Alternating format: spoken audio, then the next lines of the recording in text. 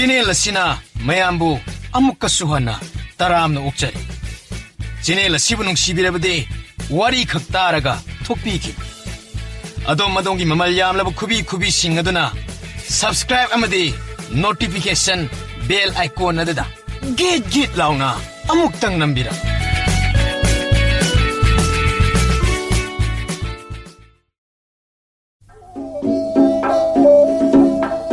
Hai mama, ngasidi sakran nga lauko. Laurang suba si kumsi sahidi, isa si pangsok ta sok thay ni he. Aha, chale, jamput amaya ho lauko.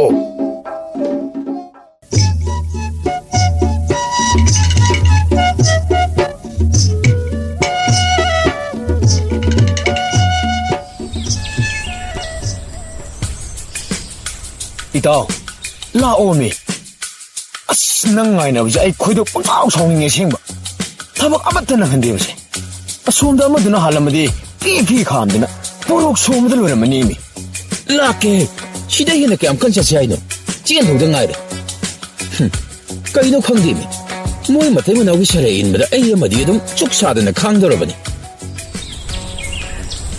Tapari, nasidiyam ngalina, ibuk tombidi, papam na tolog di ba ni? Isi thazama binang asidi nganna lakti adi kaina harik pumalida. To. Angang sinabu kang din ngali harija. Ayugo mana masayida propo hiksaime. Hey, angang, ay pasing. Namana nasaga sana usay mapulaw hay bani. Chalo. Angang na matong sada na.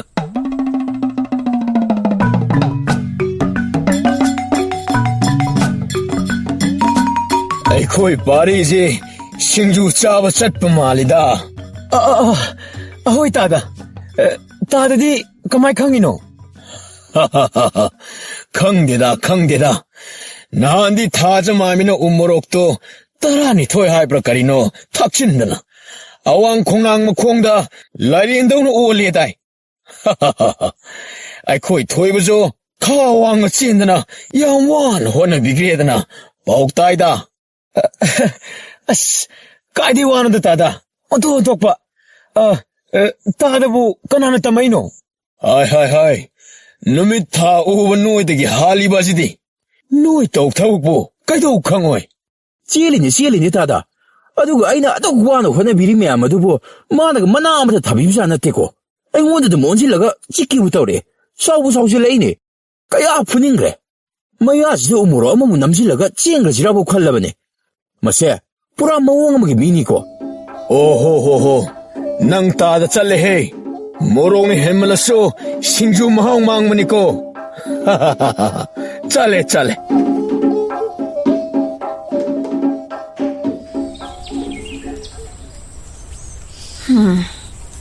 Nong siso imang manginga sidi. Laukoy matam oy bagira karino. Ay. Upun yamna thanglamini tawrisidi. Hay ha. Abo. Ngasidi nga tayo talabani. Abo. Ay kanto pigise. Hay ha. Siya abo. Abo waramani. Nakatang budokse. Nasutoge ba? Isusing na abo ki mateng pangbibase. Yaham na nungay. Abo na niya. Mahay chao na pitoke. Isu thazaman bina koy eni thungnagadaw ni ko. Abok na manggol pira ba ni? Ahoy abo. Abo ki thongzaldagi ojarage. Oh, yare. Abo ki posi thaba horage. Amadi harawada sum kanthokibada amot paga amta leitre he. Leibak sida sakhen ninjinum oiba yare ne. Hayma. Thida angaw ba ani sidia. Asingani abo. Madi hauji abo naga haibada harawna loiramadabane. Lekai miyam khunja pumba sina muktoiba loiraban. Wa he launarabane. Moibani gi nungsinaba kunungsinase. Kanagi me khongba angangdagina makhwang konba hanubi phawba mangondan thajamanbi kauni. Aduga amadudana pari kainaga kongnarabane. Sese abo. Aduga ne. Aisina pura masigi kudai setpa thajamanbi absigi hui mamai. ꯑꯁꯤꯕꯨ ꯋꯥꯅꯤ ꯉꯥꯡꯉꯤꯁꯤꯕꯨ ꯋꯥꯗ꯭ꯔꯥ ꯈꯪꯗꯦ ꯇꯥꯅꯤꯡꯗꯕꯅ ꯆꯨꯝꯗ꯭ꯔꯣ ꯅꯪ ꯇꯧꯗꯦ ꯍꯥꯏꯒꯦꯔꯣ ꯌꯥꯔꯦ ꯇꯣꯛꯂꯣ ꯊꯥꯖꯃꯥꯟꯕꯤꯁꯨꯅꯦ ꯂꯥꯛꯂꯦ two ꯑꯕꯣꯛꯁꯤꯡꯁꯨ ꯁꯦꯝꯕꯤꯔꯛꯀꯦꯀꯣ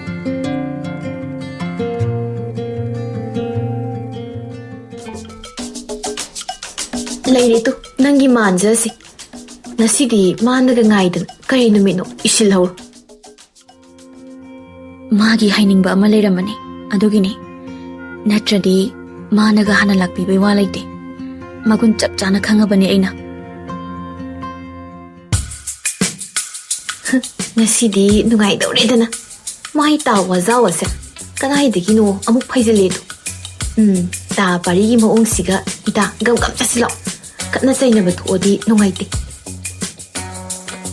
ꯇꯞꯅ ꯑꯗꯨꯝ ꯆꯠꯂꯣ ꯏꯇꯥ ꯃꯥꯅ ꯀꯩꯗꯧꯖꯕ ꯉꯝꯅꯦꯒꯦ ꯍꯦꯟꯖꯤꯜꯂꯛꯑꯒꯅ ꯃꯈꯖꯥꯏꯁꯤꯗꯅꯦ ꯈꯨꯄꯥꯛꯁꯤꯅ ꯑꯃꯨꯛꯇꯪ ꯊꯥꯔ ꯂꯣꯏꯔꯦ ꯃꯥꯏ ꯒ꯭ꯌꯥꯟ ꯇꯥꯖꯅꯤ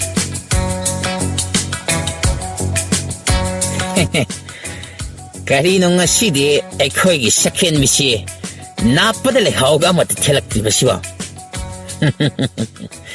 ꯂꯥꯝꯕ ꯐꯪꯗꯕꯒꯤ ꯋꯥꯔꯣ ꯅꯠꯇ꯭ꯔꯒꯅ ꯍꯦꯛꯄꯤꯅꯕ ꯂꯩꯇꯕꯒꯤ ꯍꯣ ꯈꯣꯏꯃꯨ ꯈꯣꯏꯗꯨꯝꯕꯤ 이ꯜꯂꯛꯀꯅꯤꯅ ꯆꯤꯟꯗ꯭ꯔꯤꯅꯤ ꯀꯩꯅꯣ ꯈꯪꯗꯦ ꯍꯣꯏ ꯂꯩꯔꯥꯡ ꯅꯪꯉꯣꯟꯗ ꯍꯪꯕ ꯅꯠꯇꯦ ꯍꯩ ꯑꯄꯥ ꯌꯥꯝꯅ ꯁꯥꯔꯛꯀꯅꯨꯀꯣ ꯍꯨꯏꯅ ꯈꯣꯡꯒꯗꯕꯗ ꯒꯙꯥꯅ ꯈꯣꯡꯉꯛꯑꯗꯤ ꯑꯀꯥꯏꯕ ꯌꯥꯝꯅ ꯂꯥꯛꯀꯅꯤꯀꯣ ꯂꯩꯔꯥꯡ ꯃꯥꯏ ꯇꯥ ꯋꯥꯖꯥꯎꯁꯤꯅ ꯊꯥꯖꯃꯥꯟꯕꯤꯒꯤ ꯃꯥꯡꯗ ꯂꯦꯞꯁꯤꯜꯂꯒ ꯇꯧꯔꯤꯁꯤ ꯀꯩꯅꯣ ꯏꯇꯥꯎ ꯅꯪ ꯂꯩꯔꯝꯃꯣ ꯃꯥꯏꯁꯤ ꯃꯤ ꯎꯁꯤꯠꯇ꯭ꯔꯤꯅꯤ ꯉꯥꯏꯈꯣ ꯀꯩꯗꯧꯔꯒꯦ ꯏꯇꯥꯎ ꯑꯝꯇ ꯃꯑꯣꯡ ꯃꯇ ꯉꯥꯛꯇꯪ ꯌꯦꯡꯁꯦ ꯍꯦꯔꯥ ꯃꯥꯒꯨꯝꯕꯅ ꯎꯁꯤꯠꯇꯕ ꯌꯥꯕ꯭ꯔꯣ ꯏꯇꯥꯎ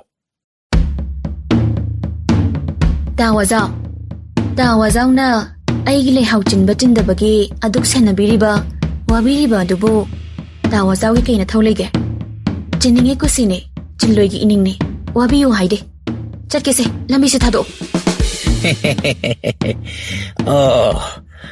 ꯑꯗꯨ ꯑꯣꯏꯔꯗꯤ ꯍꯧꯖꯤꯛ ꯈꯥꯡꯂꯤꯕ ꯅꯥꯞꯄꯁꯤ ꯑꯩꯅ ꯑꯣꯏꯅ ꯇꯈꯦꯜ ꯂꯩ ꯅꯥꯆꯣꯝ ꯆꯤꯟꯁꯤꯟꯕꯤꯕ ꯇꯥꯔꯦꯗꯅ ꯑꯁ ꯇꯧꯔꯛꯀꯅꯨ ꯍꯩꯅꯗꯦ ꯍꯩꯅꯧꯍꯦ ꯆꯤꯟꯕꯤꯒꯦꯁꯦ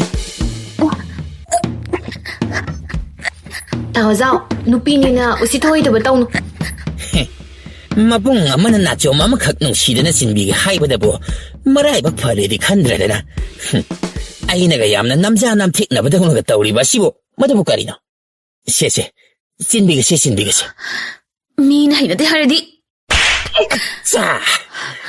ꯌꯥ ꯀꯔꯤꯁꯨ ꯂꯩꯇꯕ ꯅꯨꯄꯤ ꯃꯆꯥ ꯅꯪꯕꯅꯁꯨ ꯋꯥꯆꯥꯎ ꯑꯩꯒꯤ ꯃꯥꯡꯗ ꯑꯗꯨ ꯑꯣꯏꯔꯕꯗꯤ ꯅꯪ ꯍꯧꯖꯤꯛ ꯈꯪꯒꯅꯤꯗꯅ ꯀꯔꯤ ꯈꯪꯗꯦꯕ ꯅꯨꯄꯤ ꯑꯉꯥꯡꯅ ꯊꯑꯣꯏ ꯎꯁꯤꯠꯇꯕ ꯂꯩꯀꯥꯏꯒꯤ ꯅꯆꯟꯅꯆꯦꯗ ꯅꯠꯇ ꯃꯤꯌꯦꯡ ꯌꯦꯡꯕ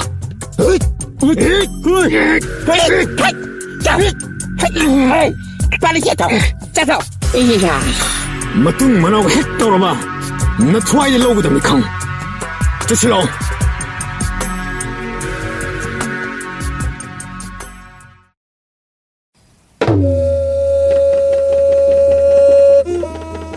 ꯄꯤꯛꯂꯤꯉꯩꯗꯒꯤ ꯍꯧꯃꯤꯟ ꯀꯥꯃꯤꯟꯅꯔꯛꯄ ꯅꯨꯡꯁꯤ ꯎꯍꯜ ꯇꯝꯅꯖꯔꯛꯄ ꯄꯥꯔꯤ ꯑꯃꯗꯤ ꯊꯥꯖꯃꯥꯟꯕꯤ ꯉꯁꯤꯗꯤ ꯃꯇꯝꯅ ꯄꯨꯔꯛꯇꯨꯅ ꯅꯨꯡꯁꯤ ꯋꯥꯏꯊꯨꯡꯅꯔꯦ ꯄꯥꯔꯤꯒꯤ ꯃꯃꯥ ꯃꯄꯥ ꯑꯅꯤꯃꯛꯅ ꯊꯥꯖꯃꯥꯟꯕꯤꯕꯨ ꯑꯆꯥꯟ ꯃꯃꯧꯅꯤ ꯍꯥꯏꯅ ꯂꯨꯅ ꯆꯥꯅ ꯇꯧꯕꯤꯔꯦ ꯄꯥꯔꯤꯁꯨ ꯍꯧꯖꯤꯛꯇꯤ ꯌꯨꯝꯕꯥꯜ ꯂꯝꯕꯤꯗ ꯈꯣꯡꯗꯥꯔꯕꯅꯤꯅ ꯄꯨꯟꯁꯤ ꯑꯣꯏꯕ ꯊꯧꯗꯥꯡ ꯑꯃꯗꯤ ꯄꯥꯏꯗꯕ ꯌꯥꯗꯕꯅ ꯀꯣꯅꯨꯡꯒꯤ ꯂꯥꯟꯃꯤ ꯑꯃꯁꯨ ꯑꯣꯏꯕ ꯐꯪꯖꯔꯦ ꯃꯅꯤ ꯃꯀꯨꯒꯤ ꯁꯦꯕꯥ ꯅꯤꯡꯊꯤꯅ ꯇꯧꯕ ꯃꯔꯝꯅ ꯍꯧꯖꯤꯛꯇꯤ ꯊꯥꯖꯃꯥꯟꯕꯤ ꯑꯃꯗꯤ ꯄꯥꯔꯤ ꯅꯨꯡꯉꯥꯏꯕ ꯄꯨꯟꯁꯤ ꯌꯨꯝꯕꯥꯜ ꯍꯥꯏꯕ ꯑꯗꯣ ꯑꯣꯏꯔꯦ ꯅꯨꯡꯁꯤꯅꯕꯒꯤ ꯃꯔꯤꯁꯨ ꯍꯥꯟꯅꯗꯒꯤ ꯆꯨꯁꯤꯟꯕ ꯍꯦꯜꯂꯛꯂꯦ ꯄꯥꯔꯤ ꯄꯥꯡꯂꯤꯕ ꯃꯥꯒꯤ ꯁꯤꯟꯊꯥ ꯄꯥꯡꯊꯣꯛꯄ ꯂꯣꯏ ꯉꯝꯗꯦ ꯊꯥꯖꯃꯥꯟꯕꯤ ꯃꯍꯥꯛꯄꯨ ꯎꯅꯤꯡꯕꯒꯤ ꯂꯥꯡꯇꯛꯅꯕꯅ ꯃꯍꯦꯜꯂꯤ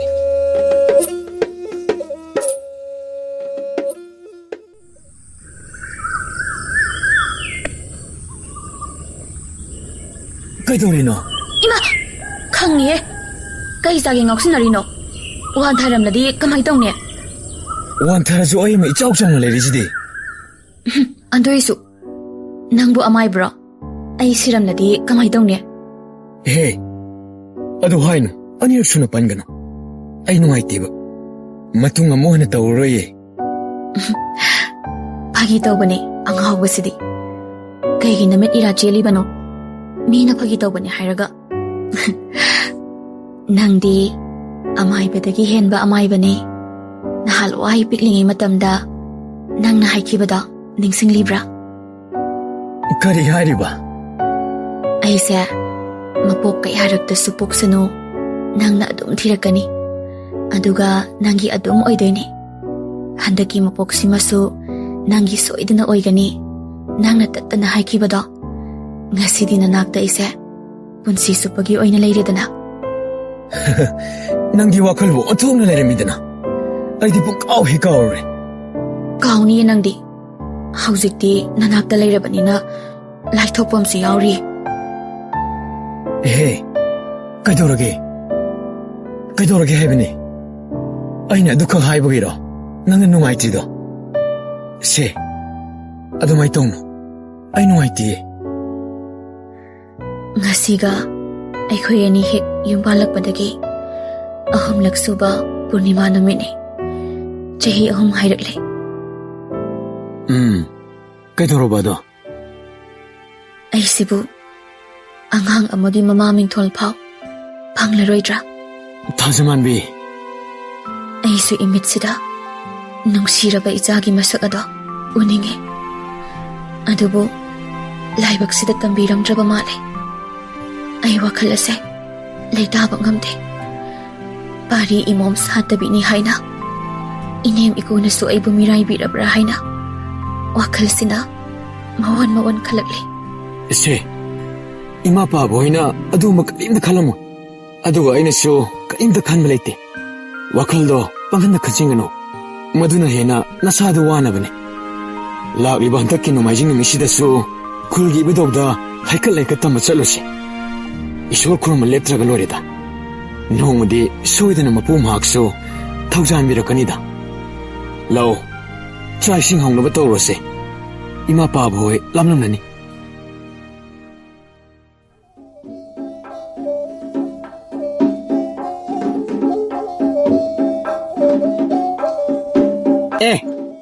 ꯇꯥꯆꯥꯎꯕ, ꯄꯥꯔꯤ ꯂꯥꯛꯑꯦꯍꯦ.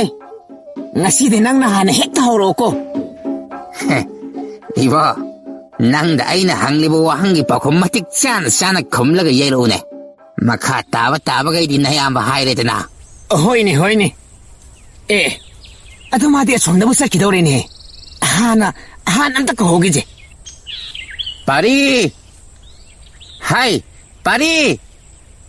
ꯇꯥꯆꯧꯕ, ꯑꯩꯕꯨꯔꯣ? ꯃꯥꯅꯤꯅꯦ. ꯅꯪꯕꯨ ꯉꯁꯤ ꯀꯔꯣꯝꯗ ꯄꯥꯂꯤ ꯇꯥꯒꯦ? ꯂꯥꯛꯈꯣꯅꯦ ꯁꯤꯗ ꯉꯥꯛꯇ ꯅꯪꯕꯣ. ꯍꯣꯏ, ꯂꯥꯛꯀꯦ ꯇꯥꯆꯧꯕ. ꯄꯥꯂꯤꯕꯨꯗꯤ ꯗꯔꯕꯥꯔ ꯁꯪꯂꯦꯟꯗ ꯇꯥꯕꯅꯤ. ꯌꯥꯅꯤ ꯂꯥꯛꯀꯦ. ꯉꯥꯏꯍꯥꯛ ꯂꯩꯕ ꯌꯥꯈꯤꯅꯤ. ꯐꯝꯃꯨ. ꯉꯁꯤꯗꯤ ꯅꯨꯄꯤꯅ ꯀꯔꯤ ꯃꯊꯦꯜ ꯇꯧꯊꯔꯛꯂꯕ? ꯍꯥ, ꯄꯥꯔꯤ? ꯆꯥꯛꯀ ꯆꯥꯔꯛꯇꯦꯗ ꯉꯁꯤꯗꯤ ꯏꯇꯥꯎ. ꯀꯩꯗꯧꯔꯕ? ꯃꯗꯨ 이봐, ꯃꯤꯉꯣꯟꯗ ꯁꯨꯝ ꯍꯪ ꯂꯩꯕꯅ ꯀꯥꯟꯅꯔꯣꯏꯗ. ꯅꯃꯥꯅ ꯁꯛ ꯈꯛꯇ ꯂꯩꯕꯗꯨꯕꯨ ꯅꯪꯕꯨ ꯅꯨꯡꯉꯥꯏꯕ꯭ꯔꯣ? ꯅꯃꯥ ꯑꯁꯣꯟꯕꯤꯗꯨꯕꯨ ꯅꯪꯕꯨ ꯈꯥꯕꯩ ꯈꯔ ꯁꯥꯒꯩ ꯑꯣꯠꯄꯤꯔꯦꯅꯦ 이봐. ꯅꯪꯁꯤꯕꯣ, ꯋꯥꯗꯤ ꯍꯥꯏꯐꯦꯠ ꯈꯪꯃꯟꯗꯕ ꯑꯉꯥꯡ ꯍꯥꯏꯕꯗꯨꯅꯤꯍꯦ. ꯌꯥꯗ ꯇꯩꯅꯤꯃꯤ ꯇꯥꯃꯨꯗꯨ ꯅꯪꯕꯣ. ꯑꯩꯈꯣꯏꯗꯤ ꯄꯥꯔꯤ ꯍꯣꯏꯗꯧꯅ ꯁꯛꯀꯥꯁꯦ ꯅꯥꯝ ꯂꯥꯎꯔꯝꯃꯗꯤ ꯑꯩꯗꯤ ꯅꯍꯥꯟ ꯑꯗꯨꯝ ꯑꯉꯥꯡ 3-4ꯕꯨ ꯌꯥꯎꯔꯝꯃꯅꯤ. ꯉꯥꯏꯈꯣꯅꯤ ꯄꯥꯔꯤ. ꯅꯪ ꯑꯉꯥꯡ ꯎꯅꯈꯤꯕ ꯑꯗꯨꯕꯨ ꯑꯩꯈꯣꯏꯗꯒ ꯁꯨꯁꯇꯤꯒꯤ ꯄꯥꯎ ꯑꯃꯇꯒ ꯑꯃꯠꯇ ꯍꯥꯏꯔꯛꯇꯦꯅꯦ. ꯄꯤꯛꯅ ꯑꯗꯨꯝ ꯏꯃꯨꯡ ꯃꯅꯨꯡ ꯂꯣꯏꯁꯤꯟꯈ꯭ꯔꯕꯣ? ꯍꯣꯏꯅꯦ ꯄꯥꯔꯤ 이봐. ꯅꯪꯁꯨ ꯑꯗꯨꯗꯤ ꯍꯥꯏꯐꯦꯠ ꯐꯠꯇꯦꯍꯦ. ꯐꯖꯕ ꯌꯥꯝꯅ ꯋꯥꯠꯂꯤꯅꯦ 이봐. 안녕 ꯇꯧꯅꯨꯍꯦ. ꯍꯧꯅꯗꯦꯀꯣ 이봐. ꯀꯗꯥꯏꯗꯒꯤꯅꯣꯗ? ꯇꯥ ꯆꯥꯎꯕꯒ ꯏꯇꯥꯎꯒꯁꯤꯁꯨ ꯑꯣꯟꯊꯣꯛꯄ ꯋꯥ. ꯍꯩꯃꯥ, ꯀꯩꯗꯧꯔꯒꯦꯅꯦ? ꯁ꯭ꯋꯤꯁꯇꯤ ꯆꯦꯕꯥꯎ ꯊꯥꯔꯛꯈꯤꯕ꯭ꯔꯥꯅꯦ? ꯊꯦꯡꯅ ꯂꯥꯛꯇꯦꯗ. ꯅꯠꯇ꯭ꯔꯒꯅ ꯅꯈꯣꯏꯒꯤꯅꯤꯅ ꯍꯥꯏꯔꯛꯇꯕ ꯑꯣꯏꯔꯤꯖꯥꯠꯂꯥ? ꯃꯗꯨ, ꯅꯪꯒꯤꯗꯤ ꯅꯣꯏ ꯏꯃꯥꯅ ꯍꯥꯏꯔꯛꯄ꯭ꯔꯣ? ꯍꯥꯏꯔꯛꯇꯦꯗ ꯇꯥꯆꯧꯕ.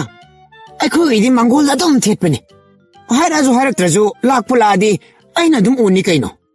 ꯍꯩꯃꯥ, ꯀꯥꯏꯗꯩ ꯁ꯭ꯋꯥꯁꯇꯤꯅꯣ? ꯀꯗꯥꯏꯗꯩ ꯆꯦꯕꯥꯎꯅꯣ? ꯑꯉꯥꯡꯐꯥꯎ ꯃꯤꯔꯣꯟꯗ꯭ꯔꯤ. ꯍꯩꯃꯥ, ꯅꯪꯕꯨ ꯂꯨꯍꯣꯡꯈꯤꯕꯗꯤ ꯐꯅ ꯀꯨꯏꯔꯦꯗꯥꯏꯅꯦ. ꯑꯗꯨꯒ ꯀꯩꯗꯧꯔꯕ? ꯌꯥꯗꯕ ꯑꯃ ꯌꯥꯎꯗꯧꯔꯤꯅꯦ ꯇꯥꯆꯧꯕ. ꯍꯣꯅꯦ, ꯑꯗꯨꯕꯨ ꯀꯔꯤꯗ ꯌꯥꯗ꯭ꯔꯤꯅꯣꯕ? Ha. Haibadi, nupada soiba, nupida soiba leidaine. ꯑꯁ ꯇꯥꯆꯧꯕ ꯃꯁꯤ ꯋꯥꯔꯤꯁꯦ ꯇꯣꯛꯂꯁꯤ Hai. Nangonda yadaba oirabadi khangdre. Aduga nangi nupida yadaba oirabadi nang ta sawa mating tawgin heibo. Tu. Yengoi. Ining tawgi itun tumbi masak yamna phajabi mamit talawte laktu tawbi do khangedena. ꯈꯪꯉꯦ ꯈꯪꯉꯦ ꯑꯗꯨ ꯀꯩꯗꯧꯔꯕ ꯇꯥꯆꯧꯕ Hai. Madu nangonda ijing na yenga mai tawni ko. Sekshin johe ibo nang phajagi jani. ꯐꯥꯈ꯭ꯔꯗꯤ ꯐꯩ ꯍꯥꯏꯃꯤꯅꯦ ꯐꯥꯕꯨ ꯐꯥꯗꯦ ꯍꯥꯏꯔꯤꯅꯦ ꯑꯗꯨꯕꯨꯗꯤ ꯑꯩꯁꯨ ꯉꯁꯤ ꯗꯔꯕꯥꯔ ꯃꯅꯨꯡ ꯁꯟꯇ꯭ꯔꯤ ꯇꯥꯗꯣꯏꯁꯦ ꯃꯤ ꯋꯥꯈꯜ ꯃꯣꯟꯗꯥ ꯑꯃꯗ ꯅꯨꯡꯉꯥꯏꯅ ꯂꯥꯛꯏꯖꯥꯠꯅꯤ ꯃꯥꯅ ꯆꯥꯛ ꯆꯥꯗꯕꯤ ꯂꯥꯛꯑꯣꯅ ꯊꯧ ꯆꯥꯛꯇ꯭ꯔꯤꯅꯦꯃꯤ ꯑꯩꯁꯦ ꯇꯥꯆꯧꯕ ꯑꯩꯈꯣꯏ ꯏꯇꯥꯎꯁꯤꯗꯤ ꯇꯥꯛꯄꯅ ꯍꯥꯏꯕꯅ ꯈꯖꯤꯛ ꯃꯥꯅ ꯈꯪꯂꯝꯕꯅ ꯇꯧꯔꯝꯕꯅ ꯕꯥꯔꯤ ꯍꯥꯏꯗꯨꯅꯤꯅꯦ ꯍꯩ ꯄꯪꯈ꯭ꯔꯅꯤꯍꯦ ꯑꯉꯥꯡ ꯅꯪ ꯁꯟꯇ꯭ꯔꯤ ꯇꯥꯕ ꯃꯇꯝ ꯂꯣꯏꯕ ꯀꯥꯟꯗꯨꯗ ꯂꯩꯀꯣꯜꯂꯣꯝꯗ ꯄꯨꯡꯐꯝ ꯑꯃ ꯍꯦꯛ ꯊꯥꯖꯤꯜꯂꯣ ꯑꯗꯨꯒ ꯃꯊꯃꯣꯏꯗ ꯄꯪꯊꯕ ꯌꯥꯕ ꯋꯥꯍꯩ ꯄꯪꯍꯥꯏꯗ ꯍꯥꯏꯖꯤꯜꯂꯒ ꯁꯨꯝꯒꯗꯕꯅꯤꯅꯦ ꯑꯉꯥꯡ ꯅꯪꯕꯣ ꯍꯩ ꯄꯦꯊꯁꯟꯅꯧꯅ ꯍꯦꯟꯅ ꯁꯥꯀꯥꯗꯣ ꯍꯦ ꯑꯩꯗꯤ ꯃꯁꯤ ꯐꯅ ꯁꯤꯡꯕꯣꯏ ꯈꯟꯕꯅꯤ ꯁꯤꯡꯗꯧ ꯌꯥꯝ ꯋꯥꯠꯂꯝꯃꯤ ꯆꯥꯅꯤꯅꯦ ꯑꯩꯅꯒ ꯅꯪ ꯑꯣꯏꯔꯝꯃꯗꯤ 이보 ꯑꯩꯈꯣꯏ ꯃꯗꯨ ꯍꯣꯏ ꯑꯣꯏꯔꯝꯃꯗꯤ ꯅꯍꯥꯟꯅ ꯀꯣꯅꯨꯡꯁꯤꯗ ꯅꯤꯡꯉꯣꯜ ꯃꯋꯥꯐꯥꯎ ꯏꯟꯗꯅ ꯅꯨꯡꯉꯥꯏꯅ ꯂꯩꯈ꯭ꯔꯗꯕꯅꯤ ꯀꯅꯥꯒꯤ ꯃꯥꯗꯤ ꯀꯣꯅꯨꯡꯗꯒꯤꯕꯨ ꯂꯧꯅꯤ ꯍꯥꯏꯔꯕꯗꯤ ꯑꯃꯣꯝ ꯑꯃꯐꯥꯎ ꯎ ꯌꯥꯗ꯭ꯔꯕꯅꯤ ꯍꯨꯏ ꯑꯃꯣꯝ ꯐꯥꯎ ꯂꯩꯔꯕꯗꯤ ꯂꯧꯏ ꯂꯩꯔꯕꯅꯤ ꯊꯪꯗꯕꯒꯤ ꯋꯥ ꯈꯛꯇ ꯉꯥꯏꯔꯕꯅꯤ ꯁꯛꯇꯤ ꯆꯦꯅꯕꯥꯛ ꯁꯛꯇꯥ ꯆꯦꯜꯂꯕꯅꯤꯅ ꯑꯃꯣꯝ ꯃꯈꯩꯅ ꯀꯤꯗꯅ ꯀꯔꯤ ꯀꯔꯥ ꯇꯧꯔꯛꯀꯗ꯭ꯔꯥ ꯑꯗꯨꯅ ꯍꯦꯔ ꯇꯥꯗ ꯋꯥꯒꯤ ꯋꯥ ꯆꯨꯝꯅ ꯉꯥꯡꯕꯤꯌꯨꯗ ꯃꯤꯉꯣꯟꯗ ꯄ꯭ꯔꯃꯥꯟ ꯄꯊꯩ ꯇꯧꯕꯗꯕꯨ ꯑꯗꯨꯝꯕ ꯋꯥ ꯁꯤꯖꯤꯟꯅꯔꯤꯕꯗꯨꯕꯨ ꯑꯠꯇꯦ ꯑꯩꯁꯤꯕꯨ ꯇꯥꯗꯅ ꯀꯩ ꯍꯥꯏꯅꯣꯕꯤꯒꯦ ꯉꯁꯤ ꯏ ꯀꯥꯔꯛꯇꯅ ꯂꯝꯄꯥꯛ ꯃꯌꯥꯏꯁꯤꯗꯀꯣ ꯏ ꯅꯥꯏ ꯇꯥꯒꯩ ꯅꯝꯊꯠꯅꯔꯛꯀꯅꯤꯀꯣ ꯈꯣꯏꯗꯧꯁꯤ ꯅꯝꯗꯅ ꯍꯦꯛ ꯁꯥꯎꯅꯤꯡꯍꯜꯂꯦꯕ ꯇꯥꯆꯧꯕꯒ ꯏꯇꯥꯎꯒ ꯁꯥꯎꯅꯒꯦꯁꯨ ꯁꯥꯎꯅꯕꯤꯍꯧꯔꯣ ꯑꯩꯗꯤ ꯍꯜꯂꯝꯃꯒꯦꯀꯣ ꯑꯁꯣꯝꯗ ꯑꯃꯗꯣ ꯆꯠꯂꯦꯍꯦ ꯏꯇꯥꯎ ꯆꯠꯂꯦꯀꯣ ꯇꯥꯆꯧꯕ ꯆꯠꯂꯦꯍꯦ ꯆꯦꯟꯈ꯭ꯔꯦꯅꯦ ꯑꯩꯈꯣꯏꯅꯗꯤ ꯃꯆꯨ ꯊꯥꯛꯀꯦ ꯈꯜꯂꯤ ꯃꯥꯅꯒ ꯑꯣꯏꯅ ꯍꯦꯟꯖꯤꯜꯂꯝꯃꯤꯅꯦ ꯑꯗꯨꯒ ꯃꯁꯤ ꯃꯆꯥ ꯌꯥꯎꯗꯕꯗꯒꯤ ꯅꯨꯄꯤꯗꯤ ꯊꯤꯅꯤꯡꯉꯕ ꯆꯥꯠꯅꯤꯀꯣ ꯃꯗꯨ 이보 ꯅꯪꯅ ꯃꯔꯣꯟ ꯑꯃ ꯀꯩꯅꯣ ꯇꯥꯆꯧꯕ ꯉꯁꯤ ꯍꯥꯏꯗꯨꯅꯤ ꯄꯥꯔꯤ ꯈꯥꯏꯕꯕꯨ ꯇꯥꯆꯧꯕꯒ ꯑꯩꯒ ꯑꯣꯏꯅ ꯁꯦꯠꯇꯠꯅꯔꯛꯀꯅꯤ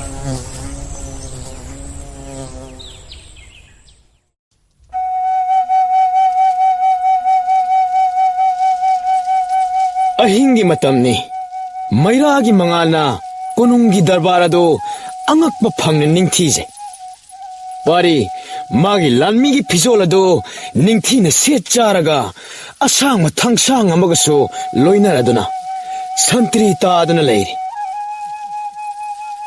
ꯌꯦꯡꯕꯗ ꯄꯥꯔꯤ ꯃꯁꯥ ꯑꯗꯨ ꯂꯩꯇꯥꯗꯕ ꯐꯤꯕꯝ ꯑꯃ ꯏꯇꯧ ꯇꯧꯏ ꯑꯁꯤꯒꯨꯝꯕ ꯃꯇꯝ ꯑꯁꯤꯗ ꯃꯖꯥꯏꯕꯦꯝꯃ ꯑꯇꯣꯝꯕꯤ ꯂꯩꯁꯤ ꯃꯅꯥꯏ ꯃꯁꯦꯜ ꯃꯥꯒꯤ ꯂꯣꯏꯅꯕꯤꯁꯤꯡ ꯑꯃꯠꯇ ꯂꯣꯏꯅꯔꯛꯇꯅ ꯇꯞꯅ ꯂꯥꯛꯏ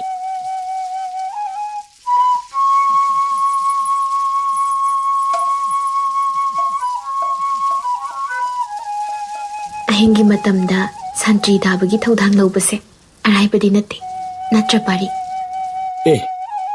ꯃꯖꯥꯏꯕꯦꯝꯃ ꯑꯍꯤꯡꯒꯤ ꯃꯇꯝꯁꯤꯗ ꯃꯖꯥꯏꯕꯦꯝꯃ ꯈꯛꯇ ꯑꯁꯤꯅ ꯃꯄꯥꯜꯗ ꯊꯣꯛꯂꯛꯄ ꯑꯁꯦ ꯀꯌꯥ ꯁꯥꯐꯕ ꯑꯣꯏꯗꯦ ꯑꯩ ꯀꯣꯅꯨꯡ ꯃꯅꯨꯡ ꯐꯥꯎꯕ ꯊꯤꯟꯖꯟꯖꯒꯦ ꯑꯌꯥꯕ ꯌꯥꯊꯪ ꯂꯧꯔꯒ ꯊꯣꯛꯄꯤꯔꯛꯂꯤꯕ꯭ꯔꯥ ꯌꯥꯊꯪ ꯄꯥꯔꯤ ꯑꯩꯁꯤ ꯀꯣꯅꯨꯡꯁꯤꯒꯤ ꯈ꯭ꯋꯥꯏꯗꯒꯤ ꯏꯇꯣꯟ ꯇꯣꯟꯕꯤ ꯃꯖꯥꯏꯕꯦꯝꯃꯅꯤ ꯑꯩꯅ ꯌꯥꯊꯪ ꯂꯧꯒꯗꯕ ꯅꯠꯇꯦ ꯑꯩꯗꯤ ꯌꯥꯊꯪ ꯄꯤꯕꯅꯤ ꯉꯁꯤꯒꯤ ꯑꯍꯤꯡꯁꯦ ꯌꯥꯝꯅ ꯅꯨꯡꯁꯤ ꯑꯗꯨꯕꯨ ꯅꯪꯒꯤ ꯃꯤꯠꯌꯦꯡꯗꯗꯤ ꯅꯨꯡꯁꯤꯕꯒꯤ ꯃꯍꯨꯠꯇ ꯑꯋꯥꯕꯒꯤ ꯃꯃꯤ ꯑꯣꯏꯅ ꯎꯕ ꯐꯪꯏ ꯀꯔꯤꯒꯤꯅꯣ ꯌꯨꯝꯗ ꯊꯥꯖꯃꯥꯟꯕꯤꯒ ꯈꯠꯅ ꯁꯥꯎꯅꯕ ꯇꯧꯕ꯭ꯔꯥ ꯃꯖꯥꯏꯕꯦꯝꯃ ꯃꯁꯤꯗꯤ ꯑꯩꯒꯤ ꯇꯣꯉꯥꯟꯕ ꯂꯅꯥꯏ ꯄꯨꯟꯁꯤꯒꯤ ꯋꯥꯔꯤꯅꯤ ꯃꯆꯥ ꯌꯥꯎꯗꯕ ꯌꯨꯝꯕꯥꯜ ꯑꯃꯗ ꯅꯨꯡꯁꯤꯕ ꯍꯥꯏꯕꯗꯣ ꯀꯔꯤꯅꯣ ꯑꯩꯒꯤ ꯏꯐꯝꯗꯒꯤ ꯂꯣꯏꯅ ꯃꯥꯡꯈ꯭ꯔꯦ ꯍꯧꯖꯤꯛꯇꯤ ꯑꯩꯅ ꯇꯧꯔꯤꯕ ꯁꯤꯟꯐꯝ ꯑꯁꯤꯅ ꯑꯩꯒꯤꯗꯤ ꯄꯨꯟꯁꯤ ꯑꯣꯏꯔꯦ ꯄꯥꯔꯤ ꯃꯆꯥ ꯌꯥꯎꯕ ꯉꯝꯂꯔꯣꯏꯗꯕ ꯅꯨꯄꯤ ꯑꯃꯒꯤꯗꯃꯛ ꯅꯪꯒꯤꯅ ꯄꯥꯡꯒꯜ ꯑꯁꯤ ꯃꯥꯡꯍꯟꯒꯅꯨ ꯊꯥꯖꯃꯥꯟꯕꯤꯅ ꯀꯩꯗꯧꯅꯨꯡꯗ ꯑꯉꯥꯡ ꯄꯤꯕ ꯉꯝꯂꯣꯏ ꯑꯗꯨꯕꯨ ꯑꯩꯅ ꯅꯪꯕꯨ ꯂꯩꯕꯥꯛꯁꯤꯒꯤ ꯈ꯭ꯋꯥꯏꯗꯒꯤ ꯃꯄꯥꯡꯒꯜ ꯀꯟꯕ ꯁꯦꯅꯥꯄꯇꯤ ꯐꯥꯎꯕ ꯑꯣꯏꯍꯟꯕ ꯌꯥꯏ ꯅꯪꯅ ꯑꯩꯒꯤ ꯅꯥꯀꯜꯗ ꯂꯩꯔꯕꯗꯤ ꯄꯣꯛꯂꯛꯀꯗꯧꯔꯤꯕ ꯅꯪꯒꯤ ꯅꯆꯥꯁꯨ ꯅꯤꯡꯊꯧꯀꯨꯜꯒꯤ ꯏ ꯆꯦꯟꯒꯅꯤ. ꯃꯣꯖꯥꯏꯕꯦꯝꯃ, ꯍꯥꯏꯕꯤꯔꯤꯕ ꯑꯗꯣ ꯑꯩ ꯀꯔꯤ ꯍꯥꯏꯅ ꯈꯨꯝꯒꯗꯕꯅꯣ ꯈꯪꯗ꯭ꯔꯦ. ꯑꯩ ꯂꯨꯍꯣꯡꯂꯕ ꯅꯨꯄꯥ ꯑꯃꯅꯤ. ꯂꯨꯍꯣꯡꯕ ꯍꯥꯏꯕꯁꯤ ꯁꯨꯞꯅꯇꯒꯤ ꯃꯔꯤ ꯑꯃꯅꯤ. ꯑꯗꯨꯒ ꯄꯥꯟꯗꯝ ꯍꯥꯏꯕꯁꯤꯅ ꯄꯨꯟꯁꯤꯅꯤ. ꯊꯥꯖꯃꯥꯟꯕꯤꯅ ꯅꯪꯕꯨ ꯏꯆꯝ ꯆꯝꯕ ꯁꯟꯇ꯭ꯔꯤ ꯑꯃ ꯑꯣꯏꯍꯟꯗꯨꯅ ꯊꯝꯕꯅꯤ. ꯑꯗꯨꯕꯨ ꯑꯩꯅꯗꯤ ꯅꯪꯕꯨ ꯅꯤꯡꯊꯧ ꯐꯥꯎꯕ ꯑꯣꯏꯍꯟꯕ ꯌꯥꯏ. ꯈꯟꯕꯤꯌꯨ ꯄꯥꯔꯤ, ꯑꯍꯤꯡꯁꯤ ꯌꯥꯝꯅ ꯁꯥꯡꯉꯤ. ꯑꯗꯨꯒ ꯑꯩꯒꯤ ꯊꯃꯣꯏꯁꯤꯗꯤ ꯅꯪꯒꯤꯗꯃꯛ ꯃꯇꯝ ꯄꯨꯝꯕꯗ ꯊꯣꯡ ꯂꯥꯎꯅ ꯍꯥꯡꯗꯨꯅ ꯂꯩ ꯍꯥꯏꯕꯁꯤꯃꯗꯤ ꯅꯤꯡꯁꯤꯡꯕꯤꯌꯨ. ꯑꯁꯤ ꯍꯥꯏꯔꯝꯂꯒ ꯃꯖꯥꯏꯕꯦꯝꯃ ꯂꯩꯁꯤ ꯇꯞꯅ ꯊꯣꯛꯈꯤ. ꯑꯗꯨꯕꯨ ꯄꯥꯔꯤꯗꯤ ꯃꯖꯥꯏꯕꯦꯝꯃꯒꯤ ꯋꯥꯍꯩꯁꯤꯡ ꯑꯗꯨꯗ ꯇꯧꯐꯝ ꯈꯪꯗ ꯉꯛꯆꯥꯅꯗꯨꯅ ꯇꯨꯃꯤꯟꯅ ꯂꯦꯞꯇꯨꯅ ꯂꯩꯍꯧꯏ.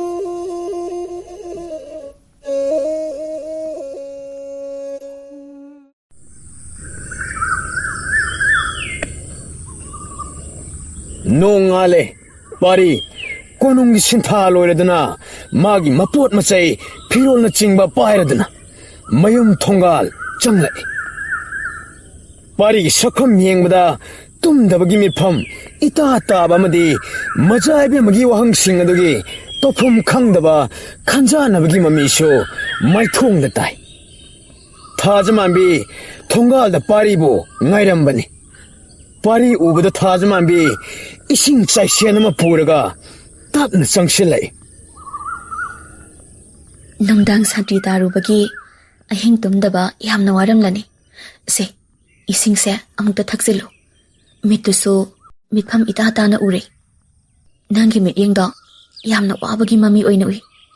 ꯃꯊꯥ ꯁꯥꯕꯒꯨꯝꯕ ꯂꯩꯕ꯭ꯔꯥ? ꯃꯊꯥꯗꯤ ꯑꯗꯨꯝ ꯁꯥꯅꯤ. ꯀꯣꯅꯨꯡꯒꯤ ꯊꯕꯛꯅꯤ. ꯑꯩꯅ ꯇꯧꯔꯤꯕ ꯄꯨꯔꯤꯕ ꯃꯊꯥꯁꯤꯡ ꯑꯁꯦ ꯅꯪꯅ ꯈꯪꯒꯗꯕ ꯅꯠꯇꯦꯗ. ꯆꯠꯂꯣ, ꯏꯁꯤꯡꯗꯨ ꯊꯝꯃꯨꯔꯣ. ꯑꯩ ꯉꯥꯛꯇ ꯄꯣꯊꯥꯒꯦ.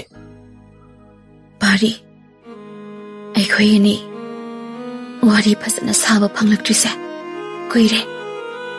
ꯑꯗꯨꯒ ꯑꯩꯕꯨ ꯍꯩꯅꯗꯕꯒꯤ ꯃꯑꯣꯡ ꯑꯃ ꯑꯗꯨꯝ ꯅꯪꯅ ꯎꯠꯂꯤꯕꯁꯦ, ꯑꯩꯕꯨ ꯅꯪꯒꯤ ꯅꯨꯡꯉꯥꯏꯇꯅꯕ ꯑꯩꯅ ꯀꯔꯤ ꯑꯁꯣꯏꯕ ꯊꯕꯛ ꯇꯧꯈ꯭ꯔꯕꯒꯦ? ꯅꯪꯅ ꯑꯩꯕꯨ ꯅꯨꯡꯁꯤꯗꯦ ꯍꯥꯏꯕꯁꯨ ꯑꯩ ꯈꯪꯉꯦ. ꯑꯗꯨꯕꯨ ꯑꯁꯨꯝꯅ ꯊꯑꯣꯏꯕꯤꯗꯕꯒꯤ ꯃꯑꯣꯡꯗꯤ ꯇꯧꯕꯤꯒꯅꯨ. ꯑꯁ, ꯍꯥꯏꯅꯤꯡꯉꯤ ꯋꯥꯗꯣ ꯀꯣꯛ ꯍꯥꯏꯌꯣ. ꯀꯣꯆꯤ ꯀꯣꯔꯥꯡ ꯀꯣꯠꯇ꯭ꯔꯁꯨ. ꯅꯪꯅ ꯑꯩꯒꯤ ꯄꯨꯟꯁꯤꯗ ꯀꯔꯤꯕꯨ ꯄꯤꯕ ꯉꯝꯈ꯭ꯔꯕꯒꯦ? ꯀꯔꯤꯁꯨ ꯄꯤꯕ ꯉꯝꯗꯦ. ꯍꯧꯖꯤꯛ ꯑꯩꯅ ꯂꯩꯔꯤꯕ ꯊꯥꯛꯁꯤꯗꯒꯤ ꯃꯁꯤꯗꯒꯤ ꯍꯦꯟꯅ ꯋꯥꯡꯅ ꯀꯥꯈꯠꯄ ꯑꯩ ꯄꯥꯝꯃꯤ. ꯄꯥꯔꯤꯅ ꯍꯥꯏꯔꯤꯕꯗꯨ ꯑꯁꯦꯡꯕꯅꯤ. ꯅꯪꯁꯤ ꯑꯁꯤꯕ ꯃꯩꯇꯥꯜꯅꯤ.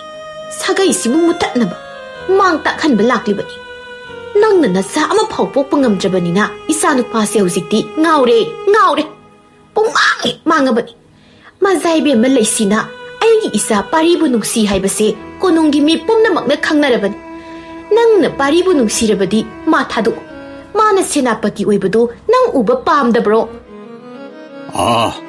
ꯁꯦ, ꯏꯁꯝ ꯁꯝꯅ ꯍꯦꯛ ꯍꯥꯏꯔꯕꯗ ꯃꯁꯤꯅꯤ. ꯊꯥꯖꯃꯥꯟꯕꯤ, ꯅꯨꯄꯤ ꯑꯃꯒꯤ ꯄꯨꯟꯁꯤꯗ ꯈ꯭ꯋꯥꯏꯗꯒꯤ ꯆꯥꯎꯕ ꯃꯔꯨ ꯑꯣꯏꯕ ꯊꯧꯗꯥꯡꯗꯤ ꯃꯥꯒꯤ ꯃꯋꯥ ꯃꯄꯨꯔꯣꯏꯕꯅ ꯃꯥꯏ ꯄꯥꯛꯄ ꯂꯝꯕꯤꯗ ꯈꯣꯡꯗꯥꯔꯛꯄ ꯃꯇꯝꯗ ꯃꯔꯝ ꯆꯥꯅ ꯂꯝꯖꯤꯡꯂꯒ ꯄꯨꯁꯤꯟꯕꯗꯨꯅꯤ. ꯅꯪꯅ ꯄꯥꯔꯤꯕꯨ ꯇꯁꯦꯡꯅ ꯅꯨꯡꯁꯤꯕ ꯑꯣꯏꯔꯕꯗꯤ ꯃꯥꯅ ꯅꯤꯡꯂꯤꯕ ꯊꯥꯡꯂꯤꯕ ꯈꯣꯡꯊꯥꯡ ꯑꯁꯤꯗ ꯅꯪꯅ ꯃꯔꯝ ꯑꯣꯏꯔꯒ ꯈꯣꯟꯐꯝ ꯑꯣꯏꯗꯅ. ꯃꯖꯥꯏꯕꯦꯝꯃ ꯂꯩꯁꯤꯒ ꯂꯣꯏꯅꯕ ꯍꯥꯏꯕꯁꯦ ꯇꯔꯥꯏꯕ ꯊꯕꯛ ꯑꯃꯗꯤ ꯅꯠꯇꯦ. ꯏꯆꯝ ꯆꯝꯕ ꯃꯤ ꯑꯃ ꯍꯦꯛꯇꯅ ꯉꯝꯒꯗꯕꯁꯨ ꯂꯩꯇꯦ. ꯃꯁꯤꯅ ꯑꯩꯈꯣꯏꯒꯤ ꯁꯥꯒꯩ ꯃꯤꯡꯆꯠ ꯑꯃꯗꯤ ꯄꯥꯔꯤꯒꯤ ꯏꯖꯠ ꯁꯜꯃꯥꯟ ꯄꯨꯝꯅꯃꯛ ꯋꯥꯡꯈꯠꯀꯗꯧꯔꯤꯕꯅꯤꯗ. ꯅꯪꯅ ꯏꯁꯨ ꯑꯃꯗꯁꯨ ꯄꯤꯕ ꯉꯝꯗ꯭ꯔꯕꯅꯤꯅ ꯑꯩꯈꯣꯏꯒꯤ ꯄꯨꯀꯩꯒꯤ ꯃꯃꯤꯗꯤ ꯅꯪꯅ ꯃꯨꯠꯊꯠꯂꯦ. ꯄꯥꯔꯤꯕꯨ ꯁꯦꯅꯥꯄꯇꯤ ꯑꯃ ꯑꯣꯏꯅ ꯎꯕ ꯄꯥꯝꯂꯕꯗꯤ ꯅꯪꯅ ꯊꯣꯡꯒꯥꯜ ꯑꯁꯤꯕꯨ ꯍꯥꯡꯇꯣꯛꯎ. ꯕꯕꯥ, ꯏꯃꯤꯠꯇ ꯏꯆꯥ ꯎꯕ ꯐꯪꯗꯕꯁꯤꯕꯨ ꯑꯩꯒꯤ ꯏꯔꯥꯜꯂ. ꯑꯩꯅ ꯄꯥꯔꯤꯕꯨ ꯅꯨꯡꯁꯤꯕꯗꯤ ꯃꯥꯅ ꯁꯦꯅꯥꯄꯇꯤ ꯑꯣꯏꯕ ꯑꯣꯏꯗꯕ ꯑꯩ ꯑꯃꯠꯇ ꯀꯜꯂꯛꯄ ꯂꯩꯇꯦ. ꯏꯆꯝ ꯆꯝꯅ ꯅꯨꯡꯉꯥꯏꯕ ꯄꯨꯟꯁꯤ ꯃꯔꯦꯜ ꯑꯃ ꯑꯣꯏꯅ ꯍꯤꯡꯃꯤꯟꯅꯕꯗꯨꯅꯤ ꯅꯃꯧꯅ ꯄꯥꯝꯖꯕꯗꯤ. ꯅꯨꯡꯁꯤꯕꯕꯨ ꯑꯔꯪ ꯑꯔꯥꯛ, ꯃꯤꯡꯆꯠ ꯎꯔꯣꯡ, ꯁꯛꯇꯤ ꯑꯩꯅ ꯃꯃꯜ ꯂꯦꯞꯄ ꯌꯥꯕ꯭ꯔꯥ? ꯕꯕꯥ ꯑꯃꯗꯤ ꯏꯃꯥꯅ ꯍꯥꯏꯕꯒꯤ ꯃꯇꯨꯡ ꯏꯟꯅ ꯑꯩꯅ ꯄꯥꯔꯤꯕꯨ ꯊꯥꯗꯣꯛꯄꯗꯤ ꯌꯥꯏ. ꯑꯗꯨꯕꯨ ꯃꯖꯥꯏꯕꯦꯝꯃ ꯃꯍꯥꯛꯅ ꯆꯠꯊꯔꯛꯂꯤꯕ ꯊꯧꯑꯣꯡꯗꯣ ꯇꯔꯥꯏꯕ ꯑꯣꯏꯔꯣꯏ. ꯅꯨꯡꯁꯤꯕ ꯅꯠꯇꯦ, ꯁꯥꯁꯤꯟꯅꯕꯅꯤ. ꯄꯥꯔꯤꯕꯨ ꯃꯥꯅ ꯁꯛꯇꯤ ꯐꯝꯊꯣꯜꯒꯤ ꯃꯔꯨꯝꯗ ꯈꯨꯠꯂꯥꯏ ꯑꯣꯏꯅ ꯁꯤꯖꯤꯟꯅꯔꯛꯀꯅꯤ. ꯄꯥꯔꯤꯅ ꯄꯨꯟꯁꯤ ꯄꯣꯂꯣꯏ ꯋꯥꯅ ꯂꯣꯝꯈꯤꯕ ꯅꯝꯕꯧꯅ ꯌꯦꯡꯕ ꯉꯝꯖꯔꯣꯏ. ꯋꯥ ꯃꯈꯥ ꯇꯥꯔꯛꯂꯅꯨ. ꯑꯩ ꯅꯪꯒꯤ ꯋꯥ ꯇꯥꯅꯤꯡꯗꯦ. ꯑꯩꯁꯤꯕꯨ ꯅꯣꯡꯉꯥꯟꯕꯗꯒꯤ ꯅꯨꯃꯤꯠ ꯇꯥꯕ ꯐꯥꯎ ꯏꯆꯝ ꯆꯝꯕ ꯂꯥꯟꯃꯤ ꯑꯃꯒꯤ ꯐꯤꯖꯣꯜ ꯁꯦꯠꯂꯒ ꯁꯟꯇ꯭ꯔꯤ ꯇꯥꯔꯒ ꯄꯨꯟꯁꯤꯁꯤ ꯂꯣꯏꯁꯤꯟꯈꯤꯕ ꯌꯥꯕ꯭ꯔꯣꯕ? ꯃꯖꯥꯏꯕꯦꯝꯃꯅ ꯍꯥꯏꯔꯛꯂꯤꯕ ꯑꯗꯣ ꯑꯩꯒꯤꯗꯃꯛ ꯈꯜꯂꯒ ꯍꯥꯏꯕꯤꯔꯛꯄꯅꯤ. ꯑꯩꯒꯤ ꯇꯨꯡꯒꯤ ꯄꯨꯟꯁꯤꯒꯤ ꯂꯝꯕꯤ ꯑꯩ ꯏꯁꯥꯅ ꯎꯕ ꯉꯝꯂꯦ ꯍꯧꯖꯤꯛꯇꯤ. ꯑꯗꯨꯕꯨ ꯀꯔꯤꯒꯨꯝꯕ ꯃꯁꯤꯗ ꯅꯪꯅ ꯑꯩ ꯑꯄꯟ ꯄꯤꯔꯛꯄ ꯊꯣꯛꯂꯕꯗꯤ ꯅꯪꯅ ꯑꯩꯒꯤ ꯈ꯭ꯋꯥꯏꯗꯒꯤ ꯑꯆꯧꯕ ꯌꯦꯛꯅꯕ ꯑꯣꯏꯒꯅꯤꯁꯦ ꯅꯪ ꯅꯁꯥꯅ ꯈꯪꯉꯨ. ꯌꯥꯔꯦ, ꯋꯥ ꯃꯈꯥ ꯌꯥꯝ ꯁꯥꯡꯗꯔꯅꯨ. ꯊꯥꯖꯃꯥꯟꯕꯤ, ꯅꯪꯅ ꯅꯁꯥꯅ ꯈꯪꯉꯨ. ꯍꯧꯖꯤꯛꯇꯤ ꯄꯥꯔꯤꯒꯤ ꯄꯨꯟꯁꯤꯗ ꯅꯪꯒꯤ ꯍꯛ ꯑꯃꯠꯇ ꯂꯩꯇ꯭ꯔꯦ. ꯑꯗꯨꯅ ꯅꯪ ꯌꯨꯝꯁꯤ ꯊꯥꯗꯣꯛꯂꯒ ꯆꯠꯈ꯭ꯔꯒꯦ ꯍꯥꯏꯕ꯭ꯔꯥ? ꯅꯠꯇ꯭ꯔꯒ ꯁꯨꯃꯥꯏꯅ ꯁꯨꯝ ꯁꯤꯒꯤ ꯄꯨꯟꯁꯤ ꯃꯔꯦꯜꯁꯤ ꯂꯩꯈꯤꯒꯗ꯭ꯔꯥ? ꯃꯗꯨꯗꯤ ꯅꯪ ꯅꯁꯥꯅ ꯀꯔꯤꯅ ꯐꯅꯤ ꯍꯥꯏꯕꯗꯨ ꯈꯟꯖꯔꯣ. ꯑꯉꯥꯡꯁꯨ ꯅꯠꯇ꯭ꯔꯦ ꯅꯪ. ꯄꯥꯔꯤ, ꯏꯁꯥꯒꯤ ꯋꯥꯅꯤꯡꯉꯥꯏ ꯀꯔꯤꯁꯨ ꯂꯩꯇꯦ. ꯅꯪ ꯄꯥꯕꯒ ꯅꯃꯥꯏꯒꯅ ꯌꯥꯔꯤꯀꯣ.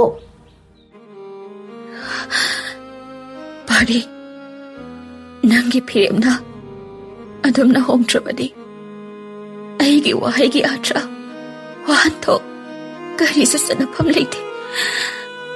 ꯑꯗꯨꯕꯨ ꯅꯨꯡꯁꯤꯕ ꯂꯩꯇꯕ ꯌꯨꯝꯕꯥꯜ ꯑꯃꯗ ꯁꯛꯇꯤꯅ ꯆꯟꯅꯐꯝ ꯂꯩꯕ ꯍꯧꯅꯗꯦ. ꯀꯔꯤꯁꯨ ꯇꯧꯕ ꯉꯝꯂꯣꯏ. ꯅꯪꯅ ꯍꯌꯦꯡ ꯁꯦꯅꯥꯄꯇꯤ ꯑꯣꯏꯔꯕ ꯃꯇꯝꯗ ꯅꯣꯡꯃꯗꯤ ꯁꯣꯏꯗꯅ ꯅꯪꯒꯤ ꯊꯃꯣꯏꯗꯨꯅ ꯑꯁꯦꯡꯕ ꯅꯨꯡꯁꯤꯕ ꯊꯤꯔꯛꯀꯅꯤ. ꯑꯩꯕꯨ ꯅꯤꯡꯁꯤꯡꯂꯛꯀꯅꯤ. ꯑꯗꯨꯕꯨ ꯃꯇꯝꯗꯨꯗ ꯑꯩꯅ ꯅꯪꯒꯤꯗꯃꯛ ꯑꯃꯨꯛ ꯍꯟꯅ ꯂꯦꯞꯀꯗꯕ ꯂꯩꯇ꯭ꯔꯦ.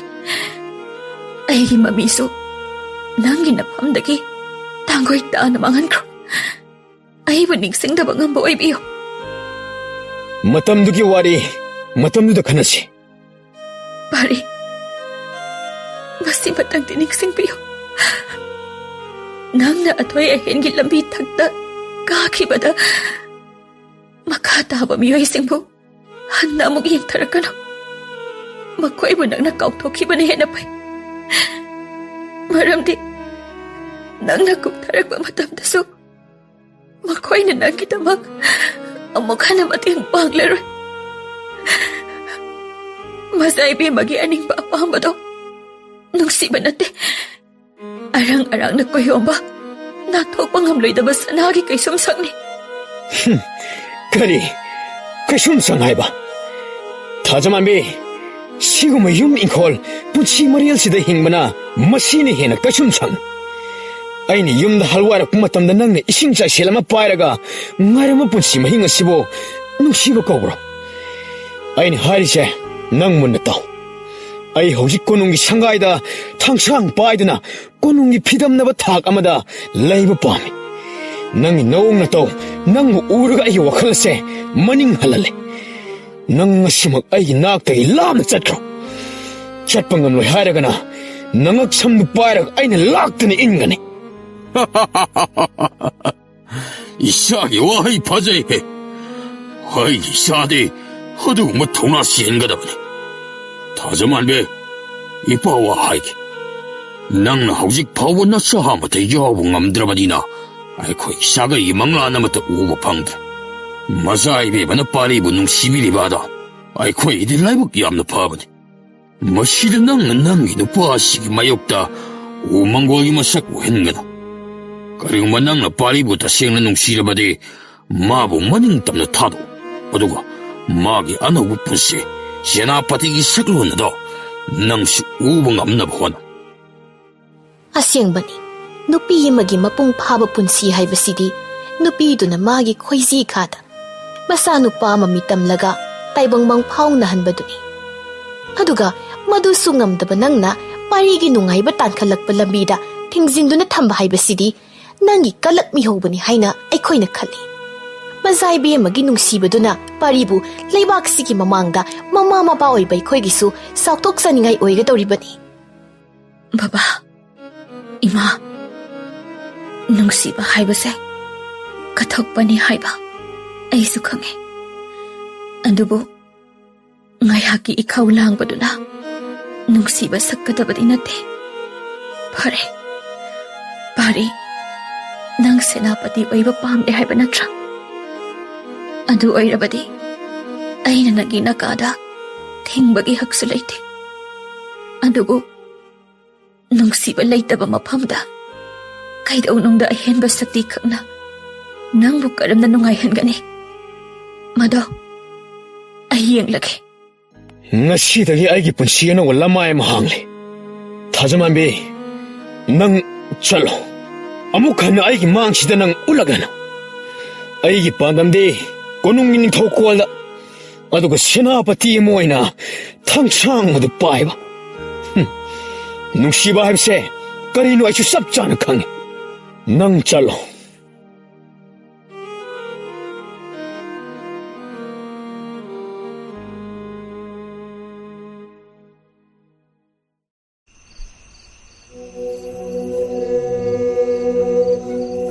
ꯁꯦꯅꯥꯄꯇꯤ ꯀꯩꯗꯧꯔꯦ ꯋꯥꯈꯜ ꯑꯗꯨ ꯅꯨꯡꯉꯥꯏꯇꯅ ꯂꯩꯔꯤꯕꯗꯤ ꯉꯁꯤꯁꯤ ꯅꯪꯅ ꯂꯥꯟ ꯃꯥꯏ ꯄꯥꯛꯂꯒ ꯍꯜꯋꯥꯏꯔꯛꯄꯒꯤ ꯀꯨꯝꯍꯩ ꯄꯥꯡꯊꯣꯛꯄ ꯅꯨꯃꯤꯠꯅꯤ ꯂꯩꯕꯥꯛꯁꯤꯒꯤ ꯃꯤꯌꯥꯝꯅ ꯅꯪꯒꯤ ꯃꯤꯡꯈꯩꯗꯕꯨ ꯁꯣꯜꯂꯒ ꯊꯥꯒꯠꯄ ꯀꯌꯥ ꯐꯣꯡꯗꯣꯛꯅꯔꯤ ꯀꯨꯝꯍꯩ ꯍꯥꯏꯕ ꯃꯖꯥꯏꯕꯦꯝꯃ ꯁꯤꯒꯨꯝꯕ ꯀꯨꯝꯍꯩ ꯑꯁꯤ ꯑꯩꯅ ꯈꯣꯏꯗꯥꯕ ꯑꯣꯏꯗꯦ ꯃꯤꯌꯥꯝꯅ ꯂꯥꯎꯔꯤꯕ ꯈꯣꯜꯂꯥꯎꯁꯤꯅ ꯑꯩꯒꯤ ꯊꯃꯣꯏꯕꯨ ꯄꯦꯜꯍꯟꯕ ꯉꯝꯗꯦ ꯍꯧꯖꯤꯛꯇꯤ ꯑꯩ 이쿠트 삭디 방래 세나아버티기 밤토알라마수 빠이방암네 어두부 아이기 타모이기 오이바 잉직바 산티에두디 까다이다 망크레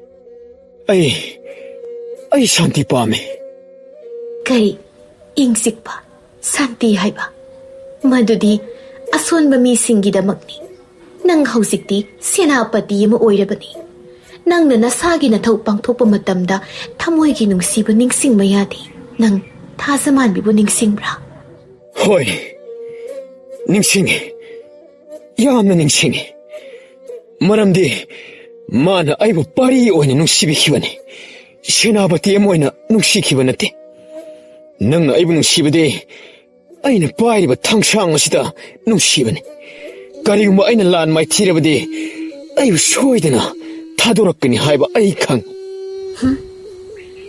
바리 낭시 아라이바미 아마디 나티 낭나 생부터 로이나 캉크리 닝토콜기 고농다 눅시바 하이바시 구동사바 라우나바 ꯉꯥꯛꯇꯅꯤ 낭나 이기다막 lep키 마tamda 아이나 낭호나 팜톨 팜발 피리 ꯑꯗꯨꯕꯨ ꯀꯔꯤꯒꯨꯝꯕ ꯃꯗꯨꯅ ꯇꯨꯡ ꯀꯣꯏꯅ ꯂꯤꯁꯥꯡ ꯁꯤꯠꯅ ꯆꯠꯀꯅꯤ ꯍꯥꯏꯕꯗꯤ ꯑꯩꯁꯨ ꯍꯥꯏꯕ ꯉꯝꯗꯦ ꯃꯇꯝ ꯑꯃꯗ ꯃꯔꯤ ꯇꯠꯅꯔꯛꯄꯁꯨ ꯀꯅꯥꯅ ꯈꯪꯕꯅꯣ ꯄꯥꯔꯤ ꯅꯤꯡꯉꯝꯗꯕꯒꯤ ꯃꯩꯆꯥꯛꯅ ꯃꯊꯃꯣꯏꯗꯣ ꯇꯨꯕ ꯉꯝꯂꯛꯇ꯭ꯔꯦ ꯅꯣꯡꯉꯥꯟꯕ ꯉꯥꯏꯕ ꯉꯝꯗ꯭ꯔꯦ ꯄꯥꯔꯤ ꯑꯍꯥꯟꯕ ꯌꯦꯡꯈꯣꯡꯗ ꯀꯣꯅꯨꯡ ꯊꯥꯗꯣꯛꯇꯨꯅ ꯃꯌꯨꯝ ꯃꯥꯏꯀꯩ ꯈꯣꯡꯁꯥꯜꯂꯛꯏ ꯃꯃꯥ ꯃꯄꯥ ꯑꯅꯤꯃꯛ ꯊꯣꯡꯒꯥꯜꯗ ꯑꯣꯛꯄ ꯊꯣꯔꯛꯏ ꯑꯗꯨꯕꯨ ꯃꯈꯣꯏꯗꯤ ꯃꯆꯥꯒꯤ ꯂꯟ ꯊꯨꯝ ꯈꯛꯇꯗꯅꯤ ꯈꯜꯂꯤꯕ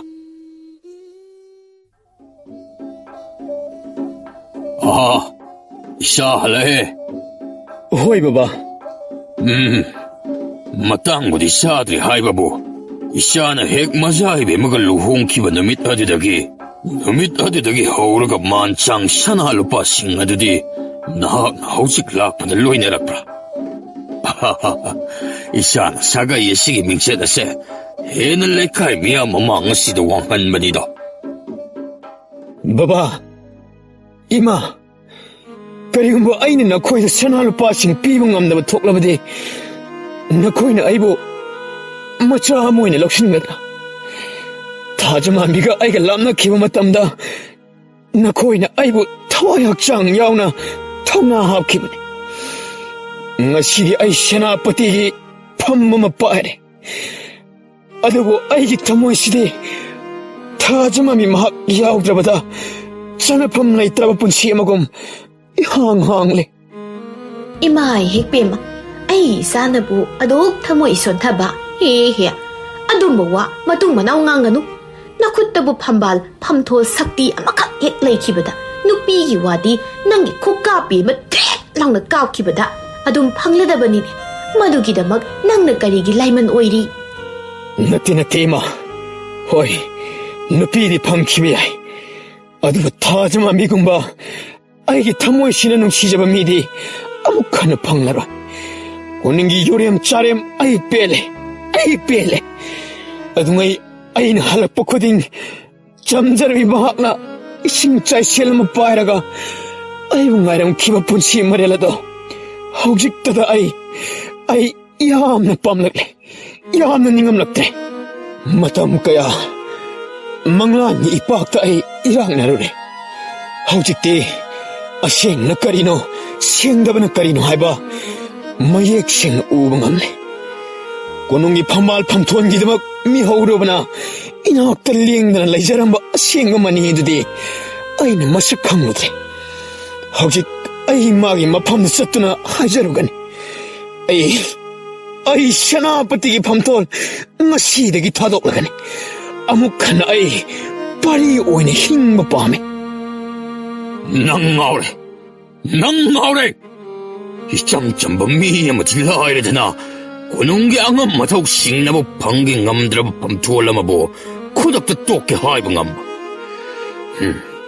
나학시 앙아오니 하이드는 거리 하인 하이거네 마두는 낭이 과이드기 레박 티 오이거네 와칼문 나묵다가 큰다고 마이티브 나때 빠바 아이 이샤는 미카 폰마 빰다바기 타독라기 하이브네 혹시마 아이 타자마미기 만악다 짰겠니 ꯑꯗꯨꯒ ꯃꯈꯣꯡ ꯄꯥꯏꯗꯨꯅ ꯍꯥꯏꯖꯔꯨꯒꯅꯤ ꯃꯥꯒꯤ ꯄꯨꯟꯁꯤ ꯆꯨꯞꯄꯒꯤ ꯃꯤꯅꯥꯏ ꯑꯣꯏꯅ ꯍꯤꯡꯂꯕꯁꯨ ꯑꯩ ꯍꯤꯡꯒꯅꯤ ꯀꯔꯤꯒꯨꯝꯕ ꯃꯁꯤꯗ ꯃꯥꯅ ꯍꯦꯛ ꯆꯥꯕꯤꯔꯛꯄ ꯊꯣꯛꯂꯕꯗꯤ ꯑꯩꯒꯤꯗꯤ ꯈ꯭ꯋꯥꯏꯗꯒꯤ ꯂꯥꯏꯕꯛ ꯐꯒꯅꯤ ꯑꯃꯨꯛ ꯍꯟꯅ ꯑꯁꯤꯒꯨꯝꯕ ꯃꯤꯅꯝ ꯆꯥꯕ ꯐꯝꯊꯣꯜꯒꯤ ꯋꯥꯈꯜ ꯑꯩ ꯀꯜꯂꯛꯇ꯭ꯔꯦ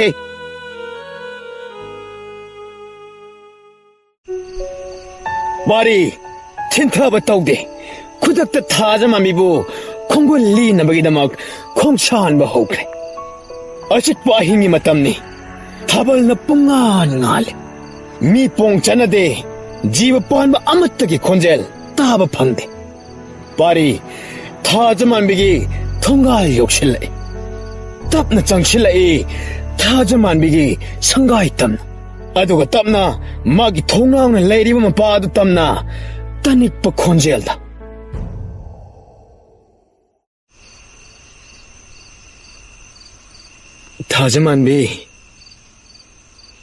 ꯊꯥꯖꯃꯥꯟꯕꯤ ꯊꯣꯡꯁꯤ ꯑꯃꯨꯛꯇ ꯍꯥꯡꯕꯤꯌꯨꯕ ꯊꯣꯡ ꯍꯥꯡꯂꯛꯏ ꯊꯥꯖꯃꯥꯟꯕꯤ ꯑꯗꯨꯕꯨ ꯄꯥꯔꯤꯕꯨ ꯎꯕ ꯃꯇꯝꯗ ꯍꯥꯟꯅꯒꯨꯝ ꯑꯣꯏꯗ꯭ꯔꯦ ꯍꯔꯥꯎꯕ ꯐꯥꯎꯗꯦ ꯉꯛꯄ ꯃꯈꯜ ꯑꯃꯠꯇꯒꯤ ꯀꯌꯥꯠꯀꯤ ꯏꯊꯤꯜ ꯊꯥꯖꯃꯥꯟꯕꯤꯗ ꯅꯨꯡꯅꯥꯡꯗꯦ ꯁꯦꯅꯥꯄꯇꯤ ꯑꯁꯨꯛ ꯊꯦꯡꯂꯕ ꯑꯍꯤꯡꯁꯤꯗ ꯅꯪꯒꯤ ꯐꯤꯖꯣꯜ ꯑꯗꯨ ꯁꯦꯠꯇꯅ ꯑꯁꯤꯒꯨꯝꯕ ꯏꯆꯝ ꯆꯝꯕ ꯐꯤꯖꯣꯜꯗ ꯂꯥꯛꯂꯤꯕꯗꯤ ꯀꯔꯤꯒꯤꯅꯣ ꯂꯥꯟ ꯃꯥꯏ ꯄꯥꯛꯂꯛꯄꯒꯤ ꯀꯨꯝꯍꯩ ꯂꯩꯕ ꯅꯠꯇ꯭ꯔꯥ ꯑꯩ ꯁꯦꯅꯥꯄꯇꯤ ꯅꯠꯇꯦ ꯑꯩ ꯅꯪꯒꯤ ꯄꯥꯔꯤꯅꯤ ꯑꯩꯒꯤ ꯐꯝꯊꯣꯜ ꯁꯅꯥ ꯂꯨꯄꯥ ꯂꯟ ꯊꯨꯝ ꯄꯨꯝꯅꯃꯛ ꯊꯥꯗꯣꯛꯇꯨꯅ ꯅꯪꯒꯤ ꯅꯥꯛꯇ ꯂꯥꯛꯂꯕꯅꯤ ꯑꯩ ꯂꯥꯛꯂꯦ ꯊꯥꯖꯃꯥꯟꯕꯤ ꯑꯩꯕꯨ ꯑꯃꯨꯛꯇ ꯉꯥꯛꯄꯤꯌꯨꯕ ꯄꯥꯔꯤ ꯅꯪꯅ ꯅꯪꯒꯤ ꯐꯝꯊꯣꯜꯒꯤꯗꯃꯛ ꯑꯩꯕꯨ ꯀꯔꯤꯁꯨ ꯂꯩꯇ ꯈꯜꯂꯒ ꯏꯔꯥꯏ ꯂꯥꯏꯅ ꯊꯥꯗꯣꯛꯄ ꯉꯝꯈꯤꯕꯅꯤ ꯍꯧꯖꯤꯛ ꯅꯪꯅ ꯑꯩꯕꯨ ꯅꯤꯡꯁꯤꯡꯂꯛꯂꯒ ꯅꯪꯒꯤ ꯐꯝꯊꯣꯜ ꯊꯥꯗꯣꯛꯂꯒ ꯏꯅꯥꯛꯇ ꯂꯥꯜꯂꯦ ꯍꯥꯏꯖꯔꯒ ꯑꯩꯅ ꯍꯣꯏ ꯍꯦꯛꯇ ꯍꯥꯏꯔꯒꯗ꯭ꯔꯥ ꯅꯨꯡꯁꯤꯕꯕꯨ ꯇꯔꯥꯏꯕ ꯄꯣꯠꯁꯛ ꯑꯃꯅꯤ ꯈꯜꯂꯤꯕ ꯅꯪꯁꯦ ꯑꯩ ꯉꯛꯇꯕ ꯉꯝꯗꯦ ꯅꯨꯡꯁꯤꯅꯤꯡꯕ ꯃꯇꯝꯗ ꯅꯨꯡꯁꯤꯕ ꯅꯨꯡꯁꯤꯗ꯭ꯔꯒ ꯑꯃꯨꯛ ꯂꯥꯞꯊꯣꯛꯄ ꯑꯩ ꯈꯪꯉꯤ ꯑꯩ ꯑꯃꯅ ꯃꯔꯝ ꯑꯣꯏꯔꯒ ꯅꯪꯒꯤ ꯊꯃꯣꯏ ꯁꯣꯛꯅꯕ ꯆꯩꯅꯥ ꯌꯥꯝꯅ ꯄꯤꯔꯦ ꯍꯥꯏꯕ ꯑꯗꯨꯕꯨ ꯑꯩ ꯍꯧꯖꯤꯛꯇꯤ ꯋꯥꯈꯜ ꯇꯥꯔꯦ ꯐꯝꯕꯥꯜ ꯁꯛꯇꯤꯅ ꯀꯩꯗꯧꯅꯨꯡꯗ ꯍꯔꯥꯎ ꯇꯌꯥꯝꯕ ꯅꯨꯡꯉꯥꯏꯕ ꯄꯤꯕ ꯉꯝꯂꯝꯗ꯭ꯔꯦ ꯅꯪ ꯌꯥꯎꯗꯅ ꯍꯤꯡꯕ ꯃꯤꯀꯨꯞ ꯑꯩꯒꯤ ꯄꯨꯟꯁꯤꯒꯤ ꯅꯨꯡꯉꯥꯏꯕ ꯍꯥꯏꯕ ꯑꯗꯣ ꯃꯥꯡꯈ꯭ꯔꯦ ꯑꯩ ꯅꯐꯝꯗ ꯌꯥꯝꯅ ꯁꯣꯏꯈ꯭ꯔꯦ ꯉꯁꯤ ꯅꯪꯅ ꯏꯅꯥꯛꯇ ꯂꯥꯛꯂꯤꯕꯁꯦ ꯅꯪꯒꯤ ꯅꯨꯡꯉꯥꯏꯕ ꯍꯔꯥꯎ ꯇꯌꯥꯝꯕ ꯐꯪꯅꯕꯒꯤꯗꯃꯛ ꯂꯥꯛꯂꯤꯕ꯭ꯔꯥ ꯅꯠꯇ꯭ꯔꯒꯅ ꯑꯩꯕꯨ ꯅꯨꯡꯁꯤꯕꯒꯤꯗꯃꯛ ꯂꯥꯛꯄ꯭ꯔꯥ ꯀꯔꯤꯒꯨꯝꯕ ꯏꯐꯝꯗꯒꯤ ꯅꯪꯒꯤ ꯅꯨꯡꯉꯥꯏꯕ ꯐꯪꯗ꯭ꯔꯕ ꯃꯇꯝꯗ ꯑꯃꯨꯛ ꯑꯩꯕꯨ ꯊꯥꯗꯣꯛꯂꯒ ꯀꯣꯅꯨꯡꯗ ꯆꯠꯀꯗꯧꯔꯤꯕ ꯅꯠꯇ꯭ꯔꯥ ꯆꯠꯂꯔꯣꯏ ꯑꯩ ꯆꯠꯂꯔꯣꯏ ꯅꯪꯅ ꯑꯩꯕꯨ ꯉꯥꯛꯄꯤꯕ ꯉꯝꯂꯔꯣꯏ ꯍꯥꯏꯔꯕꯁꯨ ꯑꯩꯒꯤ 이ꯆꯝ ꯆꯝꯕ ꯄꯥꯔꯤꯒꯤ ꯄꯨꯟꯁꯤꯗ ꯄꯨꯟꯁꯤ ꯑꯁꯦ ꯂꯦꯟꯈ꯭ꯔꯒꯦ ꯑꯃꯨꯛ ꯍꯟꯅ ꯑꯩꯒꯤ ꯑꯃꯥꯡꯕ ꯋꯥꯈꯜꯗ ꯈꯛ ꯂꯥꯝꯂꯔꯣꯏ ꯁꯤꯡꯉꯝꯂꯔꯣꯏꯗꯕ ꯅꯪꯒꯤ ꯅꯨꯡꯁꯤꯕꯒꯤ ꯄꯥꯟꯗꯝꯅ ꯑꯩ ꯄꯨꯟꯁꯤ ꯁꯤꯃꯒꯤ ꯑꯣꯏꯅ ꯑꯩꯅ ꯇꯧꯖꯔꯨꯕꯒꯤ ꯃꯍꯩꯅ ꯏꯊꯟꯇ ꯄꯥꯞ ꯂꯪꯁꯤꯟꯖꯔꯦ ꯈꯟ ꯄꯣꯂꯣꯏ ꯉꯥꯏꯗꯨꯅ ꯂꯦꯜꯂꯒꯦ ꯑꯗꯨꯕꯨ ꯑꯩꯁꯨ ꯉꯁꯤꯗꯤ ꯅꯪꯕꯨ ꯊꯃꯣꯏ ꯁꯦꯡꯅ ꯅꯨꯡꯁꯤ ꯍꯥꯏꯕꯁꯤꯃꯇꯪꯗꯤ ꯃꯌꯦꯛ ꯁꯦꯡꯅ ꯎꯠꯂꯝꯒꯦ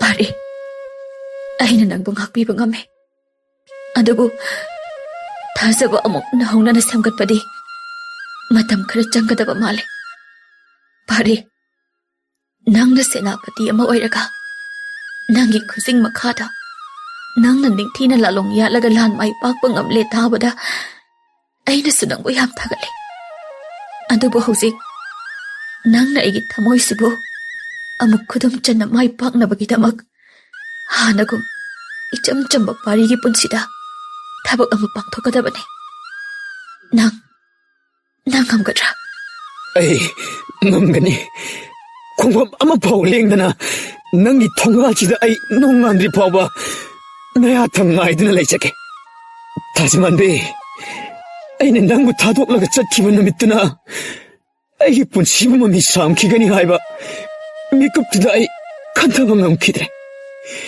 ꯏꯁꯥꯒꯤ ꯈꯨꯗꯣꯡꯆꯥꯕ ꯈꯔꯒꯤꯗꯃꯛ ꯑꯩꯒꯤ ꯊꯃꯣꯏꯁꯤꯕꯨ ꯏꯁꯥꯃꯛꯅ ꯌꯣꯟꯊꯣꯛꯆꯈꯤꯕꯅꯤ ꯉꯁꯤ ꯑꯩꯅ ꯅꯪꯒꯤ ꯅꯅꯥꯛꯇ ꯂꯥꯛꯂꯤꯕ ꯑꯁꯦ ꯐꯝꯊꯣꯜ ꯀꯥꯕ ꯁꯦꯅꯥꯄꯇꯤ ꯑꯃ ꯑꯣꯏꯅ ꯂꯥꯛꯄ ꯅꯠꯇꯦ ꯍꯥꯟꯅꯒꯤ ꯑꯁꯦꯡꯕ ꯄꯥꯔꯤ ꯑꯗꯣ ꯄꯥꯔꯤ ꯑꯃ ꯑꯣꯏꯅ ꯑꯩ ꯂꯥꯛꯄꯅꯦ ꯄꯣꯡꯊꯣꯛ ꯆꯥꯎꯊꯣꯛꯄꯒꯤ ꯄꯨꯟꯁꯤ ꯃꯔꯦꯜꯗ ꯑꯃꯨꯛ ꯍꯟꯅ ꯑꯩ ꯈꯣꯡꯗꯥꯒꯦ ꯈꯟꯗ꯭ꯔꯦ ꯃꯁꯤꯒꯤ ꯊꯥꯡꯁꯥꯡ ꯑꯁꯤꯅ ꯑꯩꯕꯨ ꯁꯦꯅꯥꯄꯇꯤ ꯑꯣꯏꯍꯟꯈꯤꯕꯅꯤ ꯑꯗꯨꯕꯨ ꯏꯁꯥꯒꯤ ꯍꯛ ꯄꯨꯝꯅꯃꯛꯇꯤ ꯃꯥꯡꯈ꯭ꯔꯦ ꯑꯩꯒꯤ ꯄꯨꯟꯁꯤꯅ ꯍꯔꯥꯎ ꯃꯤꯅꯣꯛ ꯇꯝꯖꯈꯤꯕ ꯇꯪꯗꯨ ꯂꯩꯇꯥꯈꯤꯕꯗꯤ ꯅꯪꯒ ꯄꯨꯟꯅ ꯅꯛꯅꯔꯤꯉꯩ ꯃꯇꯝ ꯑꯗꯨ ꯈꯛꯇꯗꯅꯤ ꯊꯥꯖꯃꯥꯟꯕꯤ ꯑꯩꯕꯨ ꯑꯃꯨꯛꯇ ꯉꯥꯛꯄꯤꯌꯨꯕ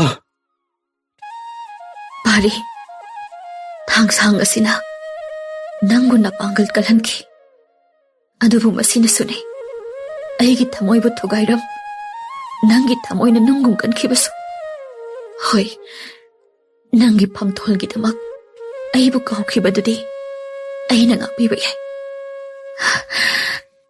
ꯑꯗꯨꯕꯨ ꯅꯪꯅ ꯅꯨꯡꯁꯤꯕ ꯄꯨꯝꯕ ꯀꯥꯎꯊꯣꯛꯂꯝ ꯅꯨꯡꯁꯤꯕ ꯀꯔꯤꯅꯣ ꯍꯥꯏꯕ ꯀꯥꯎꯈꯤꯕꯗꯨꯗꯤ ꯑꯩꯅ ꯀꯔꯝꯅ ꯀꯥꯎꯕ ꯉꯝꯒꯅꯤ ꯑꯩꯁꯨ ꯈꯪꯉꯤ ꯊꯥꯖꯕ ꯍꯥꯏꯕ ꯑꯁꯦ ꯑꯃꯨꯛ ꯅꯧꯍꯧꯅꯅ ꯁꯦꯝꯒꯠꯄꯗꯤ ꯌꯥꯝꯅ ꯂꯨꯏ ꯍꯥꯏꯕ ꯑꯩꯅ ꯅꯪꯉꯣꯟꯗ ꯃꯁꯤꯃ ꯇꯧꯗꯕ ꯌꯥꯗꯦ ꯍꯥꯏꯅ ꯅꯝꯐꯨ ꯇꯧꯒꯗꯕꯁꯨ ꯂꯩꯇꯦ ꯑꯗꯨꯕꯨ ꯑꯩꯅ ꯅꯪꯒꯤ ꯊꯣꯡꯒꯥꯜꯗ ꯑꯁꯣꯟꯕ ꯃꯤ ꯑꯃ ꯑꯣꯏꯅ ꯉꯁꯤ ꯇꯣꯜꯂꯕꯗꯒꯤꯁꯨ ꯇꯣꯜꯂꯕ ꯑꯩꯅ ꯐꯤꯒꯥꯎ ꯁꯥꯅ ꯃꯁꯤꯃꯇꯪꯗꯤ ꯅꯤꯖꯔꯤ ꯌꯥꯗꯕ ꯇꯧꯕꯤꯒꯅꯨ ꯑꯩꯅ ꯍꯤꯡꯂꯤꯕ ꯃꯈꯩꯗꯤ ꯅꯪꯒꯤ ꯃꯇꯦꯡ ꯊꯋꯥꯏ ꯑꯁꯤ ꯀꯠꯊꯣꯛꯇꯨꯅ ꯄꯥꯡꯕ ꯉꯝꯕ ꯑꯣꯏꯖꯒꯦ ꯑꯩꯕꯨ ꯑꯃꯨꯛ ꯍꯟꯅ ꯍꯥꯟꯅꯒꯤ ꯄꯨꯟꯁꯤ ꯄꯥꯔꯤ ꯑꯣꯏꯅꯅꯕ ꯅꯪꯅ ꯎꯄꯥꯏ ꯂꯝꯕꯤ ꯑꯗꯨꯇꯪ ꯇꯥꯛꯄꯤꯔꯝꯃꯨꯕ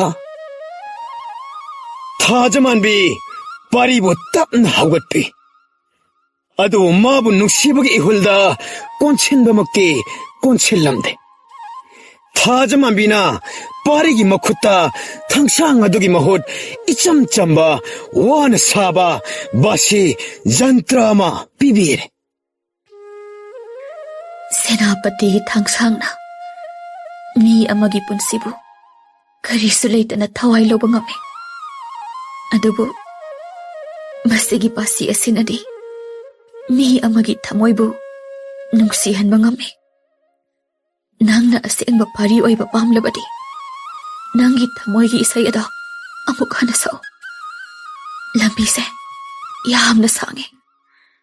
ꯄꯥꯔꯤ, ꯅꯪꯅ ꯆꯠꯄ ꯉꯝꯒꯗ꯭ꯔꯥ? ꯅꯪꯅ ꯏꯅꯥꯛꯇ ꯂꯦꯡꯗꯅ ꯄꯨꯟꯁꯤ ꯁꯤꯃꯩ ꯂꯩꯕꯤꯔꯕꯗꯤ ꯑꯩ ꯂꯣꯏꯅ ꯉꯝꯒꯅꯤ.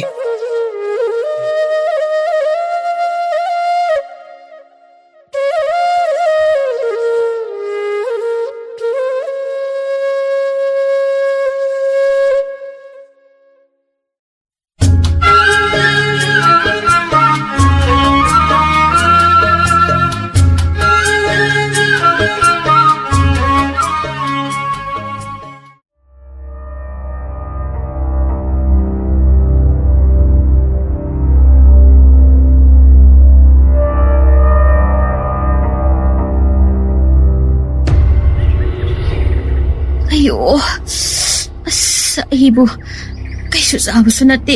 ꯄꯨꯛꯁꯦ ꯑꯣꯟꯊꯣꯛꯅ ꯌꯦꯛꯈ꯭ꯔꯦꯗ. ꯑꯌꯣ ꯏꯃꯥ.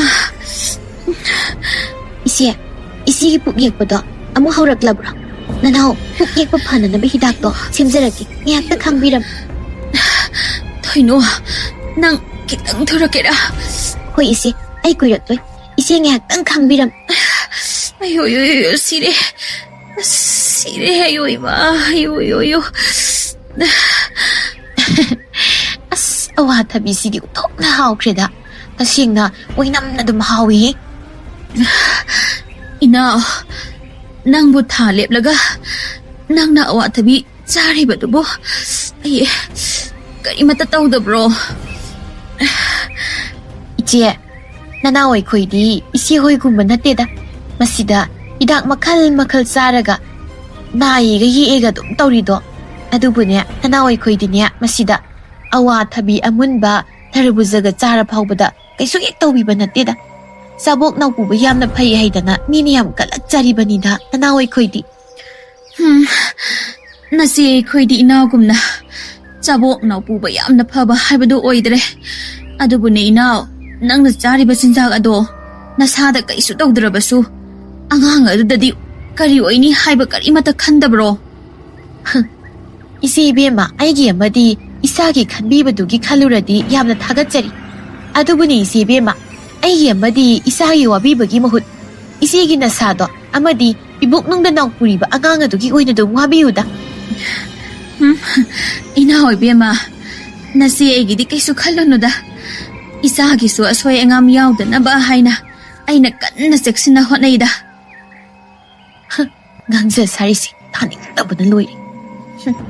Magi pibuk nungda naupuri mana wana sen zariba masase puklakpadadi aina pukni sima khangpontini. Aduga ina chaba yandaba chadana hatnaba hotnariba angang si oina pukani haise. Madi khangjaba nate. Masida kaisu leitaw mana waga sound ngangjaba sari. Kaidawre inaw natomta nokliduna. Kari nokningba wano ne nasi aikhoidasu khara hayudana. Isia kaisu tawdeda sum wakhalda isana ima kainaga kaurakpado taba adugini. Adugi oire. Adubudi aisu isagi wakhalde itomta momon nokpasu adum yawida. Nokningniba nangyam nokningniba. Chapokpa matamduda asiba nga oina poklabadi nokpadi laidana siningba phaunise khangji. Kaidawre ina natomta amuk mangliduna mondrang amuk sanariraba. Isia aisu lepada wari aiki kando oina potharurage. Sida sum phamlaga mayamga leiba sina phatrane natomta kada leidoi sarukpudi. Yani isi ai itomta leiroi atang bisu ai nangta lengdan leidoini ai sanglage. Hoi ho ha haira asu thoinu he kauro. Isi kari thuina nangza sainu khangni. Atangbi ai imungda sangi khutse amta samuse. Yani je nanawgi khutchida paibiyo nanaw dum samjage. Kadai changasi sida leibase yamna ware. Mina sabu thakpada panaba misu yamna leiri. Nabana masana naraga nadaba mida yingsin dana ngangbo tawna kankri. ꯑꯁꯤ ꯍꯥꯏꯔꯒ ꯊꯥꯕꯨꯝ ꯃꯉꯥ ꯅꯧꯄꯣꯔꯕ ꯃꯥꯅ fat fat ꯇꯧꯗꯨꯅ ꯃꯥꯒꯤ ꯀꯥ ꯇꯝꯅ ꯆꯪꯈꯤꯔꯝꯃꯤ ꯊꯕꯥ ꯃꯥꯗꯤ ꯇꯝꯅꯥꯒꯤ ꯃꯑꯣꯡ ꯃꯇꯧ ꯑꯗꯨꯗ ꯆꯤꯡꯅꯕ ꯌꯥꯝꯅ ꯄꯣꯛꯂꯦ ꯃꯄꯨꯛꯅꯤꯡ ꯑꯗꯨꯅꯁꯨ ꯏꯂꯨꯝ ꯂꯨꯝꯖꯗꯕ ꯑꯃ ꯄꯣꯛꯂꯛꯂꯦ ꯃꯥꯅ ꯑꯗꯨꯝꯅ ꯆꯔꯥꯡ ꯈꯣꯏꯔꯥꯡꯅꯕ ꯑꯗꯨ ꯃꯥꯏꯊꯣꯡꯗꯁꯨ ꯃꯃꯤ ꯇꯥꯔꯝꯃꯤ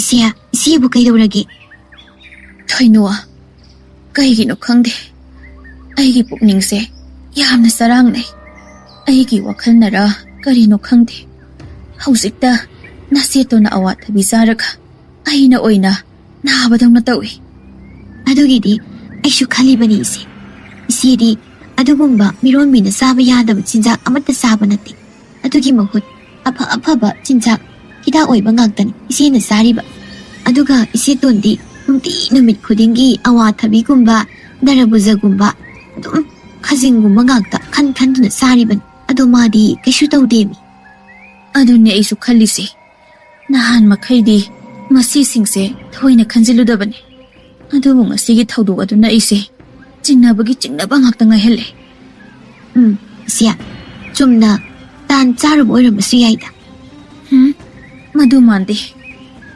ꯑꯗꯨꯕꯨ ꯏꯆꯦ ꯀꯔꯝꯅ ꯈꯪꯗꯣꯛꯀꯅꯤ ꯋꯥ ꯍꯥꯏꯒꯦ ꯈꯔ ꯅꯛꯁꯤꯜꯂꯛꯑꯣ ꯍꯣꯏ ꯀꯩ ꯋꯥꯅꯣ ꯏꯆꯦ ꯃꯈꯣꯏꯅ ꯀꯥꯗ ꯂꯩꯔꯤꯁꯦ ꯀꯔꯤ ꯋꯥꯔꯤ ꯁꯥꯒꯦ ꯍꯥꯏꯅ ꯂꯨꯝꯂꯒ ꯑꯃꯨꯛꯇ ꯇꯥꯊꯣꯛ ꯀꯩꯒꯨꯝꯕ ꯆꯤꯡꯅꯕ ꯇꯥꯕ ꯌꯥꯎꯔꯕꯗꯤ ꯑꯩꯉꯣꯟꯗ ꯇꯝꯂꯛꯎ ꯍꯣꯏ ꯏꯆꯦ ꯑꯗꯨꯗꯤ ꯍꯧꯖꯤꯛꯃꯛ ꯍꯦꯛꯇ ꯆꯠꯂꯣ ꯊꯤꯜꯂꯕꯅꯦ ꯍꯣꯏ ꯏꯆꯦ ꯑꯩ ꯆꯠꯂꯤ ꯀꯔꯤ ꯍꯥꯏꯅꯤ ꯍꯥꯏꯕꯗꯣ ꯇꯥꯊꯣꯛꯂꯨꯔꯒꯦ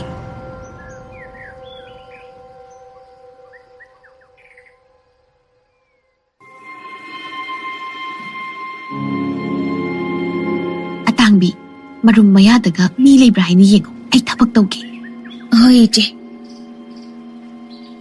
ꯄꯟꯊꯧ ꯏꯄꯥꯏꯕꯨ ꯅꯅꯥꯏ ꯑꯩꯒꯤ ꯄꯥꯏ ꯃꯄꯤ ꯄꯨꯛꯅꯨꯡꯗ ꯅꯥꯎ ꯄꯨꯔꯤꯕ ꯑꯉꯥꯡ ꯑꯁꯤꯕꯨ ꯇꯦꯛꯇ ꯀꯥꯏꯗꯕ ꯑꯣꯏꯍꯟꯕꯤꯌꯨ ꯑꯗꯨꯒ ꯅꯅꯥꯏ ꯑꯩꯕꯨꯁꯨ ꯑꯋꯥ ꯆꯩꯅꯥ ꯑꯃꯠꯇ ꯐꯥꯎꯍꯟꯕꯤꯌꯨ ꯅꯅꯥꯏ ꯑꯩꯅ ꯏꯄꯥꯅ ꯄꯦꯟꯖꯅꯕ ꯍꯩꯔꯥꯡ ꯂꯩꯔꯥꯡ ꯀꯠꯆꯔꯤ ꯑꯣ ꯑꯁꯤꯅ ꯑꯣꯏꯕ ꯇꯥꯏꯅ ꯏꯆꯦꯇꯣꯟꯅ ꯑꯊꯤꯟ ꯑꯌꯦꯛ ꯅꯨꯡꯉꯥꯏꯇꯕ ꯑꯃꯠꯇ ꯌꯥꯎꯗꯅ ꯀꯣꯝꯅ ꯍꯥꯏꯅ ꯆꯠꯂꯤꯕꯁꯦ ꯄꯥꯎꯁꯦ ꯏꯆꯦꯜꯗ ꯇꯝꯂꯨꯗꯕ ꯌꯥꯗꯦ ꯑꯇꯥꯡꯕꯤ ꯏꯆꯦ ꯆꯠꯈ꯭ꯔꯕ꯭ꯔꯣ ꯆꯠꯈ꯭ꯔꯦ ꯏꯆꯦꯅ ꯇꯧꯁꯤꯟꯅꯕ ꯄꯨꯝꯕꯗꯣ ꯃꯥꯗꯤ ꯑꯁꯦꯡꯕ ꯑꯣꯏꯅ ꯊꯥꯖꯗꯅ ꯏꯆꯦꯍꯟꯗ ꯇꯝꯕ ꯆꯦꯟꯈ꯭ꯔꯦ ꯏꯆꯦꯍꯟꯗꯤ ꯏꯆꯦꯇꯣꯟꯅ ꯇꯧꯔꯤꯁꯦ ꯑꯃꯠꯇ ꯈꯪꯖꯕ ꯅꯠꯇꯦ ꯈꯜꯂꯨꯔꯒ ꯅꯨꯡꯕꯨ ꯅꯨꯡꯉꯥꯏꯕꯤꯗꯦ ꯅꯨꯡꯉꯥꯏꯇꯕ ꯃꯥꯅ ꯋꯥꯅ ꯆꯥꯛꯅ ꯈꯥꯡꯕꯗꯨꯅꯤ ꯑꯩꯅ ꯏꯃꯤꯠꯁꯤ ꯄꯦꯟꯅ ꯌꯦꯡꯅꯤꯡꯉꯤꯁꯦ ꯌꯨꯝꯁꯤꯒꯤ ꯌꯨꯝꯕꯨꯔꯦꯝꯕꯤ ꯍꯥꯏꯕ ꯃꯤꯡꯊꯣꯜꯗꯣ ꯐꯪꯂꯝꯗꯥꯏ ꯃꯤꯀꯨꯞꯇꯨꯗ ꯃꯥꯅ ꯀꯔꯥꯏꯗꯒꯤꯅꯣ ꯄꯣꯠ ꯂꯥꯎꯅ ꯐꯥꯎꯗꯣꯔꯛꯇꯅ ꯑꯩꯅ ꯂꯣꯟꯅꯕꯤ ꯅꯨꯄꯤ ꯍꯥꯏꯕ ꯃꯤꯡꯊꯣꯜꯁꯦ ꯐꯪꯂꯦꯗꯅ ꯑꯗꯨꯅ ꯃꯥꯅ ꯂꯩꯇ꯭ꯔꯕꯗꯤ ꯌꯨꯝꯁꯤꯒꯤ ꯌꯨꯝꯕꯨꯔꯦꯝꯕꯤ ꯍꯥꯏꯕꯗꯣ ꯑꯩꯅ ꯑꯣꯏꯗꯧꯔꯤꯕꯅꯤ ꯑꯗꯨꯅ ꯇꯉꯥꯏꯃꯛ ꯐꯗꯅ ꯊꯕꯛꯁꯦ ꯇꯧꯗꯕ ꯌꯥꯗꯕꯅꯤ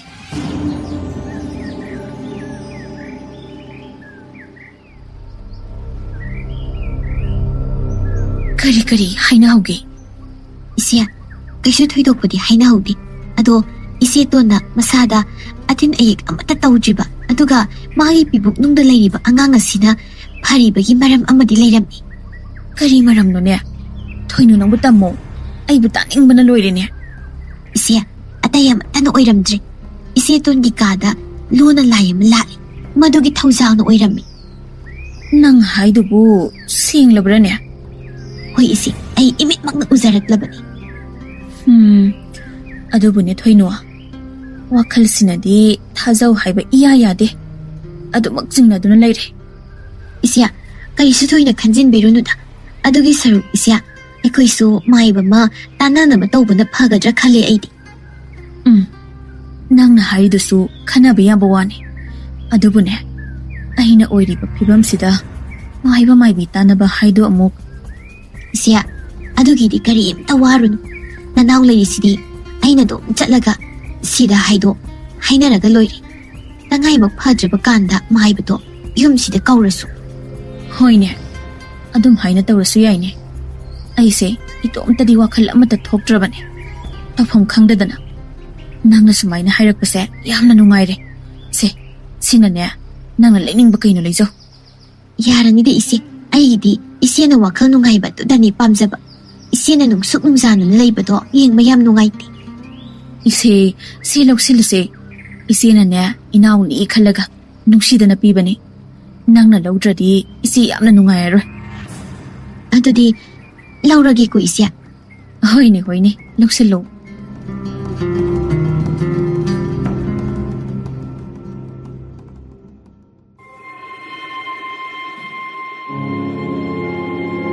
이세야, 아이나 이세나 하이바 마얌도 마이바두다 땀루바네바. 마이바두나부 까리니 하이르게.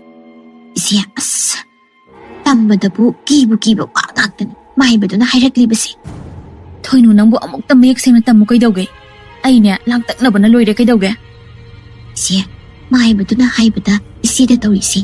이세도나 마나 나우부부다 아와바 낭도바 누레 이레이 뿜바 이세도 오이나 우신 떠오신드레 하이레이. 하, 토이누아, 아두막 해 하이락브라. 호이세. 아두 토이누아, 마두부 한독바 야나바 우파이 마따디 하이락드로. 이세, 마두 한독바 하이세. 이세돈기 마쿠다 레이바 우신 오이나 파리우 포삭아도 토가이바 나트라디 우파이 암타 레이로이 하이레이. 아두가 아마나 하우식 이세다수 홀람마두기 마훗신 포삭 아마 이세다 파이람가니 하이. 아두 이세히다 사다 팅드라바디 한다키 나우뿌리바 안강 아시마디 간바 ngamgani 하이나 하이레이. 아이기 이사다 나빠 포삭 하이바. 그리부 오이리바. ꯑꯩ ꯅꯤꯡꯁꯤꯡꯂꯦ ꯏꯅꯥꯎꯇꯣꯟꯅ ꯌꯨꯝꯁꯤꯗ ꯑꯍꯥꯟꯕ ꯃꯧ ꯑꯣꯏꯅ ꯂꯥꯛꯈꯤꯕ ꯅꯨꯃꯤꯠ ꯑꯗꯨꯗ ꯃꯥꯅ ꯑꯩꯕꯨ ꯍꯦꯛ ꯄꯣꯛꯃꯤꯟꯅꯕ ꯃꯆꯦ ꯁꯛꯅ ꯈꯜꯂꯤ ꯀꯥꯏꯅ ꯄꯪꯍꯥꯏꯗ ꯍꯥꯏꯖꯤꯟꯗꯅ ꯑꯩꯉꯣꯟꯗ ꯂꯤꯛ ꯑꯃ ꯄꯤꯔꯛꯈꯤꯕꯅꯤ. ꯃꯈꯣꯏꯒꯤ ꯃꯄꯥ ꯃꯄꯨ ꯍꯥꯛꯇꯛꯇꯒꯤ ꯅꯤꯡꯉꯣꯜꯁꯤꯡꯗ ꯑꯋꯨꯟ ꯑꯣꯏꯅ ꯍꯥꯞꯄꯅꯤ. ꯃꯗꯨ ꯑꯩꯉꯣꯟꯗ ꯈꯨꯗꯣꯜ ꯑꯣꯏꯅ ꯑꯣꯏꯔꯕꯅꯤ ꯍꯥꯏꯅ ꯍꯥꯏꯈꯤꯕꯅꯤ. ꯑꯩꯗꯤ ꯃꯗꯣ ꯏꯆꯝ ꯆꯝꯅ ꯈꯜꯂꯒ ꯂꯧꯁꯤꯜꯂꯨꯕꯅꯤ. ꯐꯩ, ꯑꯗꯨꯝꯅ ꯇꯧꯔꯕꯗꯤ ꯑꯩꯅ ꯀꯩꯗꯧꯔꯛꯀꯦ ꯌꯦꯡꯉꯣꯕ. 이세야, 칸나 사이나디 떠비누고 아무 까나나 가이 하이질락레이다나 진빵 와펑나 떠오라가 아이나 하이브니 캉라바디 아이보무 염시대기 딴톡비바 소이드리. 아이디 염시대기 딴토락라바디 가다이드 레이니 나나오이기 레이팜 레이바 수나티. 아두나 ꯀꯔꯤꯒꯤ ꯄꯥꯈꯠꯂꯤꯅꯣ? ꯈꯠꯅꯗꯧꯕ ꯅꯠꯇꯦ. ꯊꯕꯛ ꯑꯣꯏꯅ ꯇꯧꯗꯧꯕꯅꯤ. ꯑꯩꯅ ꯍꯥꯏꯔꯤꯕꯁꯤꯗꯪ ꯇꯧ, ꯀꯔꯤꯃꯠꯇ ꯇꯧꯔꯣꯏ. ꯍꯣꯏ ꯏꯁꯦ, ꯈꯠꯅ ꯆꯩꯅꯕꯕꯨ ꯇꯧꯔꯣꯏ ꯍꯥꯏꯔꯕꯗꯤ ꯅꯅꯥꯎꯒꯤꯗꯤ ꯏꯆꯦꯅ ꯍꯥꯏꯕ ꯈꯨꯗꯤꯡ ꯂꯣꯏꯅ ꯇꯧꯖꯒꯦ. ꯈꯔ ꯁꯛꯁꯤꯜꯂꯛꯎ, ꯏꯆꯦ ꯋꯥ ꯍꯥꯏꯒꯦ. ꯀꯩ ꯋꯥꯅꯣ ꯏꯁꯦ? ꯆꯠꯂꯣ, ꯆꯥꯛꯈꯨꯝꯗꯒꯤ ꯑꯋꯥꯊꯕꯤ ꯇꯔꯕꯨꯖꯥ ꯀꯩꯀꯥ ꯃꯌꯥꯝꯗꯣ ꯐꯖꯅ ꯁꯦꯝꯂꯒ ꯄꯨꯔꯛꯎ. ꯏꯁꯦ, ꯑꯗꯨꯕꯨ ꯆꯥꯔꯒ ꯀꯔꯤꯒꯤ ꯄꯥꯈꯠꯂꯤꯅꯣ? ꯅꯪꯅ ꯍꯥꯏꯗꯨꯅ ꯆꯨꯝꯂꯗꯤ ꯑꯩꯅ ꯆꯥꯔꯒ ꯏꯅꯥꯎꯇꯣꯟꯅ ꯑꯣꯏꯅ ꯅꯥꯗꯧꯔꯤꯕꯅꯤ. ꯑꯗꯣ ꯆꯨꯝꯕ꯭ꯔꯥ ꯆꯨꯝꯗꯕ꯭ꯔꯥ ꯍꯥꯏꯅ ꯌꯦꯡꯊꯣꯛꯄ ꯆꯨꯝꯃꯤ. ꯑꯗꯨꯒ ꯃꯥꯅ ꯑꯩꯉꯣꯟꯗ ꯋꯥꯍꯟꯈꯤꯕ ꯃꯌꯥꯝ ꯑꯗꯨꯁꯨ ꯂꯣꯏꯅ ꯂꯥꯛꯈꯠꯂꯒ ꯁꯤꯡꯗꯧꯔꯤꯕꯅꯤ. ꯐꯅꯤ ꯏꯁꯦ, ꯅꯅꯥꯎ ꯂꯧꯖꯔꯨꯈꯤꯒꯦ. ꯆꯠꯂꯣ. ꯃꯥꯒꯨꯝꯕꯅ ꯑꯩꯕꯨ ꯎꯁꯤꯟ ꯑꯣꯏꯅ ꯇꯧꯁꯤꯟꯕ ꯈꯪꯅꯦꯕ. ꯃꯁꯥꯅ ꯍꯥꯎꯅ ꯆꯥꯖꯕ ꯃꯊꯦꯜ ꯑꯗꯨꯒꯤ ꯃꯍꯥꯎ ꯑꯃꯨꯛ ꯐꯪꯍꯜꯂꯒꯦ ꯈꯪꯒꯅꯦꯕ. ꯉꯥꯏꯍꯥꯛꯀꯤ ꯇꯨꯡꯗ ꯊꯣꯏꯅꯨꯅ ꯆꯥꯅ ꯊꯛꯅꯕ ꯃꯌꯥꯝ ꯑꯗꯨ ꯄꯨꯔꯛꯂꯝꯃꯤ. 이세야, ꯆꯥꯅꯕ ꯃꯌꯥꯝꯁꯦ ꯁꯤꯗ ꯂꯩꯔꯦ. ꯑꯁꯤꯅ ꯌꯥꯔꯗ꯭ꯔꯥ ꯌꯦꯡꯕꯤꯌꯨ. ꯌꯥꯔꯦ. ꯃꯁꯤꯗ ꯍꯥꯟꯅ ꯑꯃꯨꯛꯇ ꯆꯥꯈꯤꯒꯦ. ꯏꯁꯦ, 이세야, ꯍꯥꯎꯕ꯭ꯔꯥ? ꯊꯣꯏꯅꯨꯋꯥ, ꯀꯨꯏꯅ ꯆꯥꯗꯕꯅꯔ ꯀꯔꯤꯅꯣ? ꯍꯥꯎꯈ꯭ꯔꯦ ꯑꯣꯟꯊꯣꯛꯅ.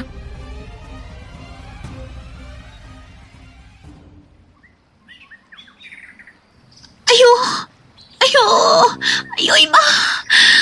이제, 그대로게 이제. 아유, 아땅비, 아이기 복시 틴마다 로이래. 아두디 이제, 복텐바 파나바 히다도 시엠로키게.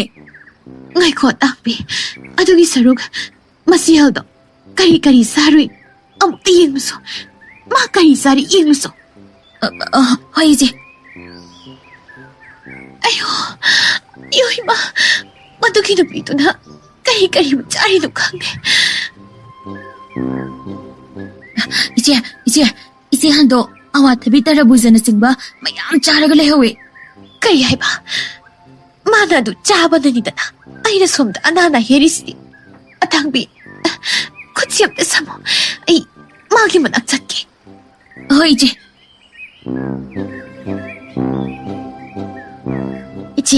ꯏꯆꯦꯅ ꯇꯧꯕꯤꯔꯤꯕꯗꯨꯕꯨ ꯀꯔꯤꯅꯣ? ꯏꯅꯥꯎ, ꯑꯩꯅ ꯀꯩꯗꯧꯔꯒꯦꯅꯦ? ꯅꯠꯇꯦ, ꯅꯆꯦꯅ ꯏꯅꯥꯎꯗ ꯅꯨꯡꯉꯥꯏꯔꯣꯏꯗꯕ ꯀꯔꯤ ꯇꯧꯈ꯭ꯔꯒꯦꯅꯦ? ꯑꯗꯨ ꯍꯥꯏꯕ ꯅꯠꯇꯦꯗ ꯏꯆꯦ. ꯃꯤꯔꯣꯜꯂꯤꯕ ꯏꯆꯦꯅ ꯆꯥꯔꯤ ꯊꯛꯂꯤꯕ ꯃꯌꯥꯝꯗꯨꯕꯨ ꯍꯥꯏꯕꯅꯤꯗ. ꯑꯩꯅ ꯆꯥꯅꯤꯡꯕ ꯆꯥꯕꯅꯤ ꯀꯩꯅꯣ. ꯅꯠꯇꯦ, ꯑꯩꯅ ꯆꯥꯅꯤꯡꯕ ꯆꯥꯕꯗ ꯏꯅꯥꯎꯗ ꯅꯨꯡꯉꯥꯏꯇꯕ ꯀꯔꯤ ꯇꯧꯔꯒꯦꯅꯦ? ꯑꯩꯉꯣꯟꯗꯕꯨꯗꯤ ꯀꯩꯁꯨ ꯇꯧꯗꯦꯗ. ꯑꯗ ꯏꯆꯦꯗꯤ ꯅꯁꯥꯗꯣ ꯈꯔ ꯁꯣꯟꯕꯗꯨꯗ ꯍꯥꯏꯕꯒꯤ ꯋꯥꯅꯤ. ꯑꯗꯨꯒꯤꯗꯤ ꯏꯅꯥꯎꯅ ꯀꯩꯁꯨ ꯋꯥꯅꯤꯡꯉꯥꯏ ꯑꯣꯏꯗꯦꯗ. ꯅꯪꯅ ꯆꯥꯅꯤꯡꯕ ꯆꯥꯕ ꯃꯇꯝꯗꯁꯨ ꯏꯅꯥꯎꯅ ꯍꯥꯏꯗꯨꯗꯤ ꯑꯩꯒꯤ ꯏꯊꯧ ꯅꯠꯇꯦꯅ. ꯑꯗꯨꯗꯤ ꯑꯩꯗꯤ ꯑꯊꯤꯟ ꯑꯌꯦꯛ ꯇꯧꯗꯦꯗꯅ ꯑꯗꯨꯒꯤ ꯍꯥꯏꯕꯅꯤ. ꯑꯗꯣ ꯏꯆꯦꯗꯤ ꯌꯥꯝ ꯇꯣꯏꯅ ꯅꯨꯡꯉꯥꯏꯇꯦ ꯍꯥꯏꯕꯗꯨꯒꯤ ꯍꯥꯏꯕꯅꯤꯗ. ꯑꯗꯨꯒꯤ ꯑꯣꯏꯔꯗꯤ ꯀꯔꯤꯃꯠꯇ ꯋꯥꯅꯤꯡꯉꯥꯏ ꯑꯣꯏꯗ꯭ꯔꯦ ꯏꯅꯥꯎ ꯏꯕꯦꯝꯃ. ꯍꯟꯗꯛꯁꯦ ꯃꯍꯥꯏꯕ ꯑꯃ ꯊꯦꯡꯅꯔꯦ. ꯃꯥꯅ ꯃꯟꯇ꯭ꯔ ꯑꯃ ꯇꯥꯛꯇꯅ ꯑꯋꯥꯊꯕꯤ ꯇꯔꯕꯨꯖꯒ ꯂꯣꯏꯅ ꯆꯥꯕ ꯌꯥꯔꯦ. ꯃꯟꯇ꯭ꯔ ꯑꯗꯨꯕꯨ ꯁꯣꯜꯂꯕꯗꯤ ꯆꯥꯔꯁꯨ ꯀꯔꯤꯃꯠꯇ ꯑꯊꯤꯟ ꯑꯌꯦꯛ ꯇꯧꯔꯔꯣꯏ ꯍꯥꯏꯔꯦ. ꯆꯨꯝꯅ ꯃꯁꯥ ꯅꯨꯡꯉꯥꯏꯇꯕꯒꯤ ꯃꯥꯏꯕ ꯇꯥꯟꯅꯕ ꯑꯣꯏꯔꯝꯒꯅꯤꯗ. ꯑꯩꯅ ꯇꯧꯔꯤꯕ ꯑꯗꯨꯛ ꯂꯨꯕ ꯊꯕꯛ ꯑꯗꯨꯗꯤ ꯈꯪꯕ ꯃꯇꯤꯛ ꯅꯠꯇꯦꯗ. ꯏꯅꯥꯎ, ꯍꯩꯃꯥ, ꯏꯅꯥꯎ ꯅꯪꯕꯨ ꯑꯃꯨꯛ ꯀꯩꯗꯧꯔꯒꯦ? ꯏꯆꯦ, ꯀꯩꯁꯨ ꯇꯧꯗꯦꯗ. ꯃꯥꯏꯕꯅ ꯑꯗꯨꯃꯥꯏꯅ ꯍꯥꯏꯔꯗꯤ ꯐꯔꯦ. ꯑꯩꯁꯨ ꯑꯩꯒꯤ ꯀꯥꯗ ꯑꯃꯨꯛ ꯄꯣꯊꯥꯔꯨꯔꯒꯦ. ꯑꯇꯥꯡꯕꯤ, ꯈꯨꯠꯁꯤ ꯑꯝꯇ ꯁꯝꯃꯨꯁꯦ. ꯍꯣꯏ ꯏꯆꯦ. ꯏꯆꯦ, ꯃꯁꯥꯅ ꯆꯩꯅꯥ ꯈꯪꯂꯕ ꯃꯇꯝꯗꯗꯤ ꯁꯥꯎꯔꯤꯅꯤ ꯀꯥꯏꯅꯁꯨ ꯇꯧꯔꯤ. ꯊꯣꯏꯅꯣ, ꯑꯁꯦꯡꯕ ꯑꯃꯗꯤ ꯈꯪꯂꯦꯗꯅ. ꯂꯥꯎ, ꯈꯔ ꯆꯪꯁꯤꯜꯂꯛꯎ, ꯋꯥ ꯈꯔ ꯍꯥꯏꯒꯦ. ꯀꯩ ꯋꯥꯅꯣ ꯏꯆꯦ? ꯑꯩꯈꯣꯏꯒꯤ ꯍꯨꯏ ꯅꯥꯎꯄꯨꯕꯤ ꯑꯃ ꯂꯩꯗꯥꯏꯅꯦ? ꯍꯣꯏ ꯏꯆꯦ, ꯑꯗꯣ ꯀꯩꯗꯧꯔꯒꯦ? ꯑꯗꯣ ꯄꯨꯔꯛꯑꯣ. ꯑꯗꯨꯒ ꯊꯕꯛ ꯌꯥꯝꯅ ꯇꯧꯗꯧꯕ ꯂꯩꯔꯦ. ꯍꯣꯏ ꯏꯆꯦ. ꯏꯆꯦ, ꯑꯉꯥꯡꯕꯤ ꯍꯥꯏꯗꯣ ꯁꯤꯗ ꯂꯩꯔꯦ.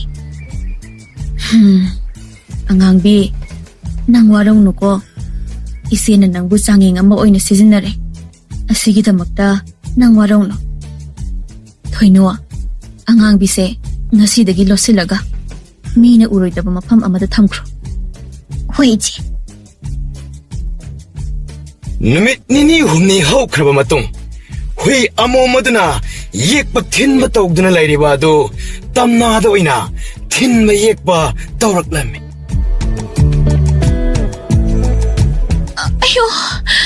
ꯑꯌꯣ, ꯑꯇꯥꯡꯕꯤ.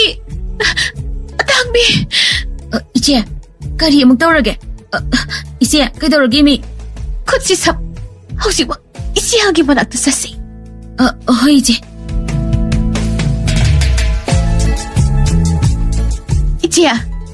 ꯏꯆꯦ. ꯀꯩꯗꯧꯔꯦ ꯏꯅꯥꯎ? ꯏꯆꯦꯕꯨ ꯍꯧꯖꯤꯛ ꯀꯔꯤ ꯆꯥꯒꯦ? ꯑꯩꯗꯤ ꯀꯔꯤꯃꯠꯇ ꯆꯥꯗꯦꯅ. ꯏꯆꯦ, ꯑꯣꯏꯗꯕ ꯍꯥꯏꯕꯤꯅꯨ. ꯑꯋꯥꯊꯕꯤ ꯇꯔꯕꯨꯖꯅꯆꯤꯡꯕ ꯆꯥꯕ ꯌꯥꯗꯕ ꯆꯤꯟꯖꯥꯛ ꯆꯥꯕꯤꯅꯨ ꯍꯥꯏꯁꯤꯅꯤ. ꯑꯩꯗꯤ ꯑꯗꯨꯒꯨꯝꯕ ꯑꯃꯠꯇ ꯆꯥꯗꯦꯅ. ꯇꯝꯅ ꯊꯕꯥꯅ ꯆꯥꯗꯦ ꯍꯥꯏꯔꯕꯅꯤꯅ ꯃꯃꯤꯠꯃꯛꯅ ꯎꯕꯁꯨ ꯅꯠꯇꯕꯅ ꯃꯈꯥ ꯇꯥꯅ ꯋꯥ ꯍꯥꯏꯅꯔꯕꯗꯤ ꯃꯥꯅ ꯇꯧꯔꯤꯕ ꯑꯗꯨ ꯁꯣꯏꯗꯅ ꯈꯪꯂꯛꯂꯅꯤ ꯈꯪꯕꯅ ꯋꯥꯗꯣ ꯃꯈꯥ ꯇꯥꯗ ꯇꯞꯊꯔꯛꯂꯒ. ꯐꯔꯦ, ꯑꯗꯨ ꯑꯣꯏꯔꯗꯤ ꯑꯇꯥꯡꯕꯤ, ꯈꯨꯠꯁꯤ ꯁꯝꯃꯨ. ꯍꯟꯅꯕ ꯇꯧꯔꯁꯤ. ꯍꯣꯏ ꯏꯆꯦ.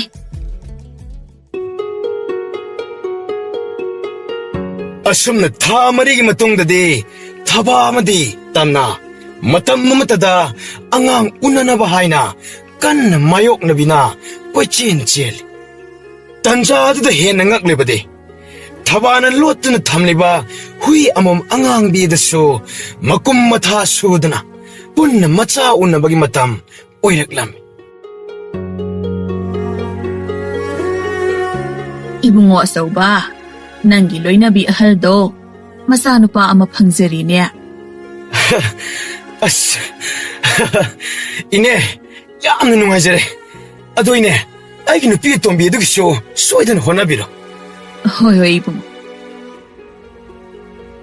ꯉꯥꯏꯍꯥꯛꯀꯤ ꯇꯨꯡꯗꯗꯤ ꯃꯥꯌꯣꯛꯅꯕꯤ ꯑꯗꯨ ꯀꯤꯕꯣꯏ ꯈꯪꯕꯣꯏ ꯂꯥꯎꯔꯒ ꯆꯦꯟꯊꯣꯔꯛꯂꯝꯃꯤ. ꯏꯃꯥ, ꯀꯔꯤ ꯃꯇꯧꯅꯣ? ꯏꯃꯥ, ꯀꯩꯗꯧꯔꯒꯦ ꯏꯅꯦ? ꯏꯅꯦ. ꯏꯕꯨꯡꯉꯣ ꯑꯆꯧꯕ. ꯏꯅꯦ, ꯄꯥꯈꯠꯇꯕꯤꯗ ꯏꯪꯅ ꯇꯞꯅ ꯑꯃꯨꯛꯇ ꯍꯥꯏꯕꯤꯌꯨ, ꯀꯩꯗꯧꯒꯦ? Ibungo asawa, nangi loinabi atombi adudi, mi nataba, hui amaway na pukli niya. Ha? Kari haiba?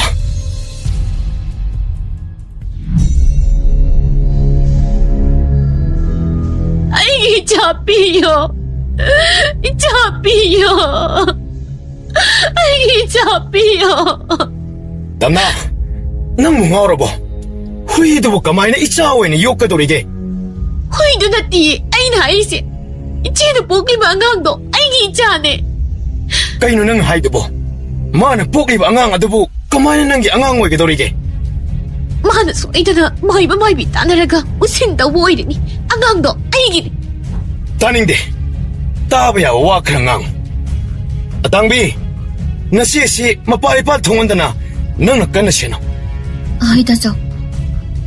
Makoita, ay na haisi amuk tatabi ko kay Dogi. Ay na haibuwaga matatada na chatkine. Ije, usin na ikoy na tawraga. Karamahay na nang tawriba asiba. Ikoy kaganda na. Makoy na so ay na tabak kara tawrang batong mani. Tuwira so, kay Dogi. Ay ikot na layriba usingi po lang masibulay kay matangya nga nga na. Amuk, mga nandapuhan mangami haibase. Mga nagkangpuan ni. Siya, angang su tek na kahit na unari. Ado, angang bisya, hadok pa yara bro. Iyaji thoino. Tabak karawali. Cheksina thamko. Hoy isi. Tabagi machanu padugi yubal numitni. Macha piba phangli haina yamna chawna. Khangna chanaba kaya kaugduna chak khangli. Tanja aduda tamnado ikai khangda tap taba makai kesillaga mayam maduga nok tana wari sare magi mataududa lonabin piduna hena nupaduna so luna tawi haina wari nare. Isi to na isibu usit na tawri bisibu tumina dom iyengduna layrage hariro. Tumilayo. Ay na tabag daw kadaba ko idrabani. Lao asomda. Hoy isi. Asomna haina duna.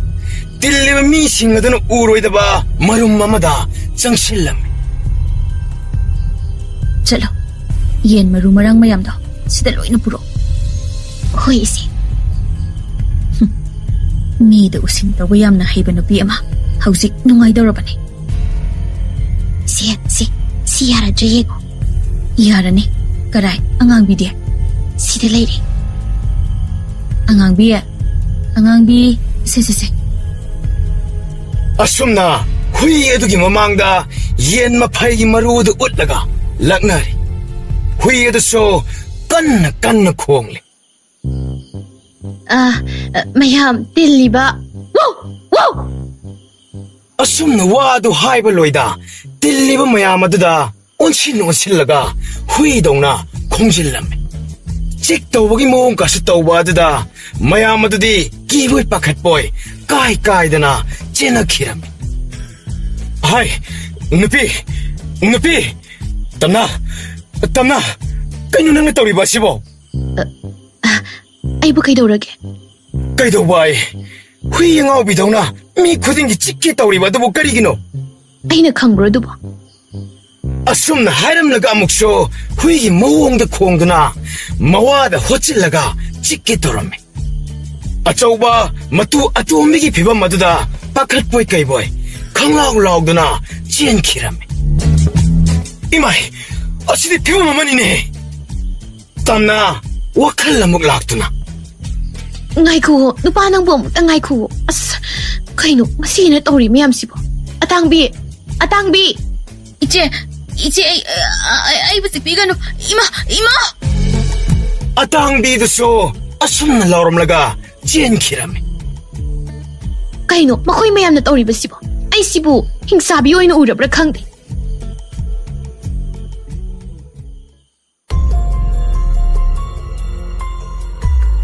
Ise, ngasi tawriyo mayam sina kidana ise tondi matungda kay tawraknaroidabani. Thoino, ay nakhanbada ngasi tawriba asina tokhini thajate aina khanbada ngasi gi thawong aduna mabu ikaiba pi haina hena akanba thabak tawrakani khale ꯑꯗꯨꯗꯤ ꯏꯆꯦ ꯑꯩꯈꯣꯏꯗꯤ ꯀꯔꯤ ꯇꯧꯅꯤ ꯊꯣꯏꯅꯣ ꯅꯪꯅꯦ ꯍꯌꯦꯡꯃꯛ ꯅꯪꯅ ꯊꯦꯡꯅꯔꯨꯏ ꯍꯥꯏꯕ ꯃꯥꯏꯕ ꯑꯗꯨꯒꯤ ꯃꯅꯥꯛꯇ ꯑꯃꯨꯛꯇꯒ ꯆꯠꯂꯨꯁꯨ ꯍꯣꯏ ꯑꯗꯨ ꯏꯆꯦ ꯃꯥꯏꯕꯗꯨꯗ ꯀꯔꯤ ꯍꯥꯏꯗꯣꯏꯅꯣ ꯀꯩꯁꯨ ꯍꯥꯏꯅꯣ ꯁꯨꯞꯅꯒꯤ ꯁꯦꯜ ꯈꯔꯒ ꯑꯇꯩ ꯑꯇꯩ ꯄꯣꯠꯂꯝ ꯈꯔꯒ ꯄꯨꯔꯒ ꯊꯥꯒꯠ ꯋꯥꯍꯩ ꯈꯔꯗꯃꯛ ꯍꯥꯏꯔꯝꯃꯨ ꯏꯆꯦ ꯑꯗꯣ ꯑꯗꯨ ꯇꯧꯔꯒ ꯀꯔꯤꯕꯨ ꯀꯥꯟꯅꯗꯣꯏꯅꯣꯅꯦ khara sangsilao haige kaino isya maiba aduda satuna makhoina tawriba adugumba usin tawnaba unaribani haina wari sagadabani adu manabana nangna maiba adugi manakta chaluraba matung aina usin tawriba mi ado masam kengani laithong leina pakni haina haijingadabani adu isya asingma tawba natradi kamaina isituna thajadawriba adugisu thajanaba aina tawni asumna hairaga kabukang mapana semba phuri phurang thongnaba hidak aduga sam kenaba samjabi hidak aduga ulaklam isya asioiradi thabak lairani aduni aina haiba aduda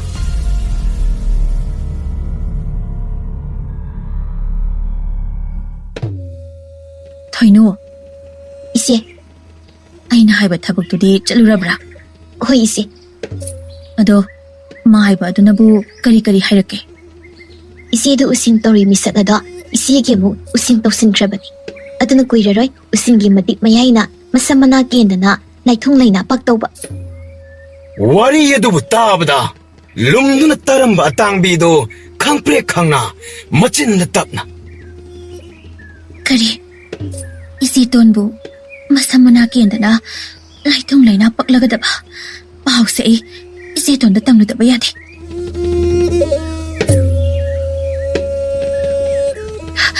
ise ton kaidawre tangbi nangna do pakana lak lak tana kauri dubo ise mangba tari ije kaino wadom ta mayak sengna hayuse ise tonna ise handa usin tawsili haiba khangkre aduna ise halna ise tonda su amu usin tawsinkre kaino ni nangna haidubo senglaba sengba haiba sektrek senglabani ise tongi samna ke ni laithong leina pakni haina su hayawi ha as loire dana haibo kaino mai mitsina so yam hagasare isibusum is loire dana ise ton namai ga do phuri phurang hak tangai ri ha as ai laithong pakpa taraba kanade makhoi ta gi manakta chatlaga wakatlu ta bayade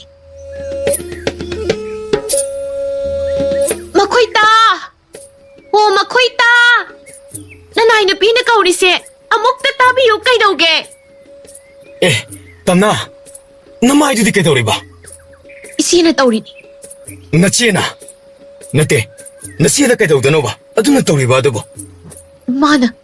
mana ibu usin tawsilini hera madubu oibya warane adugo usin tawragabo sumana tongnabrane thajajira isiga thoinugana sanabu warido atangbina loina taraklabani he mamang aduna tawrabadi khangni ai thik tawgeyo hausi mak tawbi lo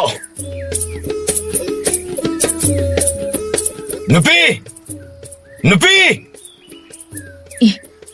makhoida nanai nupibu adu kana kaubiriba adubu kari nang tawrisi kaino nanang nupi sida nang tawribasi kari no haibanida aina bo inauda kaidawragene ise khangsina da tawbinu aigi maida tawrise ise na aingonda usin tawsinbagi natro aidi chumna aingonda usin tawrapa midu da hanjabane inauda palabo oire kari makhoida aina haise asengbane aingonda hana kanagumba amana usin tawsilakpane aidi misakto inaune haisu khangde maibana hannaba taw haibadugi tawkhibane kari nang makna aidi asengba sengdaba khangdaba duda khangningdana changyeng oi kari madu changyeng tawu ya wadong ayo makoita aina haijese amda tabiyo kaidauge aine Noi nupi aduda haina yena khongna tawbagi matam leite. Aujimak nakhoi tawba punamak loina haidokno. Makhoi ta. Ai no haisi tadro. Tai. Upai leita tamna. Mana losillaga thamba usingi maru oiba polam ama oiriba mingseladabu laimaida thugai khiram. Adubu thawadi adumak tuminna leplaga leiba aduda ngakna. Nangna ke toriba? Nanao sidi thugai khre. Aidi mangonda kaisu tawkhiba leite. Aduga mai thokliba phurisina kari. Adudi aina nangi chanabada kabokang mapangi hida. Aduga samsabi hidak tuga hapkhibani. Aduna tawbani. Aina adu wana hotnazakibadu pumba kaisu leitaba kabokang mapalgi hidakna loina ariamba taraba. Adubu ai lemnadi tokle. Yum sigi yumburibi oiba haibase. Aigi lengdrab wasat. Atangbi nasi to nasi wakal tadre. Amukta puthokro. Magi kaad phajilaga tham. Thadorak pa yade ko. Hoi. Iche lao chatlasi. Thado. Ai lemna tokloi.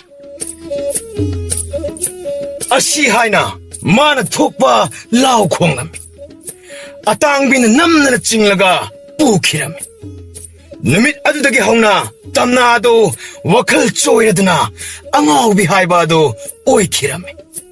Thaba madi machagi awa pumba kauthokna ba momo nokna hingkhiram.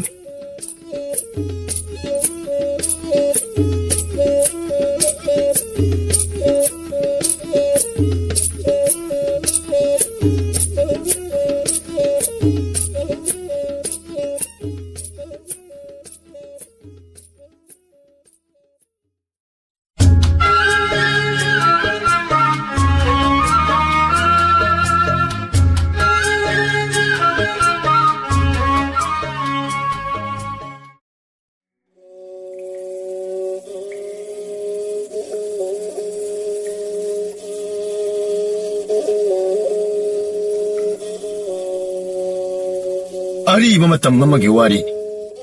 Thonglen mayai hariba lamdam masi ariba kukan pangan ba leibak amakak ni. Lemba kauba nithau amakhakna lenga e. Mahak yamna thongna phaba misak amakak. Lanpham da ithawi darbarda lamba maraite. Adabu magi aronba kanana su khangdaba tongan mong amakhakte mahausadagi phumduna thammi. Kanada suhai dokte.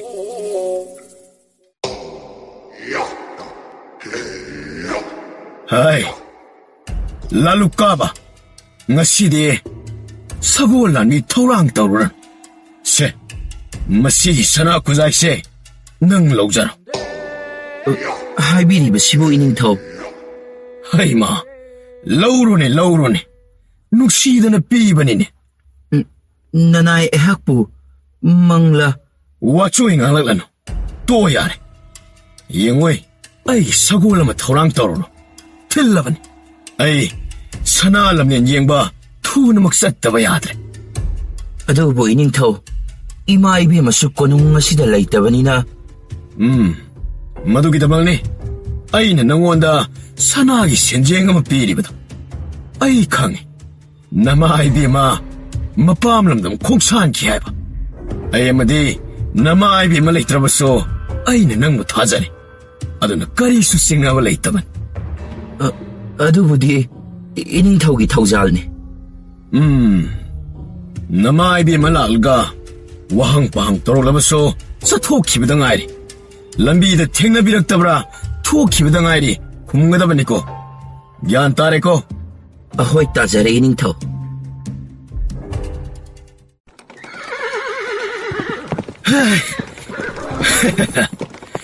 Ay sagol lamaba thawjillo ay.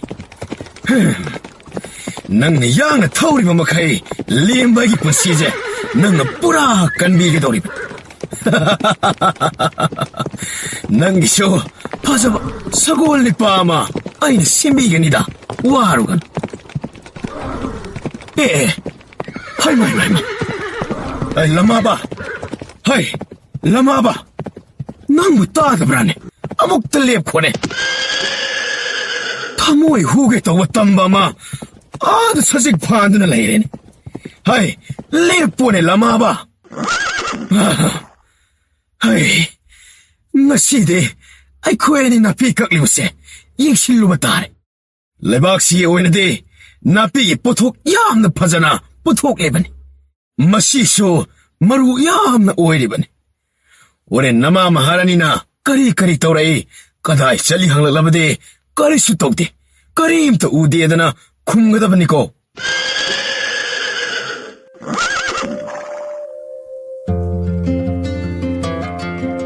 하이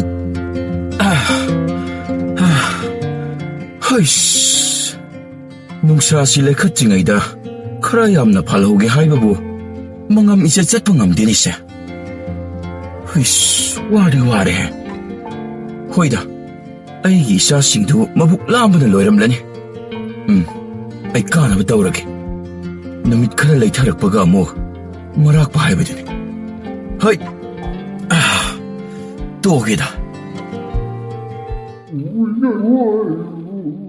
ꯑꯥꯏ ꯀꯌꯥꯗ ꯁꯕꯥꯟ ꯆꯨꯝꯂꯤꯕ ꯈꯗꯥꯡꯒꯁꯤ ꯀꯌꯥꯗ ꯐꯖꯅ ꯃꯃꯤ ꯇꯥꯅ ꯁꯤꯂꯤꯕꯅꯣ ꯌꯦꯡꯉꯨꯅꯦꯁꯦ ꯂꯥꯏꯒꯤ ꯃꯆꯥ ꯍꯥꯏꯕꯗꯨꯕꯨ ꯃꯁꯤ ꯑꯣꯏꯔꯕ ꯖꯥꯠꯂ ꯃꯃꯤꯡ ꯀꯔꯤ ꯀꯧꯏ 원통나 커닝 뽀레이다. 핵도 상신기다. 렘버너보 까리 렘자버너.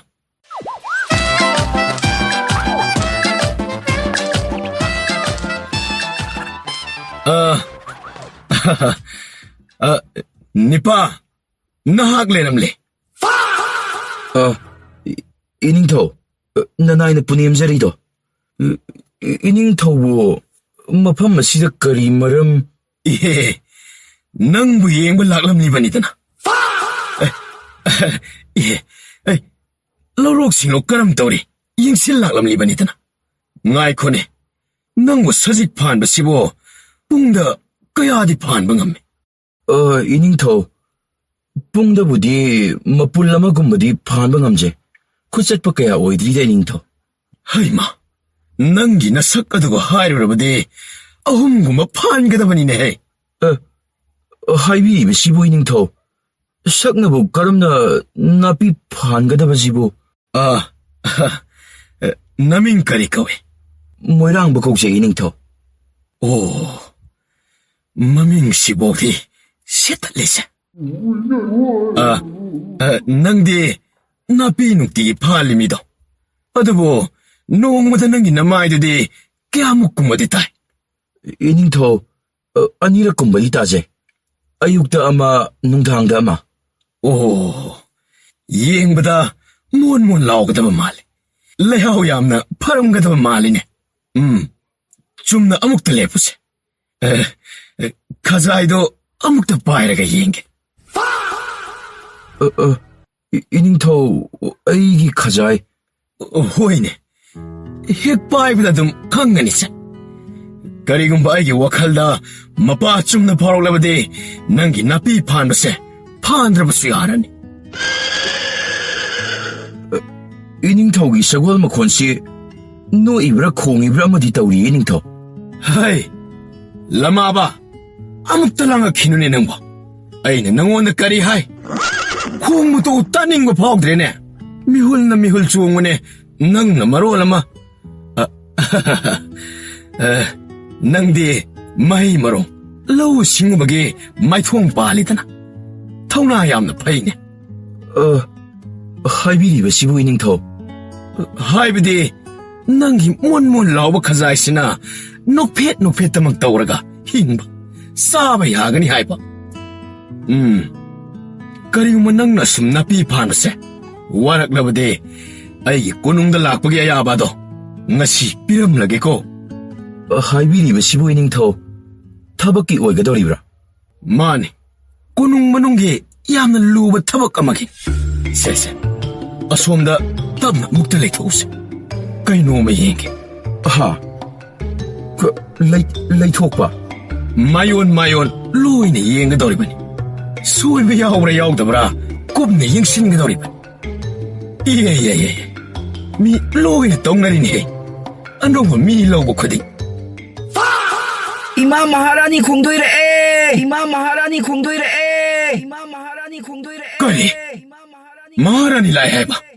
ꯍꯩ ꯂꯃꯥꯕ ꯆꯠꯁꯤ ꯍꯧꯒꯠꯂꯣ. ꯀꯣꯟꯅ ꯁꯥꯏꯔꯣ ꯅꯪꯒꯤ ꯁꯖꯤꯛꯇꯣ. ꯑꯩ ꯃꯣꯏꯔꯥꯡꯕ ꯅꯪꯅ ꯑꯩꯕꯨ ꯑꯃꯨꯛ ꯍꯟꯅ ꯎꯕ ꯐꯪꯉꯔꯣꯏ. ꯑꯗꯨꯕꯨ ꯏꯅꯤꯡꯊꯧꯗꯤ ꯅꯤꯡꯊꯧꯅꯤꯗꯣ. ꯑꯗꯨꯒ ꯀꯔꯝꯅ? ꯅꯠꯇꯦ. ꯑꯩꯗꯤ ꯅꯥꯄꯤ ꯁꯤꯡꯕꯤ ꯌꯦꯡꯁꯤꯟꯕ ꯊꯝꯕꯥꯜꯅꯤ. ꯍꯩ ꯂꯃꯥꯕ ꯆꯦꯜꯂꯣ ꯍꯩ. ꯌꯥꯡꯅ ꯆꯦꯜꯂꯣ. ꯊꯨꯅ ꯌꯧꯗꯕ ꯌꯥꯗꯕꯅꯤ.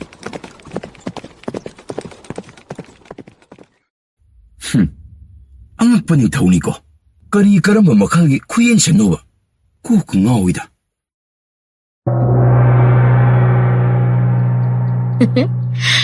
ꯑꯩꯅ ꯉꯁꯤ ꯃꯥꯒꯤꯅꯦ ꯍꯥꯏꯅ ꯊꯣꯟꯕꯤꯒꯗꯧꯔꯤ ꯐꯤꯖꯣꯜꯁꯤꯕꯨ ꯃꯉꯣꯟꯗꯕꯨ ꯄꯛꯄꯨ ꯄꯛꯆꯒꯗꯧꯔꯤꯕ꯭ꯔꯥ ꯇꯧꯔꯤꯁꯤꯕꯨ?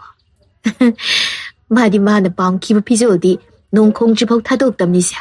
ꯃꯇꯝ ꯑꯣꯏꯅ ꯈꯣꯏꯗꯥꯔꯗꯤ ꯑꯋꯥꯡ ꯊꯪꯕ ꯂꯩꯕꯥꯛꯁꯤ ꯑꯩꯉꯣꯟꯗ ꯄꯤꯕꯤꯔꯣ, ꯏꯄꯥꯝ ꯂꯝꯗꯝ ꯌꯥꯝ ꯋꯥꯅ ꯄꯤꯕꯤꯈ꯭ꯔꯒꯦꯅ ꯀꯣꯛ ꯍꯥꯏꯖꯤꯜꯂꯗꯝꯅꯤ. ꯌꯥꯝ ꯄꯤꯊꯣꯛꯀꯟꯕꯅꯦꯕ ꯃꯥꯗꯤ. ꯌꯥꯔꯛꯀꯅꯤꯗ. 이마 이베마디 여우여럭레드나 마이통 마카디 람나 우예. 아이부 거리니 여우시게. 니르 ngasai ayuk sana kusai wa panglabanina. Bento patamageda. Ining tawgi michang hekta sang lagi ngasidi. Hay, lalu. Tasan narar kanganiba. Kusai piningdaba mina kauba ay napangi.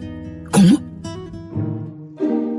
Lalu, kaino niya masibo? Ay nakaubo kamda kumdrisibo. Hay lalu! Imay bema. Nanay ay wakal lamada choice ay nasalure. Imay bema lakpa khangjahodre. Waraw biroy. Taroy nang di. Natra sandra na bang kantaw rai handakti. Soy kre imay bema. Napaning tawdi mong dalay kibro. Ang takaw turo. As, kaino ay nakumdoy sibo. Kay daw raba no nilalup nang bo. Nga si zibo, nahan makagayman manadri zibo. Chatlo ni kauturo ni so. Aduga, ising patre pasabang ga puturo so. Ising kaurang manaloy. Kaugang na riba. Nga si di soydre eh. Liem na pangmasana kuzagi mamal. Kangdoray da na huzikti. Masi. Ay koy daw si sum sauning tanay ba. Manna sila itatkan ko. Imay bema. Adom na kati tawbino. Nanay ay hasyag eh. Masi. Manna sila iragir he masi. Imay bema. Lamkoy ba. Karay lam. Awang lamda. Adubu kay daw raba. Asay na hayar din na nado sagidro. Kay shobudi tawag ba? Aduday da sum. Hoy ni. Aduday da sum na nasarab na tro. Hay. Lamaba. Nang nabi. Mimi kongdo. Nga sidi adre he. Tumina legadam niko. Tumina heta sangalwar. Ay nang napabong ning tawhang isi magi kainong pigi tong ni. Sisi yung si. Sibu pazadabra niya. Hoy, imay bema. Pazayda. Ima maharani na kanbabu karigi pazaroy. Karisa ningi lalo. Tagaladi. Mizingsi loy na haraway dinine. Kayo ba lalo? Hazadi haribra niya. Natsade imay bema. Karisyu tawjade. Nanay nga sa ina pazay na hijakribadani. Ining tawgi saban multi kuchugabu otok na tsuno pangnagani imay bema. Lalo, nang niyak ngang turok pasima.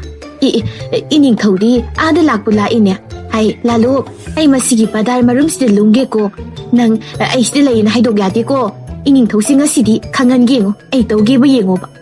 Ahoy imay bema. Haidog siyaroy. Adam lot piyo. Ado, ukrabadi kangde ko imay bema. Nanaingoda tainabigano. Lalu.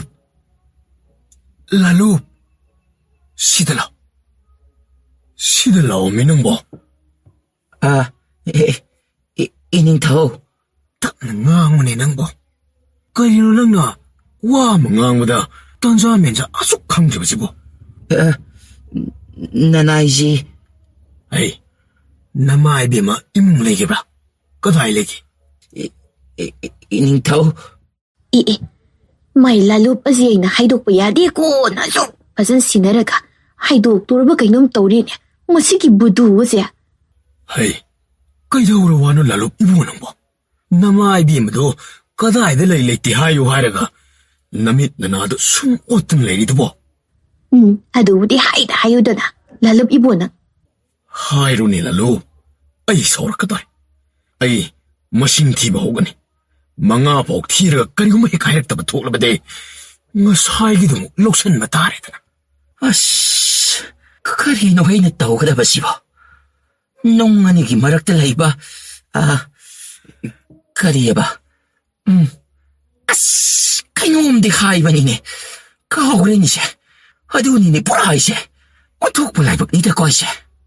1, 2. ꯑꯁ, ꯀꯔꯤꯅꯣꯃꯤ ꯑꯩꯅ ꯇꯧꯒꯗꯧꯔꯤꯕꯁꯤꯕꯣ? ꯑꯃꯅ ꯑꯃꯨꯛ ꯍꯦꯛ ꯈꯥꯏꯗꯣꯛꯄꯗ, ꯑꯃꯅ ꯑꯃꯨꯛ ꯍꯦꯛ ꯈꯥꯏꯗꯕꯗ. 3. ꯑꯁ, 5 ꯌꯧꯔꯛꯀꯗꯧꯔꯦꯅꯦ. 4. 3.5. 이마 이베마 바다르 마룸다. Hey Lalu, ano nangon kari hai? Ha? Ay nangon kari hai ge? 이마 이베마 마카 하이블로 제드리. Kari maka hai baloy da ba? 이마 이베마 바다르 마룸다수 레람로이. 까다이다 노멀 레람가니이다나 강제데 오자하우디 하이기 똑자바니 이마 이베마. Kaya doon yung niya masinsiya. 이마 이베마 어이쇼 꼬끌로이는 아우레다. 그리금바 이마 이베마나 하이베 인드레다나 칼로네. 인하지 아목 땄빠 마카이 라이비가 하이가 도리바니도. 이빠 이봉원인 타우쇼 마두망아. 마나 하이바 핵 인드레. 농시드나 삐키와 쿠돌마야마도 마탕 로이네 핵된 록신게 하이라카 도리바니도. 카리노 하이나 따오가다바시보. Ay, pet ngang no. Tumilay to. Makoy ning taw na tuminda na sunbagi maungda. Tap naga angang sida. Nama kaday lay, kaday sa kikay naga. Aro na tuptawi maungda hang biridubo. Kari karam aro na tuptawi ribano. Nahan makay man na dida. Karino na pi? Kadayadagi kothoroklibo wakalno. Nangonda tumina kudol mapigi toromani. Kari kudol. Piraroy hojikte. Nang iyam na ngangi. Sumay naraktre. Hainaraktre kay naga hayli ne. To una, ay sa kudol ang pigi toromani. Loin to eda na. Koy daw na sauning natingay ko ni panang po. At umbit hirak ka daw rizalo. Ash! Iyam na lang ito na pinang siya. Kanda ba wada nang buwadro? Ay di kari gumiyak puda po silo hari sini. Nanggi ning tawgi luhub ka to. Lotsin ge. 이마 이베마가 이닝 타오가기 와리시데 농부농 아이리네. Masipum na magsya, mahatsan na nang natoon mangaktan eh. Nang hanahalag pagadab. Hoy na! Masige thoray masaje hanahalas. Ay, muy mapaning tawa siya. Handak marakti, kayo nung karasing na. Makaiba ay pagtanaro na bataw da bayat. Ay lalo, sagol gari matawrang taw.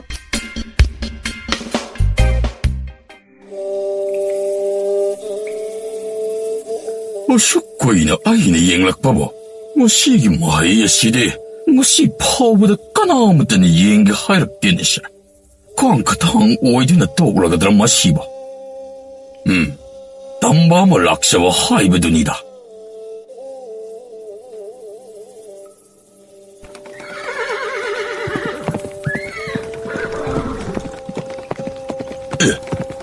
꽤나 Kunungi sagwang kunin side. Kaya na, ay ba pagi hadin lakni bro? Ima bima, kumtabiro. Nanagi kut anisida netpiro. Sira, nanggi amay ba, ay ba idugi yumdo? Mani, ima bima. Changsi, kilebani, matamangan bayati.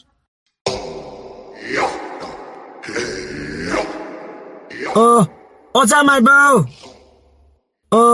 Ocha my bow. 망골다 팜라가 히닥 푸싱이더나.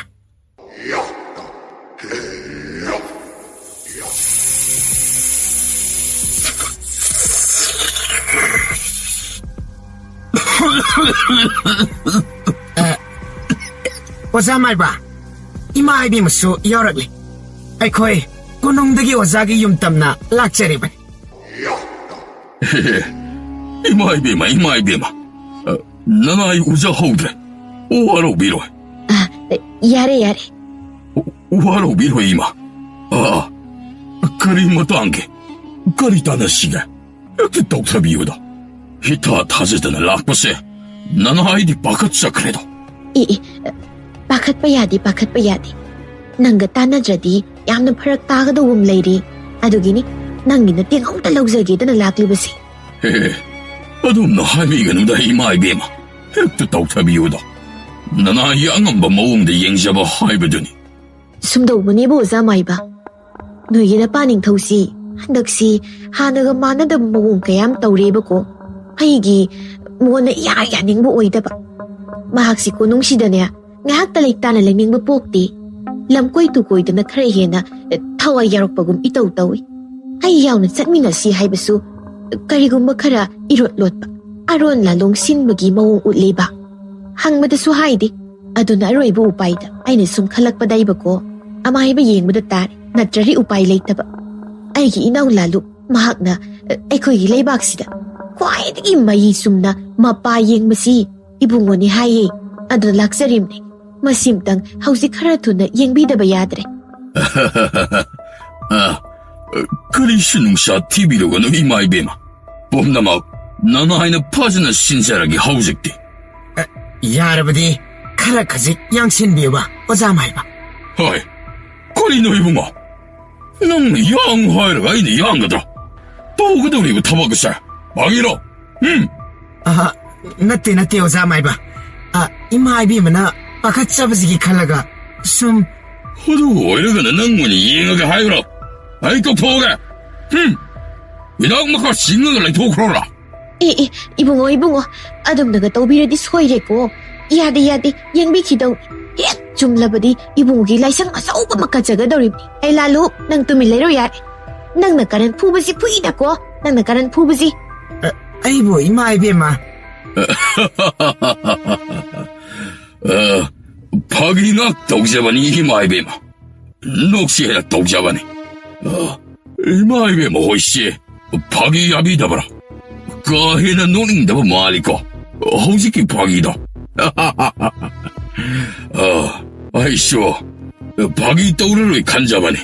핵다 똑똑히와. 야이다. 가이디다 두디. 아한 먹이 구이행 시디. 이싱 빠따 땡고 왔다마다.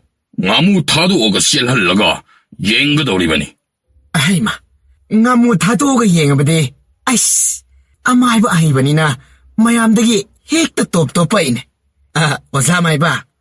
아두디 아무두나 이닝 타오이가 도리브라. 나룹 낭부나 진도 묵다 뺏 낭도 리에고 하이와니야. 카리노니 ngasi ai migi mayumsidane khoidok chawgalakanigo. 나tte. 카나이데게 아무나 닝 타오이라바데 이마이베 마나이고 핫게 하이라 오이드라. 하이로이다. 이붕어나 마시나 파니도 아두둠 떠비라우 까이소 하이제로이. 어저께도 파기니 마이베마. 마시니 아이 라이젤 혼박이 마옹스. 알아 아무디 야비라 그라브라. 하이마 아두디 하나 소이코이디 암더 캉담니나 부제락데니 오사. 가리수 과이데다. 마포 마람 무대행원데 로이늘레. 머물더부 카라 왕이 하이자반. 이마이베 모호이다부디 콩약이 우풀금 투가더리바니라. 이붕어데 레이란바 얌 파레 두디 마물부 kaya 오이람노 이붕어. 마부디 나테라 이마이베마. 아이 라루 깡폿 마농다 산하기 테나와 무르티 마 야호바니. 아묵다 라우루수 살로. 아이원데 비비 나브라 이마이베마. 마니 옌바 호비로. 아두디 파기 야마땅가 떡셔름 코라 이마이베마. ngasi khoidong no khoidong sauningmani kadaidagi amaibano ꯃꯁꯤꯒꯤ ꯂꯥꯂꯨꯞ ꯍꯩꯕ ꯑꯉꯥꯡꯁꯤ ꯄꯨꯁꯤꯜꯂꯛꯏꯁꯤꯕꯣ? ꯀꯝꯗꯧꯕ ꯏꯃꯥ ꯏꯕꯦꯝꯃ? ꯈꯤꯇꯪ ꯊꯨꯅ ꯌꯦꯡꯕ ꯍꯧꯕꯤꯔꯣꯅꯦ ꯑꯣꯖꯥ ꯃꯥꯏꯕ. ꯉꯁꯤ ꯑꯩ ꯃꯤꯍꯨꯜꯁꯦ ꯀꯥꯡꯂꯤ ꯇꯧꯏꯀꯣ. ꯑꯣ, ꯑꯩ ꯋꯥꯈꯜ ꯇꯥꯔꯦ.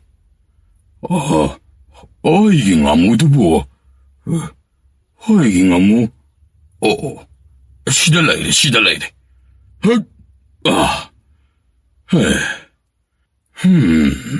하여금 시다봐.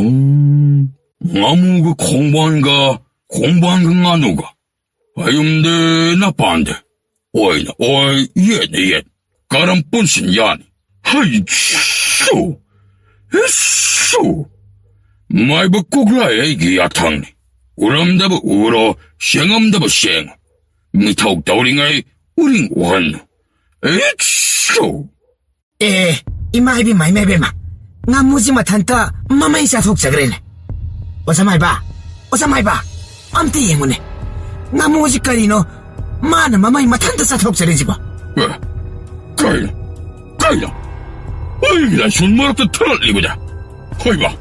마시디까지 어리바. 이마이베마.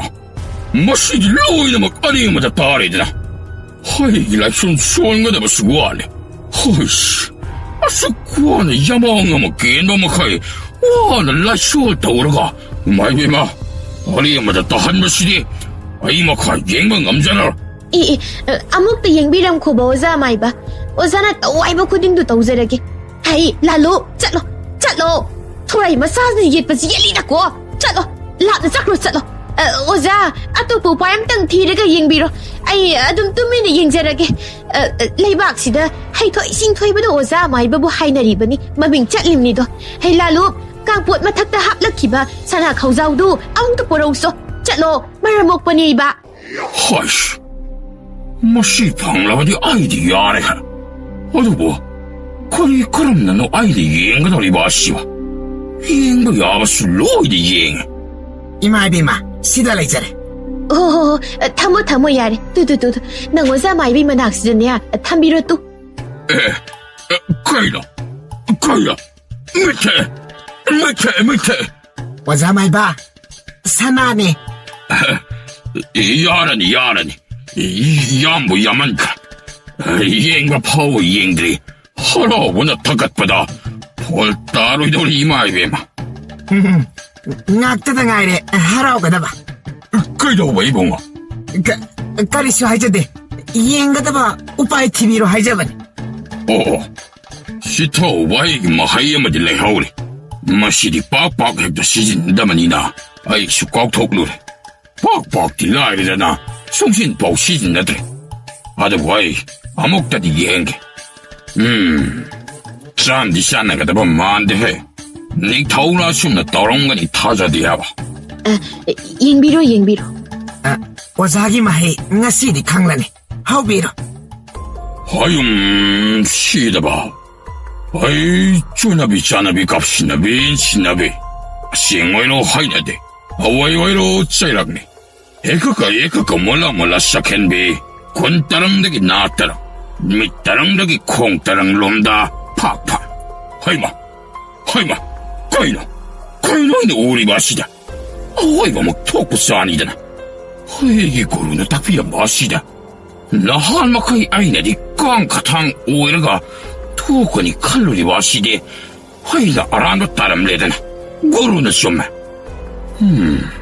어쇼 이거 마tam마시 하이니 옌디 하이나 간자람바 라잉 빠타바시데 닝 토기다마 카고도 타맘무짜 아니잖아 캉바 호비레브로 오자 마이바 하이 마이베마 거리 너희나 하이게다바 시바 원 토코 드리샤마다 오래잖아 아이디 거리 우비레브노 오자 찡나바 레이더니 헥다 하이비로니 오자 ngasi 파워라인 시엘 혼버시 중드는 달라이 하이버기다막 미싱 랩드는 락나리바니다 어두 ngasi 시엘 혼나시디에 왜 샤법 타자봉 남자니 떠오리버샤 어두 뭐 하이로 그이더러기 오자 마이바 히닝 턱시 신육바 꼬이리 마이베마 까리 하이바 까리 하이바 오자 마이바 누빠 꼬이리 하이바 누피로 누파로 자마이바 아무것도 레카이 따비오네. 하이마, 누피 왜 이렇게 보이는 거 이거 싱긋거드라네. 남문이 보아는 거. 닝터우리 라이 학적적인 누피 루아네라가 음락리 바더니. 누빠 오이버기니. 아이 능력리 바시쇼. 이 닝터우세, 니 빠더니 해낼 놈나 밤신간만 미다워. 뭐이네. 좀디 쏘미에고 오자나 하이비리제. 좀매 하이버님이 이마 호이버. 호이버 가야라 갔나 하이코 하이버는. 레이바가 먹이 마하란 이다 뭐. 호이냐 신티거드라네. 하레 누파나부 누파 코이바 두가짜이 파이 캉드나 ngasi디 고농란 자우 호게드나 ngasi디 오자 마이바 오자기 다키나 까리노 하이로 아이코이 짠나바 떠오르게 코이도 얌 서글링 ngasi디 야세라니 마이베마 아야키 파워드 뭐 하나는 전부라 좀 dabra 잉라바 마tung 나나이 하이시라그라게 나타바디 하야키 파레 두디 하이라루 짜시 ngasi디 아이 나빠는 토비다이 떠브라 고농 까이브람디 떠오르니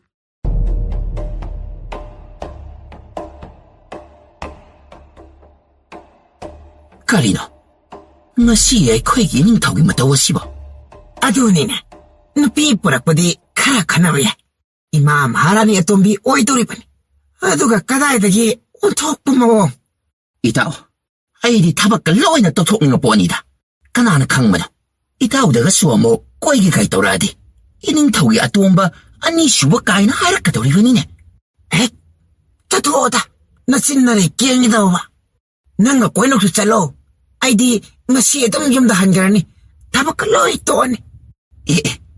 Itaw lalop ka, imamaharan nga si kadagi siya lulimasano. Imamaharan ni si ipingping ba makay, yengon heyong ta. Ngasi di, kumay nungay daw hey. 하양앙 사 까이노 고농지 이랑 랑내리지 까이도 보야오래 이마이베마. 아이 까이도래 하이브노니 하유네 코이도 서것빠니고 ngasi 노이지 야오나 이 푸다락다나네 바락다나니고 이마이베마.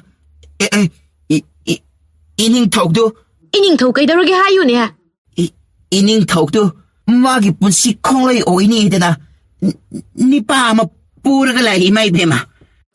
까리야 아이 마두 보이톡바 야브라네 헤이 노이는 강이도 봐 이마이베마. 야바 야다바 ngaksamda lay pareng amamam yalaga lay. Hawsik sulok to hawdriba ni imaibema. Tazadraga na.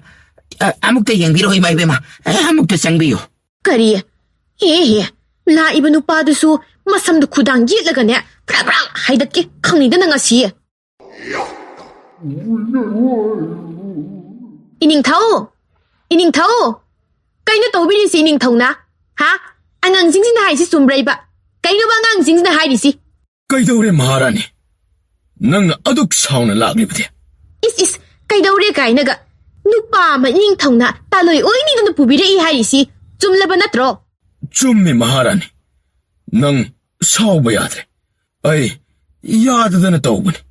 Karigi yada ba? Ha? Karigi yada ba? Ngasayda gini ay na may bisil hulubado. Adudagi halakpaga haibaga tawbaga thoklida na siya. Nangdi maybe sel hulluriba. Hundadi. Nang handak marang honglagmiba naongdo ay nakhangoy khanbrayba. Lam yengmani da nahan makay chatpiruri nupa masak phazaba yengba chapo oirameda na do. Adudi nang nahan makay maybe sel adam hunbagi oiredana. Ay nipa kuiningbagi raga lakliba sitya. Kariya, kaya danuni ay nguna tayo na rin siya. Imaibema. Nipa malagi. Imaibema bu unazagiyeda na. Ay, kanano, laitiyo. Amaiba ni haibra karino. Sanghalo, wari toge.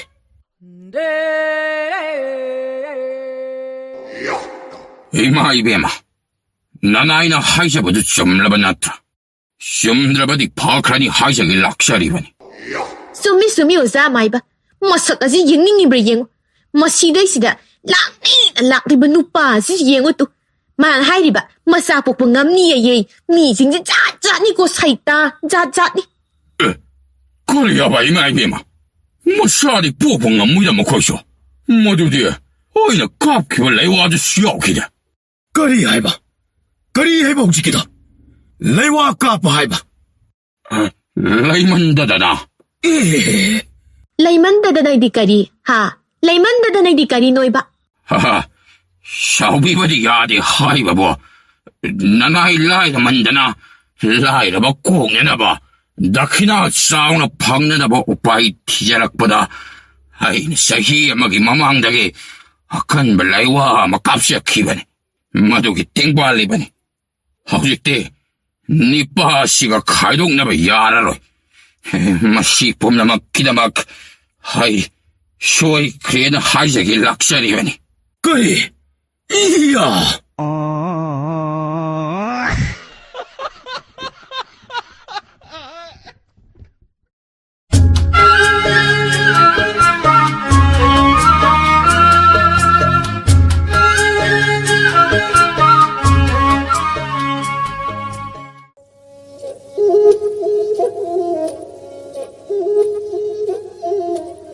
이타, 낭기 아라파이 쿠파이도 오자나 파이브드고 짭마네이 아이디 아두기 쿠파이도 숭아이 해위야디 ꯑꯁꯦꯡꯕ꯭ꯔꯅꯦ ꯃꯔꯣ ꯑꯩꯁꯨ ꯈꯪꯉꯝꯕ ꯅꯠꯇꯦꯗ ꯅꯣꯡꯃ ꯑꯣꯖꯥꯅ ꯁꯖꯤꯕꯨꯒꯤ ꯅꯤꯅꯤ ꯄꯥꯟꯕ ꯅꯨꯃꯤꯠꯇ ꯃꯥꯒꯤ ꯃꯍꯩꯔꯣꯏ ꯑꯩꯈꯣꯏ ꯈꯨꯗꯤꯡ ꯀꯧꯔꯒ ꯐꯣꯂꯥ ꯄꯨꯟꯅ ꯆꯥꯃꯤꯟꯅꯈꯤꯕ ꯅꯨꯃꯤꯠꯇꯣ ꯅꯤꯡꯁꯤꯡꯂꯤꯕ꯭ꯔꯥ ꯏꯇꯥꯎ ꯍꯣꯏ ꯅꯤꯡꯁꯤꯡꯉꯤꯌꯦ ꯃꯔꯣ ꯅꯨꯃꯤꯠꯇꯨꯗ ꯍꯩꯔꯕ ꯁꯥꯇ꯭ꯔ ꯀꯌꯥ ꯃꯣꯏꯒꯤ ꯑꯧꯔꯥꯏꯕ ꯃꯑꯣꯡ ꯃꯌꯥꯝꯗꯣ ꯃꯗꯨꯕꯨ ꯎꯔꯨꯕꯗ ꯑꯩꯁꯨ ꯍꯣꯠꯅꯅꯤꯡꯕꯗꯤ ꯐꯥꯎꯈꯤꯕꯅꯤ ꯃꯣꯏꯕꯨ ꯎꯔꯒ ꯏꯇꯥꯎ ꯊꯧꯅꯥ ꯌꯥꯝꯅ ꯑꯣꯏ ꯃꯗꯨꯒꯤꯗꯤ ꯑꯩꯅ ꯑꯃꯨꯛ ꯊꯣꯏꯗꯣꯛꯅ ꯈꯟꯖꯤꯜꯂꯨꯕ ꯑꯣꯏꯗꯦꯗ ꯃꯔꯨꯞ ꯑꯗꯨꯕꯨ ꯅꯨꯃꯤꯠꯇꯨꯒꯤ ꯑꯣꯖꯥꯒꯤ ꯈꯨꯠꯁꯨ ꯈꯨꯠꯄꯥꯏ ꯃꯑꯣꯡꯗꯨꯗꯤ ꯑꯩꯅ ꯃꯨꯟꯅ ꯌꯦꯡꯍꯧꯏ ꯏꯇꯥꯎ ꯌꯨꯝꯗ ꯍꯜꯂꯛꯑꯒ ꯍꯞꯇꯥ ꯑꯃꯒꯤ ꯃꯇꯨꯡ ꯑꯩꯅ ꯑꯋꯥꯡ ꯈꯣꯡꯅꯨꯡ ꯂꯩꯄꯥꯜꯗ ꯍꯧꯕ ꯑꯆꯧꯕ ꯍꯩꯅꯧꯖꯣꯝ ꯄꯥꯝꯕꯤꯗꯨꯒꯤ ꯃꯇꯣꯟꯗ ꯄꯥꯟꯕ ꯍꯩꯅꯧꯖꯣꯝ ꯑꯃꯗ ꯆꯥꯡꯌꯦꯡ ꯇꯧꯏ ꯏꯇꯥꯎ ꯃꯗꯨꯗ ꯃꯥꯏ ꯄꯥꯛꯈꯤ ꯏꯇꯥꯎ ꯅꯨꯃꯤꯠꯇꯣ ꯑꯩꯁꯨ ꯌꯥꯝꯅ ꯉꯛꯈꯤ ꯑꯁꯦꯡꯕ꯭ꯔꯥꯅꯦ ꯑꯩꯗꯤ ꯑꯗꯨꯝꯅ ꯈꯨꯠ ꯆꯨꯝꯕꯗꯤ ꯂꯥꯏꯔꯗꯅ ꯈꯔ ꯁꯥꯟꯅ ꯂꯪꯕ ꯐꯥꯎ ꯁꯥꯜꯂꯨ ꯌꯥꯗꯦꯅꯤ ꯏꯇꯥꯎ ꯅꯨꯡꯁꯤꯠꯅ ꯍꯦꯛ ꯊꯨꯝꯇꯣꯛꯈꯤ ꯃꯔꯨ ꯅꯪ ꯑꯩꯕꯨ ꯑꯃꯨꯛꯇ ꯇꯥꯛꯄꯤꯕ ꯌꯥꯒꯗ꯭ꯔꯥ ꯀꯔꯤꯒꯤ ꯌꯥꯗꯅꯤ ꯑꯩꯅ ꯈꯪꯕ ꯅꯪꯅ ꯈꯪꯕꯅꯤ ꯀꯗꯥꯏ ꯅꯪꯒꯤ ꯈꯨꯠꯆꯨꯗꯣ ꯁꯦ ꯁꯤꯗ ꯂꯩꯔꯦ ꯀꯔꯝ ꯄꯥꯏꯌꯧꯒꯦ ꯏꯇꯥꯎ ꯁꯦ ꯑꯩꯅ ꯄꯥꯏꯔꯤ ꯃꯑꯣꯡꯁꯦ ꯃꯁꯤꯒ ꯆꯞ ꯃꯥꯟꯅꯅ ꯄꯥꯏ ꯈꯨꯕꯤ ꯈꯨꯗꯣꯝꯕꯤ ꯈꯨꯌꯥꯏ ꯃꯈꯣꯏ ꯑꯍꯨꯝꯁꯤꯅ ꯆꯦꯅ ꯆꯞꯀꯗꯕꯅꯤ ꯑꯗꯨꯒ ꯑꯔꯥꯄꯥꯏꯒꯤ ꯃꯆꯩ ꯃꯈꯥꯁꯤꯗꯅ ꯈꯨꯅꯤꯡꯊꯧ ꯑꯃꯗꯤ ꯈꯨꯅꯥꯎꯕꯤꯅ ꯃꯄꯥꯡꯒꯜ ꯄꯤꯅꯕ ꯃꯄꯥ ꯆꯨꯝꯅ ꯌꯩꯅꯕ ꯃꯈꯥꯗ ꯉꯥꯛꯀꯗꯕꯅꯤ ꯏꯇꯥꯎ ꯑꯗꯨꯒ ꯈꯨꯖꯦꯡꯁꯦ ꯃꯁꯤꯅ ꯃꯑꯣꯡ ꯆꯥꯅ ꯂꯩꯔꯒ ꯑꯩꯈꯣꯏꯒꯤ ꯃꯤꯠꯌꯦꯡꯒꯤ ꯃꯄꯥ ꯂꯥꯜꯍꯟꯗꯅ ꯀꯟꯅ ꯂꯪꯂꯒ ꯊꯥꯗꯣꯛꯈꯤꯗꯧꯅꯤ ꯏꯇꯥꯎ ꯌꯦꯡꯉꯨ ꯌꯦꯡꯉꯨ ꯇꯨ ꯌꯦꯡꯉꯨ ꯇꯨ ꯍꯦꯠ ꯌꯦꯡꯉꯨꯅꯦ ꯀꯌꯥꯗ ꯀꯟꯅ ꯌꯥꯡꯅ ꯄꯥꯏꯈ꯭ꯔꯤꯕꯅꯣ ꯈꯣꯟꯖꯦꯜ ꯑꯃꯁꯨ ꯂꯣꯏꯅꯅ ꯌꯥꯡꯅ ꯄꯥꯏꯈ꯭ꯔꯤꯅꯦ ꯏꯇꯥꯎ ꯑꯩꯁꯨ ꯂꯪꯂꯒꯦ ꯂꯪꯉꯨ ꯏꯇꯥꯎ ꯊꯥꯔꯣ ꯍꯣꯏ ꯅꯅꯤꯡ ꯇꯝꯂꯣ ꯑꯩꯒꯤ ꯑꯔꯥꯄꯥꯏ ꯏꯇꯥꯎ ꯄꯥꯏꯈ꯭ꯔꯦ ꯏꯇꯥꯎ ꯀꯔꯤꯅꯣ ꯃꯥꯌꯣꯟꯁꯤ ꯅꯤꯡꯊꯧꯒꯤ ꯀꯣꯅꯨꯡ ꯃꯅꯨꯡ ꯇꯝꯅ ꯄꯥꯏꯁꯤꯟꯈ꯭ꯔꯦꯅꯤ ꯏꯇꯥꯎ ꯍꯥꯏ ꯈꯨꯖꯤꯟ ꯈꯨꯅꯥꯡ ꯊꯣꯛꯇꯒꯤ ꯆꯪꯈ꯭ꯔꯕꯗꯤ ꯁꯣꯏꯗꯅ ꯂꯩꯕꯥꯛ ꯋꯥꯊꯣꯛ ꯑꯣꯏꯕ ꯇꯥꯔꯦ ꯏꯇꯥꯎ ꯑꯩꯈꯣꯏꯅꯤ ꯀꯔꯝ ꯇꯧꯅꯤ ꯍꯣꯏꯅꯦ ꯏꯇꯥꯎ ꯀꯔꯝ ꯇꯧꯅꯤ ꯁꯤꯗꯤ ꯑꯩꯒꯤ ꯑꯔꯥꯄꯥꯏ ꯑꯩꯅ ꯀꯧꯔꯤꯕꯁꯤ ꯇꯥꯔꯕꯗꯤ ꯅꯪ ꯃꯈꯥꯗ ꯇꯥꯔꯣ ꯏꯇꯥꯎ ꯅꯪꯒꯤꯁꯨ ꯑꯃꯨꯛꯇ ꯍꯥꯏꯌꯣ ꯏꯕꯥꯅꯤ ꯅꯤꯡꯊꯧꯒꯤ ꯆꯩꯔꯥꯛ ꯁꯣꯏꯗꯅ ꯐꯪꯕ ꯇꯥꯔꯦ ꯑꯩꯒꯤ ꯑꯔꯥꯄꯥꯏ ꯂꯩꯃꯥꯏꯒꯤ ꯏꯔꯣꯟꯅꯔꯣ ꯃꯥꯂꯦꯝ ꯏꯃꯥꯒꯤ ꯌꯥꯊꯪꯅꯤ ꯂꯦꯞꯂꯣ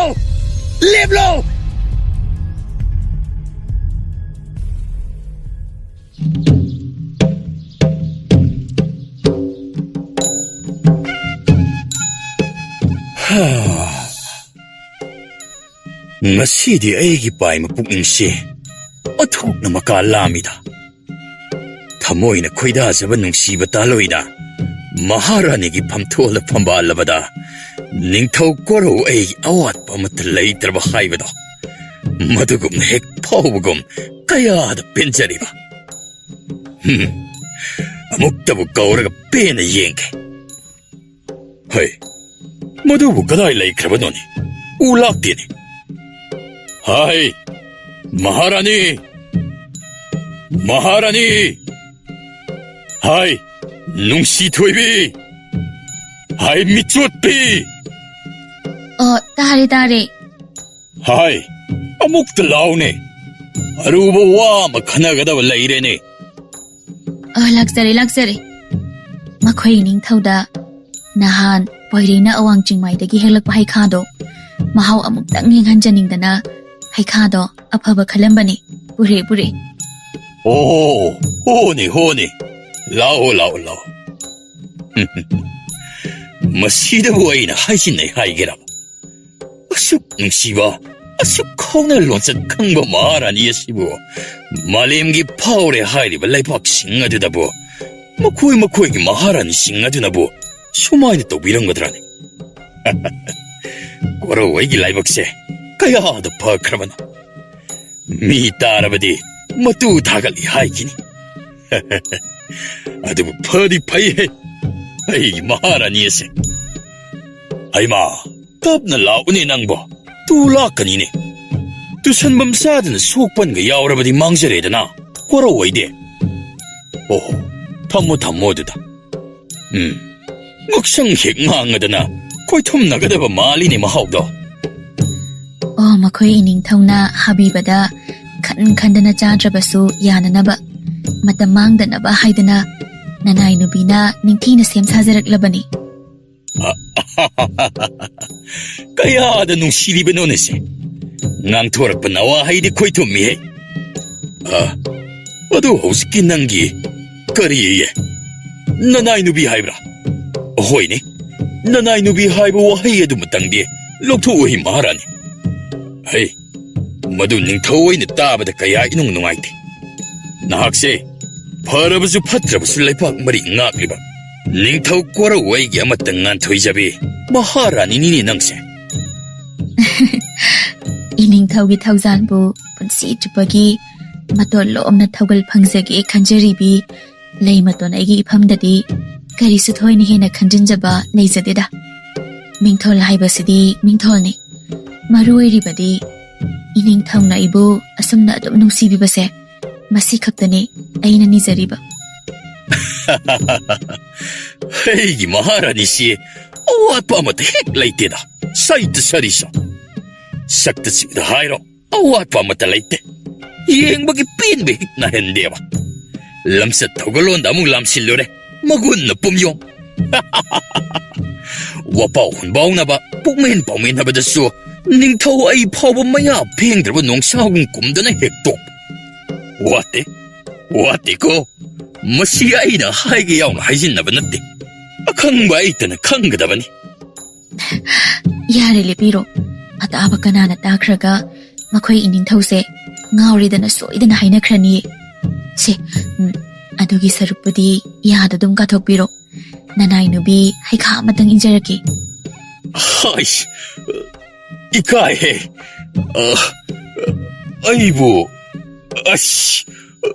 ꯑꯩꯕꯨ ꯃꯪꯂ ꯍꯥꯟꯅ ꯒ꯭ꯌꯥꯟ ꯃꯦꯟꯒ ꯑꯃꯇ ꯇꯥꯁꯤꯜꯂꯛꯇꯦ ꯇꯧꯔꯤꯁꯦ. ꯃꯪ ꯅꯠꯇꯤꯌꯦ. ꯌꯥꯁꯦ ꯈꯖꯤꯛꯇꯪ ꯀꯥꯡꯈꯠꯄꯤꯌꯣ. ꯅꯅꯥꯏ ꯅꯨꯕꯤꯅ ꯈꯨꯏꯟꯖꯕꯒꯤ ꯃꯍꯥꯎ ꯌꯦꯡꯕꯤꯌꯣ. ꯇꯧꯐꯝ ꯈꯪꯗ꯭ꯔꯦꯍꯦ ꯑꯩꯗꯤ ꯃꯍꯥꯔꯥꯅꯤ. ꯉꯁꯤ ꯅꯪꯒꯤ ꯃꯇꯧ ꯑꯁꯤꯕꯨ ꯊꯃꯣꯏ ꯃꯍꯤ ꯂꯥꯡꯉꯤꯅꯦꯍꯦ ꯅꯤꯡꯊꯧ ꯑꯩꯍꯥꯛꯁꯦ. ꯏꯂꯣ. ꯀꯗꯥꯏ? ꯁꯤꯗ ꯂꯩꯖꯔꯦ. ꯀꯗꯥꯏ? ꯅꯨꯄꯥ ꯃꯥꯟꯖꯈꯤꯗ꯭ꯔꯦꯍꯦ.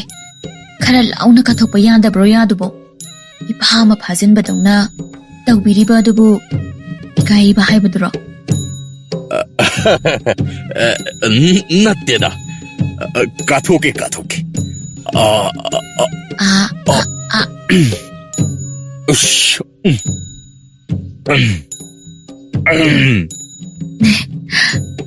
ꯍꯥꯎꯕ꯭ꯔꯣ? ꯍꯥꯎꯏꯕꯨ ꯑꯣꯟꯊꯣꯛꯅ ꯍꯥꯎꯈ꯭ꯔꯦ. ꯃꯍꯥꯔꯥꯅꯤ, ꯈꯣꯏꯊꯨꯝꯅꯅ ꯍꯥꯎꯏ. ꯀꯅꯥꯒꯤ ꯉꯁꯤꯒꯤ ꯍꯩꯈꯥꯒꯤ ꯃꯍꯥꯎꯁꯤꯗꯤ ꯄꯨꯟꯁꯤꯗ ꯑꯃꯨꯛ ꯍꯟꯅ ꯐꯪꯒꯗꯕ ꯃꯥꯟꯗ꯭ꯔꯦ.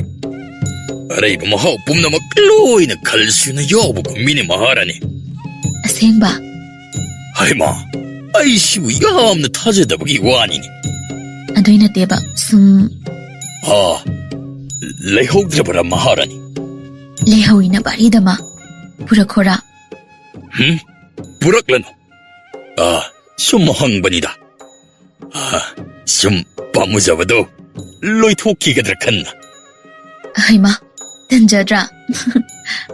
ꯑꯁꯦꯡꯕꯅꯤ ꯃꯍꯥꯔꯥꯅꯤ ꯉꯁꯤ ꯅꯪꯅ ꯄꯤꯖꯔꯤꯕ ꯍꯩꯈꯥꯁꯦ ꯅꯨꯡꯇꯤꯒꯤ ꯑꯁꯨꯝꯅ ꯄꯤꯖꯒꯗꯕ ꯑꯣꯏꯔꯕꯗꯤ ꯄꯠꯂꯕꯁꯨ ꯄꯠꯁꯅꯨ ꯈꯝꯂꯕꯁꯨ ꯈꯝꯁꯅꯨ ꯑꯗꯨꯝ ꯊꯝꯃꯨ ꯆꯦꯛꯁꯤꯟꯅ ꯅꯨꯡꯇꯤꯒꯤ ꯅꯣꯡꯃꯒꯤ ꯄꯨꯟꯁꯤꯁꯤꯃꯒꯤ ꯑꯣꯏꯅ ꯈꯖꯤꯛ ꯈꯖꯤꯛ ꯀꯣꯔꯧ ꯑꯩꯉꯣꯟꯗ ꯑꯁꯨꯝꯅ ꯆꯤꯟꯗꯝꯅꯍꯜꯂꯨꯀꯣ ꯍꯩ ꯂꯩꯃꯇꯣꯟ ꯅꯪꯁꯤ ꯅꯨꯡꯁꯨ ꯌꯥꯝꯅ ꯅꯨꯡꯁꯤ ꯐꯖꯕꯗꯁꯨ ꯅꯪꯒꯤ ꯃꯄꯥ ꯀꯅꯥ ꯂꯩꯇꯦ 이닝타오! 이닝타오! 소음들은 아이는 까야 박한나 찔라기봐. 아두가 소음들은 깨나다나 묵대봐. 농사가 까이 뭔가 로이나 부망아이래. 아이고 더오라시라. 아이씨 더오라게다. 하이 아두 빙일락 이버드 부까이도래 아이 아유 따시 담무 이닝타오 토이동나 루드리브라 하이브도 나나이 슈어펌시 그럼 하이나 땀가다바노 강드레 하이 땀무니 따시네 하이드 너디 그럼 와인가니 담무 ꯑꯩꯈꯣꯏꯒꯤ ꯀꯣꯅꯨꯡꯒꯤ ꯑꯀꯣꯏꯕ ꯑꯋꯥꯡ ꯏꯊꯪ ꯊꯪꯕ ꯂꯩꯀꯣꯜꯅ ꯂꯩꯔꯤꯕ ꯃꯐꯝ ꯑꯗꯨꯗ ꯅꯅꯥ ꯑꯩꯍꯥꯛꯁꯤ ꯉꯁꯤ ꯁꯟꯇ꯭ꯔꯤ ꯇꯥꯖꯕꯅꯤ ꯃꯗꯨꯗ ꯏꯈꯪ ꯈꯪꯍꯧꯗꯅ ꯏꯅꯤꯡꯊꯧꯅ ꯌꯥꯝꯅ ꯆꯦꯛꯁꯤꯟꯅ ꯁꯦꯟꯅꯖꯕ ꯑꯉꯥꯡꯕ ꯃꯆꯨꯒꯤ ꯑꯗꯔ ꯒꯨꯂꯥꯞ ꯑꯗꯨꯗ ꯃꯌꯥꯏ ꯆꯕꯨꯛꯃꯛꯇꯗ ꯏꯅꯤꯡꯊꯧ ꯁꯛ ꯈꯪꯗꯕ ꯀꯅꯥꯒꯤ ꯅꯤꯡꯊꯤꯖꯕ ꯐꯤꯖꯤ ꯐꯤꯖꯦꯅ ꯂꯩꯇꯦꯡꯕ ꯑꯔꯥꯞꯄꯥꯏ ꯑꯃꯅ ꯌꯨꯡꯗꯨꯅ ꯂꯩꯁꯤꯜꯍꯧꯔꯦ ꯀꯔꯤ ꯍꯥꯏꯕ 하이는 타싱가야 와나 이콧 먹는 som자주는 뽕 파방 아이저리바 아들굴랍 아두 먹다다 ahoy 이닝ꯊꯧ 나나이 ꯄꯥꯎꯁꯤ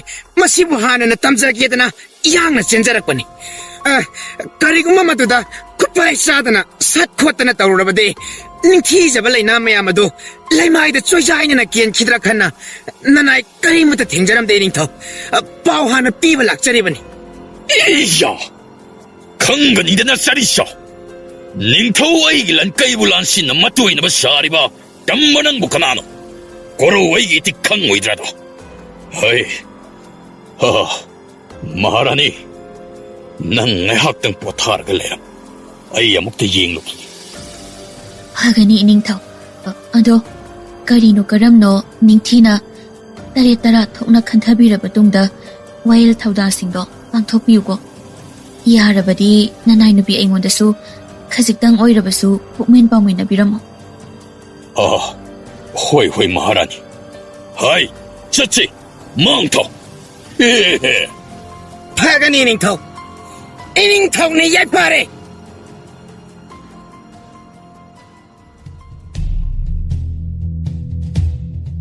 이따 소이드는 이닝ꯊꯧꯒꯤ ꯂꯝꯂꯦꯟ ꯃꯅꯨꯡ ꯆꯪꯂꯝꯂꯅꯤ ꯑꯩ ꯊꯋꯥꯏꯁꯤ ꯌꯥꯝꯅ ꯋꯥꯔꯦ ꯏꯇꯥꯎ ꯑꯩꯕꯨ ꯀꯔꯤ ꯇꯧꯒꯗꯕꯅꯣ ꯏꯇꯥꯎ ꯑꯩ ꯈꯟꯐꯝ ꯈꯪꯗ꯭ꯔꯦ ꯋꯥꯈꯜ ꯑꯃꯠꯇ ꯊꯣꯛꯇ꯭ꯔꯦ ꯏꯇꯥꯎ ꯆꯨꯝꯃꯤ ꯏꯇꯥꯎ ꯑꯩꯁꯨ ꯏꯁꯥꯁꯦ ꯂꯩꯇꯥꯐꯝ ꯈꯪꯗ꯭ꯔꯦ ꯑꯗꯨꯕꯨ ꯏꯕꯥꯅꯤ ꯁꯨꯃꯥꯏꯅ ꯁꯨꯝ ꯋꯥꯈꯜ ꯊꯣꯛꯇꯦꯅꯕꯨ ꯈꯟꯅꯗꯅ ꯁꯨꯝ ꯂꯩꯁꯤꯜꯂꯒꯗꯤ ꯏꯇꯥꯎ ꯄꯣꯂꯣꯏ ꯄꯨꯔꯛꯀꯗꯕ ꯃꯥꯟꯗ꯭ꯔꯦ ꯃꯇꯝ ꯍꯦꯟꯈ꯭ꯔꯕꯗꯤ ꯄꯨꯟꯁꯤ ꯆꯨꯞꯄꯒꯤ ꯀꯩꯁꯨꯝꯁꯪꯗ ꯐꯥꯗꯣꯛ ꯇꯥꯕ ꯁꯣꯏꯔꯣꯏ ꯁꯤꯕꯒꯤ ꯆꯩꯔꯥꯛ ꯐꯥꯎꯕ ꯐꯪꯒꯅꯤ ꯍꯥꯏꯕꯗ ꯍꯥꯏꯃꯟꯕ ꯊꯣꯛꯂꯔꯣꯏ ꯂꯥꯏꯔꯕ ꯏꯃꯥꯒꯤ ꯈꯟꯕꯗ ꯊꯋꯥꯏꯁꯦ ꯋꯥꯕ ꯑꯁꯨꯝ ꯍꯦꯟꯖꯤꯜꯂꯛꯂꯦ ꯏꯇꯥꯎ ꯁꯨꯞꯅꯒꯤ ꯑꯔꯥꯞꯄꯥꯏ ꯑꯃꯈꯛꯅ ꯄꯨꯟꯁꯤ ꯆꯨꯞꯄꯒꯤ ꯏꯃꯥꯒꯤ ꯃꯤꯂꯨ ꯄꯤꯔꯥꯡ ꯀꯪꯍꯜꯂꯔꯣꯏꯗꯕꯀꯣ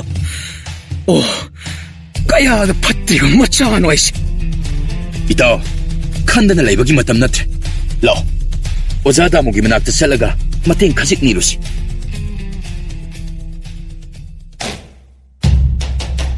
하이 꺼다이노 이닝ꯊꯧ ꯑꯁꯤꯗ ꯂꯩꯔꯦ ꯇꯨ 이야 마틱 레이브 땀마 까나노이 고로와이기 아무튼 아이자비 아다르굴라뿌 레이마이드 조야이나 한바 사이토 강건이되나 ꯑꯗꯨꯅꯦꯗꯅꯤ 이닝ꯊꯧ ꯃꯇꯦꯡ ꯊꯣꯛꯄ ꯆꯩꯔꯥꯛ ꯑꯃꯗꯤ ꯄꯤꯐꯝ ꯊꯣꯛꯇꯕ꯭ꯔꯥ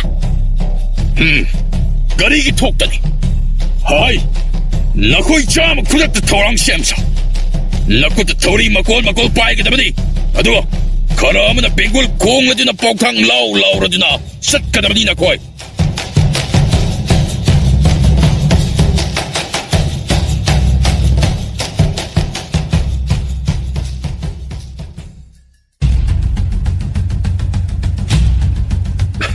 오자! 오자! 레이라버디 아무튼 독비로우바! 나사 아이코기 마띵 아무튼 빵비오 오자! 오자! 오자! 아이코 이라이는 믿기 사드라네!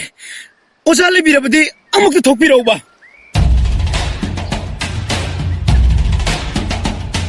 어이! 까리노! 나코이 아니나 어둑다 핑리바드나! 어이! 까리 라이레 하요!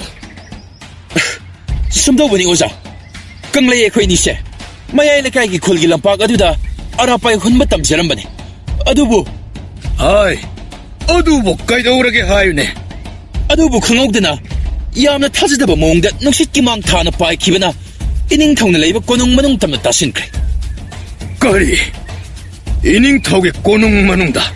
ahoy oza hojik akhoi kari tawgadabno khanbam khangtre oza da masibu kari na karam tawraga kokpang ngomgani haibado tengbang bi amukta nijegi laksari bani pangbi da ya dabni ko ja masina kari mo wa thok thogalabadi laire bi imana punsi chupagi macha gi maram na pirang kang da bado macha ya na pamjade oza gi khong pai dun haijeri oza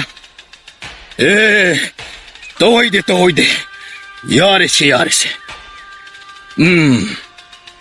이닝턱이 모ong어도 하이노라버디 하이펫 로그돌이 나 코엔이게 마땅시고 아두부 오자 답톡 오자기 마팜나 마띵 비가 옥사나 누룩보 올라버니나 hꯧ직디 나 코엔이다 레람바 랑람마 샤풍나막 낭기 오자나 쿠닥 아시다게 보라버니 करी करम तौर को उपाय की बहाय बदो आई ध्यान में हाथ तौके फम हायुम इता उपाय फंगलबदी उथौना नुंगाय खरनीदा होई तो मधुमंगने नतांग खनबसु इहे आईदी कावरेदना ngasi ayuki mai khudri हाय नहा नखोयनी के मनुंग दामा से मंगोल द ngaरी ब हिदाक फूसे अमुक त पुरो हिदाक यावद्रबदे ध्यान तौब यादे ने है ahoy oza ita ai hekta lowrake होय ita तमत न पुरो को ita sida leijare oza 판비요 adubu khara khajikti होइने कंगिने है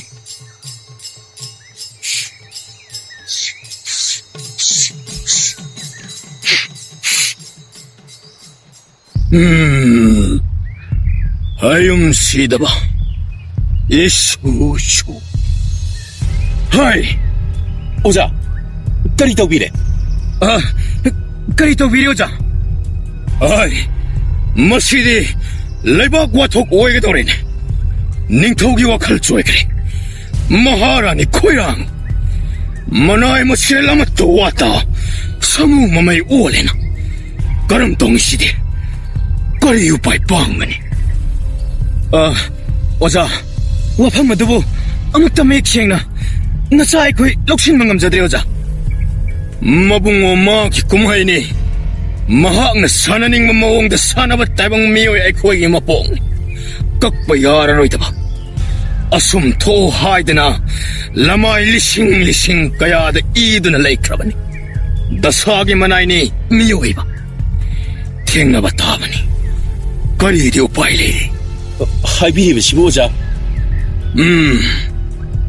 nanggi nataw kanglay na kupay siya na takiba arapay do di 닝타오 꼬롱 와는 목콩 솜드나 타붕까야 세나자락바 마랑 또 부가이는 나이톰 사차비 아다르 굴랍 아두기 마야이 쪼복 짭짜네 용나가 레이나 싱아두 레이마이드 쪼이자이네 깨드나 레이레드나 마나이 마실 닝타오기 후꿈다 목콕 마마잉아오나 사자이까야 팡나네 후이영어보 올레 마나이싱 오자 나짜기 타와이드 디깐 비우니 오자 오자기 라면 마폭다리에다 수꽁엄로이 라이레비 이마기 마이 아묵당 잉비드나 나짜보 아묵당 욱시비우니 오자 ngasi haibna bit asidagi amuk khana arapai kuchu khak thing krara Kari haiba.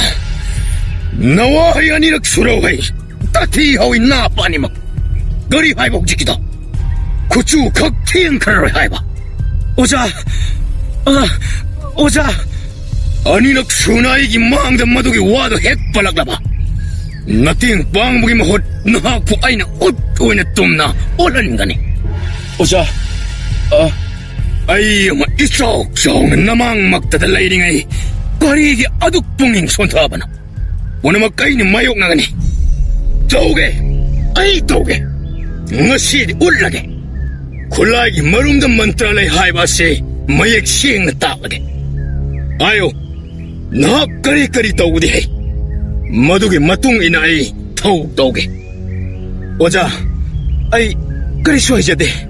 May amatalay jade. Oja na iray kudingi. Kusulang matambibado. Madunat na tungan ba hijaba?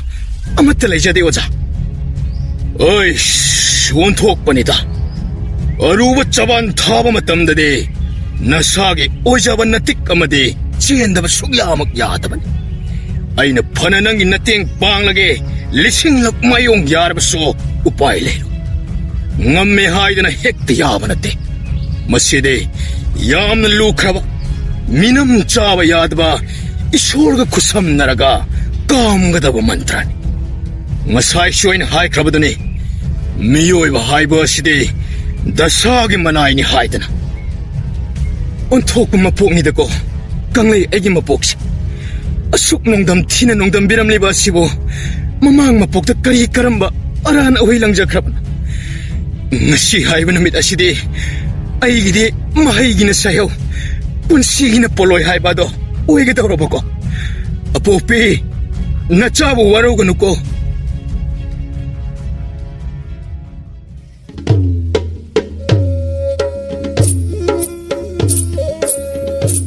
Mapalda, asuk lang naribasi. Kaidaw ba yaurabano? Ngasi tokibasina. Aroy ba kunong da yahip takidabasu yahe. Ado na mayam. Nasana sagi darkar oy ba poyom tuna yom na hoy. Nasana sunok sidra. Itaw pang bada sibam nabam kangway dawri hey. Saita. Hay, Jalembo. Karino na ko'y asuk yambasidi. Kaday sa kadawri bano. Karamba thang na balaybak na ihaw sagalak pa yaurabano. Ima Maharani. Madugidi karisu toydok sade. Madudagi hina luba posak ama kangu takta punsi kam kibagi ining thogi khusaw na ba ihaw ni. Kari karamba ihaw. Maharani ay khangdaba. Ningthawgi karamba aronba posak. Tasing na Ima Maharani hana khangbidabra. Khangde. Karino hayo hausimak. Natrabadi na ko'y aigi sarak dandi amuk phangba soiroy. Haijagi Ima Maharani. Madudadi haibigano. Sumdawani. Mangchat na kiba kumlay kaya. Ay ko'y ining thawna. Makhal makha kaya changying sing pangthok tu na lakip ni. Adubo alimbada takip na konggay. Mahi amat tayan na pangkide. Adubo Ima Maharani. Handaki kumsi kumlay na sidi. Mapu ibung mana kubira ba mali. Sachat kaya may pakidra ba so. Kumsi di tarak na amakak yalare. Karino hairi ba wado? Ay luksin ba ngamri? Haiga daba maru ay ba masang dutamak hairo. Tintabagi matam natri. Ay ko'y ining thawna. Ima Maharani gi. Yam na maru ay ba. Mapok kumola lakpon namit aduda pina na ba. Siksin na siya na jaba. Adar gula pambiya makakle. Madu kumsi sale. Ngarang tasat pa ni. Adu ngasi wanglin korong numit asida. Adar gulap adugi mayay cabuk capcana. Kaday dagino kang daba. Arapaya mana yung silakle. Lairang ato. Laymay da choy-jay na nakele. Maram masidagi ining thogi paima adu khusaw na. Ining thaw magi makada lang jabo ay na thokre. Haujikti laybak pungjaw kingidare. Nanay ekwasyo karam tinjin gani wakal lama pangjadre. Kari haiba. Ining thawna aigidamak khudol tamnanaba adar gulap pambi kayabo makhutmak na makhong somduna lakhi haiba. Adubo adar gulap ki wahaw amakhakna laybak pungjaw thinna laithak lekha olhanbadi mabui bungo mabu asaw pare chenanaba thoksinbu oina thoklani do ai kari pambai thawranggani. ꯐꯔꯦ ꯍꯥꯏ ꯅꯈꯣꯏ ꯏꯅꯤꯡꯊꯧꯗꯤ ꯊꯣꯛꯈ꯭ꯔꯕ꯭ꯔꯥ ꯀꯔꯣꯝꯗ ꯂꯩꯍꯧꯏ Ima Maharani, ining thawdi na singadabu koladuna, lemaida para oladuna, tingthana waina kaptuna lehobani. Nanai should timzarang badabado, ining thawgi yathang kanman kibana, nanai mafam masida, tuna magyarok libani. Ima Maharani the tamgada bogdam loerabanina, nanai ayamo kongchan zagrage. Ining thawlak labadi, I care pazagadaba mandre. ꯃꯈꯣꯏ ꯏꯅꯤꯡꯊꯧ ꯀꯩꯗꯧꯕꯤꯔꯦ ꯃꯤꯠꯅ ꯏꯉꯥꯡꯉꯥꯡꯅ ꯈꯣꯡꯗꯣꯏꯕꯤꯔꯛꯂꯤꯕꯗꯤ ꯑꯗꯣꯝꯗꯕꯨ ꯀꯔꯤ ꯂꯩꯕꯒꯦ ꯀꯗꯥꯏ ꯆꯠꯄꯤꯔꯣꯏꯅꯣ ꯑꯩꯁ ꯅꯤꯡꯊꯧ ꯃꯅꯥ ꯐꯛꯂꯥꯡ ꯊꯦꯠꯂꯤ ꯍꯥꯏꯕꯗꯣ ꯆꯨꯝꯃꯤꯗꯀꯣ ꯐꯖꯗꯧꯔꯦꯗꯅ ꯑꯩꯗꯤ 이마 이베마 나나 에이 공도이자래해 그리시 도대다 띵나마 좀 하이 보이래 낭디 시다 깨져럼리바 하이 나때 낭부 낭 나마 이베 마기 하이카 틴발락리브라나 헤이 ahoy 닝터 락자럼리바니 닝터 비자람라바니나 나나 에모 공도이자라게 닝터 오 공도이로 아두고 나사이 아이는 티라우 하이바 하이카드스 두나막 디럭다바 야다바니코 파레 잘로 와이슈 락락해 ahoy 닝터 ꯀꯗꯥꯏꯗ ꯑꯃꯨꯛ ꯆꯠꯄꯤꯗꯧꯔꯤꯕꯅꯣ ꯄꯣꯏꯔꯦꯅ ꯃꯔꯥꯏ ꯊꯤꯖꯔꯛꯂꯗꯕꯗꯨꯗ ꯃꯈꯣꯏ ꯏꯅꯤꯡꯊꯧꯅ ꯉꯁꯤ ꯈꯪꯌꯥꯎ ꯌꯥꯎꯅꯤꯡꯂꯛꯂꯤꯕꯁꯤꯅ ꯀꯔꯤ ꯇꯧꯔꯕꯒꯦ ꯅꯍꯥꯟ ꯃꯈꯩꯗꯤ ꯃꯄꯥꯜ ꯊꯣꯛꯎ ꯍꯥꯏꯕ ꯁꯨꯡꯌꯥ ꯌꯥꯗꯕꯗꯥꯏꯅꯦ 호이다 꼬나 야오르게 보이래 너희 해돔 짤로하이 낭 이마이베 마세 마사 가야 이농 농아이티 하이네 쪼 아두고 방학다바디 야다바디고 방가다디 할락가노 해 보이래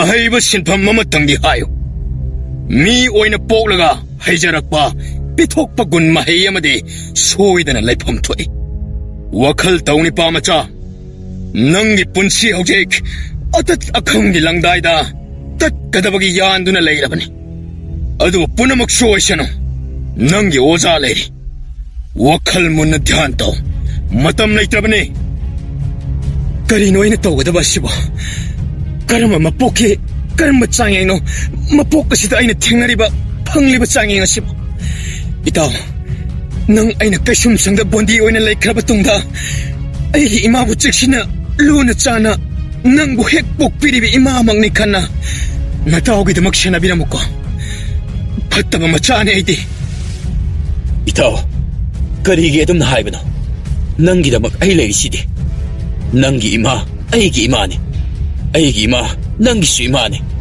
karida khenabagine nungsiba maro aina hingiba makai nangi nateng pangdana khaktok adumna wakhal hanthaba hunade ko maro upai tisi kari khanare kari leire tengman ba yabra yengsi hayu tage oja aigi marupse sithi ibadi yamna haibani adubo oja masidi mahai ama oina laubibra natragana kari haina kari chithi iba haiba ahoy oja chithi iba haibadi akhoi gi sum bhap tare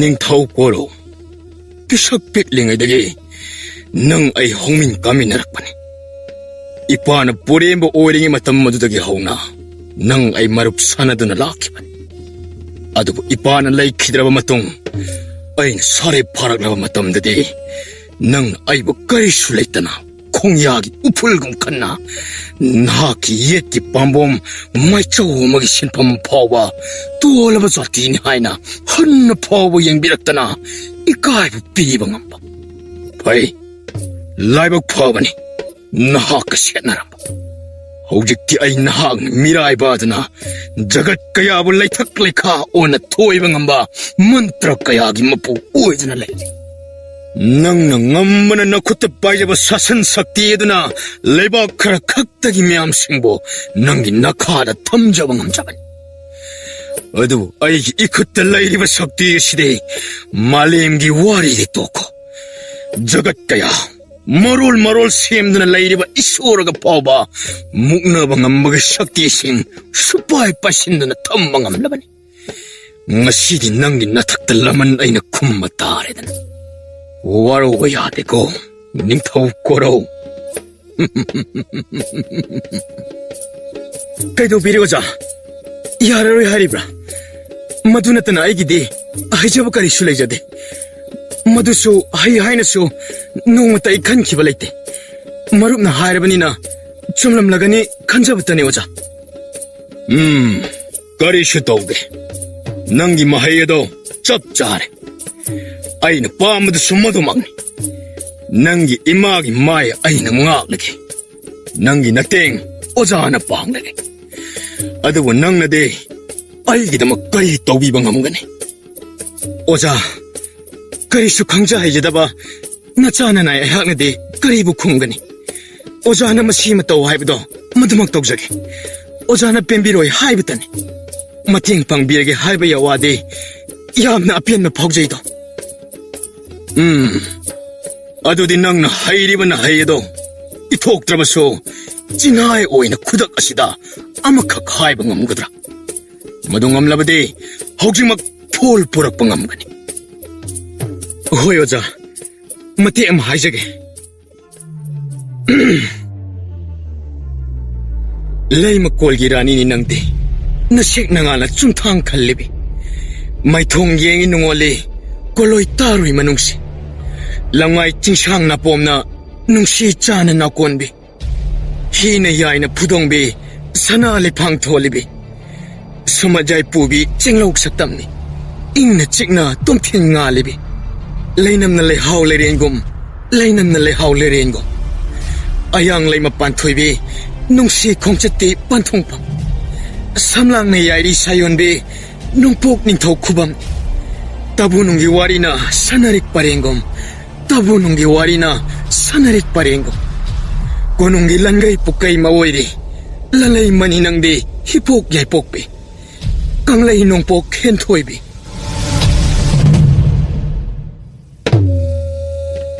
ꯑꯩ ꯀꯪꯂꯩ ꯀꯔꯤꯅꯣ ꯅꯍꯥꯛꯅ ꯍꯥꯏꯔꯤꯕ ꯃꯌꯥꯝ ꯑꯗꯨꯗꯤ ꯃꯗꯨ ꯅꯉꯣꯟꯗ ꯀꯅꯥꯅ ꯇꯥꯛꯂꯛꯏ ꯑꯣꯖꯥꯅ ꯁꯨꯝ ꯑꯃ ꯍꯦꯛꯇ ꯍꯥꯏꯌꯨ ꯍꯥꯏꯕ ꯑꯗꯨꯗ ꯅꯤꯡꯊꯧ ꯀꯣꯔꯧꯒꯤ ꯁꯦꯅ ꯊꯥꯅ ꯌꯥꯔꯔꯣꯏꯗꯕ ꯃꯍꯥꯔꯥꯅꯤ ꯍꯦꯟꯊꯣꯏꯕꯤꯕꯨ ꯆꯤꯊꯤꯒꯤ ꯃꯇꯦꯡꯅ ꯑꯩꯒꯤ ꯇꯥꯂꯣꯏ ꯑꯣꯏꯔꯒ ꯂꯃꯟ ꯁꯤꯡꯕ ꯁꯛꯂꯒꯦꯗ ꯈꯪꯒꯅꯤ ꯁꯥꯔꯤꯁꯨ ꯑꯩ ꯅꯤꯄꯥ ꯃꯆꯥ ꯍꯧꯖꯤꯛꯀꯤ ꯋꯥꯔꯣꯜꯗꯃꯛ ꯁꯦ ꯃꯁꯤꯒꯤ ꯂꯃꯥꯏ ꯑꯁꯤꯗ ꯏꯌꯨ ꯑꯗꯨꯒ ꯆꯤꯖꯦꯠꯅ ꯀꯣꯟꯁꯤꯜꯂꯒ ꯄꯤꯔꯛꯎ ꯂꯥꯏꯁꯣꯟ ꯇꯧꯒꯦ ꯑꯍꯣꯏ ꯑꯣꯖꯥ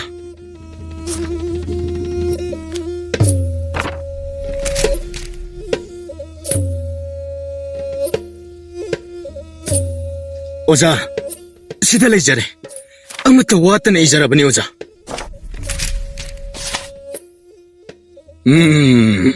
미쳐 우쳐 군우 가랑 낭나 제바오시부 마하라니기 마팜 짭짜네 여혼나바 잭신나 부거다바니 빠이자라오 짤라오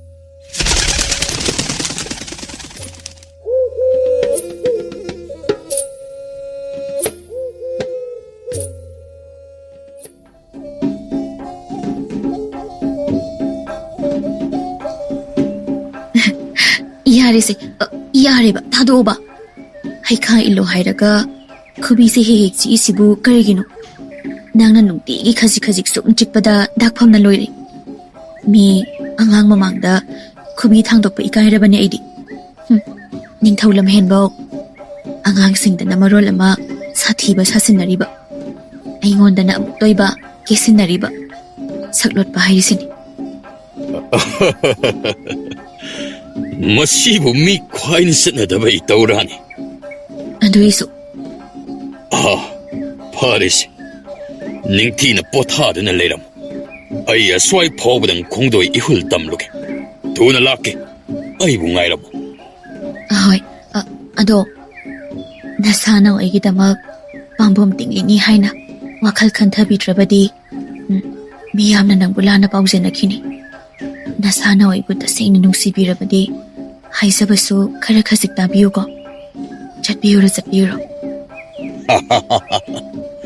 ꯅꯪꯅ ꯍꯥꯏꯕꯗ ꯌꯥꯗꯕ ꯑꯩꯕꯨ ꯀꯔꯝꯕ ꯃꯇꯝꯗ ꯌꯥꯎꯈ꯭ꯔꯕꯒꯦ ꯑꯩꯒꯤ ꯄꯨꯟꯁꯤꯁꯤꯅ ꯍꯤꯡꯂꯤꯕ ꯃꯈꯩ ꯅꯪꯒꯤ ꯂꯣꯏꯅ ꯑꯣꯏꯈ꯭ꯔꯕꯅꯤ ꯂꯍꯨꯞꯁꯦ ꯀꯥꯎꯔꯦ ꯑꯣ ꯌꯥꯔꯦ ꯊꯣꯡꯒꯥꯜ ꯐꯥꯎ ꯑꯩ ꯄꯥꯏꯕꯤꯔꯛꯂꯒꯦ ꯊꯣꯛꯄꯤꯔꯣ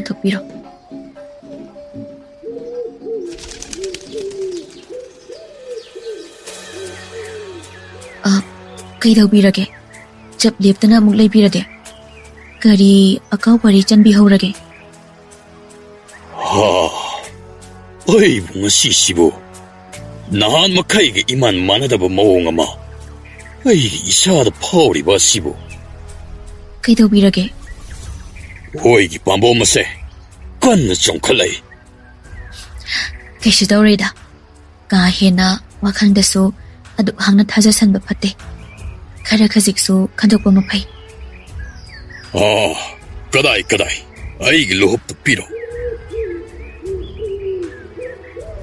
ꯍꯥꯏ ꯑꯁꯨꯛ ꯌꯥꯛꯅ ꯁꯥꯕ ꯅꯨꯡꯁꯥꯁꯤꯗꯕꯨ ꯀꯔꯤꯅꯣ ꯂꯋꯥꯏ ꯂꯨꯇꯣꯟ ꯆꯞ ꯍꯦꯛ ꯆꯥꯅ ꯂꯥꯛꯇꯅ ꯈꯣꯡꯕ ꯎꯆꯦꯛꯁꯤꯕꯨ ꯑꯣ ꯀꯔꯤꯁꯨ ꯇꯧꯔꯣꯏꯌꯦ ꯍꯦꯟꯅꯁꯨ ꯈꯟꯖꯤꯟꯕꯤꯒꯅꯨ ꯁꯦꯕ ꯌꯥꯔꯦꯕ ꯈꯣꯡꯗꯣꯏꯕꯤꯅꯤ ꯍꯥꯏꯕꯗ ꯈꯣꯡꯗꯣꯏꯕꯤꯔꯣ ꯊꯦꯡꯂꯅꯤ ꯅꯨꯃꯤꯠ ꯇꯥꯗ꯭ꯔꯤꯉꯩ ꯌꯥꯆꯪꯗ꯭ꯔꯤꯉꯩꯗ ꯍꯜꯋꯥꯏꯔꯛꯄ ꯌꯥꯕ꯭ꯔꯥ ꯌꯦꯡꯕꯤꯌꯨ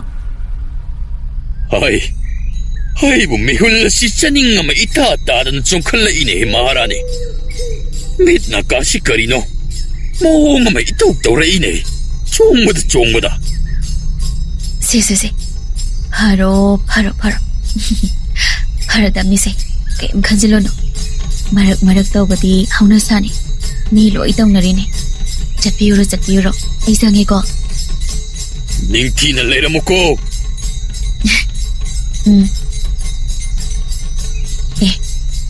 ꯀꯔꯤꯅꯣ ꯀꯗꯥꯏꯗꯒꯤ ꯆꯦ ꯃꯀꯣꯜꯅꯣ ꯁꯤꯗꯤ ꯀꯅꯥꯝꯇꯁꯨ ꯂꯩꯕ ꯎꯗꯦ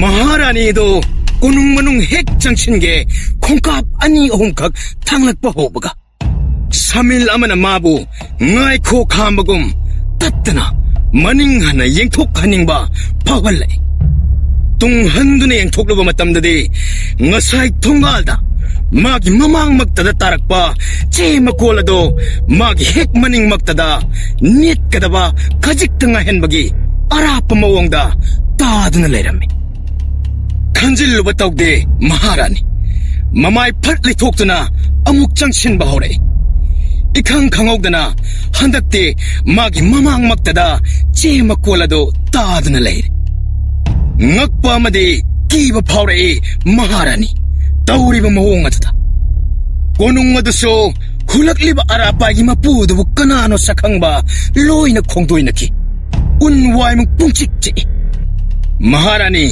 mamit mana chejet usinduna langtat naba du kok lage khanna phaktorai che makolado yamna tapna 바르고 미국 아두다기디 할품 또풍 강다바 눅시버기 이틀나 웅요미옴드나 막국 마마이 ngau 바우레 반타닝데 꼬능다 미국 아마 파오바 잉바다디 까리수 홍데 오이리 마혹사기 마혹사 아두막 마하라니 아두 만트라기 마야이나 톰 크라바 마하라니 눅기 비범다디 뿡나막 뿡홍 홍라바니 부디수 오이라바 아마금 빵칵 오이라바니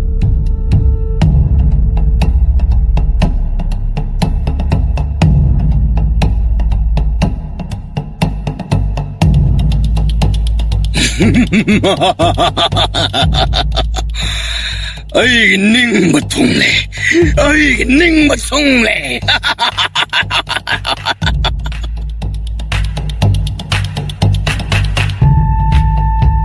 닝통 마타 사레 앙어버기 마따 오이레 와나 솜잡아 아다르굴랍수 강호탁다 마분시 마군 감기바 아라빠기 마뿌 콩고 리바 짤링의 꾸농드기 마하라니쇼 마팜 강다나 망기바 따이나 팜 강다 떠품 강다 웅드나 레이링의 하우키바 놈잇 마리니어시 레박 사산 닝피니 타워이루드레 앙악바니 하우공 레이팅의 우치나 마케랑이 하이바도네 mapu pandraba lebak amagum atuk chawraba lebak ado chek muk laugdana chik law na ngaklamba do sopna tagi numit marini sida punghong hongle ngasi ase maharani mangkhiban numit mangani suban numit ni angawbagi matau oiraba ningthau koro kari karama phijet laiteng set chagani mathung maram amata khangmanatre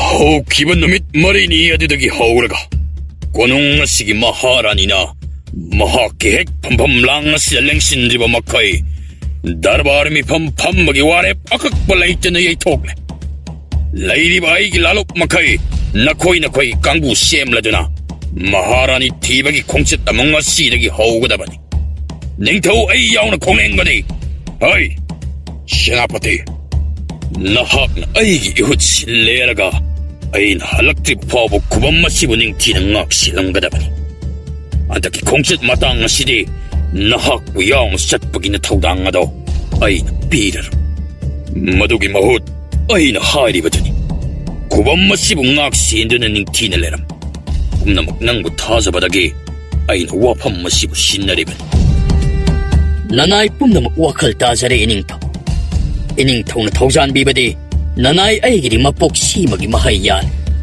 sarga pagna ikut lamba yoksinjare thamoida chetna laujare iningthaugi ima maharani thiba khongchat mai soidna pakkan nanai mikup adubu yauna khubam masibu matu nama phawba tektana ngak sinjaramge iningthauna yai phare iningthau korona yai phare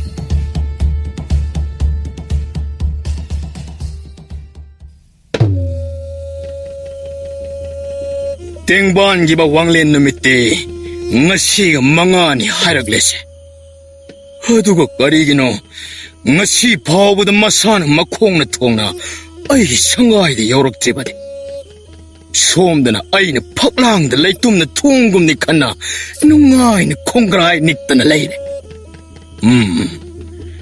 waito nagi mantrada kari asoiba leikrabano kanade matang sida sumna sinduna leibade aigi heloida kaudana maga watana drabade laikai taroi tori hayum sidaba malang da tarang da koi pai duna sun tarang da na tarang phang punmung po kusien senarebi malem punamak tagi thoibada thoirabe ngambada ngammade ngasidi phauraklo aigi nakti yaurabo haugikti thoglo Tarin pumbay mo sa tarit jaro laway. Swa! Icho.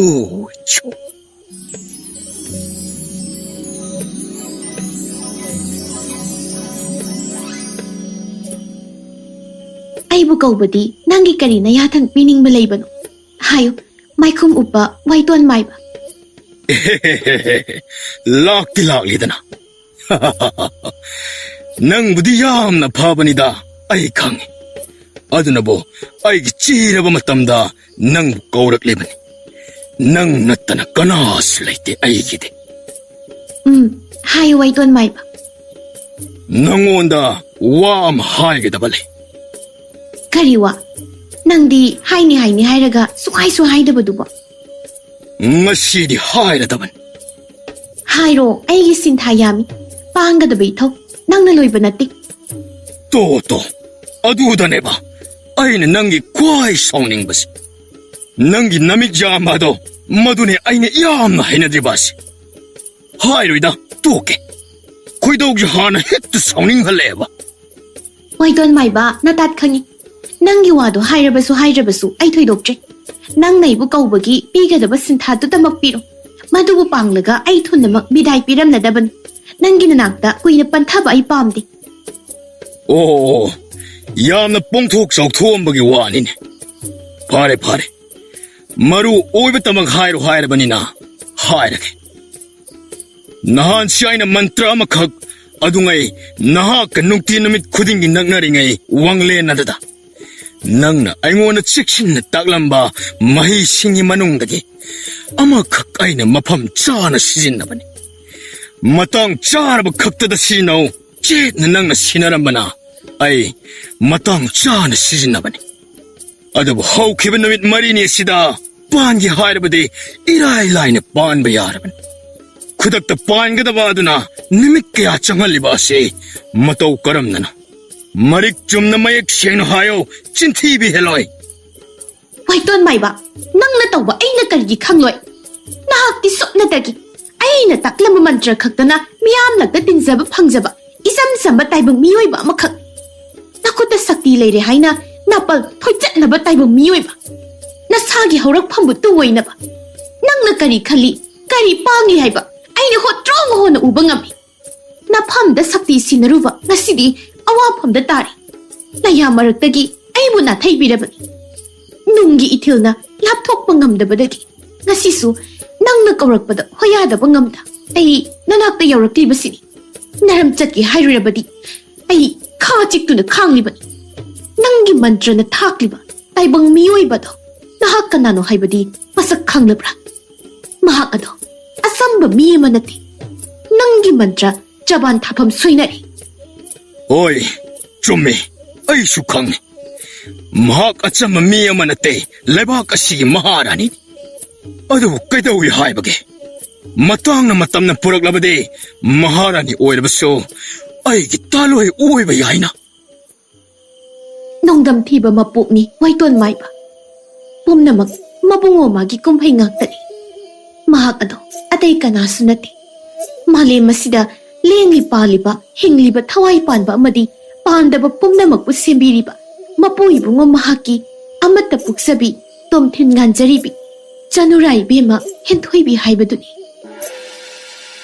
ꯀꯔꯤ ꯃꯄꯨ ꯏꯕꯨꯡꯉꯣꯒꯤ ꯑꯃꯠꯇ ꯄꯣꯛꯆꯕꯤ ꯆꯅꯨꯔꯥ ꯏꯕꯦꯝꯃ ꯍꯦꯟꯊꯣꯏꯕꯤ ꯅꯠꯇꯦ ꯅꯠꯇꯦ ꯃꯗꯨ ꯑꯣꯏꯊꯣꯛꯇꯕꯅꯤ ꯃꯗꯨ ꯑꯣꯏꯊꯣꯛꯇꯕꯅꯤ ꯅꯪꯅ ꯍꯥꯏꯕ ꯑꯩꯅ ꯌꯥꯗꯦ ꯍꯥꯏꯕꯒꯤꯗꯃꯛ ꯑꯩꯕꯨ ꯀꯤꯍꯜꯂꯤꯕꯅꯤ ꯅꯝꯊꯥꯛ ꯇꯧꯔꯤꯕꯅꯤ ꯑꯩ ꯈꯪꯉꯤ ꯃꯥ ꯈꯛꯇ ꯅꯠꯇꯦ ꯇꯥꯏꯕꯪ ꯄꯥꯜ ꯑꯁꯤꯗ ꯈꯣꯡꯂꯦꯡꯂꯛꯂꯤꯕ ꯃꯄꯨ ꯏꯕꯨꯡꯉꯣ ꯃꯥꯒꯤ ꯑꯁꯥꯟꯕ ꯃꯌꯥꯅꯨꯄꯥ ꯁꯣꯔꯥꯕꯠꯇ ꯃꯍꯥꯛꯁꯨ ꯇꯥꯏꯕꯪ ꯄꯥꯜꯁꯤꯗ ꯀꯨꯝꯍꯩ ꯌꯥꯎꯗꯨꯅ ꯂꯩꯔꯤꯕꯅꯤ ꯂꯥꯏꯅꯤꯡꯊꯧ ꯃꯍꯥꯛꯅ ꯍꯦꯟꯊꯣꯏꯕꯤ ꯑꯃꯗꯤ ꯁꯣꯔꯥꯕꯠꯇ ꯃꯈꯣꯏ ꯑꯅꯤ ꯑꯃꯅ ꯑꯃ ꯅꯨꯡꯁꯤꯅꯍꯟꯗ ꯀꯨꯝꯍꯩ ꯃꯄꯨꯡ ꯐꯥꯍꯟꯅꯕ ꯍꯣꯠꯅꯕꯅ ꯃꯈꯣꯏ ꯑꯅꯤ ꯑꯃꯅ ꯑꯃꯕꯨ ꯁꯛ ꯈꯪꯅꯗꯕꯅꯤ ꯑꯗꯨꯕꯨ ꯄꯨꯝꯅꯃꯛꯁꯤꯡ ꯑꯁꯤꯕꯨ ꯅꯪꯅ ꯃꯔꯝ ꯑꯣꯏꯔꯒ ꯇꯣꯏꯅ ꯀꯥꯏꯍꯟꯒꯗꯧꯔꯦ ꯀꯥꯏꯕ ꯍꯧꯔꯦ ꯑꯗꯨꯁꯨ ꯑꯩꯅ ꯇꯥꯛꯄꯤ ꯇꯝꯕꯤꯈꯤꯕ ꯃꯟꯇ꯭ꯔ ꯑꯗꯨꯃꯛꯅ ꯂꯧꯅꯝ ꯋꯥꯍꯩꯅ ꯑꯩꯕꯨ ꯃꯤꯄꯥꯏꯍꯟꯒꯅꯨ ꯂꯥꯏ ꯑꯣꯏꯔꯕ ꯅꯈꯣꯏꯅ ꯑꯗꯨꯝ ꯆꯤꯟꯊꯤꯔꯕꯗꯤ ꯇꯥꯏꯕꯪ ꯃꯤꯑꯣꯏ ꯑꯩꯈꯣꯏꯅꯗꯤ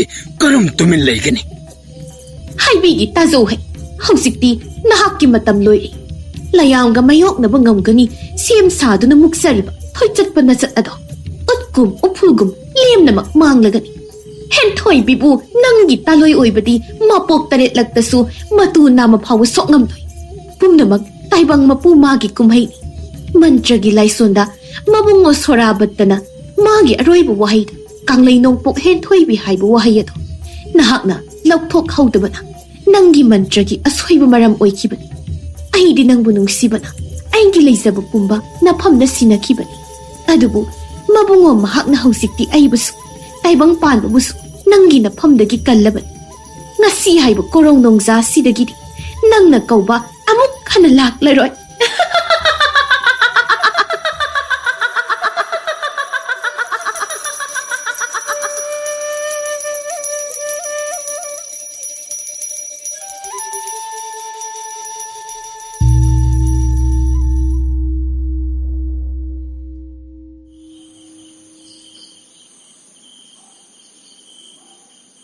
ꯌꯨꯝꯁꯤꯕꯨ ꯀꯅꯥ ꯀꯅꯥ ꯂꯩꯕꯒꯦ ꯊꯣꯡ ꯑꯃꯨꯛꯇ ꯍꯥꯡꯕꯤꯌꯨꯕ ꯃꯕꯨꯡꯉꯣ ꯁꯣꯔꯕꯠꯇ ꯃꯕꯨꯡꯉꯣ ꯁꯣꯔꯕꯠꯇ ꯑꯩꯅꯦ ꯍꯦꯟꯊꯣꯏꯕꯤꯅꯦ ꯀꯅꯥ ꯍꯪꯕꯅꯣ ꯏꯕꯦꯝꯃ ꯑꯩꯃ ꯏꯕꯦꯝꯃ ꯃꯍꯥꯔꯥꯅꯤ ꯀꯔꯤ ꯃꯇꯧꯅꯣ ꯇꯧꯔꯤꯕꯁꯤꯗꯤ ꯑꯩꯕꯨ ꯃꯪꯂꯥꯍꯥꯔ ꯋꯥꯈꯜ ꯇꯥꯕ ꯉꯝꯖꯗ꯭ꯔꯦ. Ima, mabungo Sarabatabu laybidabra? Ngakpigani Maharani, Sarabata kaubadi, mafam asida kanamta laytene. Mafam sibu chumlibra. Ahing nong yai su oire. Khongbunai kana amatta su yaudana khongdoi birakpadi. Kari karamba thabak khongchat. Aduga ining thauna kadayda layhoraba. Ining thau Sarabata mathantamak ai ipabungna taibang kumai yauna na bathakibani. Ipabungna ujingai cherak thiduna chenthok sarakpani. Ai mabungo Sarabata laytaba mafam kadaydasu hingba pamde. Ima mabungo mahakpu layrabadi amukta unahanbiyuba na chaga. Ngasigi matausibu aibu amukta sumamangda thokhidri. Hauzik aigi mangda leplibasi laibak asigi Maharani di Maharani ni ko. Kari khanbiribano ima? Aise Maharani henthoibini. Aigi isabi Sarabatabu uningbana ngawrabi henthoibi Maharani. Nazabu minungsi haiba thawzaladuna amuktang nakonbiduna. Mabungo Sarabatabu yarabadi amukta unahanbiyu kaidawbagi ima. Kaidoba yaure ima. Ima Maharani, nanayna punemjari. Ahing nongyay asida kari maram. Mabungo, karigi adum namingaw biribano. Aise, nangi nasanaw henthoibini. Aibu kangdabro. Ay biriba adubo kari yawa kaubage ima Maharani. Manglida na igi mabungo. Ipaibungo. Nahaki kumhay mapung padribra. Adungay ipaibungo na tawtabikibani. Nadjana yung lepta alabakan. Mabungo Sarabat na nayayipon birakani.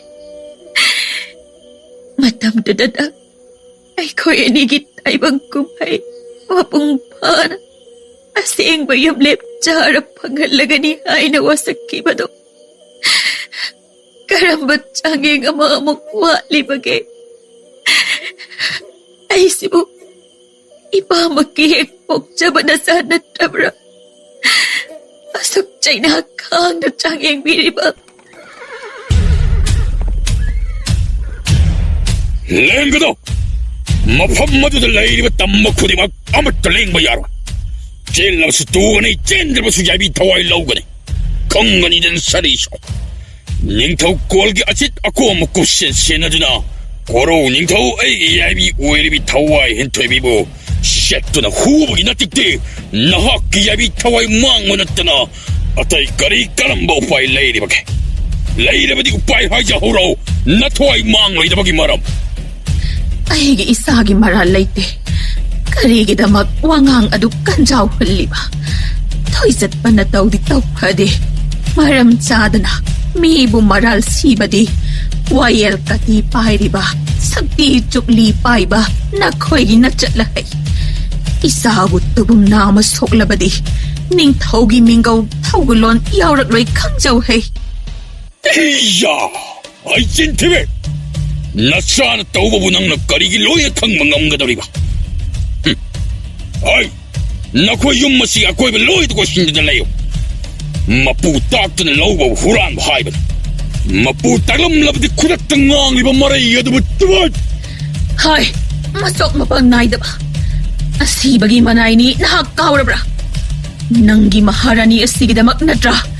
Nang nasumaral amat at kantadaba makay. Mamaygi imang magtadangang liba konpam singad.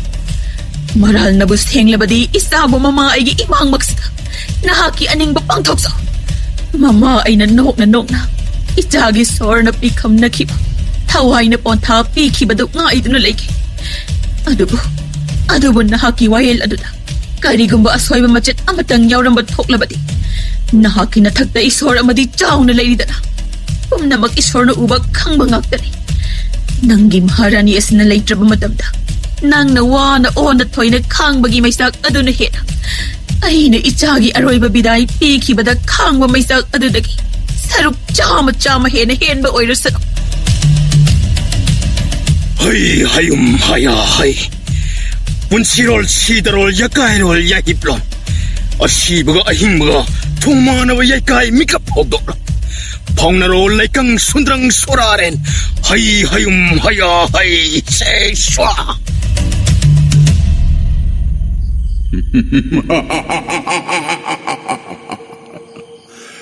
ꯑꯃꯥꯏꯕ ꯋꯥꯏꯇꯣꯟ ꯃꯥꯏꯈꯨꯝꯒꯤ ꯃꯔꯨꯝꯗ ꯅꯪꯒꯤ ꯀꯨꯝꯍꯩ ꯉꯁꯤꯗꯒꯤ ꯅꯍꯥꯛ 미어의 마복도 아무 칸나 뽕엄라라이 이츠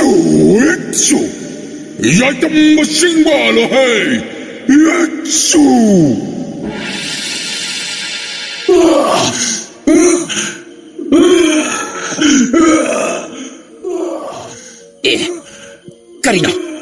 까리나 혹시 기대돼 까리나 하이 콜라도 따오라 따오해 하이 까리나 혹시 기대봐 하이 나 코야 못해 영어해 이빠기 몸, 이빠기 소라봤다. 이빠빌, 이산이는 마빠이기 토강부, 가야드 크야 탁다합나, 다이방드 사룩 야비라.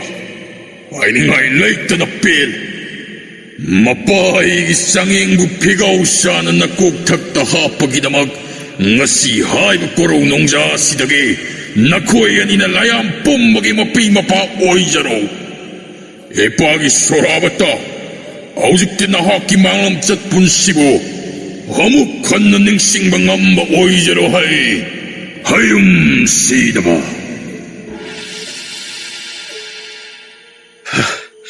마뿌이붕어 마시부까리 마따우 꼬우버게네 하이기 헨토이비 부비키가나 다이방나이 코이과 숨나 쌍행비라가 시원나 코이 까름바 앞에인마다 꿈하이 마뿡 파레 칸나 세나한마데 고로우 아이기 빠이마나 까람 아숙 상라바 뚱람셋 분시에 시보 까람나 렌 호우가니 아이부 시야오나 부비우 마뿌이붕어 헨토이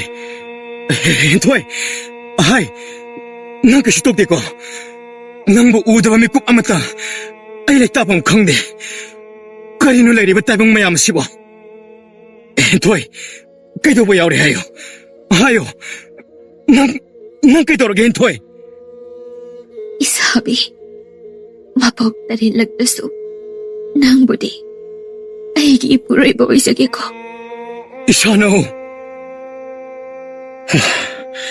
헨토이비 까리노 나는 떠오리부세 하이부 까리 오요 하이브나 에 마뿌이붕어 나 시그마 꿈하이에 시부 나나이에게 밤다 썩고 이것이 쌍행드는 탐미람리바 시부 그리노 쑥 미라이 비라바 분시에 시디 행루박이 까나드에 따이방 빨라시다 따이방 빨라시부 타독두다이 이닝 땀나 똥쿨 딴자크라기 하이 마이코 땀만이 봐 다이방미오이브나 코이가 라야엄마이 코이가디 마나바 맞쟇 났대 아dom나 따우바디 아팡마마기 맞따오니 따우하이바 타박 났대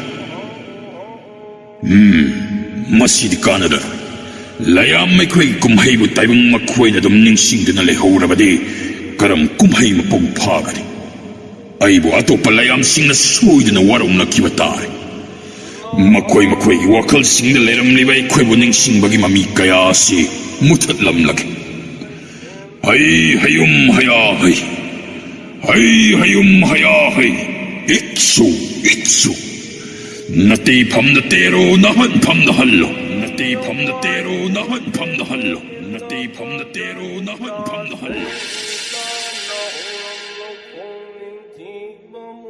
아쉽나 마뿌이붕어 마하키 꿈하이 마뿡 파라드나 소라바따마디 헨토이비보 소라가다기 사나마 속이 랑라바 아쩌우바 까이락 아마 타다락드나 मखोई हानगी युम्बाल पुंसीदा खोंदानबगिदमक मयुम मोंग मरायाय सोरारेंदा Amok हलवाइख्रे अदुगा मिरम लेंदा लेहौरिबा Ningthou कोरौबना महाकी हौखिबा पुंसी खोंचत कयाबो निंगसिंगबगी mummy अमत्ता लेहंदा नुपी थीद्रिबा Ningthou अमगुम खलंदुना लेबाक प्रजा मियाम पुनमकना महारानीगी खुबम हापनबगिदमक अचौबा इहौ अमा हौहललकलमखि नकल अमरमदा कंगलैगी mama सीजहेनबी मचागिदमक खंजबदा पुंसी तंखाई लोमना वाजरकलबी महाक हौजिकते मपु इबुंगोगी थौजाल फंगलबदा हौखिबा मंगलमचत पुंसी mummy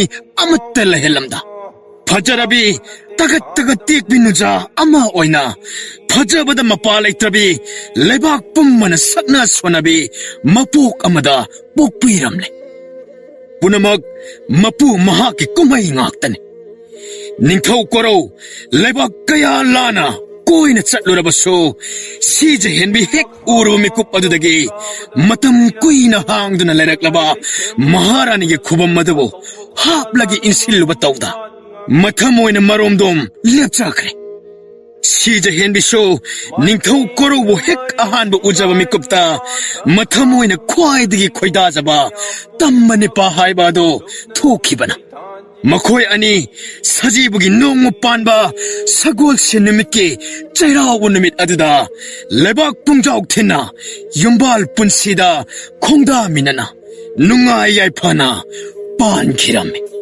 हिगी मखामक्तबु ताबदं ngasi ko runung yaiga baraba thabi chijingnaba thaba langamdraba numita Pangdraba na pari ay hang na taragi thawgal magtabu pangjaba matamda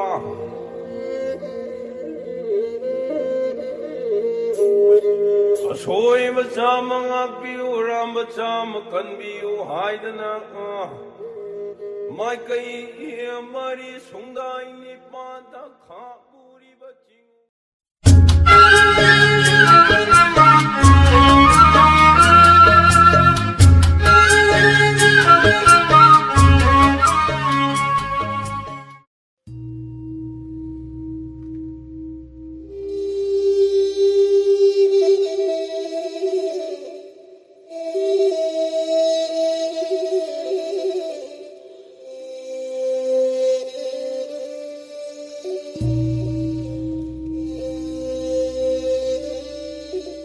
Haina mamangai yamna ngalli matam amada hira pokpi kauba yamna khutkan pangan ba lebak ama leram lebak asida sanari ba chana kanglona se angakpagi masakni hukum tawthabada ningthaugi hukum hainari bani thaidok nan thokpa yade haiduna adu lebak asida de ningthaudagi hindoktana ningthau kol adu da leiriba manai masel nupi angangsing मखोई सागई नतई फावबगी मीसिंग हुकुम पीबदा निंथौना अयाबा पिथोकलिबन नोंग निंथौ केबा वक्सिंगी निनी Panba याइफारबा नुमित असिदा मचाना P मममलोय अमत्ता पोकचबी खोद्राक पीना मपुनसिगी अहानबा कोनुंगदगी मपाल खोंलिंग थोकपगी अचौबा थौरममा सिल्लांगलम्मे Ibema, ima na haibasi nang hiktok haideko se ima wahigi yengoi isagi ahanba khungsat konung manung sidadi kanana kari tawi tawde loina khangi uri ngaktak hai adubunya mapalgi miyam khunja singdudi aikhoina toro khondana na toina tona tinadabana khangmangamdi as ima ai chatlaroige Pabung da ay chatlarege haidokhrage Pabung Hai na pabung kauli tu karigino wa to patari ne he to buka mapa bema nang si ay na po iba ni po iba na pa na po na tinya mama ay machet ang po law din siya law din mi Pabung da ay chatlarege haigidawne kaidarage imana aduk saurung nunung tawriduba aybu imana popanate karam kal haikrage Macha ingondabu asiyawna kothoga he haiba ngameba Imana pokpa natradi aise idomjana pokpani hayo hairo. Napa yana bi masa chin khaga phayeng turing hik laki tawisa. Hai, kaidonaragini inoibo. Hai ma, loidribane. Sagol dolaiga ningthina sem sarabani. Lao. Babung, Imana. Hai. Namana kaidoragini. Makoy ningtho. Aina isadadi kusu panbanina ureng masugi phisi oina illu hairiba. Paksaroidrani ningtho. Iyada hek yaise. Isadabu ipokte hek poksabani. Tapna to. Haganuko. Isana hek pendri ba pawba keko. Isagani midiko ngasidi. Hai. Jagoi sabi no hoibo. Kadai laikhrabageni. Mazai beba laimano konungpal kuigadaba nomit asidadi no hoisuo. Jagoi du ngasidi kitleponi noibo. Hai. Kari na awat pa singado kari na paksagadagi haibado. Nohoy mayam sangdana khara wakhat chuksin nodana. Nakhoy na mama masasi khakta thadokliba sibu karigino. Hai. Nohoy aibu soholakanu ko. Amuk chango. Mama. Ai mapalda leram lage. Hoy ningtho.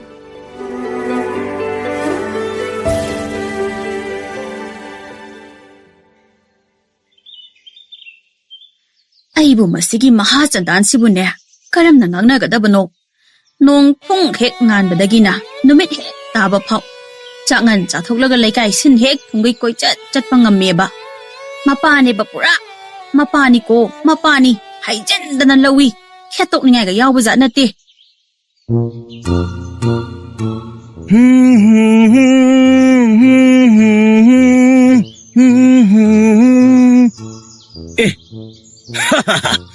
Dawdi kuya mo to he. Oy manung sibi. Nasala akoy majo oto waram mani tawrisi. Se. Thamo. Nasala ngai da ima kai da wahan dino. Hoyne. Isadi maram yamo ida. Se raima. Aibuna hangai sutok da jingare. Ima isagak chabai konji kaktang phingobo. Musibu thawoina thaya waranima. Imagi mamang inthamtha kummama namjilaga thamkiba haupido. Maduju puthoro. Nasana loi sudoktoini. Aibu konthong wangmo lalaga sathorasirane. Puthoro ima asingbani. Thabak tokthege ngasidi. Aida chatta horageda. Sorry. Imao. Amtang ai khome. Hai, karino. Ai nang na hairoktoido ngamoy. Adumai tawrakanu ko napa ningsingai. Karino ngamoy boy ma. Wabo haidri. Imai mongjidi ikai moksale ko. Hai ma. Hauji phau ikai dribo. Ai na nanga oiramadi na ha nan laikrak arauba mathira sangrani ne. Yare boy ma. Akoi mai phagi jek torokani ba. Karigi phagia. Karigi phagino ba. Ai se phagiro. Ngasina lorege ba. Ngasaido natoni bani kathel phawga chatpada yamna phajaba. Satina phajaba. Yang lawgada ma leore bai ma. Ai adu yam pame bai ma. Sihana gisidi loina malle. Chambra ga ina pot na sijina bada. Kadai de gina hande nan thurakta khadang jida thabu. Tanan chama trama thoi. Sibu sidi. Chengjai bang kado kairadi phadong. Nati nganu yolaga nauri laini khaliba nangi nakok tubu santhi hanra haibanida. Nong matana nambasinjak thakpi bro. Nong phung nganbadagi khulak sa sadana satkibaduna numipumda tarakan halaktoini. Adusu aina sa saraga koi thirakan phangdoiba. Akhoi majdi ikai Hey, ikai bado khangladi na ha na imungse. Awat pamathun mendana konungum langlani ne. Nang aida leiba imungsida. Nang na angang dawna tawradi kamai tawdawri. Nama aina yendiam yolaga. Nang na masida yenglaga khongai niklaga. Chani dana haidana sariba nangse. Imagi saniga haijaningdi. Ko laikai sambal mamang sidane ikai khre ai ikai ko. Khangde ma. Adu da amta khangde koi. 미 어쩍 퍼져 하이리시다. 아이디 강디 하지니까 아마 살루라니 먹건데. Hay Mahasandan, sata salu. Pangjong na yangin na pa yan mimasa.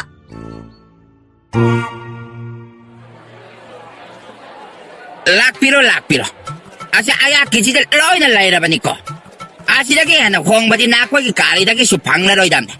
Ayak na kasamsari bizine. As, itaw, nangjo angak pamini he. Kamay tinarami no kangde. Nganu jo ina puturak pa. Ado yuan mo jo ina yuan do ba. Ha, upayam tangdi nangjo tirak pa mayabani. As, kari upay na mita. Ay tawag doon sibo. Masyadagi tingna ba na tro? Ay ko ni na hanggang doon na laisya. Ado di na hangman na tro. Nang kariwa mo siya nang karke. Ngang daso ay nanang ginakan na lipi doon di. Nang na haid doon kariyahin ba ay na mo haid doon rige. Chama na tro. Chama na ihay ba nida? Mana ni nang. Lansurpi pa kung wati ito ni. As, wari da ito. Mi mangda sumasyong para sa lang siya hero. Ay di sumikay ba magsili ko. Upaan di buturog da. Eh, ita. Ngay ko na. Ada no pa man nga sa ay di law si. Magsi o ang saw tawa mali na. Amte ta sita. Tar kay dodorige. Nang na kay dongam dorige ba. Lay dog sildi anda siyogdri. Pochi hing haiwani da ito nang bo. Ats kallo raga ay di nang wondo na sumchong niya ko. As, ngay ko nang so. Nang namaro na mapagsak say. Laibam sabong ko mati kangan deme. Tada ta. Mama ide jobek tinjalak pa. Siki dagi hauraga kari sino ani sabi do pawa ayang on the loy na parden layra niko. Ngasi da ayang loy ang kong pito kadrem. Nilam lao bagi mataw nate. Perak pagkapisin baga manabi. Chat kat yan tokwe. Ngang bagi mataw yaw tabi niko ayak kizide. Ay na hydro. Ako ang sa mali na. Uy na kidoroge. Buna hing leraga. As, taktilok si. Yaw da yaw kisi. Tuk may laksisin. Tada. Tada kisibu kaya no. Apa ang batita kalo ni ibunga? Nako dombi dito tilo. Mamal gide kaya daw dra basi yar. Nako idagi bo ayang na kaya amlaw dori mo. Ay nang say na hydro. As, apa mati yaw siya. Shildi yaw drabani na. Lekta na tuktori ni. Kari no ne nahani na kwe ni na chogo jazu da tang nari bado ba.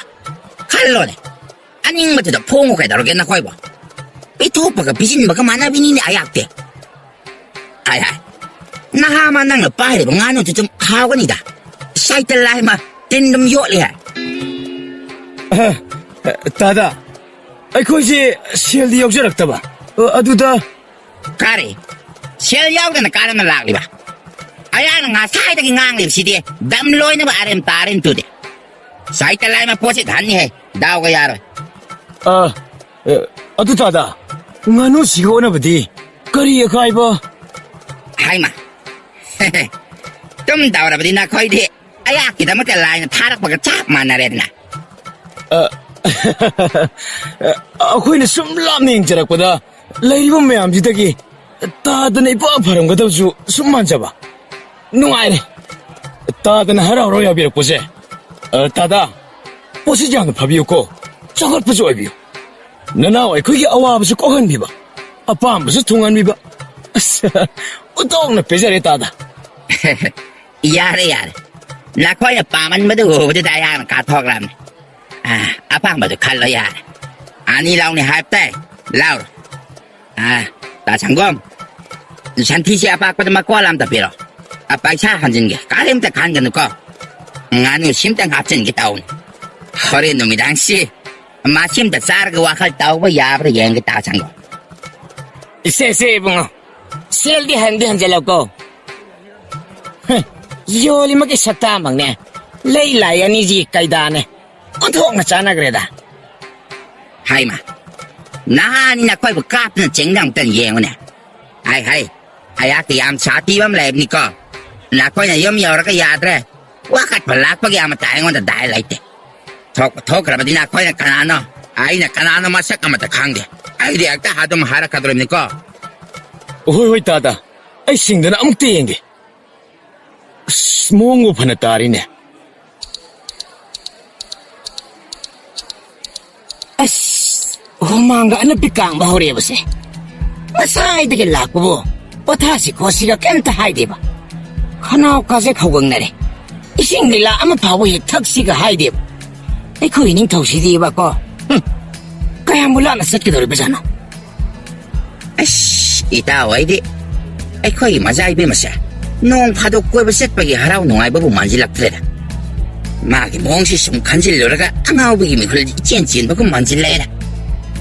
ꯍꯦ, 이닝ꯊꯧꯅꯒ ꯇꯥꯔꯗꯤ 이봉은 ꯅꯪ 사자에 방단이야 와 ꯂꯩꯇꯦꯍꯦ. 와초에 양 왕자는.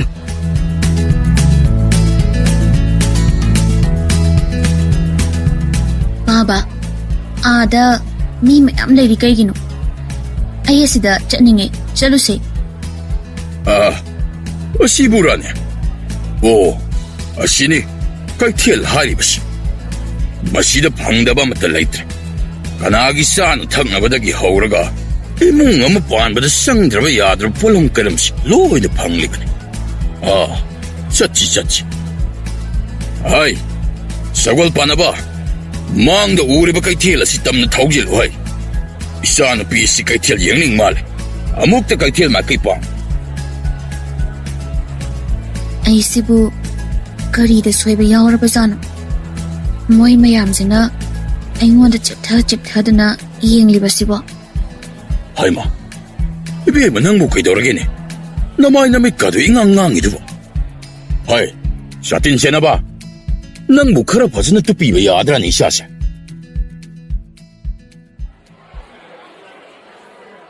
ꯁꯦꯟꯅꯦ. 마루시다 ꯂꯩꯔꯤꯁꯤ. ꯍꯩꯃ, ꯀꯥꯞꯂꯣꯅꯦ.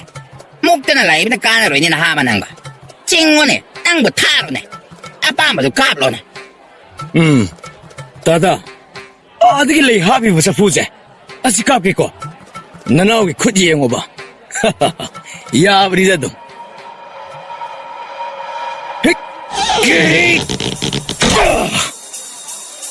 아유 이마, 시레미, 아유 이마. 하이, 그래도래. 하하. 그래도래 이ቤ마. 하이, 그래도라게 하이우네. 맞아 이ቤ마, 그래도라게. 하이, 나 그럼 이신가 아무도 보러오네. 맞아 이ቤ마씨 깨놈도 그래. 하이 마이마, 너 배에게 맡은다 빠르는 따오래비자. 이닝 턱수 콘을 흘리잖아. 아야 아무것도 수고없다. 하이, 니 봐마자. 나가 따오래비지 까리나. 참보다 까거니 하라가 까라더면 하라 까비비자. 나게 아빠마다 까불어 하라가 나게 아빠마라사. 까다라라. 아약 젤라오구나 바라네. 아약 젤라오라네. 바리지오 아때만 미디 오람나라 카게. 냉타오글 랑민 나라바냐 쇼이드나 카요마디 톡다. 마시안 비유 오람마수 쇼이드냐. 하이, 아약 마시기 마당시에 까리마다 젤라라고 야라 잡네 강. 시여래디 염여우나마 젤라오라게. 이따 찐지다 허이. 나 그미다. 아이카는 생각됩니다. 허이 마이마. 마시디 나우리 이마루나 반반이드나. 퍼져래야 마시. 아이, 너 호이가 썩 얌나 얌바보이 샤는 비다. 나우리 이마루나 빨라니. 아이는 나 호이부 따라하냐 라욱대. 냉타우 와이부 시다보니 하니 라우이. 나 코이마 얌나 이부 럭두고 나라가 하기 더랑 리브라 하이. 아유 이마. Baba, yam nai. Yam dalase. Wanay mapagtok hajar. Ayo ma. 파리시. 파리. 시원하바 야디고. 시시시. 이음도 할라시. 하이, 돌아이 빠나봐. 두는 꼬는 콩사로.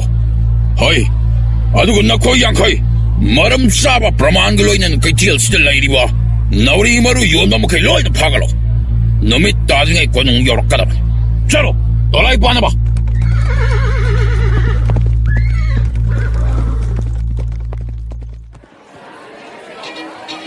ꯑꯁ, ꯃꯊꯥ ꯁꯥꯏꯍꯦ. ꯀꯔꯝꯕ ꯆꯣꯡꯉꯝ ꯆꯥꯗꯕ ꯃꯃꯤꯠ ꯇꯥꯃꯨꯛꯀ ꯅꯥꯅꯨꯅꯦ. ꯃꯥꯃꯅ ꯃꯔꯝ ꯑꯣꯏꯔꯒ ꯑꯩꯈꯣꯏ ꯃꯌꯥꯝꯁꯦ ꯂꯣꯏꯅ ꯑꯋꯥꯐꯝꯗ ꯇꯥꯒꯗꯧꯔꯦꯁꯦ. ꯑꯗꯨꯕꯨꯗꯤ ꯃꯥ ꯍꯧꯖꯤꯛ ꯅꯨꯡꯉꯥꯏꯒꯗꯧꯔꯕꯅꯤꯗ. ꯀꯣꯅꯨꯡ ꯌꯧꯐꯥꯎ ꯃꯥ ꯃꯦ ꯈꯣꯡꯉꯒ ꯆꯠꯇꯣꯔꯤꯕꯅꯤ. ꯊꯤꯟꯊꯈꯤꯅꯤ ꯏꯇꯥꯎ, ꯆꯪꯁꯤ. mayam chai thok na se lai ri bu poyo ma sing ase wang bang ho ra se asum ning thong manai makhoi mathang sai thok na raduna ayo bi thaduna chap khalak padagidi ngasai gi naure yon ni pa aduga thangna na phami nariba ni pa adugi pali yokshille hai marol chummu yadaba singaro sandaba horo tada hai gadar kari hai ai khoi na ngasai dagi hangli banu pa se nang di khangbra khangradi asida mayam na lemnari ba se masida na san na khong thong sang ur cha ai bo hai re gana kari hai jagana as hoi de isa da se thing phangdok saro ma taw ma phang bai di som na hangbiri ba do ai hek nakal salary ba pham masida pham ban angang ani ka nauri lani dana ching dana makhu chumta na gi bani moine soy waramni aduga karom na sakraba makha pang balam biji da moy hum pulap semi na grabani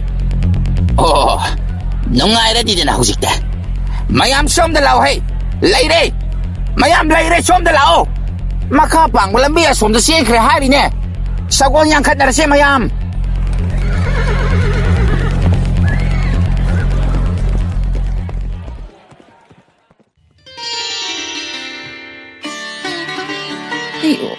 Ayo, Ima. Ayo, Ma. Ayo. Sibo ina tawrubra haiba Ima. Ima na isa asok nung sidrisi kay gino. Amta so haiba yade. Kay namdang hek tawba so yade. Haiba yada bay na din ya. Tawba bagi wa na din. Nang bunong mata, ay na haiba wa mata. Nanana tunda hapa yaw krabro. Ishe. Kaidawuragini na kui naman sa ba? Una ba sunga hik yada ba siwa? Kui ga hudong ga chab hik mana yabani. Masayji da unkana daw gi adong mo khodaraga laiba sibo. Karamba mama masano haibani da. Ay gato pale pa ki sungi mana ba. Moy gi masa masu nupi ngang singa lakhaning da bani naide. Noy ni mong sida. Ikaye ba. Ay mashe tambam tibi da othok wana khangrap. Adu da amatta khangdi aidi. Makoy ining thawna nasada asok apan nanglaga tumina leithok pibase ay thawayam nungaiti akan basairak paikhat pijabadi ngasidagi ay sarahin bagi khongjang sangsin bahogani ay lemna leithok pa natte ayo ko lemna leithok pa natte ay ning thawni ay na pangtho haibada pangthorap trabada sajai phangdena makhoi tok wa pet ngang nupi ngang ngasi no mitchida mapam simaktada Tawdog adu sinariba miyoyedo karigamba yarokdaba thuklabadi leihoriba inaishil makoisi mapunsi chuppa bandi yoyda kasum sangda ay namsingani adu leipaga sibu soyna mathak makha layona otkadoribani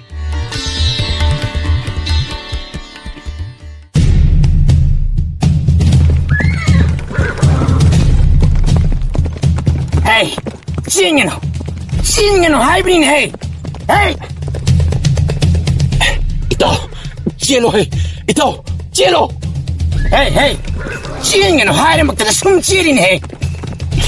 Soidre ngasidi, ito! Ay koy ni ngasidi soidre ba di ko? Ciel si ito!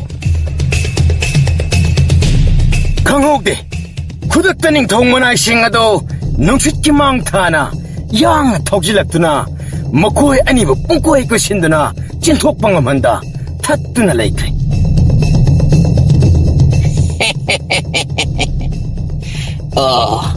Singwadi natte ka. Ay, aduk panglaga karigining tawgi mayok talay di ba? Natte. Ni tawgi mayok tay kaidung gadep kide. Kanchi osulaitte. Soy kibni. Punamag soy kibni. Ay, tumilay. Kari soy ba? Aujikte awa pamda taga tawri dana. Napunsi chuppa kay sumsang da padok taba tare. Natte. Madum tagde hebigano. Ay, tasing soy kibni ba? Hay, mako chingase. Amag na chen na laksila. Chen na punsila.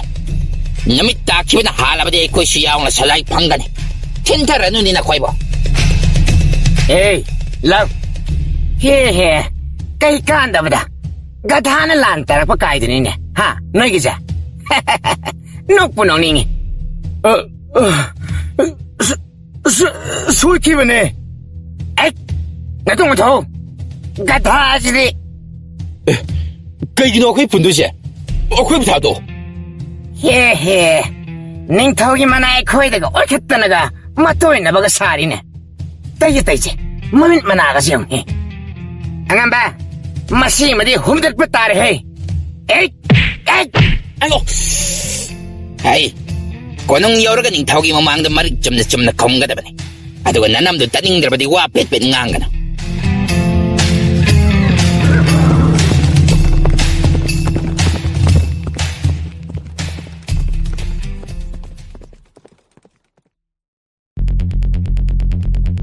ꯍꯩ ꯈꯨꯔꯨ ꯈꯨꯗꯛ ꯀꯨꯜꯂꯣ ꯃꯥꯡꯗ ꯂꯩꯔꯤꯕ ꯑꯁꯦ ꯏꯅꯤꯡꯊꯧ ꯍꯥꯏꯕꯗꯨꯅꯤ ꯅꯍꯣꯏ ꯑꯅꯤꯕꯨ ꯅꯤꯡꯊꯧꯁꯤ ꯍꯥꯟꯅ ꯎꯈ꯭ꯔꯕꯣ ꯀꯣꯅꯨꯡꯁꯤꯗꯗꯤ ꯀꯌꯥꯔꯛ ꯂꯥꯛꯈ꯭ꯔꯦ ꯑꯃꯨꯛ ꯐꯥꯎ ꯂꯥꯛꯆꯗ꯭ꯔꯤ ꯏꯌꯥꯝꯕ ꯏꯌꯥꯝꯕ ꯀꯥꯏꯅꯒ ꯍꯥꯏꯅꯦ ꯍꯩ ꯑꯉꯝꯕ ꯍꯥꯏꯌꯨꯅꯦ ꯃꯁꯤ ꯊꯥꯖꯤꯜꯂꯛꯇꯣꯔꯅꯤꯁꯦ ꯍꯣꯏ ꯁꯣꯏꯈ꯭ꯔꯦ ꯑꯉꯝꯕ ꯑꯉꯝꯕ ꯑꯩꯈꯣꯏ ꯑꯅꯤꯗꯤ ꯄꯨꯟꯁꯤꯒꯤ ꯀꯣꯅꯨꯡ ꯃꯁꯛ ꯈꯪꯖꯔꯔꯣꯏꯗꯧꯕ ꯃꯤꯗꯥꯅꯤꯗ ꯀꯣꯅꯨꯡꯗꯤ ꯂꯥꯏꯔꯗꯅ ꯅꯤꯡꯊꯧꯁꯤ ꯐꯥꯎꯕ ꯁꯛꯈꯪ ꯃꯥꯏꯈꯪꯅꯕ ꯐꯪꯗ꯭ꯔꯤꯉꯩ ꯏꯅꯤꯡꯊꯧꯅ ꯃꯊꯛꯇ ꯀꯥꯈꯤꯕꯅ ꯑꯍꯥꯟꯕ ꯍꯥꯟꯒꯗꯣꯏ ꯄꯣꯠꯅꯤꯗ ꯃꯁꯤ ꯋꯥꯒꯤ ꯋꯥ ꯆꯨꯝꯅ ꯉꯥꯡꯗꯦꯅꯦ ꯏꯅꯤꯡꯊꯧꯗꯣ ꯈꯨꯔꯝꯃꯨ ꯏꯅꯤꯡꯊꯧ ꯅꯅꯥꯏ ꯑꯩꯈꯣꯏ ꯌꯧꯖꯔꯛꯂꯦ ꯄꯨꯅꯦꯝꯖꯔꯤ ꯏꯅꯤꯡꯊꯧ ꯅꯅꯥꯏꯅ ꯄꯨꯅꯦꯝꯖꯔꯤ ꯑꯄꯪꯕ ꯅꯅꯥꯏꯅꯤ ꯈꯟꯅ ꯉꯥꯛꯄꯤꯌꯨꯀꯣ ꯏꯅꯤꯡꯊꯧ ꯅꯅꯥꯏꯁꯨ ꯈꯨꯔꯨꯝꯖꯔꯤ ꯏꯅꯤꯡꯊꯧꯕꯨ ꯑꯍꯥꯟꯕ ꯎꯖꯕ ꯐꯪꯖꯕꯁꯦ ꯅꯅꯥꯏꯗꯤ ꯏꯃꯤꯠꯃꯛꯅ ꯏꯁꯣꯔ ꯎꯒꯨꯝ ꯃꯤ ꯊꯃꯣꯏꯗ ꯂꯧꯁꯤꯟꯖꯔꯦ ꯕꯦꯕꯥꯔ ꯐꯕ ꯑꯃꯗꯤ ꯌꯥꯎꯔꯤꯍꯦ ꯀꯗꯥꯏꯗꯒꯤ ꯕꯦꯕꯥꯔ ꯐꯕꯅꯣꯗ ꯏꯇꯥꯎ ꯃꯇꯥ ꯇꯧꯁꯤꯟꯅꯔꯤ ꯑꯣꯏꯅꯤ ꯃꯔꯥꯜ ꯀꯣꯛꯄꯤꯅꯕ ꯑꯗꯨꯃꯗꯤ ꯑꯩ ꯋꯥꯈꯜ ꯑꯣꯏꯍꯧꯗ꯭ꯔꯦꯍꯦ ꯀꯃꯥꯏ ꯃꯈꯥ ꯌꯦꯡꯁꯤ ꯏꯇꯥꯎ ꯏꯇꯥꯎ ꯅꯪꯒꯤ ꯅꯥꯎꯔꯤꯁꯦ ꯑꯣꯈꯛ ꯐꯩꯗꯀꯣ ꯄꯨꯟꯁꯤꯗ ꯑꯃꯨꯛ ꯎꯒꯦ ꯆꯠꯀꯦ ꯐꯪꯂꯔꯣꯏꯗꯕ ꯀꯣꯅꯨꯡꯁꯨ ꯉꯁꯤꯗꯤ ꯎꯕ ꯐꯪꯖꯔꯦ ꯑꯗꯨꯒꯤꯁꯨ ꯃꯊꯛꯇ ꯑꯃꯨꯛ ꯂꯩꯕꯥꯛ प्रजा ꯃꯤꯌꯥꯝꯁꯤꯡꯁꯤꯅ ꯑꯩꯈꯣꯏ ꯑꯅꯤ ꯂꯥꯛꯄꯁꯤꯗ ꯃꯉꯛꯀ ꯇꯦꯛꯀꯗꯕ ꯃꯈꯩ ꯊꯥꯡꯒꯠꯇꯅ ꯌꯦꯡꯅꯔꯤꯁꯦ ꯑꯃꯨꯛꯇ ꯌꯦꯡꯉꯨꯅꯤ ꯏꯇꯥꯎ ꯅꯪꯕꯣ ꯃꯌꯥꯝꯅ ꯁꯛꯈꯪꯕ ꯑꯐꯥꯎ ꯍꯥꯏꯕꯗꯣ ꯑꯣꯏꯒꯗꯧꯔꯤꯕꯅꯤ ꯏꯕꯥꯅꯤꯁꯦ ꯑꯗꯨꯁꯨ ꯅꯪꯒꯤ ꯅꯥꯎꯔꯤꯁꯤꯗꯒꯤ ꯏꯇꯥꯎ ꯐꯥꯒꯤ ꯃꯇꯥꯡ ꯆꯥꯗꯦꯀꯣ ꯏꯇꯥꯎ ꯍꯣꯏꯅꯦ ꯑꯗꯨꯕꯨꯗꯤ ꯆꯨꯝꯃꯤꯅꯤ ꯑꯗꯨꯗ ꯑꯩꯈꯣꯏ ꯑꯅꯤꯁꯤ ꯐꯥꯎꯔꯣ ꯃꯤꯌꯥꯝꯅ ꯁꯛꯈꯪꯅꯧ ꯍꯥꯏꯗꯤ ꯇꯝꯂꯝꯂꯒ ꯁꯛꯈꯪꯅꯗꯕꯤꯗ ꯄꯨꯟꯁꯤ ꯀꯦꯝꯂꯝꯒꯗꯕꯗꯣ ꯃꯗꯨ ꯈꯪꯂꯛꯄꯩ ꯋꯥꯅꯤꯗ ꯅꯣꯏ ꯑꯅꯤ ꯇꯨꯃꯤꯟ ꯂꯩꯔꯣꯀꯣ ꯍꯣꯏ ꯈꯣꯟꯗꯥ ꯐꯥꯎꯗꯤ ꯌꯥꯛꯏꯍꯦ ꯀꯔꯤ ꯍꯥꯏꯕ ꯅꯤꯡꯊꯧꯒꯤ ꯗꯕꯥ ꯃꯅꯨꯡꯅꯤ ꯅꯪꯅ ꯂꯩꯔꯤꯕꯁꯤ ꯃꯇꯨꯏꯅꯔꯥ ꯃꯇꯨꯏꯅꯔꯥ ꯅꯪ ꯍꯥ ꯌꯥꯔꯦ ꯋꯥ ꯑꯃꯇ ꯉꯥꯡꯅꯔꯛꯂꯅꯨ ꯍꯣꯏ ꯅꯍꯥꯛꯂꯥ ꯑꯩꯒꯤ ꯏꯆꯥꯅꯨꯄꯤꯗ ꯅꯥꯎꯔꯤ ꯀꯥꯞꯂꯛꯂꯤꯕꯁꯦ ꯑꯍꯣꯏ ꯃꯥꯅꯤ ꯅꯤꯡꯊꯧ ꯑꯗꯨꯕꯨ ꯇꯧꯒꯦ ꯌꯥꯎꯅ ꯇꯧꯈꯤꯕꯗꯤ ꯅꯠꯆꯗꯦ ꯁꯣꯏꯈꯤꯕꯅꯤ ꯅꯤꯡꯊꯧ ꯀꯔꯤ ꯍꯥꯏꯕ ꯑꯗꯨ ꯀꯔꯤꯒꯤ ꯆꯦꯜꯂꯤꯕ ꯏꯅꯤꯡꯊꯧꯒꯤ ꯏꯅꯥ ꯏꯆꯜꯁꯤꯡ ꯑꯁꯤ ꯁꯥꯎꯔꯕꯗꯤ ꯌꯥꯝꯅ ꯌꯥꯡꯉꯤꯅꯦ ꯃꯈꯣꯏꯅ ꯌꯥꯡꯅ ꯇꯥꯟꯅꯔꯛꯄꯗꯒꯤ ꯑꯩꯈꯣꯏꯁꯨ ꯌꯥꯡꯅ ꯆꯦꯟꯖꯕꯅꯦ ꯏꯅꯤꯡꯊꯧ ꯅꯤꯄꯥꯁꯤ ꯈꯨꯗꯛ ꯑꯁꯤꯗ ꯁꯦꯔꯥꯛ ꯄꯤꯖꯒꯦ ꯏꯅꯤꯡꯊꯧꯒꯤ ꯌꯥꯊꯪ ꯄꯤꯅꯕꯤꯌꯨ ꯇꯣ ꯏꯅꯤꯡꯊꯧ ꯇꯧꯔꯤꯕꯁꯤ ꯑꯃꯨꯛꯇ ꯌꯦꯡꯕꯤꯌꯨꯅꯦ ꯃꯁꯤꯃꯗꯤ ꯌꯦꯡꯕꯗ ꯌꯥꯝꯅ ꯁꯥꯊꯤꯒꯗꯕ ꯃꯥꯜꯂꯤꯅꯦ ꯏꯇꯥꯎ ꯑꯩꯈꯣꯏ ꯑꯅꯤꯁꯦ ꯍꯥꯠꯇꯣꯛꯈꯤꯒꯗꯕ ꯃꯥꯟꯁꯤꯜꯂꯛꯏꯅꯦ ꯑꯣꯏꯔꯤꯕ ꯃꯇꯧ ꯑꯁꯤꯗ ꯃꯖꯥꯏꯕꯤ ꯃꯈꯨꯗꯥꯛ ꯄꯤꯗꯤ ꯅꯣꯛꯅꯤꯡꯕꯅ ꯂꯣꯏꯔꯕꯅꯤ ꯑꯗꯨꯕꯨ ꯅꯣꯛꯊꯣꯛꯂꯨꯔꯕꯗꯤ ꯈꯟꯅ ꯐꯥꯊꯅꯕ ꯀꯟꯅ ꯍꯣꯠꯅꯖꯩ ꯍꯣꯏ ꯃꯇꯥꯡꯁꯤ ꯅꯪꯅ ꯐꯥꯒꯤ ꯐꯔꯥꯡ ꯇꯧꯕ ꯌꯥꯕ ꯃꯇꯥꯡꯅꯤ ꯈꯟꯕ꯭ꯔꯥ ꯈꯟꯖꯗꯦ ꯏꯅꯤꯡꯊꯧ ꯇꯁꯦꯡꯅ ꯑꯩꯕꯨ ꯍꯥꯏꯖꯧ ꯍꯥꯏꯔꯕꯗꯤ ꯅꯅꯥꯏꯁꯤ ꯉꯁꯥꯏꯗꯒꯤ ꯀꯤꯃꯟꯕꯗ ꯀꯕ꯭ꯂꯥꯀꯥꯁꯤ ꯅꯤꯛꯄꯗ ꯂꯩꯐꯝ ꯆꯥꯐꯝꯒ ꯑꯃꯠꯇ ꯈꯪꯗ꯭ꯔꯕꯅꯤ ꯑꯩ ꯃꯁꯤ ꯐꯖꯅ ꯀꯣꯜꯂꯨꯅꯦ ꯑꯌꯣ ꯃꯤ ꯁꯤꯔꯦ ꯑꯁ ꯋꯥ ꯉꯥꯡꯕ ꯑꯝꯇ ꯇꯣꯛ ꯀꯩꯗꯧꯒꯦ ꯏꯇꯥꯎ ꯅꯪꯕꯣ ꯋꯥ ꯉꯥꯡꯕ ꯇꯣꯛꯑꯗꯤ ꯑꯩꯗꯤ ꯑꯃꯨꯛ ꯀꯞꯄ ꯇꯥꯕꯅꯤꯅꯦ ꯍꯥꯏ ꯅꯍꯥ ꯃꯆꯥ ꯑꯩꯉꯣꯟꯗ ꯃꯨꯟꯅ ꯌꯦꯡꯂꯣ ꯑꯩꯒꯤ ꯏꯆꯥꯅꯨꯄꯤꯗ ꯅꯪꯅ ꯁꯣꯏꯈꯤꯕꯅꯤ ꯑꯗꯣ ꯃꯗꯨ ꯇꯧꯒꯦ ꯌꯥꯎꯅ ꯇꯧꯈꯤꯕ꯭ꯔꯥ ꯑꯃꯨꯛꯇ ꯍꯥꯏꯌꯨ ꯅꯠꯇꯦ ꯅꯤꯡꯊꯧ ꯃꯗꯨꯒꯨꯝꯕ ꯁꯨꯡꯅ ꯅꯠꯇꯦ. ꯑꯁꯦꯡꯕꯗꯤ ꯅꯤꯡꯊꯧ ꯇꯁꯦꯡꯅ ꯍꯥꯏꯖꯧ ꯍꯥꯏꯔꯕꯗꯤ ꯍꯧꯖꯤꯛ ꯊꯣꯛꯂꯤꯕ ꯋꯥꯍꯧ ꯑꯁꯤꯒꯤ ꯄꯨꯝꯅꯃꯛ ꯍꯧꯔꯛꯄ ꯃꯤꯁꯛ ꯑꯗꯨꯗꯤ ꯅꯥꯎꯔꯤ ꯌꯣꯜꯂꯤꯕ ꯅꯨꯄꯥꯗꯨꯅꯤ. ꯀꯔꯤ ꯍꯥꯏꯕ? ꯃꯆꯣꯡ ꯃꯄꯥꯠ ꯅꯥꯏꯗꯕ ꯅꯪꯅ ꯋꯥꯔꯦꯝ ꯇꯨꯔꯦꯝ ꯉꯥꯡꯂꯤꯕꯗꯤ ꯀꯔꯤꯒꯤꯅꯣ? ꯅꯅꯥꯏꯅ ꯍꯥꯏꯖꯕꯗꯤ ꯅꯤꯡꯊꯧ ꯀꯔꯤꯒꯨꯝꯕ ꯅꯥꯎꯔꯤꯁꯤ ꯃꯄꯥꯡꯒꯜ ꯈꯔ ꯁꯣꯟꯅ ꯃꯥꯅ ꯁꯥꯔꯒ ꯌꯣꯜꯂꯝꯕ ꯇꯥꯔꯕꯗꯤ ꯉꯁꯤ ꯊꯣꯛꯂꯤꯕ ꯃꯔꯝ ꯃꯌꯥꯝꯁꯦ ꯊꯣꯛꯂꯣꯏꯗꯕꯅꯤ ꯍꯥꯏꯖꯔꯤꯕꯅꯤ ꯅꯤꯡꯊꯧ.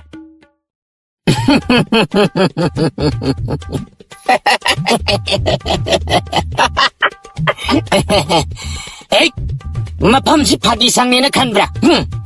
ꯉꯥꯡꯂꯤ ꯃꯌꯥꯝꯗꯨ ꯀꯔꯤꯅꯣ? ꯁꯥꯎꯔꯨꯡ ꯅꯨꯡꯂꯨꯡ ꯇꯧꯕ ꯁꯛꯐꯝ ꯃꯌꯥꯝꯁꯤꯡ ꯑꯁꯤꯒ ꯍꯥꯏꯔꯨꯔꯕꯗꯤ ꯃꯗꯨꯃꯛꯇꯤ ꯅꯠꯆꯗꯦ. 이닝타오, 구닥치다 이마부 개좀 상다 락드나 찡라가 남신자로라게. ꯑꯃꯨꯛꯇ ꯉꯥꯏꯕꯤꯈꯣ. ꯀꯩꯁꯨꯝꯁꯪꯗ ꯆꯪꯗ꯭ꯔꯤꯉꯩ ꯑꯩꯁꯦ ꯋꯥꯐꯝ ꯑꯃꯇ ꯑꯔꯣꯏꯕ ꯑꯣꯏꯅ ꯍꯪꯒꯠꯆꯍꯧꯒꯦ. ꯌꯥꯕ ꯅꯠꯇ꯭ꯔꯥ ꯏꯅꯤꯡꯊꯧ? ꯀꯔꯤꯅꯣ ꯍꯥꯏꯌꯨ. ꯑꯩ ꯃꯁꯤ ꯇꯁꯦꯡꯅ ꯈꯪꯅꯤꯡꯉꯤ. ꯕꯟꯗꯤ ꯑꯣꯏꯔꯕ ꯐꯥꯗꯣꯛꯁꯤꯡꯕꯨ ꯃꯈꯣꯏꯁꯤꯡ ꯑꯁꯤ ꯄꯤꯖ ꯄꯤꯊꯛ ꯇꯧꯕꯤꯕ꯭ꯔꯥ? ꯗꯔꯕꯥꯔ ꯑꯗꯨꯗ ꯇꯤꯜꯂꯝꯂꯤꯕ ꯃꯌꯥꯝ ꯑꯗꯨ ꯋꯥꯍꯪ ꯑꯁꯤ ꯇꯥꯕꯗ ꯇꯨꯃꯤꯟ ꯂꯩꯅꯩ, ꯄꯨꯡꯆꯤꯛ ꯆꯤꯛꯏ. ꯖꯣꯃꯥꯟꯗ ꯄꯨꯡꯉꯛ ꯉꯛꯏ. ꯃꯃꯥꯟꯅꯕꯒꯤ ꯊꯥꯖꯗꯕ ꯋꯥꯍꯩ ꯑꯗꯨ ꯇꯥꯕꯗ. ꯀꯩꯅꯣ? ꯑꯁꯤꯒꯨꯝꯕ ꯇꯟꯖꯥꯁꯤꯗ ꯅꯪ ꯆꯥꯛꯀꯤꯗꯃꯛꯇ ꯇꯁꯦꯡꯅ ꯋꯥꯕ꯭ꯔꯥ?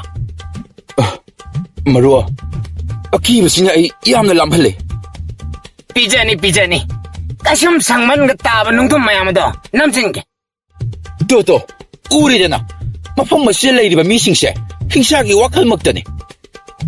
ꯀꯔꯤꯅꯣ ꯃꯩꯇꯥꯎ? ꯅꯪꯅ ꯉꯁꯤ ꯇꯧꯔꯤ ꯃꯌꯥꯝꯁꯤꯕꯣ? ꯃꯁꯤꯒꯤ ꯑꯄꯪꯕꯁꯤꯗꯤ ꯐꯅꯗꯨꯝ ꯅꯨꯡꯉꯥꯏꯔꯤꯅꯤ. ꯉꯁꯥꯏꯗꯒꯤ ꯃꯥ ꯃꯊꯟꯇ ꯉꯥꯡꯕꯗ ꯀꯅꯥꯒꯤ ꯆꯔꯣꯏ ꯇꯔꯥ ꯄꯨꯟꯁꯤꯜꯂꯒ ꯉꯥꯡꯕꯗꯒꯤꯕꯨ ꯍꯦꯜꯂꯤꯅꯦ. 이닝타오, 야탕 어디도 덕탑이요. ꯑꯩ ꯃꯁꯤꯒꯤ ꯅꯤꯄꯥꯁꯦ ꯃꯄꯨꯟꯁꯤ ꯆꯨꯞꯄꯒꯤ ꯑꯣꯏꯅ ꯇꯨꯃꯤꯟꯅ ꯑꯗꯨꯝ ꯂꯩꯍꯟꯈ꯭ꯔꯒꯦ. ꯏꯅꯤꯡꯊꯧꯁꯨ ꯎꯕꯤꯔꯦꯗꯅ ꯃꯍꯥꯛꯁꯤꯁꯨ ꯃꯑꯣꯡ ꯑꯃꯗ ꯌꯥꯝꯅ ꯁꯥꯊꯤꯕꯒꯨꯝ ꯉꯥꯡꯂꯤꯕꯁꯦ.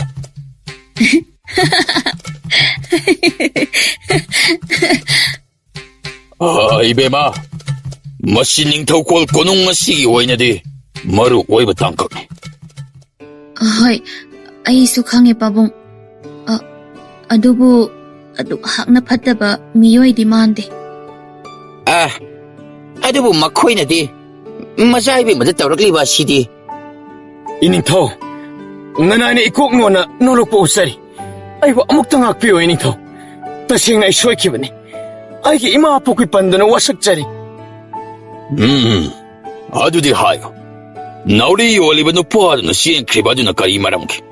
시행나 하요. 머럼디 이닝ꯊꯧꯅ ꯁꯣꯏꯗꯅ ꯆꯔꯥꯛ ꯄꯤꯔꯒꯅꯤ ꯈꯪꯕꯗꯒꯤ ꯀꯤꯗꯨꯅ ꯆꯦꯟꯈꯤꯕꯅꯤ. ꯑꯗꯨꯒ 이닝ꯊꯧ, ꯃꯔꯝ ꯑꯃꯅ ꯑꯩꯒꯤ ꯃꯔꯨꯞꯁꯤꯒꯤ ꯅꯥꯎꯔꯤ ꯃꯄꯥ ꯈꯨꯇꯝ ꯂꯥꯛꯇꯝ ꯃꯑꯣꯡ ꯑꯗꯨꯗ ꯌꯥꯝꯅ ꯁꯥꯊꯤꯕ ꯑꯗꯨꯒꯤꯅꯤ. ꯅꯪꯒꯤꯗꯨꯗꯤ ꯑꯩꯒꯤ ꯃꯤꯁꯪ ꯑꯝꯇ ꯆꯪꯗ꯭ꯔꯦꯍꯦ. ꯑꯩꯗꯤ ꯑꯆꯨꯝꯕꯒꯤ ꯃꯤꯁꯪ ꯑꯣꯏꯅ ꯆꯪꯉꯤ ꯏꯇꯥꯎ.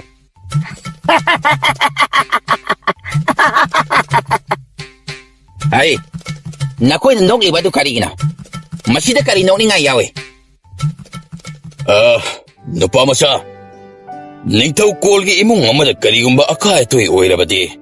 어와팜 따다닝아이 와레이티 하비신낭 캉디 캉브라. ꯍꯣꯏ, ꯈꯪꯖꯩ 이닝ꯊꯧ.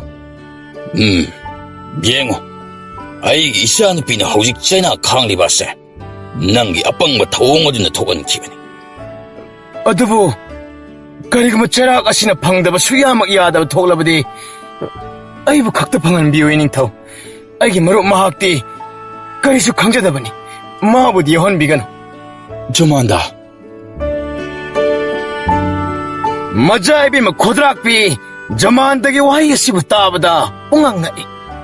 ꯅꯤꯡꯊꯧꯁꯨ ꯋꯥ ꯃꯆꯦꯠ ꯑꯃꯠꯇ ꯉꯥꯡꯗ ꯇꯨꯃꯤꯟꯅ ꯂꯩ. ꯑꯗꯨꯕꯨ ꯆꯩꯔꯛ ꯑꯗꯨꯗ ꯃꯃꯥꯟꯅꯕ ꯑꯗꯨꯅ ꯑꯁꯨꯝꯅ. 이닝ꯊꯧ, ꯌꯥꯔꯕꯗꯤ ꯃꯉꯣꯟꯗ ꯐꯪꯒꯗꯕ ꯗꯟꯗꯤ ꯑꯗꯣ ꯌꯥꯝꯅ ꯄꯤꯛꯄ ꯗꯟꯗꯤ ꯑꯣꯏꯅ ꯐꯪꯍꯟꯕꯤꯌꯨ. ꯑꯗꯨꯁꯨ ꯈꯖꯤꯛꯇ. ꯑꯗꯨꯒ ꯑꯩꯒꯤꯅ ꯆꯥꯛ ꯑꯣꯏꯅ ꯐꯪꯍꯟꯕꯤꯌꯨ. ꯎꯊꯣꯛꯄꯅꯤꯗ ꯑꯩꯒꯤ ꯃꯔꯨꯞꯁꯦ. ꯃꯁꯤꯒꯤ ꯅꯨꯄꯥ ꯃꯆꯥꯁꯦ ꯉꯥꯡꯕ ꯁꯨꯝꯂꯦꯞ ꯂꯦꯞꯇꯦꯗ. ꯃꯁꯦ ꯑꯩꯒꯤ ꯏꯃꯥꯁꯨꯅꯦ. 마수 마시기다먹다 컵단 마나 행원다 와카카도리 버세 ꯉꯥꯡꯕ ꯂꯦꯞꯇꯕꯒꯤ ꯑꯩꯒꯤ ꯏꯃꯥꯒ ꯆꯞ ꯃꯥꯟꯅꯩꯌꯦ ꯅꯪꯁꯨ.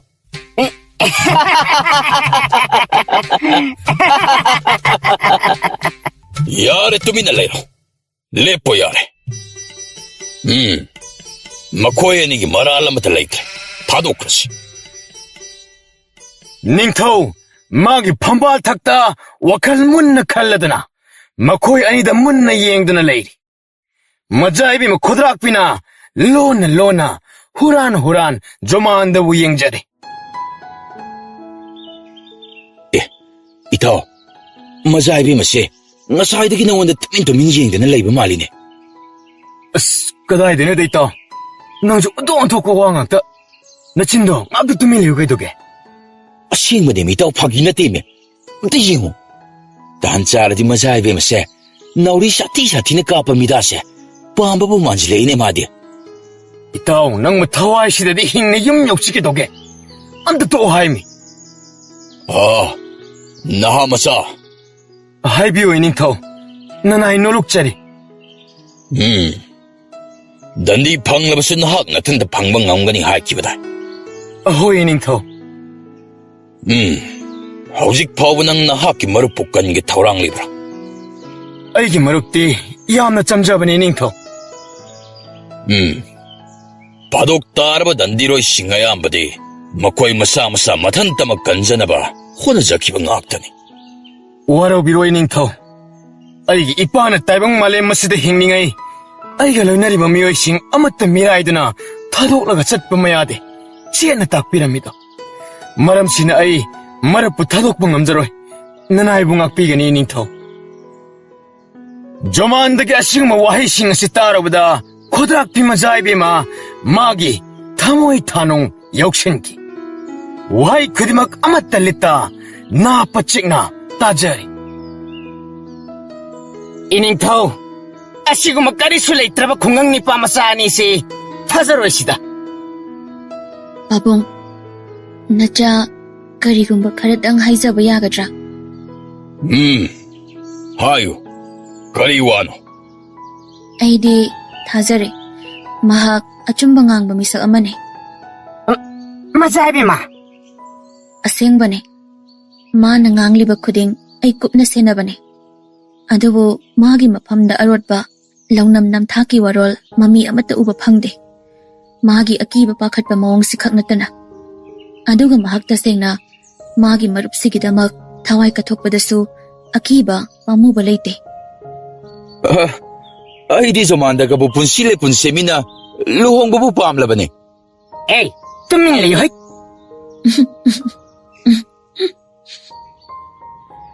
ꯗꯔꯕꯥꯔ ꯃꯤꯐꯝ ꯑꯗꯨ ꯉꯥꯏꯍꯥꯛ ꯇꯨꯃꯤꯟ ꯂꯩꯅꯩ. ꯃꯤꯀꯨꯞ ꯈꯔꯒꯤ ꯃꯇꯨꯡ ꯅꯤꯡꯊꯧ ꯋꯥꯈꯜ ꯀꯌꯥ ꯈꯟꯕ ꯌꯥꯕ ꯈꯜꯂꯨꯔꯕ ꯃꯇꯨꯡ ꯑꯁꯨꯝꯅ ꯍꯥꯏꯔꯛꯏ. ꯐꯔꯦ. ꯖꯣꯃꯥꯟꯗ, ꯑꯩ ꯅꯉꯣꯟꯗ ꯇꯥꯟꯖꯥ ꯑꯃꯈꯛ ꯄꯤꯔꯒꯦ. ꯇꯥꯟꯖꯥ ꯑꯃꯈꯛ ꯍꯥꯏꯕ? ꯇꯥꯟꯖꯥ ꯑꯃꯈꯛ.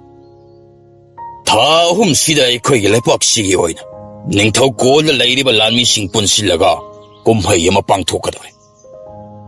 ꯈꯨꯜꯁꯤꯡꯒꯤ ꯈ꯭ꯋꯥꯏꯗꯒꯤ ꯀꯜꯂꯕ ꯑꯀꯟꯕ ꯃꯀꯣꯛꯁꯤꯡ ꯑꯗꯣ ꯁꯔꯨꯛ ꯌꯥꯒꯗꯧꯔꯤꯕꯅꯤ.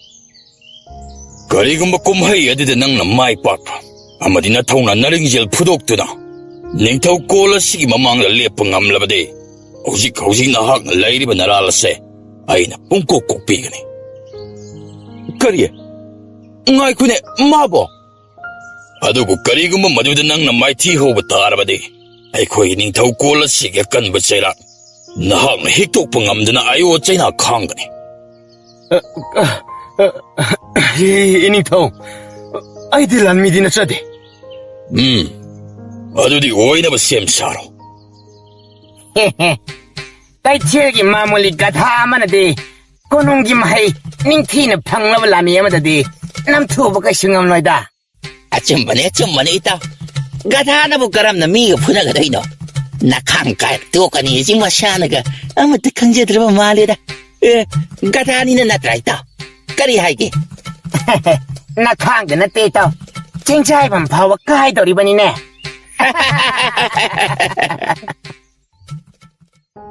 Manay masil mayamna jomandabu karim kathai na biriba matauk singadabu ubda khodrak pi majai bi mamahakti asukki matik nungai jaramde adu asamaga loinana jomandagi mamit ani aduda kuptaba makhai yengduna wakhal marong khanjari ito mase nangi chap charaba matangni ko kaibunu haijibo thawaisu hingauba aduga mazaibe mabusu handaki matang asida nangal hongowa kaino nang haiduna wasibu tahoba manak nang na phamliba darbar mi phamyawa mioi kharadi khadang taba makhai yengduna leiri mazaibe ma khodrak bisu ngakpada kham thengle ningthau kol darbar manung asida nang na aduguma wa ngang lebadi karigina aidi subnatagi magi tungi punsidabu haijabatani Gary, magi tungi punsida aduguma yawedi nangona kanana hai. Nang chidala. phamduna leiramba ningthau phuk haugalai langlama miyam sing tumina unwai muk chikre wakhal mami darbar phamliba angam mathoksing maning hali manai masel sing ningthau jomandaba mikup khara munna yenglaba matung itha thajadaba mongda khangnok nokthore tauriba mong adu ubda tillaba miyam sing adu so karino bhap taba ngamdre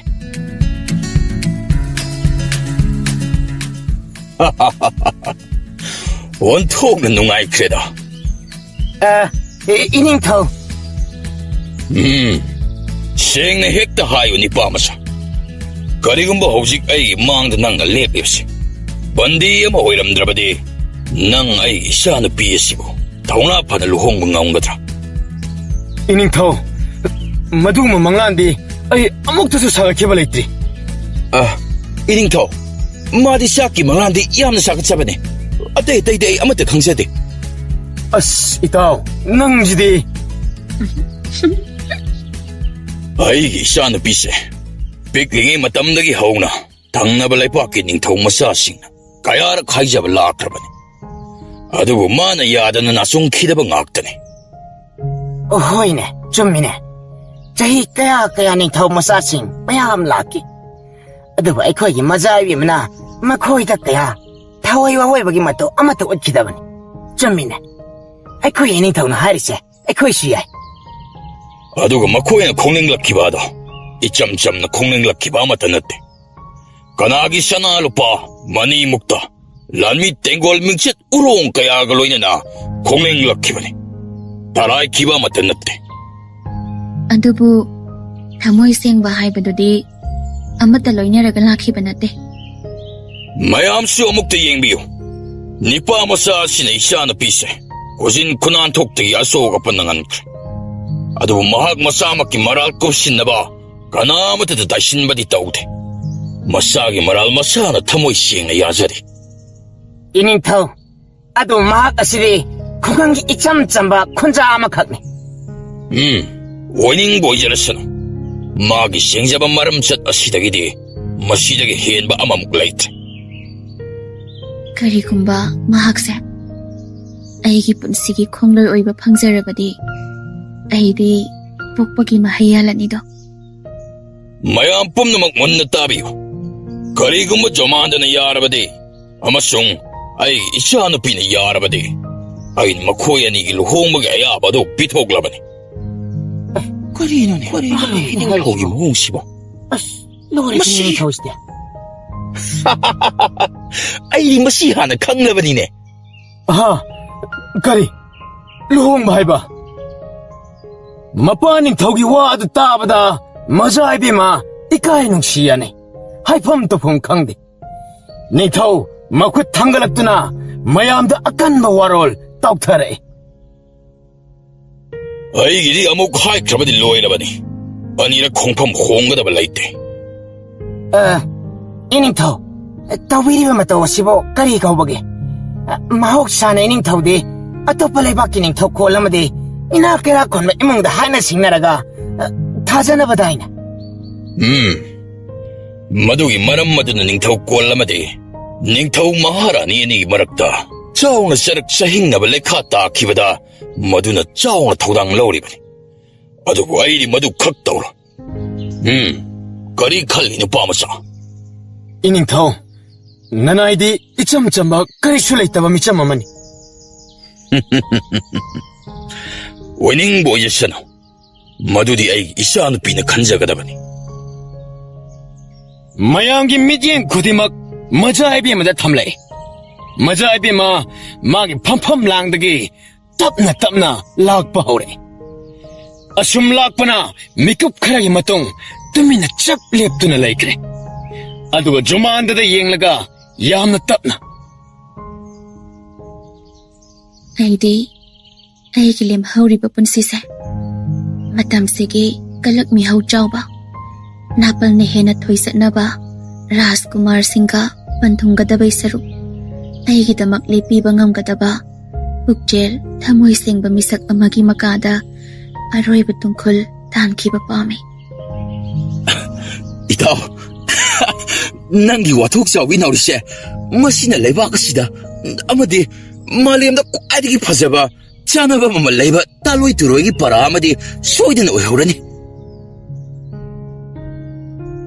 Oirakliba thorakliba thajadaba thodok mayam asi tabada ubada jomandadi ikai manbana mamangda nokphet tawduna leplibi tharo thamalgum ningthi jabi majaibi ma khodrak pibo hangkatna phawba yengjaba ngamda masa mathanta mamai khumjinjaduna ikai nungsiyanana mamai mamit ngaksang ngang asuna namit asigi nimidang wainam simaktadagi soibadagi thokiba thodok amakhangna kanana so ningthau kolamada thokani thajaroidaba ningol piba thajaba pinaba lohongbagi kuina chanaduna laglaba niti amabu thamoibu senglabadi misam amada so leiba yabagi kanglon semdoki.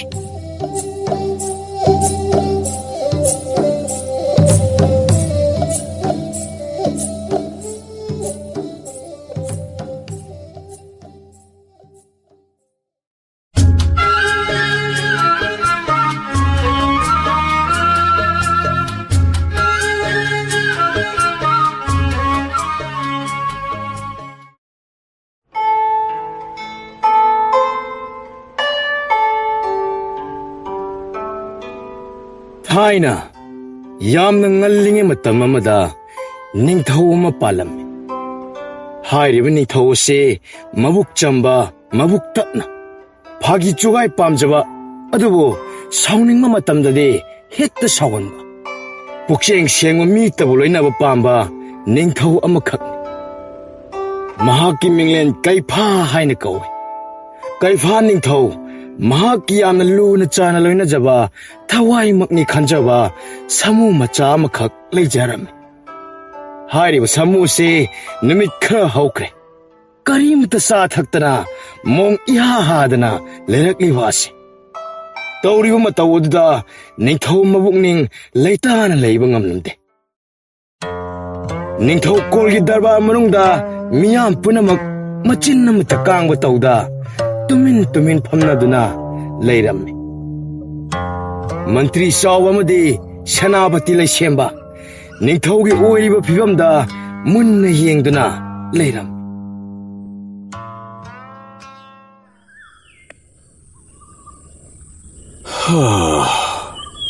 Mantri sawa ngasidi aigi thamoisi yamna nungaitre.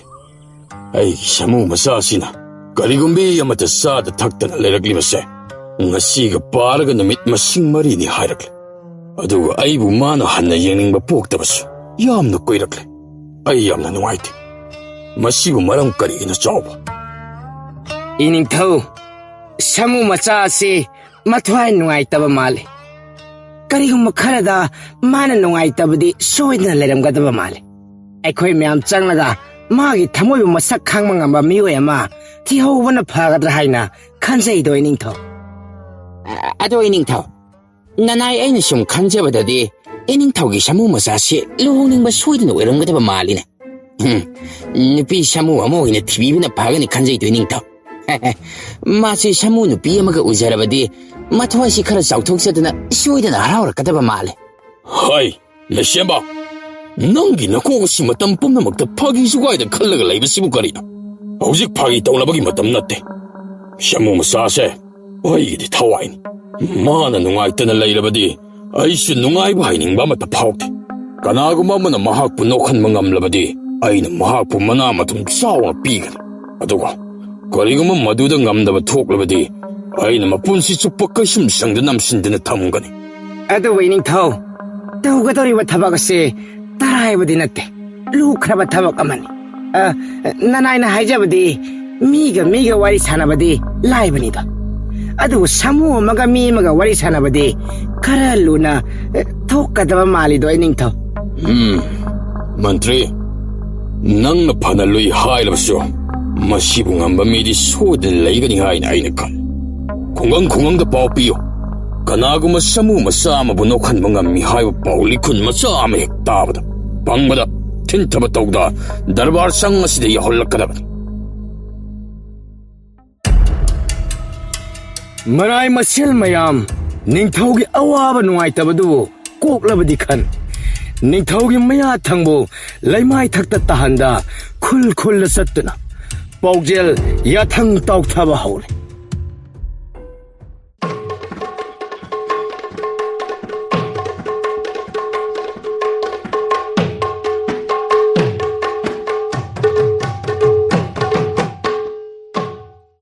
Kebaubi Mangol Tariba Pamengi Pakchang Adda Kongrai Nikladana Tawai Chang na Pogjela Dabo Tari Masado Harau Bunatumali Prap Magi Nupibo Nanghoroi Matagum Lak Tana Kubahore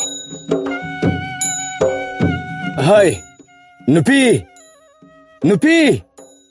Nangu Tari Brane Hey Ining thong magi samu machadu nohan mangam mi thiri ne he nangu mapala amuk ta thoro lawn he Nayum da nungti higi saw na kindana leiri bai phawba nokhan bangam da banang na su ning thau ko da sawrapa atok sing ba samu du bu nang na khali se nang na nokhan bangam gani siro hey ma nang di mi ne samu sunatana nang dia hey wa ma hebige Mingonda di hairo launuko.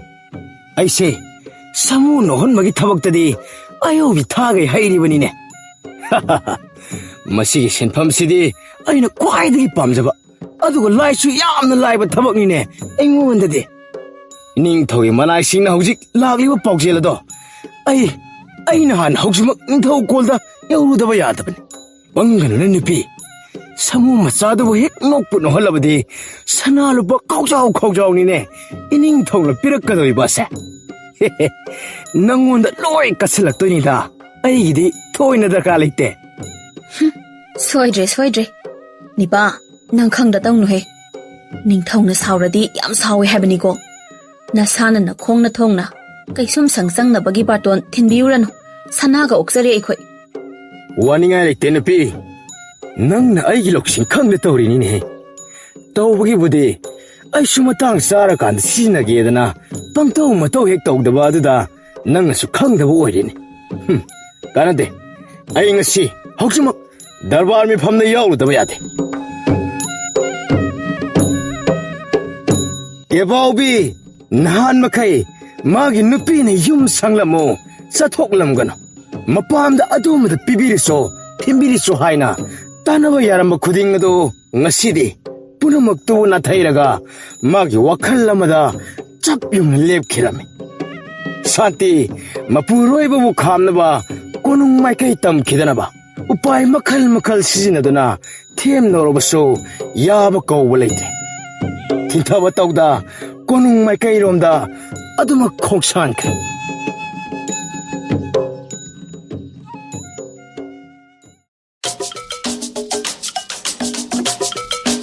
Hey, ekoi ining thausi magi samu macha asina kari mata sauk thau ya da basida nakti masi makok bera ama irele pogum oida ai ba na kari no di khangdrita ere ꯑꯗꯨꯃꯥꯏꯅꯗꯤ ꯍꯥꯏꯅꯨꯍꯦ ꯏꯇꯥꯎ ꯅꯤꯡꯊꯧ ꯃꯅꯥ ꯐꯛꯂꯥꯡ ꯊꯦꯠꯂꯤ ꯍꯥꯏꯅꯕꯅꯤꯀꯣ ꯋꯥꯆꯣꯏ ꯉꯥꯡꯖꯔꯨꯅꯨꯍꯦ ꯃꯤ ꯅꯨꯡꯁꯤ ꯇꯧꯖꯔꯤꯅꯤ ꯀꯩꯅꯣ ꯁꯥꯃꯨꯅ ꯍꯣꯟꯕ ꯉꯝꯕ ꯃꯤ ꯊꯤꯔꯛꯑꯣꯏ ꯐꯪꯒꯅꯤꯌꯥ ꯐꯪꯅꯤꯕ ꯐꯪꯅꯤ ꯍꯥꯏꯗꯤꯅꯦ ꯅꯣꯛꯇꯨ ꯅꯣꯛꯅꯤꯡꯉꯦ ꯑꯩꯗꯤ ꯏꯅꯤꯡꯊꯧꯅ ꯃꯅꯥ ꯃꯊꯨꯝ ꯆꯥꯎꯅ ꯄꯤꯅꯤ ꯂꯥꯎꯊꯣꯛꯈꯤꯕꯗꯨꯗ ꯑꯩ ꯑꯣꯏꯅ ꯑꯗꯨꯝ ꯆꯪꯂꯒ ꯁꯥꯃꯨ ꯃꯆꯥꯗꯣ ꯅꯣꯛꯍꯜꯂꯨꯔꯁꯤꯔ ꯁꯨꯝ ꯈꯜꯂꯤꯌꯦ ꯏꯇꯥꯎ ꯀꯩꯗꯧꯔꯨꯅꯤ ꯆꯍꯤ ꯆꯨꯞꯄ ꯊꯣꯡꯖꯥꯎꯁꯤꯒꯤ ꯃꯈꯣꯡꯗ ꯂꯤꯆꯩ ꯑꯃ ꯑꯗꯨꯝ ꯄꯥꯏꯔꯒ ꯂꯩꯕ ꯄꯨꯟꯁꯤ ꯑꯁꯤꯕꯨ ꯃꯁꯤꯕꯨ ꯄꯨꯟꯁꯤꯔꯣ ꯏꯇꯨꯒꯤ ꯐꯅꯦꯛ ꯑꯃ ꯐꯥꯎ ꯂꯩꯕ ꯀꯣꯟꯅꯕ ꯁꯦꯟꯗꯥꯁꯨ ꯐꯪꯗꯦ ꯃꯈꯥꯗꯤ ꯃꯈꯥ ꯇꯥꯔꯧꯅꯦ ꯃꯈꯥ ꯍꯥꯏꯕꯕꯨ ꯀꯔꯤꯒꯨꯝꯕ ꯑꯩꯅ ꯇꯧꯖꯔꯨꯕ ꯐꯥꯒꯤꯗꯨꯅ ꯁꯥꯃꯨ ꯃꯆꯥꯗꯨꯅ ꯐꯥꯛ ꯍꯦꯛ ꯅꯣꯛꯊꯣꯛꯄꯤꯔꯛꯂꯕꯗꯤ ꯌꯨꯝꯗ ꯁꯅꯥ ꯈꯥꯎꯖꯥꯎ ꯂꯨꯄꯥ ꯈꯥꯎꯖꯥꯎ ꯑꯗꯨ ꯌꯥꯜꯂꯒ ꯑꯗꯨꯝ ꯍꯜꯂꯦꯗꯅ ꯅꯪ ꯀꯁꯤ ꯃꯤ ꯑꯣꯏꯅ ꯀꯥꯗꯤ ꯊꯥꯔꯛꯀꯗꯕ ꯃꯥꯟꯗ꯭ꯔꯦꯕ ꯕꯣꯟꯊꯣ ꯅꯨꯡꯉꯥꯏꯔꯤꯅꯦ ꯁꯥꯗꯤ ꯍꯥ ꯈꯨꯗꯤ ꯑꯃꯨꯛ ꯊꯤꯕꯗ ꯏꯅꯥꯛ ꯈꯨꯜꯂꯤ ꯀꯥꯏꯗꯨꯅꯤꯅꯦ ꯅꯪꯉꯣꯟꯗ ꯑꯣꯏꯍꯟꯅꯤꯡꯉꯤꯁꯦ ꯏꯅꯤꯡꯊꯧꯒꯤ ꯁꯥꯃꯨ ꯃꯆꯥꯅ ꯍꯨꯜꯂꯨꯕꯗꯒꯤ ꯃꯥꯏ ꯕꯣꯏꯇꯣꯟ ꯍꯥꯏꯗꯣ ꯏꯅꯥꯛ ꯈꯨꯟꯈ꯭ꯔꯕꯅꯤ ꯀꯥꯏꯅꯒ ꯃꯌꯥꯝꯅ ꯍꯥꯏꯅꯕꯗꯨꯅꯤꯅꯦ ꯅꯪꯅ ꯄꯥꯝꯃꯤꯁꯦ ꯍꯥ ꯅꯠꯇ꯭ꯔꯣ ꯑꯗꯨꯃꯛꯅꯤꯅꯦ ꯏꯇꯥꯎ ꯑꯩꯅ ꯑꯣꯏꯗꯣꯏꯁꯦ ꯄꯥꯝꯕꯒ ꯅꯠꯇꯦꯅꯦ ꯏꯇꯥꯎ ꯕꯣꯟꯙꯨꯒꯤꯁꯤ ꯏꯅꯤꯡꯊꯧꯒꯤ ꯑꯍꯧꯕ ꯋꯥꯔꯣꯜ ꯃꯅꯥ ꯄꯤꯕꯒꯤ ꯋꯥꯐꯝ ꯃꯗꯨ ꯈꯛꯇ ꯍꯧꯔꯒ ꯏꯀꯣꯟ ꯀꯣꯟꯕꯒꯤ ꯌꯥꯡꯂꯦꯟ ꯁꯔꯨꯕꯧ ꯌꯥꯎꯅ ꯇꯨ ꯆꯞ ꯌꯨꯡꯒꯗꯕ ꯋꯥꯗꯨꯗꯤ ꯇꯥꯍꯧꯗ꯭ꯔꯦ ꯇꯥꯛꯄꯅꯤꯅꯦ ꯏꯀꯣꯟ ꯀꯣꯟꯕꯗ ꯀꯔꯤ ꯍꯥꯏꯔꯤꯕ ꯑꯣ ꯑꯗꯨꯕꯨꯔꯣ ꯁꯅꯥ ꯂꯧꯒꯦ ꯊꯧꯔꯥꯡꯅ ꯊꯧꯅꯥ ꯐꯅ ꯂꯥꯛꯂꯤꯕ ꯃꯤ ꯑꯗꯨꯅ ꯀꯔꯤꯒꯨꯝꯕ ꯅꯣꯛꯍꯟꯕ ꯉꯝꯗ꯭ꯔꯕꯗꯤ ꯃꯄꯨꯟꯁꯤ ꯆꯨꯞꯄꯒꯤ ꯑꯣꯏꯅ ꯀꯩꯁꯨꯝ ꯁꯪꯗ ꯁꯅꯥꯒꯤ ꯌꯣꯠꯂꯤꯅ ꯊꯥꯡꯂꯒ ꯁꯅꯥꯒꯤ ꯆꯥꯛ ꯏꯟꯁꯥꯡ ꯄꯤꯖꯔꯒ ꯊꯝꯒꯅꯤ ꯍꯥꯏꯕꯅꯦ ꯇꯣꯛꯑꯦ ꯑꯩ ꯇꯣꯛꯑꯦ ꯏꯇꯥꯎ ꯁꯅꯥ ꯂꯨꯄꯥꯒ ꯑꯃꯠꯇ ꯄꯥꯝꯖꯗ꯭ꯔꯦ ꯏꯇꯨꯗꯣ ꯐꯅꯦꯛ ꯁꯦꯒꯥꯏꯕ ꯁꯦꯠꯀꯤ ꯁꯦꯠꯆꯠꯂꯁꯅꯨ ꯑꯩꯈꯣꯏ ꯅꯤꯡꯊꯧꯁꯤꯗꯤ ꯄꯨꯔꯥ ꯑꯉꯥꯎꯕ ꯍꯥꯏꯗꯨ ꯑꯣꯏꯔꯦꯗꯅ ꯀꯃꯥꯏ ꯇꯧꯅꯦ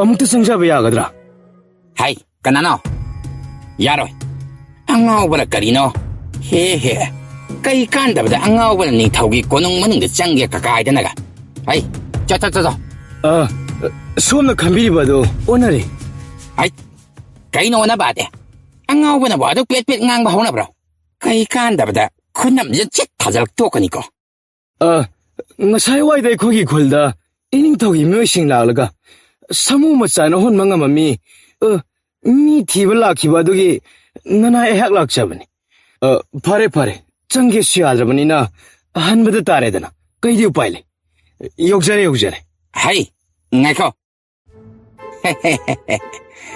ꯑꯩ ꯐꯥꯒꯤ ꯇꯧꯕꯅꯤꯅꯦ ꯀꯩꯗꯧꯕꯒꯤ ꯆꯪꯍꯜꯂꯣꯏꯗꯣꯏꯅꯣ ꯅꯃꯤꯡꯗꯤ ꯀꯔꯤ ꯀꯧꯕ ꯀꯦꯕꯥꯎꯕꯤ ꯀꯧꯖꯩ ꯀꯔꯤ ꯀꯦꯕꯥꯎꯕꯤ ꯍꯥꯏꯕ ꯅꯃꯤꯡꯗꯨꯗꯪ ꯇꯥꯕꯗ ꯅꯣꯛꯅꯤꯡꯉꯤꯅꯦ ꯍꯩꯕ ꯌꯥꯏ ꯃꯑꯣꯡ ꯃꯥꯜꯂꯤꯍꯦ ꯅꯪ ꯑꯃꯗꯤ ꯑꯗꯨ ꯅꯪ ꯏꯅꯤꯡꯊꯧꯒꯤ ꯋꯥꯔꯣꯜ ꯑꯗꯨꯗꯤ ꯅꯤꯡꯊꯤꯅ ꯒ꯭ꯌꯥꯟ ꯇꯥꯔꯒꯗꯤ ꯂꯥꯛꯑꯦꯀꯣ ꯑꯍꯣꯏ ꯇꯥꯖꯔꯒ 9 ꯊꯣꯛꯅ ꯈꯟꯊꯖꯔꯕ ꯃꯇꯨꯡ ꯂꯥꯛꯆꯔꯤꯕꯅꯤ ꯑꯣ ꯐꯔꯦ ꯂꯥꯛꯑꯣ ꯇꯨ ꯑꯥꯗ ꯂꯩꯔꯤꯕꯁꯦ ꯗꯔꯕꯥꯔ ꯆꯪꯅꯤ ꯃꯁꯤꯗ ꯆꯪꯉꯨ ꯀꯃꯥꯏ ꯅꯨꯡꯉꯥꯏꯗꯧꯔꯤꯍꯦ ꯏꯇꯥꯎ ꯑꯉꯥꯎꯕ ꯃꯤꯁꯤ ꯃꯈꯜ ꯑꯃꯠꯇ ꯍꯦꯛ ꯃꯥꯟꯅꯗꯦ ꯑꯗꯨꯅꯤ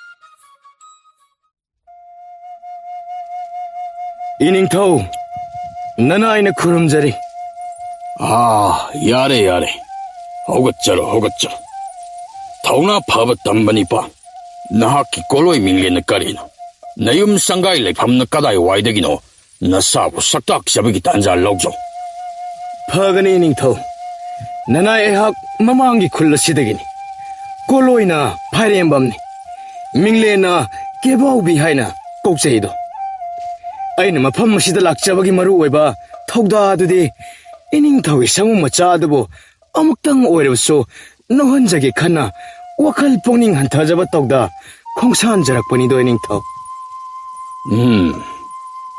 Thawna phaba tambani pa. Nahakki wahai tabada ningthau ai apenba phawe. Adudi tintaba yadre. Khudakkasida thawrang hognaba tawsi. Aduda ningthau. Samu macha sibudi ai no halage. Adu masida nanai aigi mawong amakakti leiseko. Aha. Karamba mawong. Hairo kebaubi. Karigumma nangna thabak asibu tasengna pangthokpa ngamlabadi nahakna apama khuding aina pigani. Iningthau aina samu machaga wari sanaringe matamda makhal amataki mawongda kanagum amatana yeng lakpa yade. Iningthaukshu mantrishu aduga senapati siyauna amatta yadeko. Samu machaga aigata laigadabani iningthau. Karige? Nahakna karamba makhalgi mitrang tawgadoriba? Iningthau nana aina tawjagadoriba ase makhal amatagi mitrang nasade. Masidi thamoigi oiba warini. Kanamatana taba yade. Hektare khangkhrabadi magi oiba thamoigi warol aingonda amatta hairoklaroi iningthau. Iningthau kebaubina hairibase asengba oibsuya. Samu macha asiso magi oiba tonganba losinjaba kharadi adumak thamjaramganidana. Kari haige iningthau? Phare. Nangna pamliba adumak pangthokjara. Senapati, tilliba miyam pumnamak mapanda loina thogankra. Samu machaga kebaubiga khaktamak lehelasi. Tilamliba miyam punamak ningthau yauna mapalda loina thokre. Kebaubi madi samu macha khaktamak manung aduda leihore.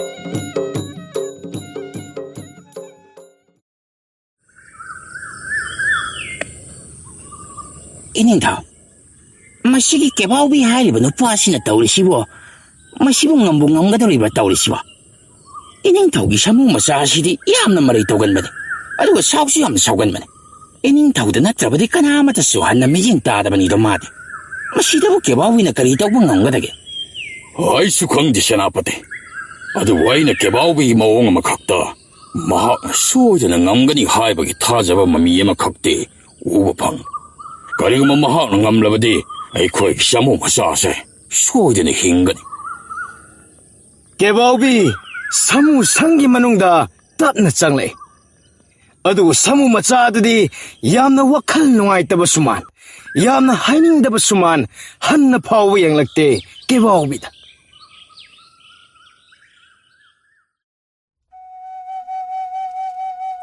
Hey, samu macha kaigino nangna nathwai aduk nungaitana laribadi. Iningthau nangbu kayagi matik nungsijaba kayagi matik luna chana khanjaba. Nangna chaningmada cha naning tamhalaga hauchingna karigi nangna iningthauna piba posak amata chingamdriba karigino. Ai khanga nang aina haningiba asiso khomningdre haiba. Nattene nangna tumina sumla sileba adubo kyam luba thabakno nangna tawriba adubo. Nangna khalibo nangna tawriba thabak aduna khwaidagi hena luba thabakni masiro. Aina tawri thabak mayamdo madu urabadi nang aigi thabak adudi nangi thabak sidagi bari dama luba helida. Aduisu mathakta amuk polum thawdangju chawkhraba jani nangna khangda tawrine. Samu macha ado amuk khaktang yengthorai. Kebaubina kari hairibano haiba yamna khangbagi mawongda. Kebaubi samugi manakong mayada changsilli aduga tapna. Nangdi samune nangna tawjariba thabak ado madu nattana atai thabak karisu tawba natte. Adubu aidi mini aina tawriba thabakse nangna urade nang pugli pahe nokanida. Nokhibde hantarauga yagadaba natte. Kebaubina samu machage manakongda karigumba ama tapna hairami. Madu tabada samu machado khangpre khangi. Madudagidi makhong makhut adu lebakta thindana lau khongwa makhai hongna yamna kanna nokpa hore. ꯃꯄꯥꯜꯗ ꯉꯥꯏꯗꯨꯅ ꯂꯩꯅꯔꯤꯕ ꯅꯤꯡꯊꯧ ꯆꯥꯎꯕ ꯂꯩꯁꯦꯝꯕ ꯑꯃꯗꯤ ꯃꯤꯌꯥꯝꯁꯤꯡ ꯑꯗꯣ ꯁꯥꯃꯨ ꯃꯆꯥꯗꯨꯅ ꯏꯊꯥ ꯊꯥꯖꯗꯅ ꯅꯣꯛꯄ ꯇꯥꯔꯛꯄ ꯑꯗꯨꯗ ꯄꯨꯡꯉꯛ ꯉꯛꯏ. ꯃꯟꯇ꯭ꯔꯤ, ꯇꯥꯕ꯭ꯔꯥ? ꯃꯈꯣꯟꯁꯤ ꯇꯥꯕ꯭ꯔꯅ? ꯁꯥꯃꯨ ꯃꯆꯥꯁꯤ ꯅꯣꯛꯄ ꯍꯧꯔꯦꯅꯦ. ꯀꯦꯕꯥꯎꯒꯤꯅ ꯉꯝꯂꯦꯅꯦ. ꯑꯁꯦꯡꯕꯅꯤ ꯏꯅꯤꯡꯊꯧꯒꯤ ꯁꯥꯃꯨ ꯃꯆꯥꯁꯤꯅ ꯅꯣꯛꯂꯤꯕꯁꯦ ꯑꯗꯨꯛꯀꯤ ꯃꯇꯤꯛ ꯀꯟꯅ ꯅꯣꯛꯈ꯭ꯔꯦ. ꯁꯥꯃꯨ ꯁꯪꯁꯤ ꯐꯥꯎꯕ ꯃꯥꯅ ꯅꯣꯛꯄꯗ ꯅꯤꯛ ꯂꯥꯎꯔꯦ. ꯀꯦꯕꯥꯎꯒꯤꯅ ꯀꯔꯤ ꯃꯤꯇꯪ ꯇꯧꯈ꯭ꯔꯕꯖꯥꯠꯅꯣ? ꯃꯥꯅ ꯄꯤꯁꯛ ꯍꯦꯛ ꯄꯤꯛꯂꯤꯉꯩꯗꯒꯤ ꯑꯩꯒꯗ ꯂꯣꯏꯅꯔꯒ ꯑꯩꯅꯗ ꯃꯥꯕꯨ ꯄꯤꯖ ꯄꯤꯊꯛ ꯁꯦꯟꯅꯔꯒ ꯂꯥꯛꯄꯅꯤ. ꯑꯗꯨꯕꯨ ꯑꯩꯉꯣꯟꯗꯗꯤ ꯃꯤꯆꯤꯅ ꯐꯥꯎ ꯅꯣꯡꯃꯇ ꯍꯟꯅ ꯌꯦꯡꯕꯤꯔꯛꯄ ꯅꯠꯇꯦꯕ. ꯑꯗꯨꯒ ꯉꯁꯤꯅ ꯀꯌꯥꯗ ꯍꯔꯥꯎꯅ ꯇꯤꯡꯈꯠꯇꯅ ꯅꯣꯛꯂꯤꯕ. ꯀꯦꯕꯥꯎꯕꯤ ꯁꯥꯃꯨ ꯁꯪꯗꯒꯤ ꯌꯥꯝꯅ ꯍꯔꯥꯎꯅ ꯊꯣꯛꯂꯛꯏ. ꯅꯤꯡꯊꯧ ꯀꯩꯐꯥ ꯃꯍꯥꯛꯄꯨ ꯍꯔꯥꯎꯅ ꯑꯣꯛꯏ. ꯀꯦꯕꯥꯎꯕꯤ, ꯅꯪꯅ ꯉꯝꯂꯦ. ꯍꯧꯖꯤꯛꯇꯤ ꯑꯩꯒꯤ ꯁꯥꯃꯨ ꯃꯆꯥꯁꯦ ꯍꯔꯥꯎꯕꯗ ꯃꯄꯥ ꯂꯩꯇ꯭ꯔꯦ. ꯑꯩꯒꯤ ꯋꯥꯈꯜ ꯌꯥꯝꯅ ꯅꯨꯡꯉꯥꯏꯔꯦ. ꯅꯪꯅ ꯃꯉꯣꯟꯗ ꯀꯔꯤ ꯍꯥꯏꯈꯤꯕꯒꯤꯅꯣ ꯃꯥꯅ ꯑꯁꯨꯛ ꯍꯔꯥꯎꯔꯤꯕꯁꯦ? ꯅꯠꯇ꯭ꯔꯒꯅ ꯅꯪꯅ ꯀꯔꯝꯕ ꯃꯤꯇ꯭ꯔꯪ ꯇꯧꯈ꯭ꯔꯕꯒꯦ? ꯏꯅꯤꯡꯊꯧ, ꯑꯩ ꯃꯈꯜ ꯑꯃꯠꯇꯒꯤ ꯃꯤꯇ꯭ꯔꯪ ꯇꯧꯖꯗꯦꯀꯣ.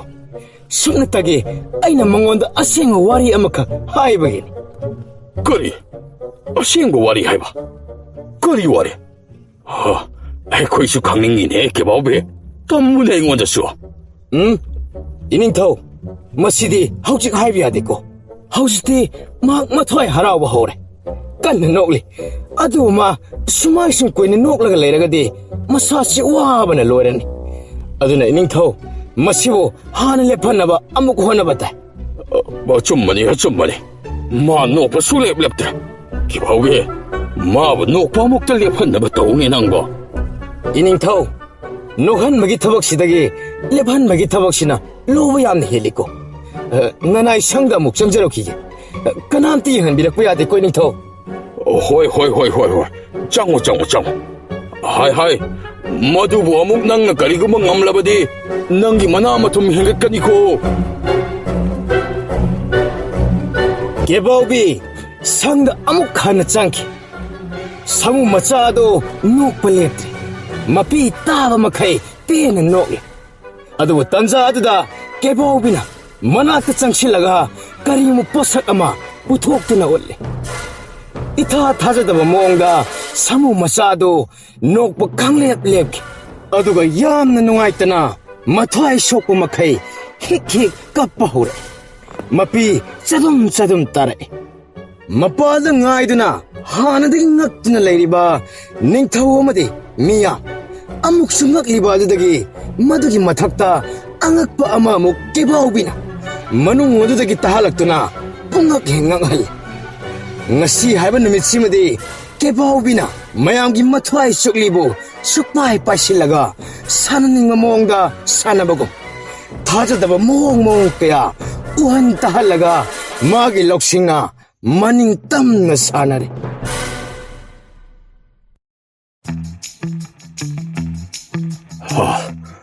ꯃꯟꯇ꯭ꯔꯤ, ꯑꯩꯒꯤ ꯁꯥꯃꯨ ꯃꯆꯥ ꯑꯁꯤ ꯑꯃꯨꯛ ꯀꯞꯈ꯭ꯔꯦꯅꯦ. ꯅꯣꯛꯄꯗꯤ ꯂꯦꯞꯈ꯭ꯔꯦ ꯍꯥꯏꯕꯕꯨ ꯀꯔꯤꯒꯤꯅꯣ ꯃꯥꯅ ꯑꯁꯨꯛ ꯃꯊꯃꯣꯏ ꯁꯣꯛꯅ ꯀꯞꯂꯤꯕ ꯑꯁꯤꯕꯨ ꯃꯟꯇ꯭ꯔꯤ? ꯏꯅꯤꯡꯊꯧ, ꯃꯁꯤꯒꯤ ꯀꯦꯕꯥꯎꯕꯤ ꯍꯥꯏꯕ ꯅꯨꯄꯥꯁꯦ ꯍꯧꯖꯤꯛꯇꯤ ꯑꯩ ꯈꯪꯉꯦ. ꯃꯍꯥꯛꯁꯤ ꯏꯆꯝ ꯆꯝꯕ ꯇꯔꯥꯏꯕ ꯃꯤꯁꯛ ꯑꯃꯗꯤ ꯑꯣꯏꯔꯔꯣꯏ. ꯃꯍꯥꯛꯅ ꯏꯅꯤꯡꯊꯧꯒꯤ ꯁꯥꯃꯨ ꯑꯁꯤꯒꯤ ꯊꯃꯣꯏꯕꯨ ꯁꯥꯟꯅꯅꯤꯡꯕ ꯃꯑꯣꯡꯗ ꯁꯥꯟꯅꯕ ꯉꯝꯂꯦ ꯍꯥꯏꯕ ꯅꯅꯥꯏꯅ ꯃꯌꯦꯛ ꯁꯦꯡꯅ ꯈꯪꯕ ꯉꯝꯖꯔꯦꯗ. ꯏꯅꯤꯡꯊꯧ, ꯅꯅꯥꯏ ꯑꯩ ꯑꯃꯨꯛ ꯊꯣꯛꯆꯔꯛꯂꯦꯗꯣ. ꯀꯦꯕꯥꯎꯕꯤ, ꯑꯩꯒꯤ ꯁꯥꯃꯨ ꯃꯆꯥ ꯑꯁꯤ ꯅꯣꯛꯄꯗꯤ ꯂꯦꯞꯈ꯭ꯔꯦ ꯍꯥꯏꯕꯕꯨ ꯃꯍꯥꯛꯅ ꯑꯁꯨꯛ ꯅꯨꯡꯉꯥꯏꯇꯅ ꯀꯞꯂꯤꯕ ꯑꯁꯤꯕꯨ ꯀꯔꯤꯒꯤꯅꯣ? ꯃꯍꯥꯛꯅ ꯊꯋꯥꯏ ꯅꯨꯡꯉꯥꯏꯇꯕ ꯑꯁꯤ ꯎꯔꯒ ꯀꯩꯐꯥꯒꯤ ꯊꯃꯣꯏꯁꯤ ꯄꯨꯕ ꯊꯥꯡꯕ ꯉꯝꯂꯛꯇ꯭ꯔꯦꯅꯦ ꯀꯦꯕꯥꯎꯕꯤ. ꯏꯅꯤꯡꯊꯧ, ꯀꯔꯤꯁꯨ ꯋꯥꯅꯤꯡꯉꯥꯏ ꯂꯩꯇꯦ. ꯅꯨꯡꯉꯥꯏꯇꯕꯒꯤ ꯀꯞꯄ ꯅꯠꯇꯦ. ꯃꯥꯒꯤ ꯄꯨꯟꯁꯤꯒꯤ ꯑꯁꯦꯡꯕ ꯃꯆꯠ ꯃꯑꯣꯡ ꯑꯗꯨ ꯈꯪꯂꯛꯄꯗꯒꯤ ꯃꯊꯟꯇ ꯀꯞꯆꯔꯤꯕꯅꯤ. ꯀꯔꯤꯅꯣ ꯅꯪꯅ ꯍꯥꯏꯕ ꯄꯥꯝꯂꯤꯕꯁꯦ? ꯁꯥꯃꯨ ꯃꯆꯥꯁꯤ ꯍꯧꯖꯤꯛ ꯂꯧꯁꯤꯡ ꯂꯥꯛꯏ ꯍꯥꯏꯔꯤꯕ꯭ꯔꯥ? ꯃꯟꯇ꯭ꯔꯤ, ꯑꯩꯅ ꯅꯪꯉꯣꯟꯗ ꯑꯍꯥꯟꯕꯗ ꯋꯥꯔꯤ ꯑꯃꯈꯛ ꯍꯥꯏꯈꯤꯕꯅꯤ. ꯃꯗꯨꯅ ꯃꯥꯕꯨ ꯅꯣꯛꯍꯟꯕꯅꯤ. ꯑꯗꯨꯒ ꯑꯅꯤꯁꯨꯕꯗꯅ ꯑꯩꯅ ꯃꯉꯣꯟꯗ ꯀꯔꯤꯒꯨꯝꯕ ꯄꯣꯠꯁꯛ ꯑꯃꯈꯛ ꯎꯠꯈꯤꯕꯅꯤ ꯃꯗꯨꯅ ꯃꯍꯥꯛꯄꯨ ꯀꯞꯍꯟꯈꯤꯕꯅꯤ ꯇꯝꯕꯅꯤꯄꯥ ꯑꯩꯒꯤ ꯄꯨꯛꯅꯤꯡꯕꯨ ꯂꯥꯡꯇꯛꯅꯅ ꯊꯝꯒꯅꯨ ꯅꯪꯅ ꯀꯔꯤ ꯍꯥꯏꯈꯤꯕꯒꯦ ꯑꯗꯨꯒ ꯀꯔꯤ ꯎꯠꯈꯤꯕꯒꯦ ꯑꯩꯉꯣꯟꯗ ꯃꯌꯦꯛ ꯁꯦꯡꯅ ꯇꯝꯂꯣ ꯃꯤꯌꯥꯝ ꯃꯃꯥꯡ ꯑꯁꯤꯗ ꯁꯦꯡꯅ ꯍꯥꯏꯔꯛꯑꯣ ꯗꯔꯕꯥꯔ ꯃꯅꯨꯡ ꯑꯗꯨ ꯃꯤꯌꯥꯝ ꯆꯣꯟꯅ ꯇꯤꯜꯂꯤ ꯑꯗꯨꯒ ꯀꯦꯕꯥꯎꯕꯤꯅ ꯗꯔꯕꯥꯔꯒꯤ ꯃꯌꯥꯏ ꯑꯗꯨꯗ ꯂꯦꯞꯄꯤ ꯅꯤꯡꯊꯧ ꯃꯟꯇ꯭ꯔꯤ ꯑꯃꯗꯤ ꯁꯦꯅꯥꯄꯇꯤ ꯃꯍꯥꯛꯅ ꯍꯥꯏꯔꯛꯀꯗꯕ ꯋꯥꯗꯨꯕꯨ ꯈꯧꯔꯥꯡꯅ ꯉꯥꯏꯗꯨꯅ ꯂꯩ ꯏꯅꯤꯡꯊꯧ ꯏꯍꯥꯟ ꯍꯥꯟꯕꯗ ꯑꯩꯅ ꯁꯃꯨ ꯃꯆꯥ ꯑꯗꯨꯒꯤ ꯃꯅꯥꯛꯇ ꯆꯪꯁꯤꯜꯂꯒ ꯃꯅꯥꯀꯣꯡꯗ ꯇꯞꯅ ꯍꯥꯏꯈꯤꯕꯅꯤ ꯍꯦ ꯁꯃꯨ ꯃꯆꯥ ꯅꯪꯅ ꯇꯧꯔꯤꯕ ꯊꯕꯛ ꯑꯗꯨꯅ ꯈ꯭ꯋꯥꯏꯗꯒꯤ ꯂꯨꯏ ꯈꯟꯕ꯭ꯔꯥ ꯅꯪꯒꯤ ꯊꯕꯛ ꯑꯗꯨꯗꯤ ꯊꯝꯈꯣ ꯑꯩꯅ ꯇꯧꯔꯤꯕ ꯊꯕꯛ ꯑꯁꯤꯗꯤ ꯄꯨꯔꯥ ꯃꯑꯣꯡ ꯑꯃꯅꯤ ꯂꯨꯈ꯭ꯔꯕ ꯑꯩꯗꯤ ꯑꯌꯨꯛ ꯅꯣꯡ ꯐꯨꯛ ꯍꯦꯛ ꯉꯥꯟꯕꯗꯒꯤꯅ ꯅꯨꯃꯤꯠ ꯇꯥꯕ ꯐꯥꯎꯕ ꯑꯩꯒꯤ ꯅꯨꯄꯤꯒꯤ ꯋꯥꯔꯤ ꯇꯥꯕ ꯃꯥꯒꯤ ꯏꯁꯧ ꯇꯥꯕ ꯑꯗꯨꯒ ꯃꯁꯤꯅꯁꯨ ꯂꯣꯏꯗ꯭ꯔꯤ ꯃꯗꯨ ꯄꯨꯝꯅꯃꯛꯇꯨꯕꯨ ꯏꯟꯕ ꯌꯥꯕ ꯏꯜꯂꯦꯔꯒ ꯃꯥꯒꯤ ꯄꯥꯈꯣꯟ ꯑꯃꯨꯛ ꯆꯠꯄ ꯇꯥꯏ ꯑꯗꯨꯒ ꯅꯪꯗꯤ ꯏꯅꯤꯡꯊꯧꯅ ꯂꯨꯅ ꯆꯥꯅꯁꯨ ꯊꯝꯕꯤꯔꯒ ꯑꯍꯥꯎ ꯑꯊꯨꯝ ꯅꯅꯥꯛꯇ ꯑꯃꯨꯛ ꯀꯁꯟꯕ ꯂꯥꯛꯄ ꯇꯣ ꯁꯤꯗꯕꯨ ꯀꯅꯥꯅ ꯅꯨꯡꯉꯥꯏꯕ ꯄꯨꯟꯁꯤ ꯅꯠꯇꯦ ꯍꯥꯏꯒꯗꯣꯏꯅꯣ ꯅꯪꯗꯤ ꯌꯥꯝꯅ ꯅꯨꯡꯉꯥꯏꯅ ꯂꯩꯕ ꯄꯨꯟꯁꯤꯅꯤ ꯑꯩꯅꯒ ꯅꯪ ꯑꯣꯏꯔꯝꯃꯗꯤꯀꯣ ꯈꯪꯒꯗꯕꯅꯤ ꯑꯣꯟꯊꯣꯛꯅ ꯌꯥꯗꯇꯧ ꯋꯥꯅꯤꯀꯣ ꯃꯁꯤꯅꯤ ꯏꯅꯤꯡꯊꯧ ꯑꯗꯨꯒ ꯃꯗꯨ ꯇꯥꯔꯒ ꯁꯃꯨ ꯃꯆꯥꯗꯨꯅ ꯅꯣꯛꯏꯕ ꯑꯁꯦꯡꯕꯅꯤ ꯁꯦꯅꯥꯄꯇꯤ ꯁꯃꯨ ꯃꯆꯥꯗꯨꯅ ꯈꯜꯂꯤ ꯃꯥꯗꯤ ꯁꯃꯨꯅꯤ ꯑꯗꯨꯅ ꯊꯕꯛꯇꯤ ꯇꯧꯕ ꯇꯥꯏ ꯑꯗꯨꯕꯨ ꯑꯩꯈꯣꯏ ꯃꯤꯑꯣꯏꯕꯁꯤꯡꯒꯤ ꯄꯨꯟꯁꯤꯗꯤ ꯑꯁꯨꯛ ꯌꯥꯝꯅ ꯐꯥꯒꯤ ꯁꯨꯒꯥꯏ ꯑꯣꯏꯔꯝꯒꯅꯤ ꯍꯥꯏꯕꯗꯤ ꯅꯣꯡꯃꯗ ꯈꯜꯂꯨꯗꯦ ꯃꯁꯤꯅꯤꯗꯅ ꯏꯅꯤꯡꯊꯧ ꯃꯍꯥꯛꯅ ꯑꯩꯒꯤ ꯃꯑꯣꯡ ꯑꯗꯨꯕꯨ ꯇꯥꯔꯒ ꯃꯥꯒꯤ ꯄꯨꯟꯁꯤ ꯃꯑꯣꯡꯅ ꯍꯦꯟꯅ ꯐꯔꯦ ꯈꯟꯖꯔꯗꯨꯅ ꯀꯟꯅ ꯅꯣꯛꯈꯤꯕꯅꯤ ꯀꯦꯕꯥꯎꯕꯤ ꯅꯪꯒꯤ ꯅꯨꯄꯤꯒꯤ ꯋꯥꯔꯤ ꯇꯥꯔꯒ ꯑꯩ ꯁꯃꯨ ꯃꯆꯥꯅ ꯅꯣꯛꯏ ꯍꯥꯏꯕ ꯋꯥꯔꯤ ꯑꯁꯤ ꯇꯥꯕꯗ ꯑꯩ ꯌꯥꯝꯅ ꯅꯨꯡꯉꯥꯏꯔꯦ ꯑꯗꯣ ꯅꯪꯅ ꯑꯅꯤꯁꯨꯕꯗ ꯎꯠꯈꯤ ꯍꯥꯏꯕ ꯑꯗꯨꯗꯤ ꯀꯔꯤꯅꯣ ꯃꯥꯅ ꯑꯗꯨꯛ ꯊꯃꯣꯏ ꯁꯣꯛꯅ ꯀꯞꯈꯤꯕꯗꯨꯗꯤ ꯏꯅꯤꯡꯊꯧ ꯑꯅꯤꯁꯨꯕꯒꯤ ꯑꯩꯅ ꯆꯪꯈꯤꯕ ꯑꯗꯨꯗ ꯃꯉꯣꯟꯗ ꯑꯩꯅ ꯑꯩꯒꯤ ꯊꯥꯒꯤ ꯇꯣꯂꯣꯞ ꯑꯃꯗꯤ ꯑꯩꯒꯤ ꯊꯥꯒꯤ ꯏꯃꯨꯡꯒꯤ ꯈꯔꯁꯥ ꯎꯠꯄꯅꯤ ꯀꯔꯤ ꯊꯥꯒꯤ ꯇꯣꯂꯣꯞ ꯍꯥꯏꯕ ꯑꯍꯣꯏ ꯑꯁꯦꯡꯕꯅꯤ ꯃꯟꯇ꯭ꯔꯤ ꯑꯩꯅ ꯃꯉꯣꯟꯗ ꯁꯨꯝꯅ ꯍꯥꯏꯕꯅꯤ ꯅꯪꯅ ꯑꯩꯒꯤ ꯋꯥꯔꯤꯕꯨ ꯇꯥꯔꯒ ꯑꯗꯨꯛ ꯊꯋꯥꯏ ꯇꯥꯅ ꯅꯣꯛꯂꯕꯗꯤ ꯍꯧꯖꯤꯛꯇꯤ ꯑꯩꯒꯤ ꯄꯨꯟꯁꯤꯗ ꯑꯣꯏꯔꯤꯕ ꯑꯁꯦꯡꯕ ꯃꯑꯣꯡ ꯑꯁꯤ ꯑꯃꯨꯛ ꯌꯦꯡꯉꯨ ꯑꯩꯅ ꯄꯨꯟꯁꯤ ꯆꯨꯞꯄ ꯑꯁꯤ ꯑꯁꯨꯛ ꯀꯟꯅ ꯍꯣꯠꯅꯔꯒ ꯁꯨꯕꯕꯨ ꯑꯩꯅ ꯊꯥ ꯑꯃꯗ ꯆꯠꯂꯤꯕ ꯏꯃꯨꯡꯒꯤ ꯈꯣꯔꯁꯥ ꯑꯁꯤꯒ ꯐꯪꯂꯤꯕ ꯇꯣꯂꯣꯞ ꯁꯦꯟꯗꯥ ꯑꯁꯤꯒ ꯑꯩꯒꯤ ꯏꯃꯨꯡꯕꯨ ꯑꯩꯅ ꯀꯔꯝꯅ ꯊꯥꯛꯂꯝꯒꯅꯤ ꯑꯗꯨꯒ ꯍꯩꯀ꯭ꯔꯨ ꯃꯅꯥꯗ ꯌꯣꯜꯂꯤꯕ ꯊꯕꯛꯁꯤꯗꯁꯨ ꯑꯃꯨꯛ ꯄꯨꯕ ꯊꯥꯡꯕ ꯉꯝꯗꯕ ꯄꯣꯠꯂꯨꯝ ꯀꯌꯥ ꯑꯃꯅꯤ ꯀꯣꯛꯊꯛꯁꯤꯗ ꯅꯝꯕꯣ ꯊꯥꯕ ꯄꯣꯔꯒ ꯈꯥꯡꯂꯤꯕ ꯑꯁꯤ ꯃꯗꯨꯗꯒꯤꯗꯤ ꯏꯅꯤꯡꯊꯧ ꯃꯥꯅ ꯑꯩꯒꯤ ꯇꯣꯂꯣꯞꯀꯤ ꯆꯦ ꯑꯗꯨꯗ ꯃꯨꯟꯅ ꯌꯦꯡꯉꯤ ꯑꯗꯨꯒ ꯃꯥꯅ ꯈꯟꯕꯖꯥꯠꯅꯤ ꯑꯁꯨꯛ ꯌꯥꯝꯅ ꯄꯤꯛꯄ ꯑꯩꯒꯤ ꯇꯣꯂꯣꯞꯅ ꯑꯁꯨꯛ ꯌꯥꯝꯅ ꯂꯨꯕ ꯄꯨꯟꯁꯤ ꯃꯍꯤꯡꯗ ꯍꯤꯡꯂꯤꯕ ꯑꯁꯤ ꯀꯔꯝꯅꯣ ꯍꯥꯏꯅ ꯃꯥꯗꯤ ꯁꯃꯨ ꯑꯣꯏꯔꯝꯕꯅ ꯍꯦꯟꯅ ꯐꯩ ꯃꯤ ꯑꯣꯏꯅ ꯄꯣꯛꯂꯝꯂꯕꯗꯤ ꯑꯩꯒꯨꯝꯅ ꯌꯥꯝꯅ ꯐꯤꯕꯝ ꯆꯥꯗꯕ ꯄꯨꯟꯁꯤ ꯃꯍꯤꯡꯗ ꯍꯤꯡꯕ ꯇꯥꯔꯝꯒꯅꯤ ꯍꯥꯏꯅ ꯃꯗꯨ ꯈꯜꯂꯨꯕꯗꯅꯤ ꯏꯅꯤꯡꯊꯧ ꯃꯥꯅ ꯅꯨꯡꯉꯥꯏꯇꯅ ꯀꯞꯂꯤꯕ ꯑꯗꯨ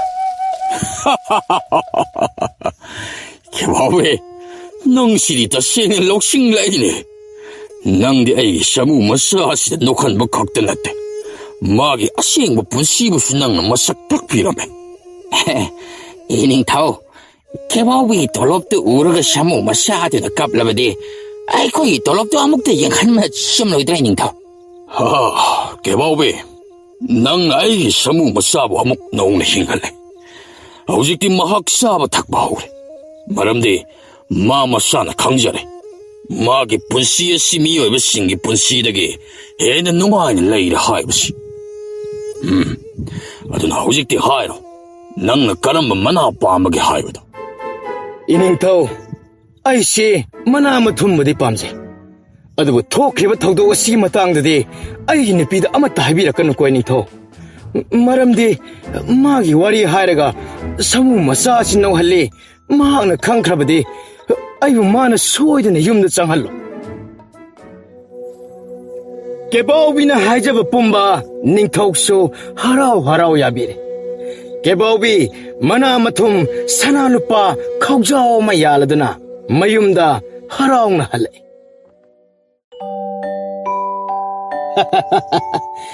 ngasi ai ni ya lai ba khok jaw ji u da harong wan da ai gi nupi gi mathi loi chi la do po ni da e hai na wo thong gal da liep nei ne ma se Nipa, nang na khali se karino.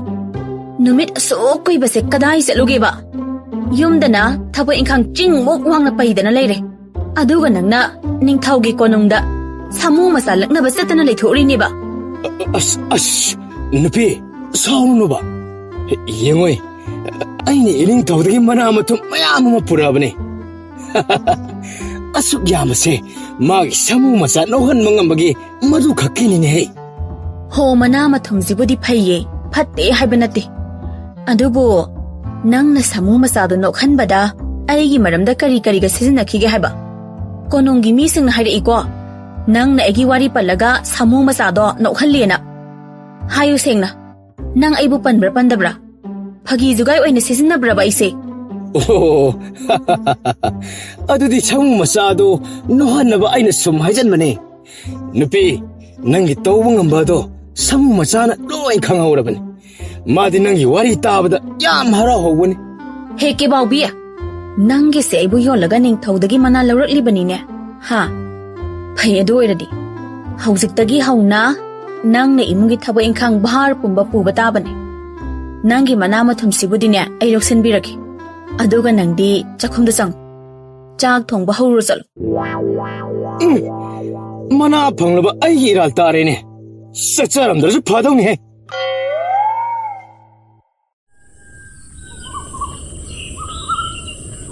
Yum sibu mi lay bro. Yum sibu mi lay bro. lay ining thogi manai ni ne kari takbi da ba Ana wa thok ama thok le. Ining thona konong da hoji mang lak ta ba ya de hai lai. hoi adudi hekta chalasira nupa nang busakinu da o thuna lakani ye nupa nang busakinu da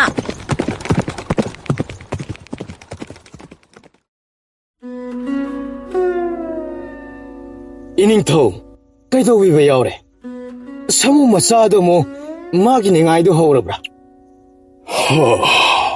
마하기 오일레디 바이에 깨바오비 아이씨 호직 마타 야암나 사바 타박 아마 따오래 아이코이기 레박시고 라이레 달한가다 타박네 당나블 레박기닝 타웅아잉 온다 싱나바 아마 극탐락네 깨바오비 당나블 레박기닝 타우나 마기 미트랑기 우식 아말레 마도 뿌르가 아이코이기 레박시다 라크니 하레 우식에도 아이코이수 강해 이점 전부 우식 나때 럭싱 얌나 레이버네 미기 타모이 마능다 칼리바 와칼 강망감보 우체니 망나 에코이 레바 아스다 레바 미 생보 마탕 짱행 떠오고더래 샤오브나 하이리 심악네 미트랑기 우시에가주나 빰리우세 아이코이기 레바가 시다 과이되기 싱바 미에두가 마가 럭싱 따나바더니 마나 항보와 항고딩 아이코이나 삐붕 암드라바디 마코이가 아이코이가 당나리를 남기 샤룩하라 마코이다 아이코이나 삐우다 마두보 까람나 오토카도리원 애닝토 미가 우시까 럭싱 짱행나바 하이바 깨바오비 우시에가도 아참보 우시행 났대 론 뿜바 마나 캉다바 라이트 아두고 항락바 마기 와항 얌나 로바네 아두고 아이코이 레파가 시다디 낭원다기 헤나 싱바 럭싱 레이바 미 아마묵 라이트레 하이바샤 hꯧ직ti aikoina khang nang lai pa ka sigi khallaga ining thaugi mai ngak ta ba ya da bani ko ke baubi adudi phare mana singnak palok singtana bado ai yare madi karam kanda mafam sida lakadage ining tho hayeng yorokani yamna nungaire ke baubi nangna sumna yabirago se hay tamoi bil 파레 보타자르로 하이엔기다막 챔사자르로 하이 개바오비기 싸나 탁나블레 범사팜 닝티나 실랑회이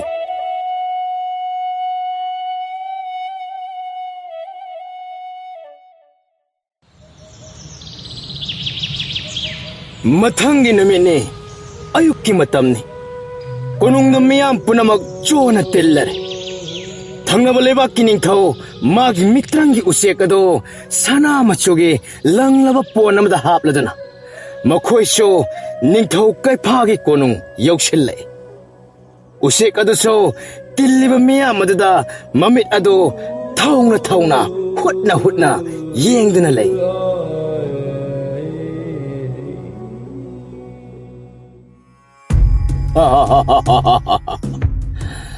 ꯅꯤꯡꯊꯧ ꯀꯩꯐꯥ ꯑꯩꯒꯤ ꯎꯆꯦꯛ ꯑꯁꯤꯗ ꯑꯃꯨꯛꯇꯪ ꯃꯤꯠꯌꯦꯡ ꯇꯥꯕꯤꯌꯨꯗꯅ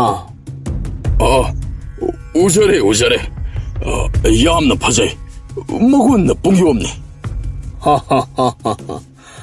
마렘 마시다 레이리바 յան 푸나막 마나 캉다바 아마타 레이트레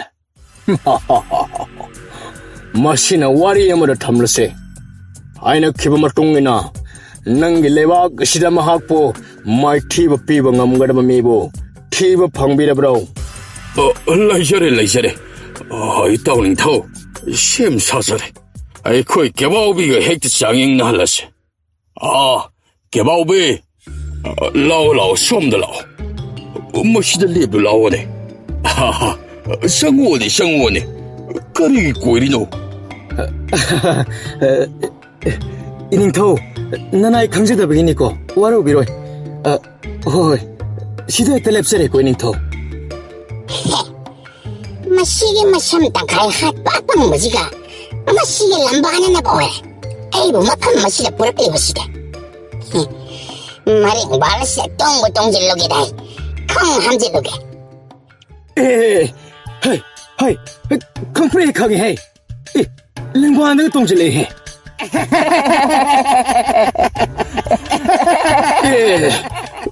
콩가 함질레네 헤 아씨 그이네 또르시대 아이부 타오이 우시티브 하이브들 마기지바 개바왜 낭나 씨마 티브 삐바 낭가네 아시라 낭나 칼리브사 나 삭시 오다이리 농무농 씨브 파오비레네 얌나디 항비레로 와항 아훈카 항비레게 아드부 까리금바 에이기 와항이 바콤마시 낭나 삐바 남드라바디 나 거기 람마치 카라데 거이나 라우가니까 호이 항비유 아이 시험 사자래 와항시디 말렘마시다 콰이기르고 타박아세 마시까리 타박 말렘다 콰이기르고 타박디 미부 허라한바 미부 노한바 మధు అమత నత్తే ఖ్వాయిదగి లువ థమక్తే నుపీన ఇసౌలాంగ మతందా తుమ్మిన లెహన్ బాసిన్ కనాగి మలేంగి ఫావర అమాయిబి పండిట్ నుందినగా మసిగి థబగసే తంగ్ తాబ అమత హౌజిక్ పావ పుథోక్ప ngamdribani 그리노네 마시노 빠시리 빵디나 kaino 석다리 몽음 이만 핵만데 아루가 쿰도락바다디 머시 라이데 호이네 아마롬데 옌라가 보디 야리네 좀미네 낭기 바꿈다 바렌 하루 오이라바디 아니 시보와항 아우지기 보시 마콩디 야우다 아드 뭐 찐바디 ngam바 아두가 목쇼 마메티 반다 아드 뭐 kap바디 핵 망암바 검로네 니엄 찜네 건가다 보니까 금방 남들어버디 강에다 낚여봐위 하이 머두네 해는 라이그래네 아두디 렉실리 카이노 렉실리 뭐 콩반드러버소 아티아가 꼬시엔 젠망암미 아두가 아묵수마디 마미수 반데 아두보 마디 말렘 라이마이다 마피 오이나 헥다 조로조로 깝타락 뻥합니다 마라가 마트와이 카라 가직 현진나 깝키번 놈이까디 마얌 윰 이싱 톰나다나 꼬치엔 제네리 바드니 마시 볶음 순낭나무 삐라바꺼 파이파이 아들이 하우지 콰리 루바 홈스워 항바따리잖아 항비요 개바오비아이 시엠 사자리 낭얌 강라버니나 아이게 홈스워 항 아이게 타모이다 하우지 까리 칼 아이 난 강방 암라 마시 아이게 아로요 항 아이게 타모이 와리시 낭나 까리금바 강만 암라바디 ꯅꯪꯅ ꯉꯁꯤꯒꯤ ꯆꯥꯡꯌꯦꯡꯅꯕ ꯁꯤꯡꯅꯕ ꯑꯁꯤꯗ ꯉꯝꯕ ꯁꯛꯅ ꯃꯥꯏ ꯄꯥꯛꯄ ꯍꯥꯏꯕꯗꯣ ꯅꯪꯅ ꯑꯣꯏꯒꯦ. ꯀꯩ ꯅꯪ ꯈꯪꯕ ꯉꯝꯕ꯭ꯔꯥ? ꯀꯔꯤꯅꯣꯅꯦ ꯍꯥꯏꯁꯤꯕꯣ? ꯃꯁꯤꯕꯨ ꯀꯃꯥꯏꯅ ꯈꯪꯕ ꯉꯝꯒꯗꯧꯔꯤꯕꯅꯣꯅꯦ? ꯃꯤꯒꯤ ꯊꯃꯣꯏꯒꯤ ꯋꯥꯕꯨ ꯍꯦꯛꯇ ꯈꯪꯉꯦ. ꯑꯗꯨꯅꯤꯅꯦ, ꯃꯤꯒꯤ ꯊꯃꯣꯏꯒꯤ ꯋꯥꯕꯨ ꯀꯃꯥꯏꯅ ꯈꯪꯒꯗꯧꯔꯤꯅꯣ? ꯑꯣꯏꯔꯔ ꯂꯨꯈ꯭ꯔꯕ ꯋꯥꯔꯤꯅꯤꯅꯦ ꯃꯁꯤꯗꯤ. ꯑꯣꯏꯔꯔ ꯃꯔꯩ ꯍꯧꯔꯦ ꯃꯣꯏꯒꯤꯁꯤꯗꯤ. ꯎꯆꯦꯛ, ꯅꯪꯅ ꯍꯧꯖꯤꯛ ꯈꯟꯕ ꯑꯁꯤ ꯑꯩꯈꯣꯏ ꯂꯩꯕꯥꯛ ꯑꯁꯤ ꯌꯥꯝꯅ ꯐꯩ, ꯌꯥꯝꯅ ꯅꯨꯡꯉꯥꯏ. ꯑꯗꯨꯅ ꯂꯩꯕꯥꯛ ꯑꯁꯤꯗ ꯄꯨꯟꯁꯤ ꯆꯨꯞꯄ ꯅꯨꯡꯉꯥꯏꯅ ꯍꯤꯡꯕ ꯄꯥꯝꯃꯤ. ꯅꯪ ꯈꯟꯕ꯭ꯔꯥ? ꯅꯠꯇꯦ, ꯑꯩꯅ ꯃꯗꯨ ꯁꯨꯡꯈꯟ ꯈꯟꯗꯦ. ꯑꯗꯨ ꯑꯣꯏꯗꯤ ꯅꯪꯅ ꯈꯜꯂꯤꯕ ꯑꯁꯤ ꯀꯦꯕꯥꯎꯕꯤꯅ ꯀꯩꯗꯧꯅꯨꯡꯗ ꯑꯩꯒꯤ ꯄꯥꯎꯈꯨꯝ ꯄꯤꯕ ꯉꯝꯂꯣꯏ, ꯃꯁꯤ ꯅꯠꯇ꯭ꯔꯣ? ꯍꯣꯏ, ꯃꯥꯅꯦ, ꯃꯗꯨꯃꯛꯅꯤ ꯈꯜꯂꯤꯕꯁꯦ. ꯑꯗꯨ ꯑꯣꯏꯗꯤ ꯑꯩꯅ ꯅꯪꯒꯤ ꯊꯃꯣꯏ ꯈꯪꯂꯦ. ꯅꯪꯅ ꯀꯦꯕꯥꯎꯕꯤꯅ ꯄꯥꯎꯈꯨꯝ ꯄꯤꯕ ꯉꯝꯂꯣꯏ ꯈꯜꯂꯝꯕ ꯑꯗꯨ ꯍꯧꯖꯤꯛꯇꯤ ꯑꯩꯅ ꯑꯃꯠꯇ ꯂꯤꯠꯇꯅ ꯈꯨꯝꯂꯦ. ꯄꯥꯎꯈꯨꯝꯁꯨ ꯂꯣꯏꯅ ꯆꯨꯝꯂꯦ. ꯑꯩꯅ ꯉꯝꯂꯦ. ꯏꯅꯤꯡꯊꯧ, ꯑꯩꯅ ꯃꯥꯏ ꯄꯥꯛꯂꯦ.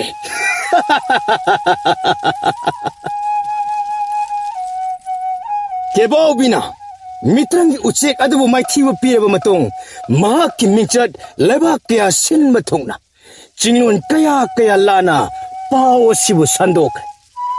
ꯑꯗꯨꯕꯨ ꯃꯤ ꯑꯃꯅ ꯅꯨꯡꯉꯥꯏ ꯌꯥꯏꯐ ꯑꯐꯕ ꯇꯥꯡꯈꯠꯂꯛꯄ ꯈꯨꯗꯤꯡ ꯀꯜꯂꯛꯄ ꯌꯥꯝꯃꯤ, ꯀꯟꯖꯥꯎꯕ ꯌꯥꯝꯃꯤ.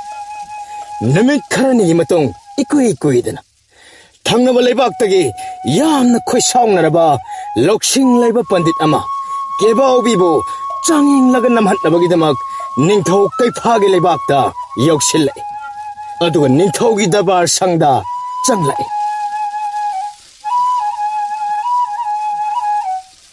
ꯅꯤꯡꯊꯧ, ꯑꯩꯅ ꯇꯥꯔꯤꯕ ꯄꯥꯎ ꯑꯁꯤꯕꯨ ꯆꯨꯝꯕ꯭ꯔꯥ?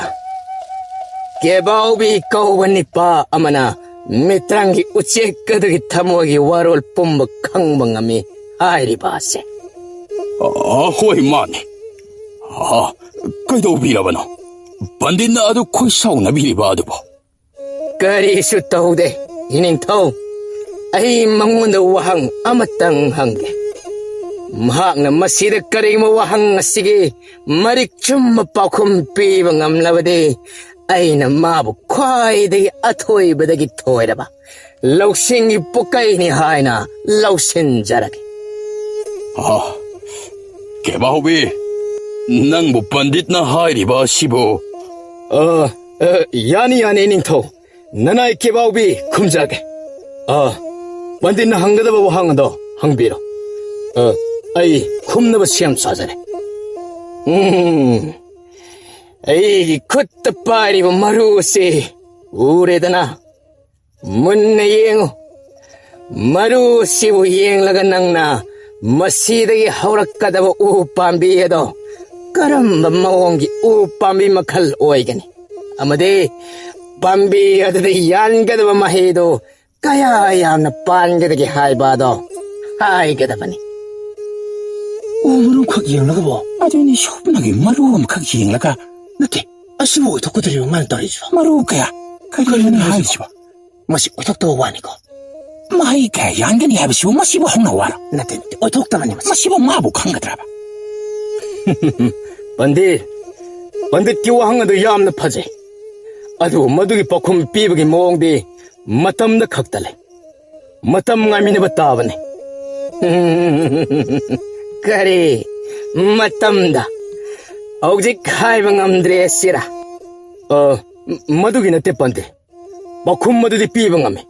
ꯑꯗꯨꯕꯨ ꯑꯩꯅ ꯄꯤꯒꯗꯧꯔꯤꯕ ꯄꯥꯎꯈꯨꯝ ꯑꯗꯨꯒꯤ ꯐꯣꯜ ꯑꯗꯨ ꯑꯁꯦꯡꯕ꯭ꯔꯥ ꯅꯠꯇ꯭ꯔꯒ ꯁꯦꯡꯗꯕ ꯑꯔꯥꯟꯕ꯭ꯔꯥ ꯍꯥꯏꯕꯗꯨ ꯅꯤꯡꯊꯤꯅ ꯈꯪꯕ ꯑꯃꯗꯤ ꯃꯊꯧ ꯇꯥꯗ꯭ꯔꯣ ꯄꯟꯗꯤꯠ? ꯑꯗꯨꯅ ꯄꯟꯗꯤꯠꯅ ꯃꯁꯤꯒꯤ ꯃꯔꯨꯁꯦ ꯑꯩꯒꯤ ꯏꯪꯈꯣꯜꯗ ꯊꯥꯖꯤꯟꯕꯤꯔꯣ. ꯑꯗꯨꯒ ꯃꯍꯥꯛꯅ ꯆꯥꯎꯔꯛꯄ ꯃꯇꯝ ꯑꯃꯗꯤ ꯀꯌꯥꯃꯨꯛ ꯌꯥꯝꯅ ꯃꯥꯅ ꯃꯍꯩ ꯌꯥꯜꯂꯤ ꯍꯥꯏꯕꯗꯣ ꯑꯩꯅ ꯃꯁꯤꯡ ꯍꯥꯏꯔꯛꯀꯗꯧꯔꯤꯕ ꯑꯁꯤꯒ ꯆꯥꯟꯅꯕ꯭ꯔꯥ ꯍꯥꯏꯕꯗꯣ ꯑꯃꯨꯛꯇꯪ ꯌꯦꯡꯊꯣꯛꯄꯤꯕꯅꯗꯤ ꯆꯨꯝꯃꯣꯏꯗ꯭ꯔꯥ? ꯃꯗꯨꯗꯤ ꯌꯥꯝꯅ ꯀꯨꯏꯒꯅꯤ. ꯍꯧꯖꯤꯛꯃꯛ ꯑꯩ ꯄꯥꯎꯈꯨꯝ ꯄꯥꯝꯃꯦ. ꯄꯟꯗꯤꯠꯀꯤ ꯋꯥꯍꯪꯗꯤ ꯇꯨꯡꯗ ꯊꯣꯔꯛꯀꯗꯕꯒꯤ ꯋꯥꯍꯪ ꯑꯣꯏꯅ ꯍꯪꯕꯤꯔꯦꯗꯣ. ꯑꯗꯨꯒ ꯄꯥꯎꯈꯨꯝꯅ ꯍꯧꯖꯤꯛ ꯑꯣꯏꯔꯤꯕ ꯃꯇꯝ ꯑꯁꯤꯗ ꯍꯦꯛꯇ ꯄꯤꯌꯨ ꯍꯥꯏꯔꯦꯗꯣ. ꯄꯟꯗꯤꯠ ꯄꯨꯝꯃꯔꯨ ꯁꯤꯒꯤ ꯃꯅꯨꯡꯗ ꯌꯥꯎꯔꯤꯕ ꯎ ꯄꯥꯝꯕꯤ ꯑꯁꯤꯕꯨ ꯎꯕꯤꯔꯕꯣ? ꯀꯩꯒꯨꯝꯕ ꯎꯕꯤꯔꯕꯗꯤ ꯑꯩꯁꯨ ꯈꯨꯗꯛ ꯑꯁꯤꯗ ꯄꯥꯎꯈꯨꯝ ꯍꯦꯛꯇ ꯄꯤꯖꯔꯛꯀꯦ. ꯂꯨꯔꯤꯕꯗꯤ ꯑꯩꯅ ꯑꯁꯦꯡꯕ ꯄꯥꯎꯈꯨꯝ ꯑꯗꯨꯕꯨ ꯍꯥꯏꯔꯛꯂꯒ ꯄꯟꯗꯤꯠꯅ ꯑꯃꯨꯛ ꯎꯔꯝꯗ꯭ꯔꯕꯗꯤ ꯄꯟꯗꯤꯠꯀꯤ ꯑꯁꯦꯡꯕ ꯁꯥꯈꯤ ꯁꯥꯄꯣꯟꯒꯤ ꯄ꯭ꯔꯃꯥꯟ ꯎꯠꯄ ꯉꯝꯗ ꯐꯔꯛ ꯑꯃꯨꯛ ꯇꯥꯅꯗꯅ. 이야, 어통나 이까이캐다. 점이 나하나 하이리바도 좀보니. 아이, 마루시기 마능니 야오리바시 오방함대. 점이 낭나 하이바. ꯄꯟꯗꯤꯠ, ꯂꯧꯁꯤꯡ ꯍꯥꯏꯕ ꯑꯁꯤ ꯇꯨꯡꯗ ꯊꯣꯔꯛꯀꯗꯕ ꯑꯗꯨꯕꯨ ꯈꯪꯏ ꯍꯥꯏꯕ ꯅꯠꯇꯦ. ꯍꯧꯖꯤꯛ ꯑꯣꯏꯔꯤꯕ ꯐꯤꯕꯝ ꯃꯇꯥꯗ ꯂꯩꯔꯤꯕ ꯊꯧꯗꯣꯛ, ꯋꯥꯊꯣꯛ, ꯆꯌꯦꯠꯅꯕ ꯀꯌꯥꯕꯨ ꯀꯔꯝꯅ ꯃꯥꯌꯣꯛꯅꯅ ꯂꯥꯟꯊꯦꯡꯅꯒꯅꯤ ꯍꯥꯏꯕꯗꯨꯗꯅꯤ. ꯀꯔꯤꯒꯨꯝꯕ ꯅꯪꯅ ꯍꯧꯖꯤꯛ ꯅꯈꯨꯠꯇ ꯄꯥꯏꯗꯨꯅ ꯂꯩꯔꯤꯕ ꯃꯔꯨ ꯑꯗꯨꯅ ꯀꯔꯤ ꯑꯣꯏꯔꯛꯀꯗꯒꯦ ꯈꯪꯕ ꯄꯥꯝꯂꯕꯗꯤ ꯃꯇꯝ ꯉꯥꯏꯕ ꯍꯥꯏꯕꯁꯦ ꯃꯁꯤ ꯅꯠꯇꯅ ꯎꯄꯥꯏ ꯑꯃꯠꯇ ꯂꯩꯔꯣ. ꯂꯧꯁꯤꯡ ꯐꯅ ꯂꯩꯁꯅꯨ. ꯑꯈꯥꯡ ꯀꯟꯕ ꯉꯥꯏꯕ ꯍꯥꯏꯕ ꯄꯣꯠꯁꯛ ꯑꯁꯦ ꯃꯁꯤꯕꯨ ꯌꯥꯎꯗꯅꯗꯤ ꯃꯗꯨ ꯂꯧꯁꯤꯡ ꯅꯠꯇꯦ. ꯃꯗꯨꯗꯤ ꯃꯤ ꯑꯗꯨꯒꯤ ꯅꯥꯄꯜ. ꯑꯩꯅ 이ꯈꯨꯠ ꯑꯅꯤ ꯂꯣꯟꯅꯗꯨꯅ ꯅꯐꯝꯗ ꯂꯪꯖꯈꯤꯕ ꯏꯔꯥꯜ ꯄꯨꯝꯅꯃꯛ ꯉꯥꯛꯄꯤꯌꯨ ꯍꯥꯏꯖꯔꯤ ꯀꯦꯕꯥꯎꯕꯤ. ꯉꯁꯤꯗꯤ ꯅꯪꯅ ꯑꯁꯦꯡꯕ ꯑꯊꯣꯏꯕ ꯂꯧꯁꯤꯡꯒꯤ ꯋꯥꯍꯟꯊꯣꯛ ꯑꯗꯨꯕꯨ ꯃꯌꯦꯛ ꯁꯦꯡꯅ ꯇꯥꯛꯄꯤꯔꯤ. ꯑꯩ ꯏꯁꯥꯅ ꯃꯥꯏꯊꯤꯔꯦ ꯍꯥꯏꯕꯗ ꯌꯥꯖꯔꯦ. ꯅꯤꯡꯊꯧ ꯀꯩꯐꯥ ꯑꯃꯗꯤ ꯃꯥꯒꯤ ꯃꯅꯥꯏ ꯃꯁꯦꯜ ꯃꯈꯣꯏꯒꯤ ꯂꯩꯕꯥꯛꯀꯤ ꯃꯤꯌꯥꯝꯁꯤꯡ ꯑꯁꯨꯝꯅ ꯀꯦꯕꯥꯎꯕꯤꯅ ꯊꯪꯅꯕ ꯂꯩꯕꯥꯛꯀꯤ ꯐꯠꯇꯕ ꯊꯧꯁꯤꯜ ꯊꯧꯔꯥꯡ ꯀꯌꯥꯕꯨ ꯃꯥ ꯑꯃꯅ ꯐꯩꯒꯥꯛ ꯐꯩꯅ ꯂꯦꯞꯂꯒ ꯉꯥꯛꯂꯧ ꯑꯣꯏꯈ꯭ꯔꯒ ꯄꯨꯝꯅꯃꯛ ꯅꯝꯍꯜꯂꯒ ꯃꯥꯏ ꯄꯥꯛꯄ ꯉꯝꯕ ꯑꯁꯤ ꯎꯕꯗ ꯍꯔꯥꯎ ꯃꯊꯣꯏ ꯀꯥꯖꯔꯝꯃꯤ. ꯅꯤꯡꯊꯧꯅ ꯃꯅꯥ ꯃꯊꯨꯝ ꯄꯤꯕꯗ ꯁꯅꯥ ꯂꯨꯄꯥꯗꯒꯤ ꯍꯦꯟꯗꯣꯛꯇꯅ ꯂꯝ ꯐꯥꯎꯕ ꯌꯥꯎꯅ ꯄꯤꯗꯨꯅ ꯀꯦꯕꯥꯎꯕꯤ ꯃꯌꯨꯝꯗ ꯍꯔꯥꯎ ꯍꯜꯂꯛꯏ.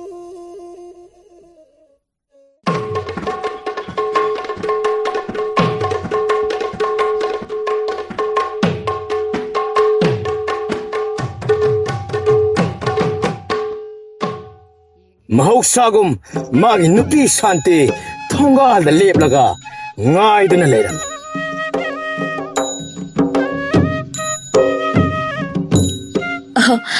ꯑꯩꯈꯣꯏ ꯀꯦꯕꯥꯎꯕꯤ ꯏꯕꯨꯡꯉꯣ ꯍꯣꯏ ꯍꯟꯗꯤ ꯍꯟꯕꯤꯔꯛꯑꯦꯗꯅ.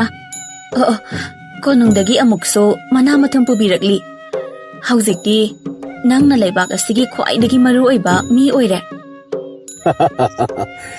ꯁꯥꯟꯇꯤ, ꯑꯩꯅ ꯂꯩꯕꯥꯛ ꯑꯁꯤꯒꯤ ꯑꯣꯏꯅ ꯈ꯭ꯋꯥꯏꯗꯒꯤ ꯁꯤꯡꯕ ꯃꯔꯨ ꯑꯣꯏꯕ ꯃꯤ ꯑꯣꯏꯔꯕꯁꯨ ꯅꯪꯒꯤ ꯅꯃꯥꯡꯗꯗꯤ ꯑꯗꯨꯃꯛ ꯑꯩꯁꯦ ꯀꯦꯕꯥꯎꯕꯤꯅꯤ. ꯍꯣꯏ, ꯑꯩꯒꯤ ꯂꯧꯁꯤꯡꯅ ꯃꯅꯥ ꯃꯊꯨꯝ ꯃꯌꯥꯝ ꯐꯪꯕ ꯉꯝꯂꯕꯁꯨ ꯅꯪꯒꯤ ꯅꯨꯡꯁꯤꯕ, ꯑꯩꯒꯤ ꯄꯨꯟꯁꯤꯗꯗꯤ ꯅꯪꯒꯤ ꯅꯨꯡꯁꯤꯕ ꯌꯥꯎꯗꯅꯗꯤ ꯃꯄꯨꯡ ꯐꯥꯕ ꯀꯩꯗꯧꯅꯨꯡꯗ ꯑꯣꯏꯊꯣꯛꯇꯕꯅꯤ. ꯅꯪꯒꯤ ꯅꯨꯡꯁꯤꯕꯅ ꯃꯄꯨꯡ ꯐꯥꯍꯟꯕꯅꯤ ꯑꯩꯒꯤ ꯄꯨꯟꯁꯤꯗꯤ. ꯅꯤꯄꯥ, ꯅꯪꯒꯤ ꯑꯁꯤꯒꯨꯝꯕ ꯋꯥꯈꯜ ꯃꯨꯟꯅ ꯈꯟꯕ ꯃꯤꯒꯤ ꯃꯑꯣꯡꯗ ꯋꯥꯔꯤ ꯁꯥꯔꯛꯄꯁꯦ ꯑꯩꯗꯤ ꯉꯛꯁꯨ ꯌꯥꯝ ꯉꯛꯏ. ꯑꯗꯨꯒ ꯍꯦꯛꯇꯁꯨ ꯅꯣꯛꯅꯤꯡꯉꯛꯏ. ꯐꯔꯦꯁꯦ, ꯂꯥꯛꯑꯣ ꯆꯥꯛ ꯆꯥꯊꯣꯛꯅꯕ ꯇꯧꯔꯁꯤ. ꯑꯁꯨꯝꯅ ꯀꯦꯕꯥꯎꯕꯤ ꯑꯃꯗꯤ ꯁꯥꯟꯇꯤ ꯃꯈꯣꯏ ꯑꯅꯤꯁꯨ ꯅꯤꯡꯊꯧꯗꯒꯤ ꯐꯪꯂꯛꯄ ꯂꯟꯀꯩ ꯊꯨꯝꯒꯩ ꯃꯅꯥ ꯃꯊꯨꯝ ꯃꯌꯥꯝ ꯑꯗꯨꯅ ꯍꯔꯥꯎ ꯇꯌꯥꯝꯅ ꯅꯨꯡꯉꯥꯏꯅ ꯄꯥꯟꯈ꯭ꯔꯦ. ꯑꯁꯣꯝꯗꯁꯨ ꯅꯤꯡꯊꯧ ꯀꯣꯜꯗ ꯅꯤꯡꯊꯧ ꯀꯩꯐꯥ ꯃꯥꯒꯤ ꯃꯥꯡꯒꯗꯧꯔꯕ ꯂꯟꯀꯩ ꯑꯃꯗꯤ ꯃꯤꯡꯆꯠ ꯎꯔꯣꯡ ꯀꯌꯥꯕꯨ ꯀꯦꯕꯥꯎꯕꯤꯒꯤ ꯂꯧꯁꯤꯡꯅ ꯄꯨꯝꯅꯃꯛ ꯃꯥꯌꯣꯛꯅꯈꯤꯕ ꯋꯥꯔꯤꯁꯤꯡ ꯑꯗꯨꯕꯨ ꯅꯤꯡꯁꯤꯡꯂꯒ ꯋꯥꯈꯜ ꯅꯨꯡꯉꯥꯏꯅ ꯃꯥꯒꯤ ꯂꯩꯕꯥꯛ ꯉꯥꯛꯈ꯭ꯔꯦ. ꯑꯗꯨꯒ ꯁꯥꯃꯨ ꯃꯆꯥ ꯑꯗꯨꯁꯨ ꯅꯤꯡꯊꯧꯀꯣꯜꯒꯤ ꯅꯤꯡꯊꯤꯖꯔꯕ ꯂꯩꯈꯜ ꯀꯌꯥ ꯁꯨꯅ ꯁꯥꯠꯂꯤꯕ ꯂꯩꯀꯣꯜ ꯑꯗꯨꯗ ꯃꯅꯤꯡ ꯇꯝꯅ ꯍꯥꯏ ꯍꯨꯝꯗꯅ ꯆꯦꯟꯗꯅ ꯁꯥꯊꯦꯛ ꯇꯝꯖꯈ꯭ꯔꯦ.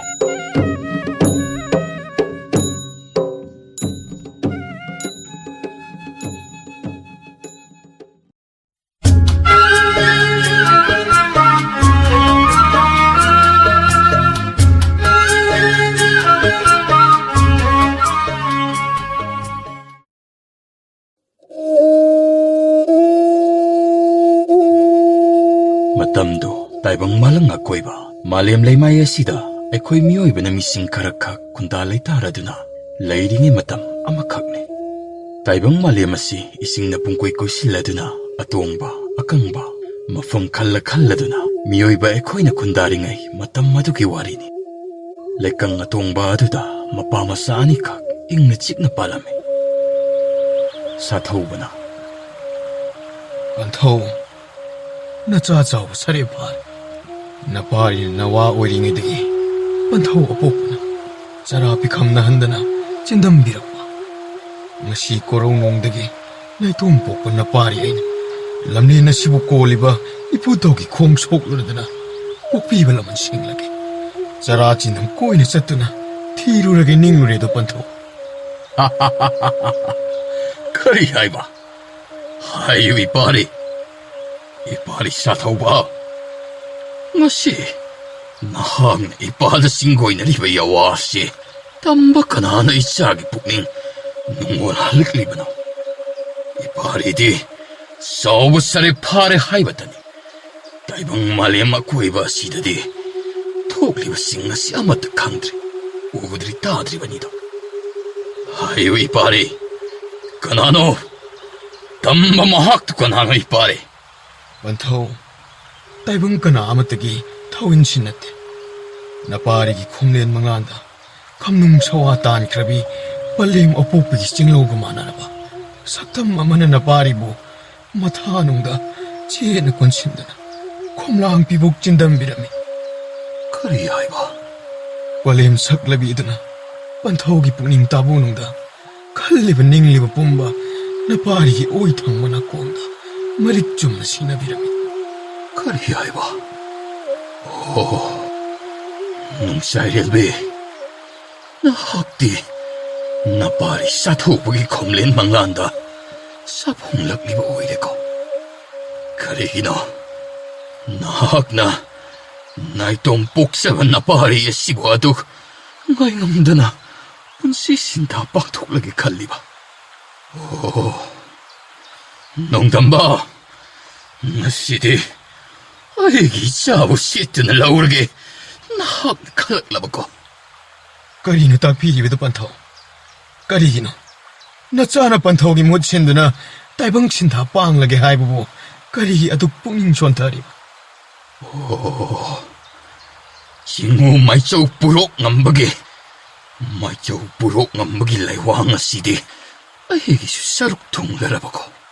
Kari haiba maichau purok ngamba. Ngasidagi ikui-ikuidana aikoina lairiba yumpham asi ironungda laikhragani. Kari haiba Banthau? Nahaki apokpa palem.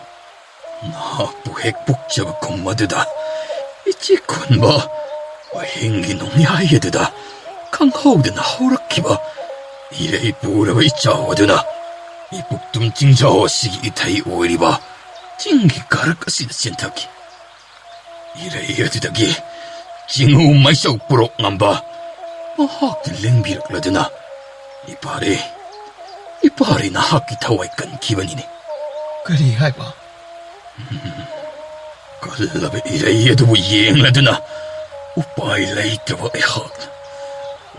leitaba ehakna nahakpu pokpi palem adubu kawarduna aina pena kapsaki. Haibiu Banthau, aibu pokpi palem ipu purok ngamana kanba ngamkibra. Napu purok ngambana nahaki palem adubu kanba ngamlaro. Mahakti kullasigi lamlenasigi osin oikre haidina aingona takpirabada nahaki Banthaugi thamoi puba ngamkide. Paklaba imai adugi polom ay haki thamoi asida puki. Oh, ngasi taliri asi lampang krabi aibu pokpi palemgi wari. Taptako ipagi Sathauba. Amukta taptako. Ngasidi nahakpu pokpi palem khomlen mangan sa aduda laklabanina napu maisaw purok ngambagi manang yawrudaba yarar. Isagi yaiphanabagi damak 이봐 이사 분내 헥터 짤러라시 그리노 반토우는 딱비리거든 아이고 뽀삐 빨래엠나 콤레엔 망한다 마빠리 에이브 숨비람나가 까리 이쁘기 왔다가더리 세 어묵구이 테러로이시 이사 올라옵등의 그리 또부 야박이 하이버도 이쁘고 따나르라시 잘로 아하 부구다 그리노 다신 검진나바 떠오르로 사타우바 아마디 마빠봉기 히나와도 홀라드나 이쁘 마이소 부록 남박이 통즈 욕실락라미 하요 나빠나 짜나 이쁘기다 콩도이락바보 까리 레이로군 이쁘 나 수호이시 와마다 이쁘다 따나서기 하이드나 락샤리바네 이쁘 하요 나 코이기 와리도 마두데 헥달라오 이쁘 아이 이쁘아리 나수 사타우바기 컴렌 망란다 검농 싸왔단 크비야 복비에도 콩도 이헐 땀락라드나 마마 아마 오이나 사풍락리도 이쁘 까리 하이바 저놈 짜이렐비 이쁘는 나수 사타우바기 더와 이헐 합기만 놈이 따드다 하이 기바 뿜나 먹싱나도 다시 앵나 막 톡레리도 딱 비오 이빨이 사타우바 헤이기 이빨이 사타우바 금방 암나버기다 막 그리 우빠야 맞다 레이르로이드라 이쁘 하이비오 반타우 뽀뽀는 것이 이쁘다 친구인 레비야 와시부까리 이수이붕어 낭 그리 익숙한 이쁘와 하이기 낭고 이쁘구나 야이비 이hul라모 노호웅나 땀한기와도 낭고 아뽀피 빨림기 타와이 마치에프 이까오 칼라잖아 합기만 마시디 이슈고 낭고 뽀피 빨림나 아시람나 거울리다 그리 하이바 아이고 뽀피 빨림나 거울라봐 마시디 이빨이부 가망 안먹이 빵갈레이트레 막복토끼 마짜보 복비 마학나 거룩라바다 나학부 복복반타 웨이나 감누박이 이틱레이트레 이붕어 세 너코이나 바나 사니 이쁘와 하이기 이쁘 딱 비우다 나 수웨이코이다 그리 가름바 밤베이나 어이슈 이자하기 릭람둥인 잡아남가니 낭나보 와칼도 아독 렙라버디 까리기 빰바이 레이타니 아시람 빵바 하이브세 타이방 까나기쇼 아빠마나테 아도보 ngasi디 낭나 이쁘기 마팜다 니라레 이쁘 세나 카이나버기 야오아반 와마이 오이는 짝든 레이링의 미국것이다. 이자 빠리 까이나버기 마이짝 이자 까이나버기 마이짝 까먹 아빠이 이 밤도 한나 방바 나 차목한 밤지드리니 이쁘 반토우가디 chahi kaya malemsida saktaaduna leminaraklabani apopi palemgi saruk tamlagi khallaba mikup asida karigi panthauna aduk waribani ai itantamak ichawa yaudana lehoba ngamloi nahakpu popi palemaduna ichagi komlen manglan chaadada khongdoida pamikup adada panthawu suyaru jingoi ngaraktabrani he Panthau ki minglen solak kumikup adudani nasagi komlen mangan jakai rakiba se Shugani taptharo ngasidi napa na sa anina mapok tare laktaso sena kaina danaba ipu na phana masilge ipu na haigadabadi isaw adudi ngasi ahing asidage laklani do se masida uriba thongjaw ase amuk tang do hoi ipu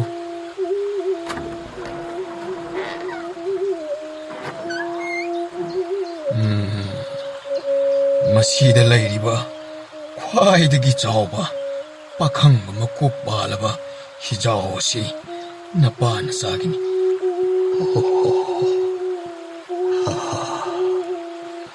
이보, 이 아시드 동라드나 나 수호의 코이는 거리 더걸 빵톡자가 나오리버너 이보. 하이라기다. 망더 우리바 이복동 징자오시기 이타이밤 오이리바. 징상 나뽀 맛을 란톡라가 깡까이짝 깡까이로 아마디 깡까이상 하이드나 징동 어흥 극레름은 징 어흥 마시기 마야이 탕바 징 깡까이로 가이리바 징동 마드다 나코이 아니기 아로이바 야힙단 가다우리바. 아로이바 야힙단 가다우리바. 징동 마드다 다이방 까나나 마이티바 비방 암드리바 라이뿡 꼭 하이니 강나바 흰자바 마기자 다밤 오이드나 레이 하이리바 라이뿡 꼭 흰자바 시기 마진 마나 아훔 레이긴 라이뿡 젤 마나오 야이마니 라이뿡 돈 마나오 아도마니 하이리바 마꼭 오이리바 라이뿡 꼭 흰자바 시디 mamit amakak paangani. Napa na chani na sangduna mahaki mamit ado tanghan mangamlabadi nakhoy na ningliba pumbado thunggadawribani. 이보, 그리금바 사 흰자바 하드나 이봐 이샤니 예시보 뭐하구나 하나는 싹기부 독라바디 그럼 떠오거니 이보. Madugi lewa pumba na po na takani. Na koy na mabo lai na may tiba pibang amnabagi pambayido na po dalay. Na pa na sa na sidi ipugi sida yaregla dabani ko. Ayeng inum sora tamlag pangayras. Na pa na sagi taybang kumahisi ipugi sida aroy mo oira dabani. Hoy ibo, na suhoysu, yung tayong galuin nagtawuran na lakjaraban. Ibo nga, lao, siyang masila ho ibo nga. Sa tawba madi apok pa, pantaw. Ipu may saw purok ngambagi, sanggay da ahing aduma, yareklami. Ipu purok ngambagi, layfaw gi matong inna, ahing adumagtada. Sa urabasing saw sing adubo, matang-matang. 덤진바 호럭라메 마탕기 ang안바 아육 아드다니. 이싱 이마이시디 angakpa pangna wangkalamnidana. 이자오 시나 나빠봉기 타모이시 부쿠남드레. 번토 그리 아둑 손타리바. 그리슈 똑대다. 세세 Malim imagi matambak asida. Aikoy na sana jabasi. Ngasi na aroy ba oirabane. Mamang na tao kiba. Isaw ado. Pangbadi natin ako. Lao. Sango. Napa na sa anigi ay pa na ba. Ipo na mataw mga amukta. Pangtog na matawag. Hoy ipo. Pagani ipo. Ipu purok ngamba, mapamasani ki mataw mga ningti na pangtoklaba matung. Hitamliba ka adudagi, hizawa bu ising imaya bu tamna, intado na tamlami. Ipu ki sataw ba, yengo, paglaba, hanglaba miyoy karakag kundado na, layba kunggang ngasidagi, ngasidi, nakoy na pa na tsaanidi, hadukduna satpada tariko. Isuna pa, mapumagi nongdam. Ngasi, isuna tsatlibu kongchatsi, ay kuy itungidam. Patapa makayda na bagidamag, mapuna silamliban. Ipu, nasugi pa'y manungda, pihinda ba nung nangba, kari sulisade.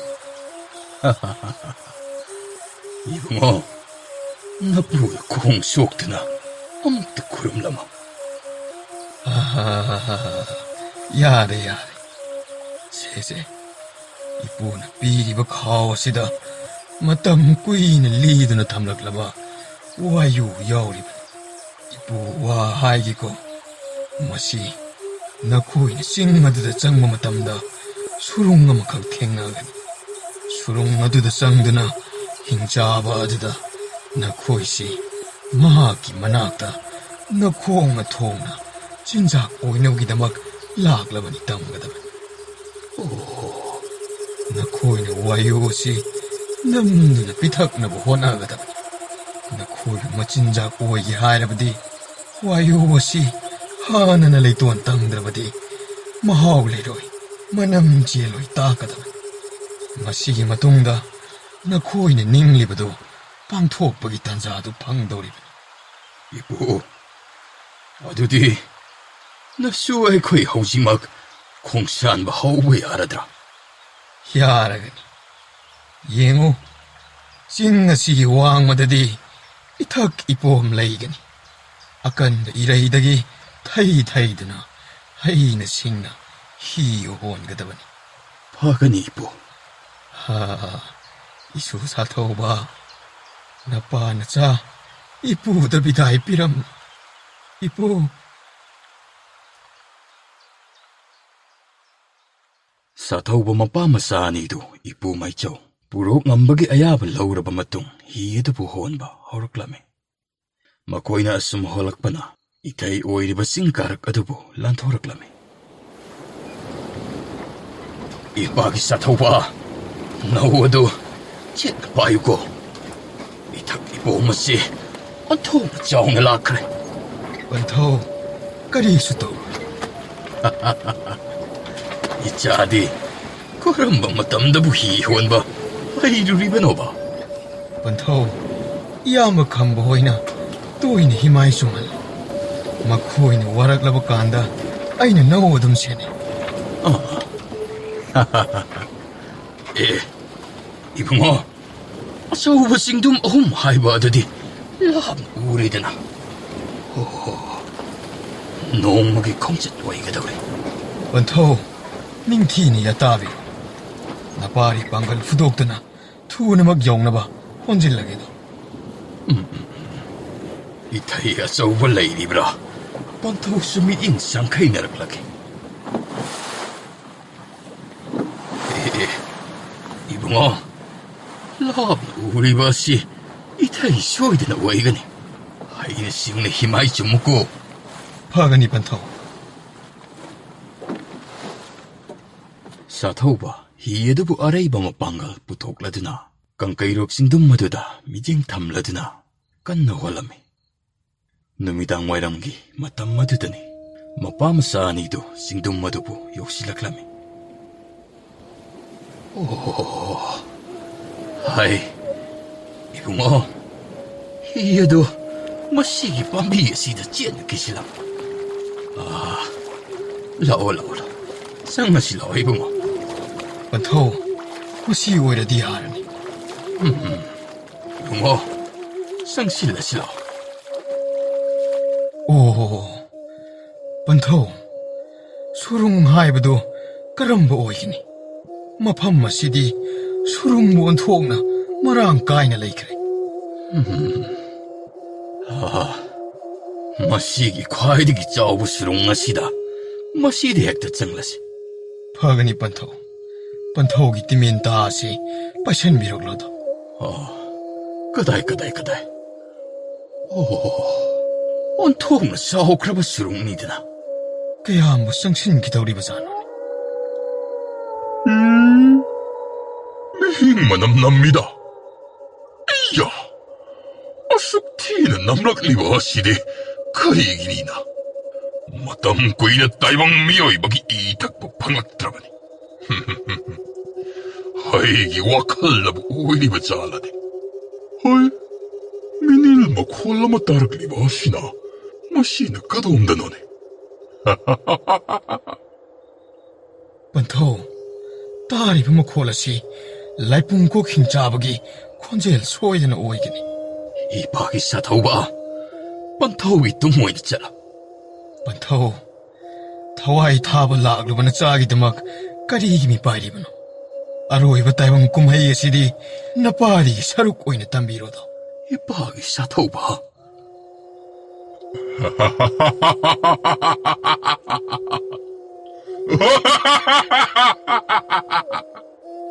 Matam ko'y natagludraba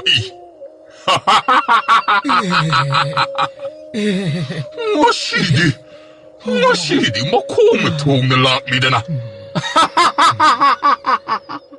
Mani, achumbani. Aikoi, ikong na tuong na nanggi na sinjak oy na bagidamak laglabani. Kari haiba.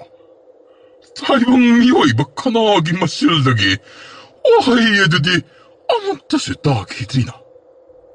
Mapamasida tunglakiba pumnamak.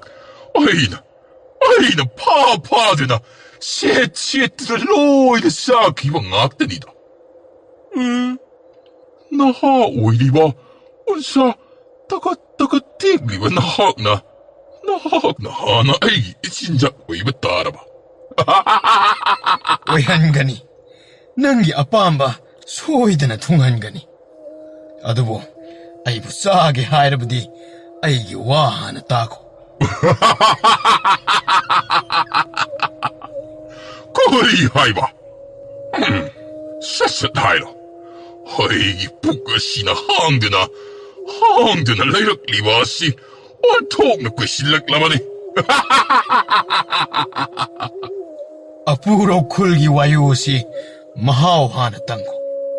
Sahi kaya section na liduna tamnak laba wayuni. Masi tak labadi ay sadongi manam kang mangamgani. Mahaw lehen gani. Oh, asuglam laba kana sida. Ay hagpo mo isileba. Karay no piro.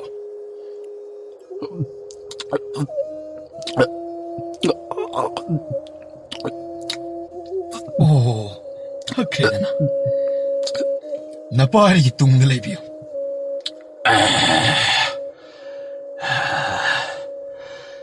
Nahag na piragliba mahiya side. Ontong na bumahawlay kreda na. Hosikti. Mi sabagi matam yorak ledo.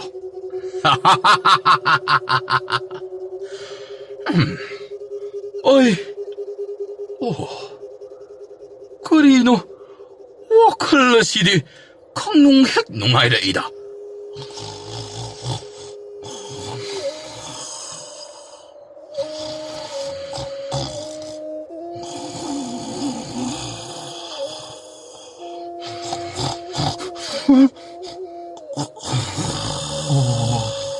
Bantaw, tungkreda na.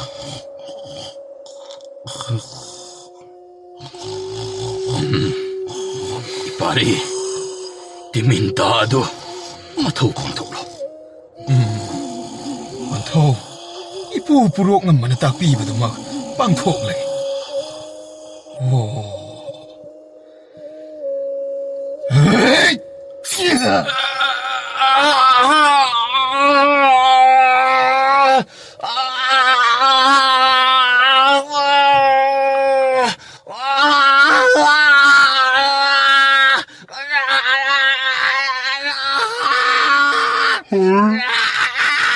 Ibu makola sidi karina. Yamungi konjelinde namasidi. Ina. Yamun kudong tiba masoidana langamladani. Acha. Karamba tawai pan majibana bu oira gaba. Macet sitan sar gedo. Kangani do.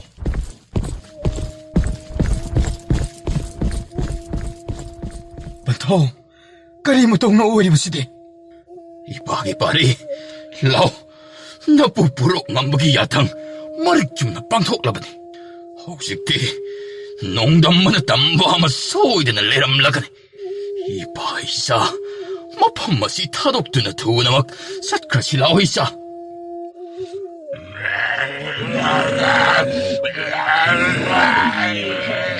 번토 딸이 콘셀라시 흰자와시 마나오니도 소이드는 오이겠니 코련이 토와일랑 미게다와 소이드는 오이겠니 번토 마일레이드는 셀라로시 그리기노 이 짝이 타와이 미국 아시다 아이나 아삭방으로 이 박의 이붕어 라오 나쁘 부록 남박이 만학 여우라바디 이 바이 짝이 닝바 소이드는 통나다바니 이붕어 라오 짜치 라오 이붕어 사타우바 마파 마사니도 수룽어두부 타독라드나 히당팜 마두부 여우나 젤락라메 힝사바 마나우 아니도 사이나 캉리바 마얌봉 힝사바 아두기 마낙 역실락라메 다용미요 이번이드나 이나 마시기 농돈 마시나 야이비 러우로도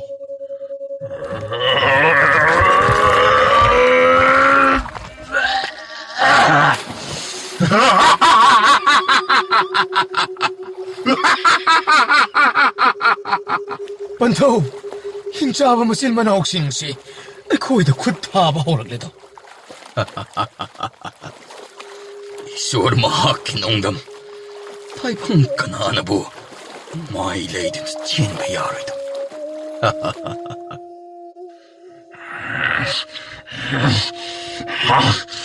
무시네 핵다 할라게 무시네 핵다 할라게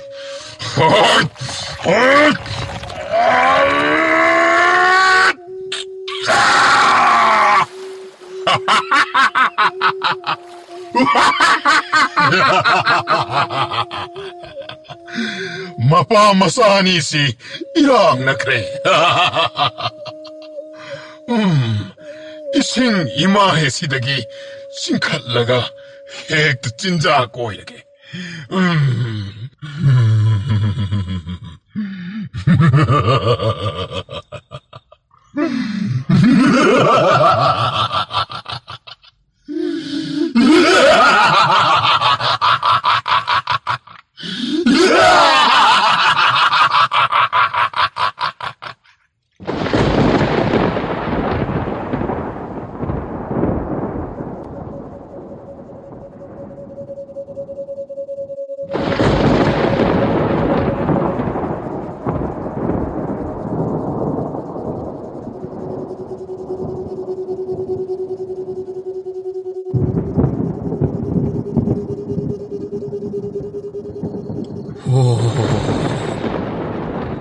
Napanasani ing na chigna mapugi kuya kada ano mapug mapugli ay bagi kudam ama piram libuko ising imay sisu tam na nem taraglidana napanasani nungay napanbo jaroko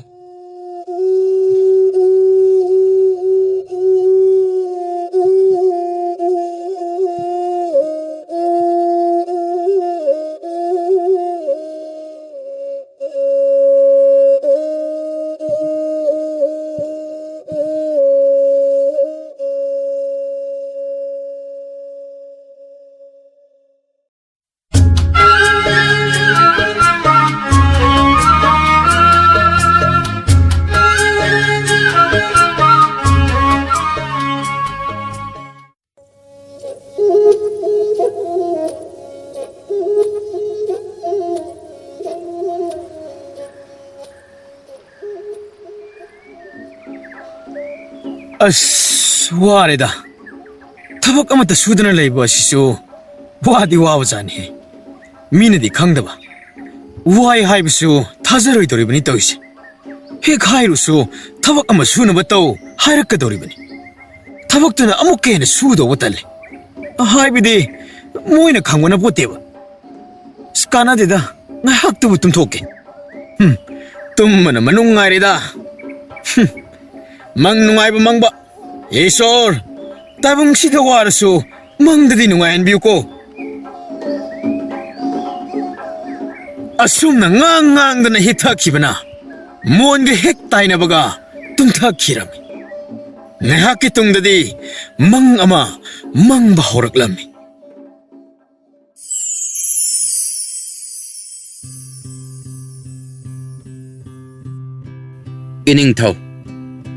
Iningthau ibungo yakai biro. Kanano aibu koroklishibo. Iningthau nanai ainani yakai biro. Ngaikone nangna hojik kauba adubo. Nanaibu iningthauda kari akaiba? Kari aibu ningthau. As ha aibu na loire hey. Karinone ꯑꯩꯈꯣꯏꯒꯤ ꯏꯅꯤꯡꯊꯧ ꯑꯁꯤꯕꯨ ꯉꯥꯎꯔꯕ ꯖꯥꯠꯂꯅꯤ ꯏꯅꯤꯡꯊꯧ ꯏꯕꯨꯡꯉꯣ ꯏꯅꯤꯡꯊꯧꯕꯨ ꯀꯔꯤ ꯑꯣꯏꯅ ꯑꯩ 이보 까나데 ꯍꯧꯖꯤꯛꯃꯛ ꯆꯥꯛꯂꯨꯛ ꯑꯃ ꯁꯦꯝꯂꯛꯎ ꯑꯗꯨꯁꯨꯅꯦ ꯑꯍꯥꯎ ꯃꯊꯦꯜ ꯂꯨꯀꯣꯏ ꯉꯥꯛꯇꯅ ꯁꯦꯝꯂꯛꯀꯗꯕꯅꯤ ꯐꯒꯅꯤ ꯏꯅꯤꯡꯊꯧ ꯅꯅꯥꯏꯅ ꯍꯥꯕ ꯌꯥꯅꯅꯕ ꯂꯣꯏꯅ ꯁꯤꯟꯖꯔꯛꯀꯦ ꯑꯩ ꯆꯠꯂꯣꯅꯦ ꯑꯩꯕꯨ ꯂꯥꯝꯕꯗ ꯂꯣꯏꯔꯦ ꯍꯥꯏ ꯋꯥꯅꯤ ꯍꯣꯏ ꯏꯅꯤꯡꯊꯧ nanai thuna langjarak ꯑꯁ ꯅꯤꯡꯊꯧ ꯑꯣꯏꯕꯁꯤꯗꯤ ꯑꯣꯟꯊꯣꯛꯅ ꯅꯨꯡꯉꯥꯏꯕ ꯖꯥꯠꯅꯤꯗꯅ ꯁꯦꯠꯅꯤꯡꯕ ꯁꯦꯠ ꯆꯥꯅꯤꯡꯕ ꯆꯥ ꯑꯩꯁꯨ ꯁꯤꯗꯒꯤꯗꯤ ꯅꯤꯡꯊꯧ ꯍꯥꯏꯗꯨ ꯑꯣꯏꯔꯕꯅꯤꯅ ꯁꯦꯠꯅꯤꯡꯕꯗ ꯁꯦꯠ ꯆꯥꯅꯤꯡꯕꯗ ꯆꯥ ꯇꯧꯗꯨꯅ ꯅꯨꯡꯉꯥꯏꯅ ꯂꯩꯕ ꯌꯥꯔꯅꯤ ꯅꯨꯡꯉꯥꯏꯔꯦ ꯑꯁꯤ ꯃꯉꯥꯏꯗꯅ ꯅꯨꯡꯉꯥꯏꯕ ꯄꯨꯟꯁꯤ ꯍꯥꯏꯕꯗꯣ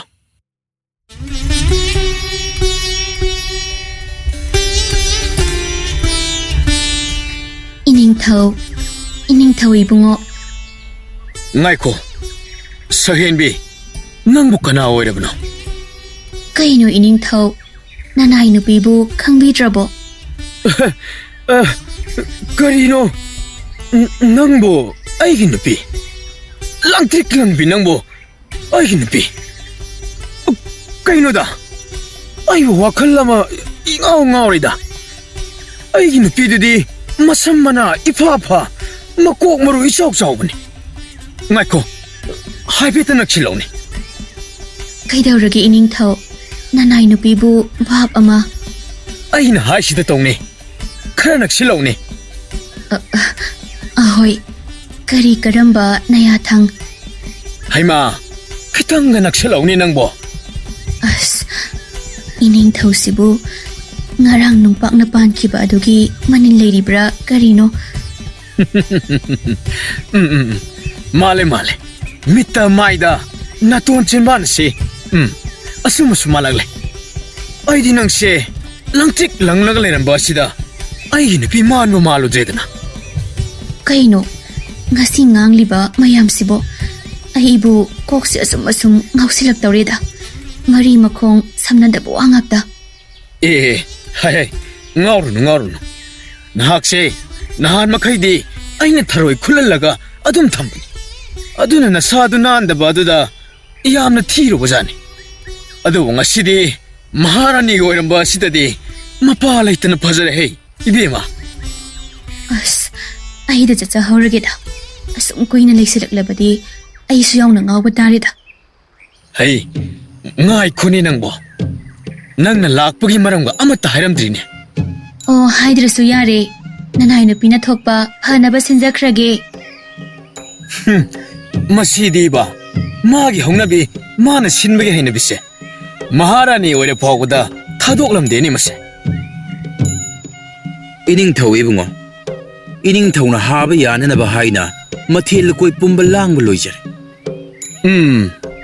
yare ai lage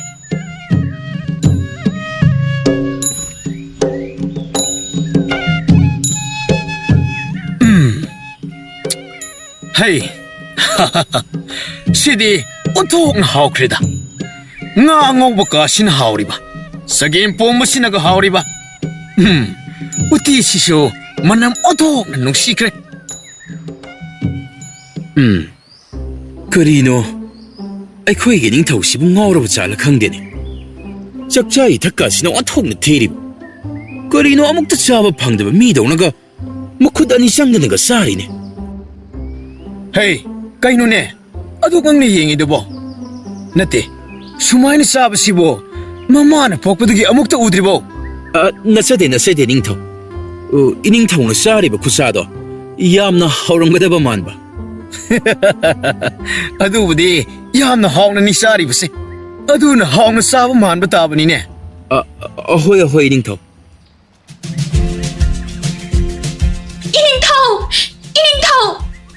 ꯑꯦ ꯀꯅꯥꯅꯣ ꯅꯣꯡ ꯈꯣꯡꯕꯗꯧꯅ ꯈꯥꯛ ꯂꯥꯎꯗꯅ ꯀꯧꯔꯤꯕꯁꯤꯕꯣ 이닝타오기 사켄비탈로에 야이마드니 이세 누피가수 아니 롤리보이래 까다이데기 아니노다 이닝타오 로이나비디 따리에니 하 까리 하이바 따리에 어허 이닝타오 단자 아드다 짜나나 따이봉다나 마기 누피 따릉 짱나 마팔다기 꼬락람니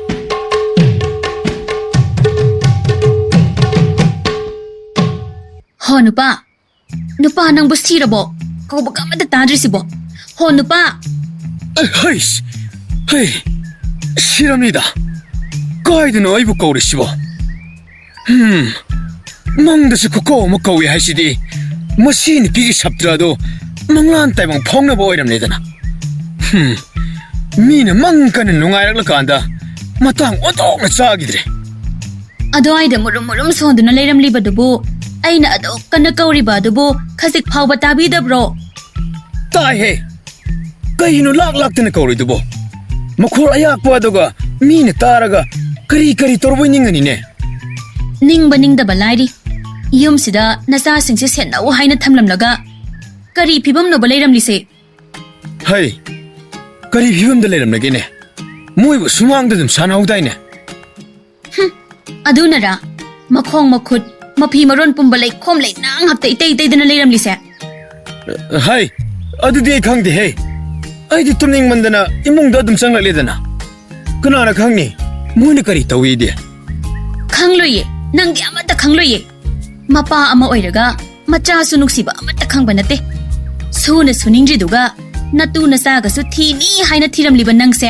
aidi ngak bungak ta bangam de da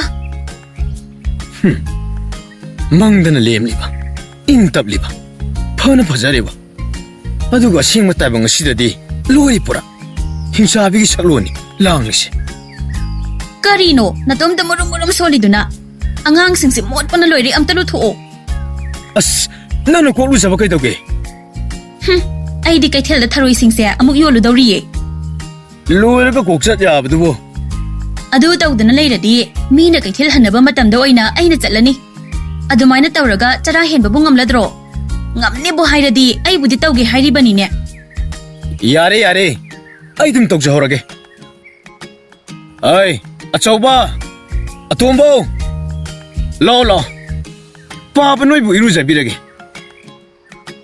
asuk yamna tanba nupa sibu kaino khangdeba ahawbana saningliba suna suningdriba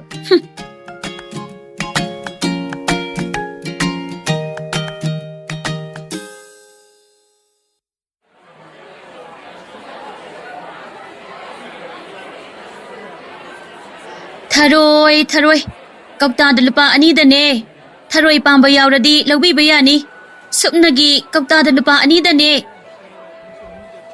Ibema kaukta da lupa ama da onba yaroidro kaino da isya ising da namit chuppa ama tinglaga khulakle khongsong bisong laga khulakpa malurabo is wata siri pining jaga pining de ko haiba yabasida khongsong bisong laga khulakpa na tekai pining da bagi wa natiye ise na huliba mamaldo yamna khetnaba migi awabaga karimata khangdaba hekmanba Bema adumnaga khanjaba laite koi khoi yumda yonba lakpa singdi lupa na yabaduda aduk hangbagi wan ho ise moina ne masagi pukhri da taba wada na phan chongtharaga khunba yaba aikhoina ne lawri lawya pata ida kumlaga ne khunba aduna khara khetnare pukhri da taba su tharoini pata taba su tharoini kaido bu khenagine charaga khangni mahauda khetnabani hoi si yengage ado mangagi ahum tawrodana adudi kashu thoina kaida braina khalida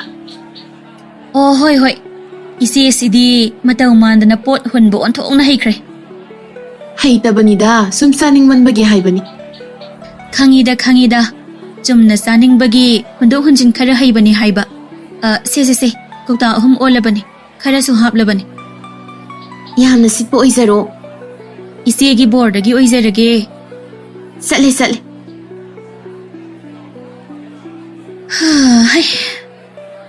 ꯃꯋꯥ ꯐꯕ ꯍꯥꯏꯁꯦ ꯀꯌꯥꯗ ꯂꯥꯏꯕꯛ ꯐꯔꯤꯅꯣ ꯃꯀꯦ ꯁꯦꯝꯗꯅ ꯆꯠꯅꯔꯤꯕ ꯃꯋꯥꯅ ꯋꯥꯅ ꯁꯨꯅꯔꯁꯨ ꯃꯇꯨꯅ ꯅꯨꯡꯉꯥꯏꯅ ꯊꯝꯂꯤꯕ ꯑꯩꯒꯤꯗꯤ ꯀꯗꯥꯏ ꯅꯨꯄꯥꯅꯤꯅ ꯑꯩꯅ ꯊꯥꯛꯂꯒ ꯆꯥꯅꯤꯗꯣ ꯍꯥꯏꯅ ꯉꯥꯏꯔꯤꯕꯅꯤꯗꯣ ꯀꯔꯥꯏꯗꯒꯤ ꯍꯥꯏꯖꯤꯟꯗꯅ ꯑꯁꯨꯛ ꯇꯟꯕ ꯅꯨꯄꯥꯁꯤꯗ ꯌꯨꯝ ꯄꯥꯜꯂꯝꯃꯤꯅꯣ ꯈꯪꯗꯦ ꯂꯪꯇ꯭ꯔꯤꯛ ꯂꯪꯅ ꯀꯦꯅ ꯃꯧꯅ ꯂꯩꯖꯒꯗꯕ ꯑꯩꯁꯦ ꯍꯧꯖꯤꯛꯇꯤ ꯀꯍꯤ ꯆꯨꯗꯅ ꯀꯨꯆꯨ ꯀꯨꯃꯦꯟ ꯍꯦꯛ ꯊꯣꯛꯇꯅ ꯃꯥꯡꯉꯤꯗꯀꯣ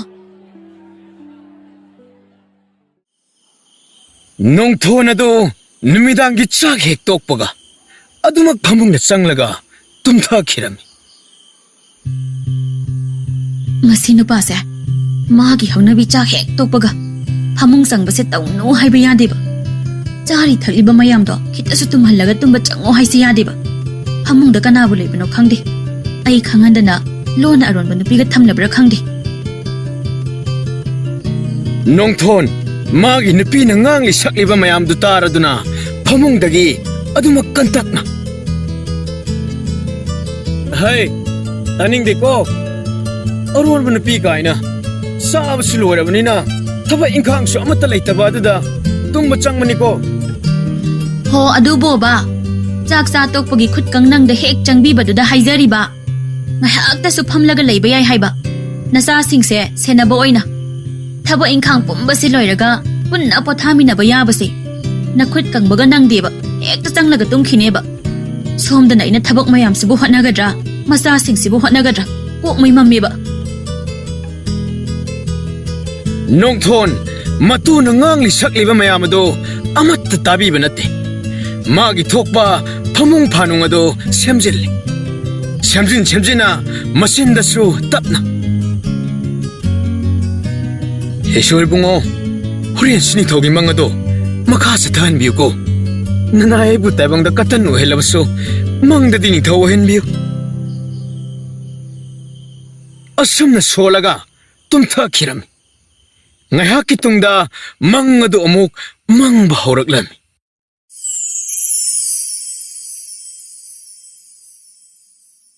ꯏꯅꯤꯡꯊꯧ ꯏꯕꯨꯡꯉꯣ ꯍꯦ ꯈꯪꯉꯤꯅꯦ ꯑꯩꯅ ꯂꯩꯔꯤꯁꯤꯕꯨ ꯀꯗꯥꯏꯗꯅꯣꯅꯦ ꯏꯅꯤꯡꯊꯧ ꯏꯕꯨꯡꯉꯣ ꯏꯅꯤꯡꯊꯧꯅ ꯂꯩꯔꯤꯕꯁꯦ ꯅꯤꯡꯊꯧ ꯀꯣꯜꯒꯤ ꯂꯩꯀꯣꯜꯗꯅꯤ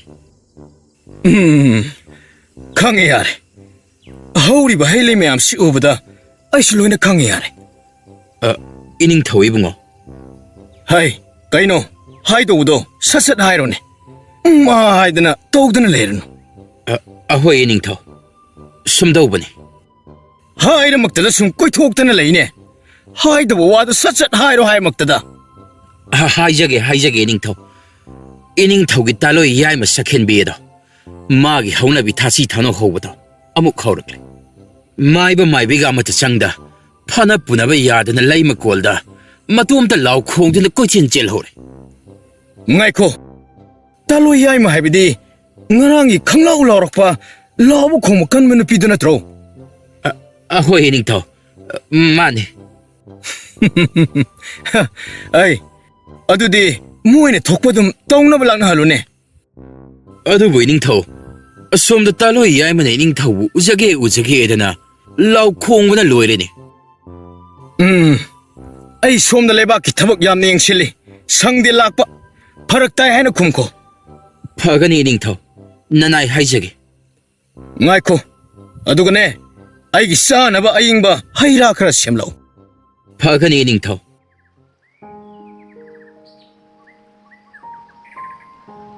ꯂꯩꯀꯣꯜ ꯑꯁꯤꯗ ꯍꯧꯔꯤꯕ ꯂꯩꯁꯤꯡ ꯑꯁꯤꯗꯤ ꯑꯣꯟꯊꯣꯛꯅ ꯄꯨꯛꯅꯤꯡ ꯍꯨꯅ ꯐꯖꯈ꯭ꯔꯦꯗ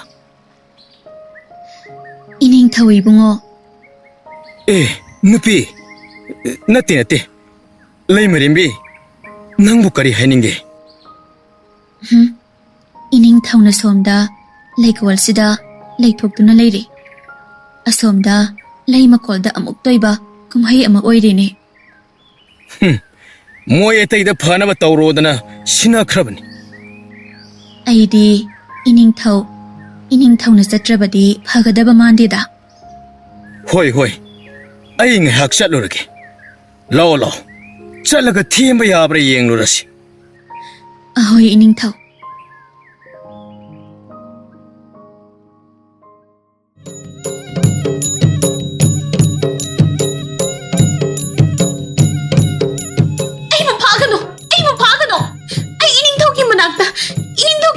चटके फाजिनगनो फाजिनगनो इनिंथौगी मनाक्ता चटके हाइबने थादो इपु अमाइबा अमाइबना अमुक तापान बियाय मासे फाथानब तौबियो कैतौगे हाय नामचा हाय सुकन होनरिबनिने होना यादे अपाम बियाय मासे असम हेगलकपदो तौरेने इपु अमाइबना फाथानब होनबिद्रबदे लैम कोलसे उफुन ओन बतारेने हाय सुफाथानब होनरिबनिने याद्रिबनिने हेने हेगलकलिबनि अस कमदौनी तौरिबसिदे हाय नामचा नंबो इनिंथौ अमुक कौरसोने इनिंथौना नत्रबदि फाथब ngamgadaba मांद्र इपु इबुंगो इनाई थादुन हाइजरबनि थबक चिल्ली मयान फानब तौवायदन हारे होश फिबम मसिदा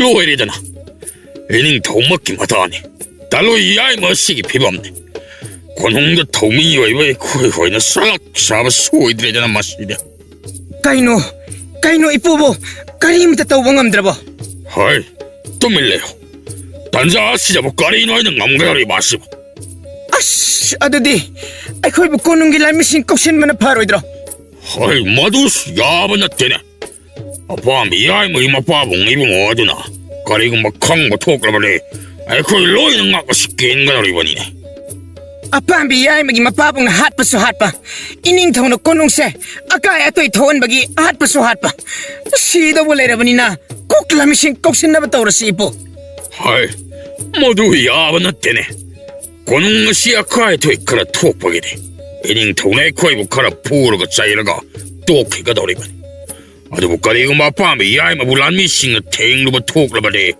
मखोय नत्ते अखोइ लोइना थवाइ मांगदौरिबनि अस अदुदि अखोइना हुजिक तौगदौरिबा सिबो करीनो हाइसु खंदे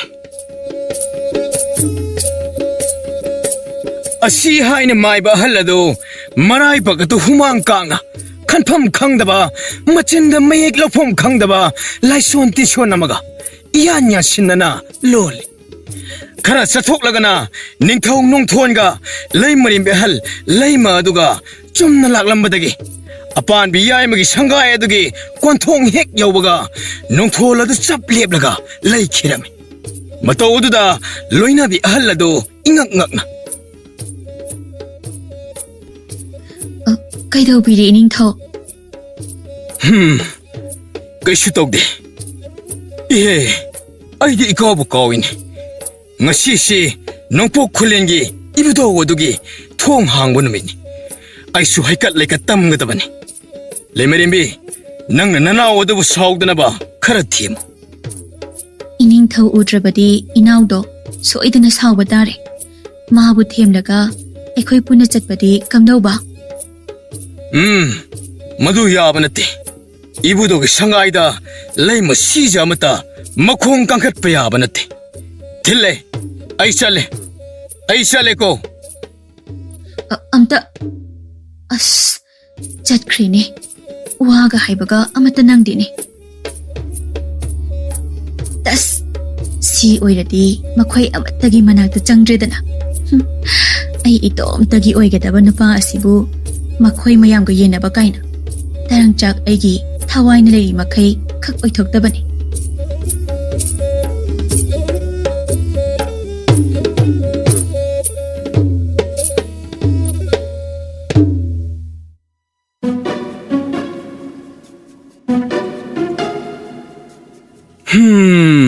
Hey, nupi yamba siso kok tum ngawba jani he. इनिंथौ Ibungo Kanano?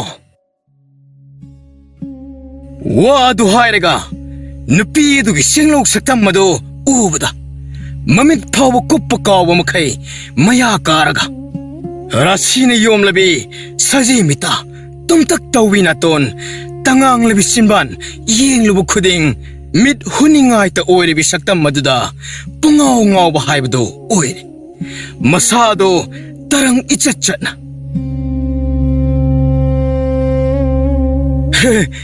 sidi lairim binina Kay haibano ining thau hai kaishu haide nangdi kanano kari haining bano Kay no ining thau nanay nupibu sak khangbidro Sisho ay nupi oiraba ay bo hekta hangla sirane hoida hangdradi karam khangni nangna kaya subina Kari ining thau nanay nupibu taloi mayam dagi ahen bini haina nungti gi thagat piraga ngasina sakka mata khangdaba dauna tawriba sibu ining thau na tawriba sibu kari matauno ining thau hai aduna tokhinune nangbo ay taloi ahen bi atomi natro Is aidi aibu khangdrabra haina kaya da pakhalure aibu amuk pakhalale Asi haraga kupangna pambo moida set laung tharaklam nongthon masadu kari no haifam khangda mapambo mudu pasillaga as chana thoirabe nangbo irang Ining thau nangni taloi ahen bibu thadok laga karai da lot piri bano ining thau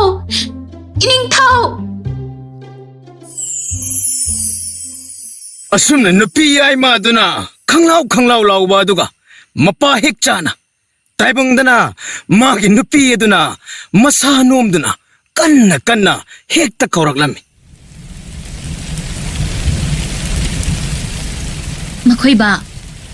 Makoy ba nangbo ina kauri sita bro hai kai tore haibno mang nungai kan sida Ho mang do ko na mang biro nong se kan na tarakle ka se su yusile angang sing se loina sot patari ba as adum tasilaga tumalo mang nungai kan sida ba Ho ne mang do mang matang sadre hai ba amta hawgalo ba se nong si yu thari hai ba tai hey masida su nonglik tarakline adune hawgalo hai ba se hawgalo ba as mangdana kaya da nungai ba ningthau go oidana aduga taibang sidana yum mayubda leidana nonglak sida nong yuda yoraga khang ba taraba mangi ningthau oina Ho ne mang da adumak ningthau oiraga leiradi sumaina sum tawba haise masana tabani mang da ningthau ne khanbagi mahut kanna sunom laga taibang da ningthau dawna leibani hena phani hairi aidi aisne mangda nate taibang da so sing bagi ningthau kaido oning leben ngamdabagi wani Ho ne nanay nupi na hai pati inbiyu nabu sunom ladi ningthau dawna da nate lairi bakta leiba dawna nong ina leidoini hai asing brani nang na haisibo nanay nupi na bu ibungo da bu karamba kanda oidabu wa haiba yaukhrage ne Pare adubu oiradi hayengdagi hekta subo haurage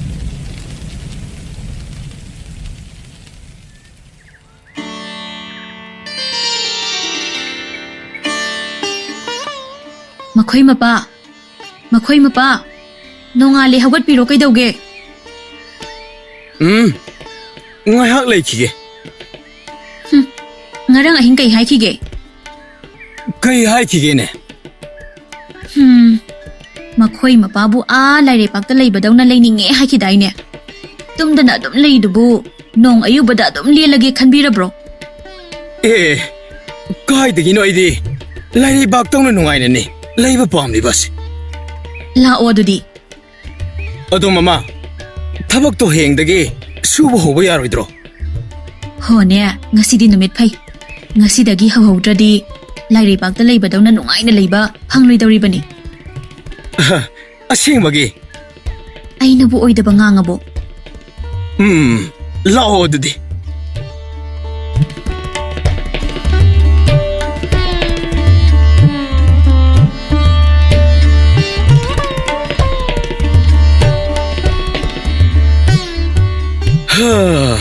ꯍꯩ ꯅꯨꯄꯤ, ꯅꯪꯅ ꯁꯨ ꯍꯥꯏꯗꯅ ꯑꯩꯁꯦ ꯂꯦꯞꯇꯅ ꯁꯨꯕꯅꯤ.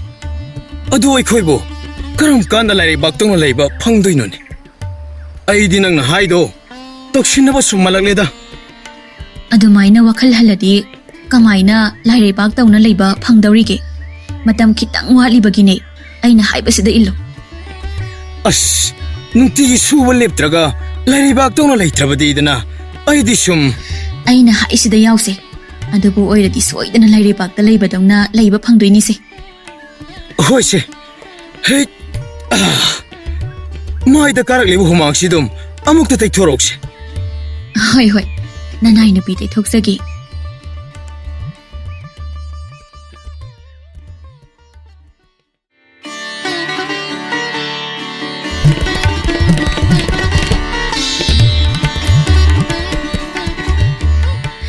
ꯀꯝꯗꯧꯏ?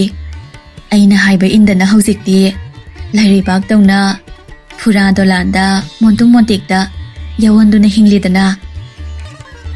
이베마, 낭시디 라이가 짭 핵만아보자니. 낭 하이브 인드나 후직대 이쇼 망란기 닝터오이드레. 어시행부기 닝터오동나 힝레드나. 하나디 마시다 망드 농아이르가 대봉도와반. 어드부 후직대 망드소 대봉다소 로이는 농아이레세. ꯍꯣ ꯑꯗꯨꯅꯕꯨ ꯅꯅꯥꯏ ꯅꯨꯄꯤꯅ ꯍꯥꯏꯕꯗ ꯌꯥꯕꯤꯌꯨ. ꯂꯥꯏꯔꯩꯕꯥꯛꯇꯧꯅ ꯂꯩꯗꯣꯏꯅꯤ ꯍꯥꯏꯈ꯭ꯔꯤꯗꯨꯅꯤ. ꯑꯩꯁꯨ ꯅꯪꯅ ꯍꯥꯏꯕ ꯏꯟꯗꯅ ꯍꯧꯖꯤꯛꯇꯤ ꯄꯨꯟꯅ ꯅꯨꯡꯉꯥꯏꯃꯤꯟꯅꯔꯦꯗꯅ.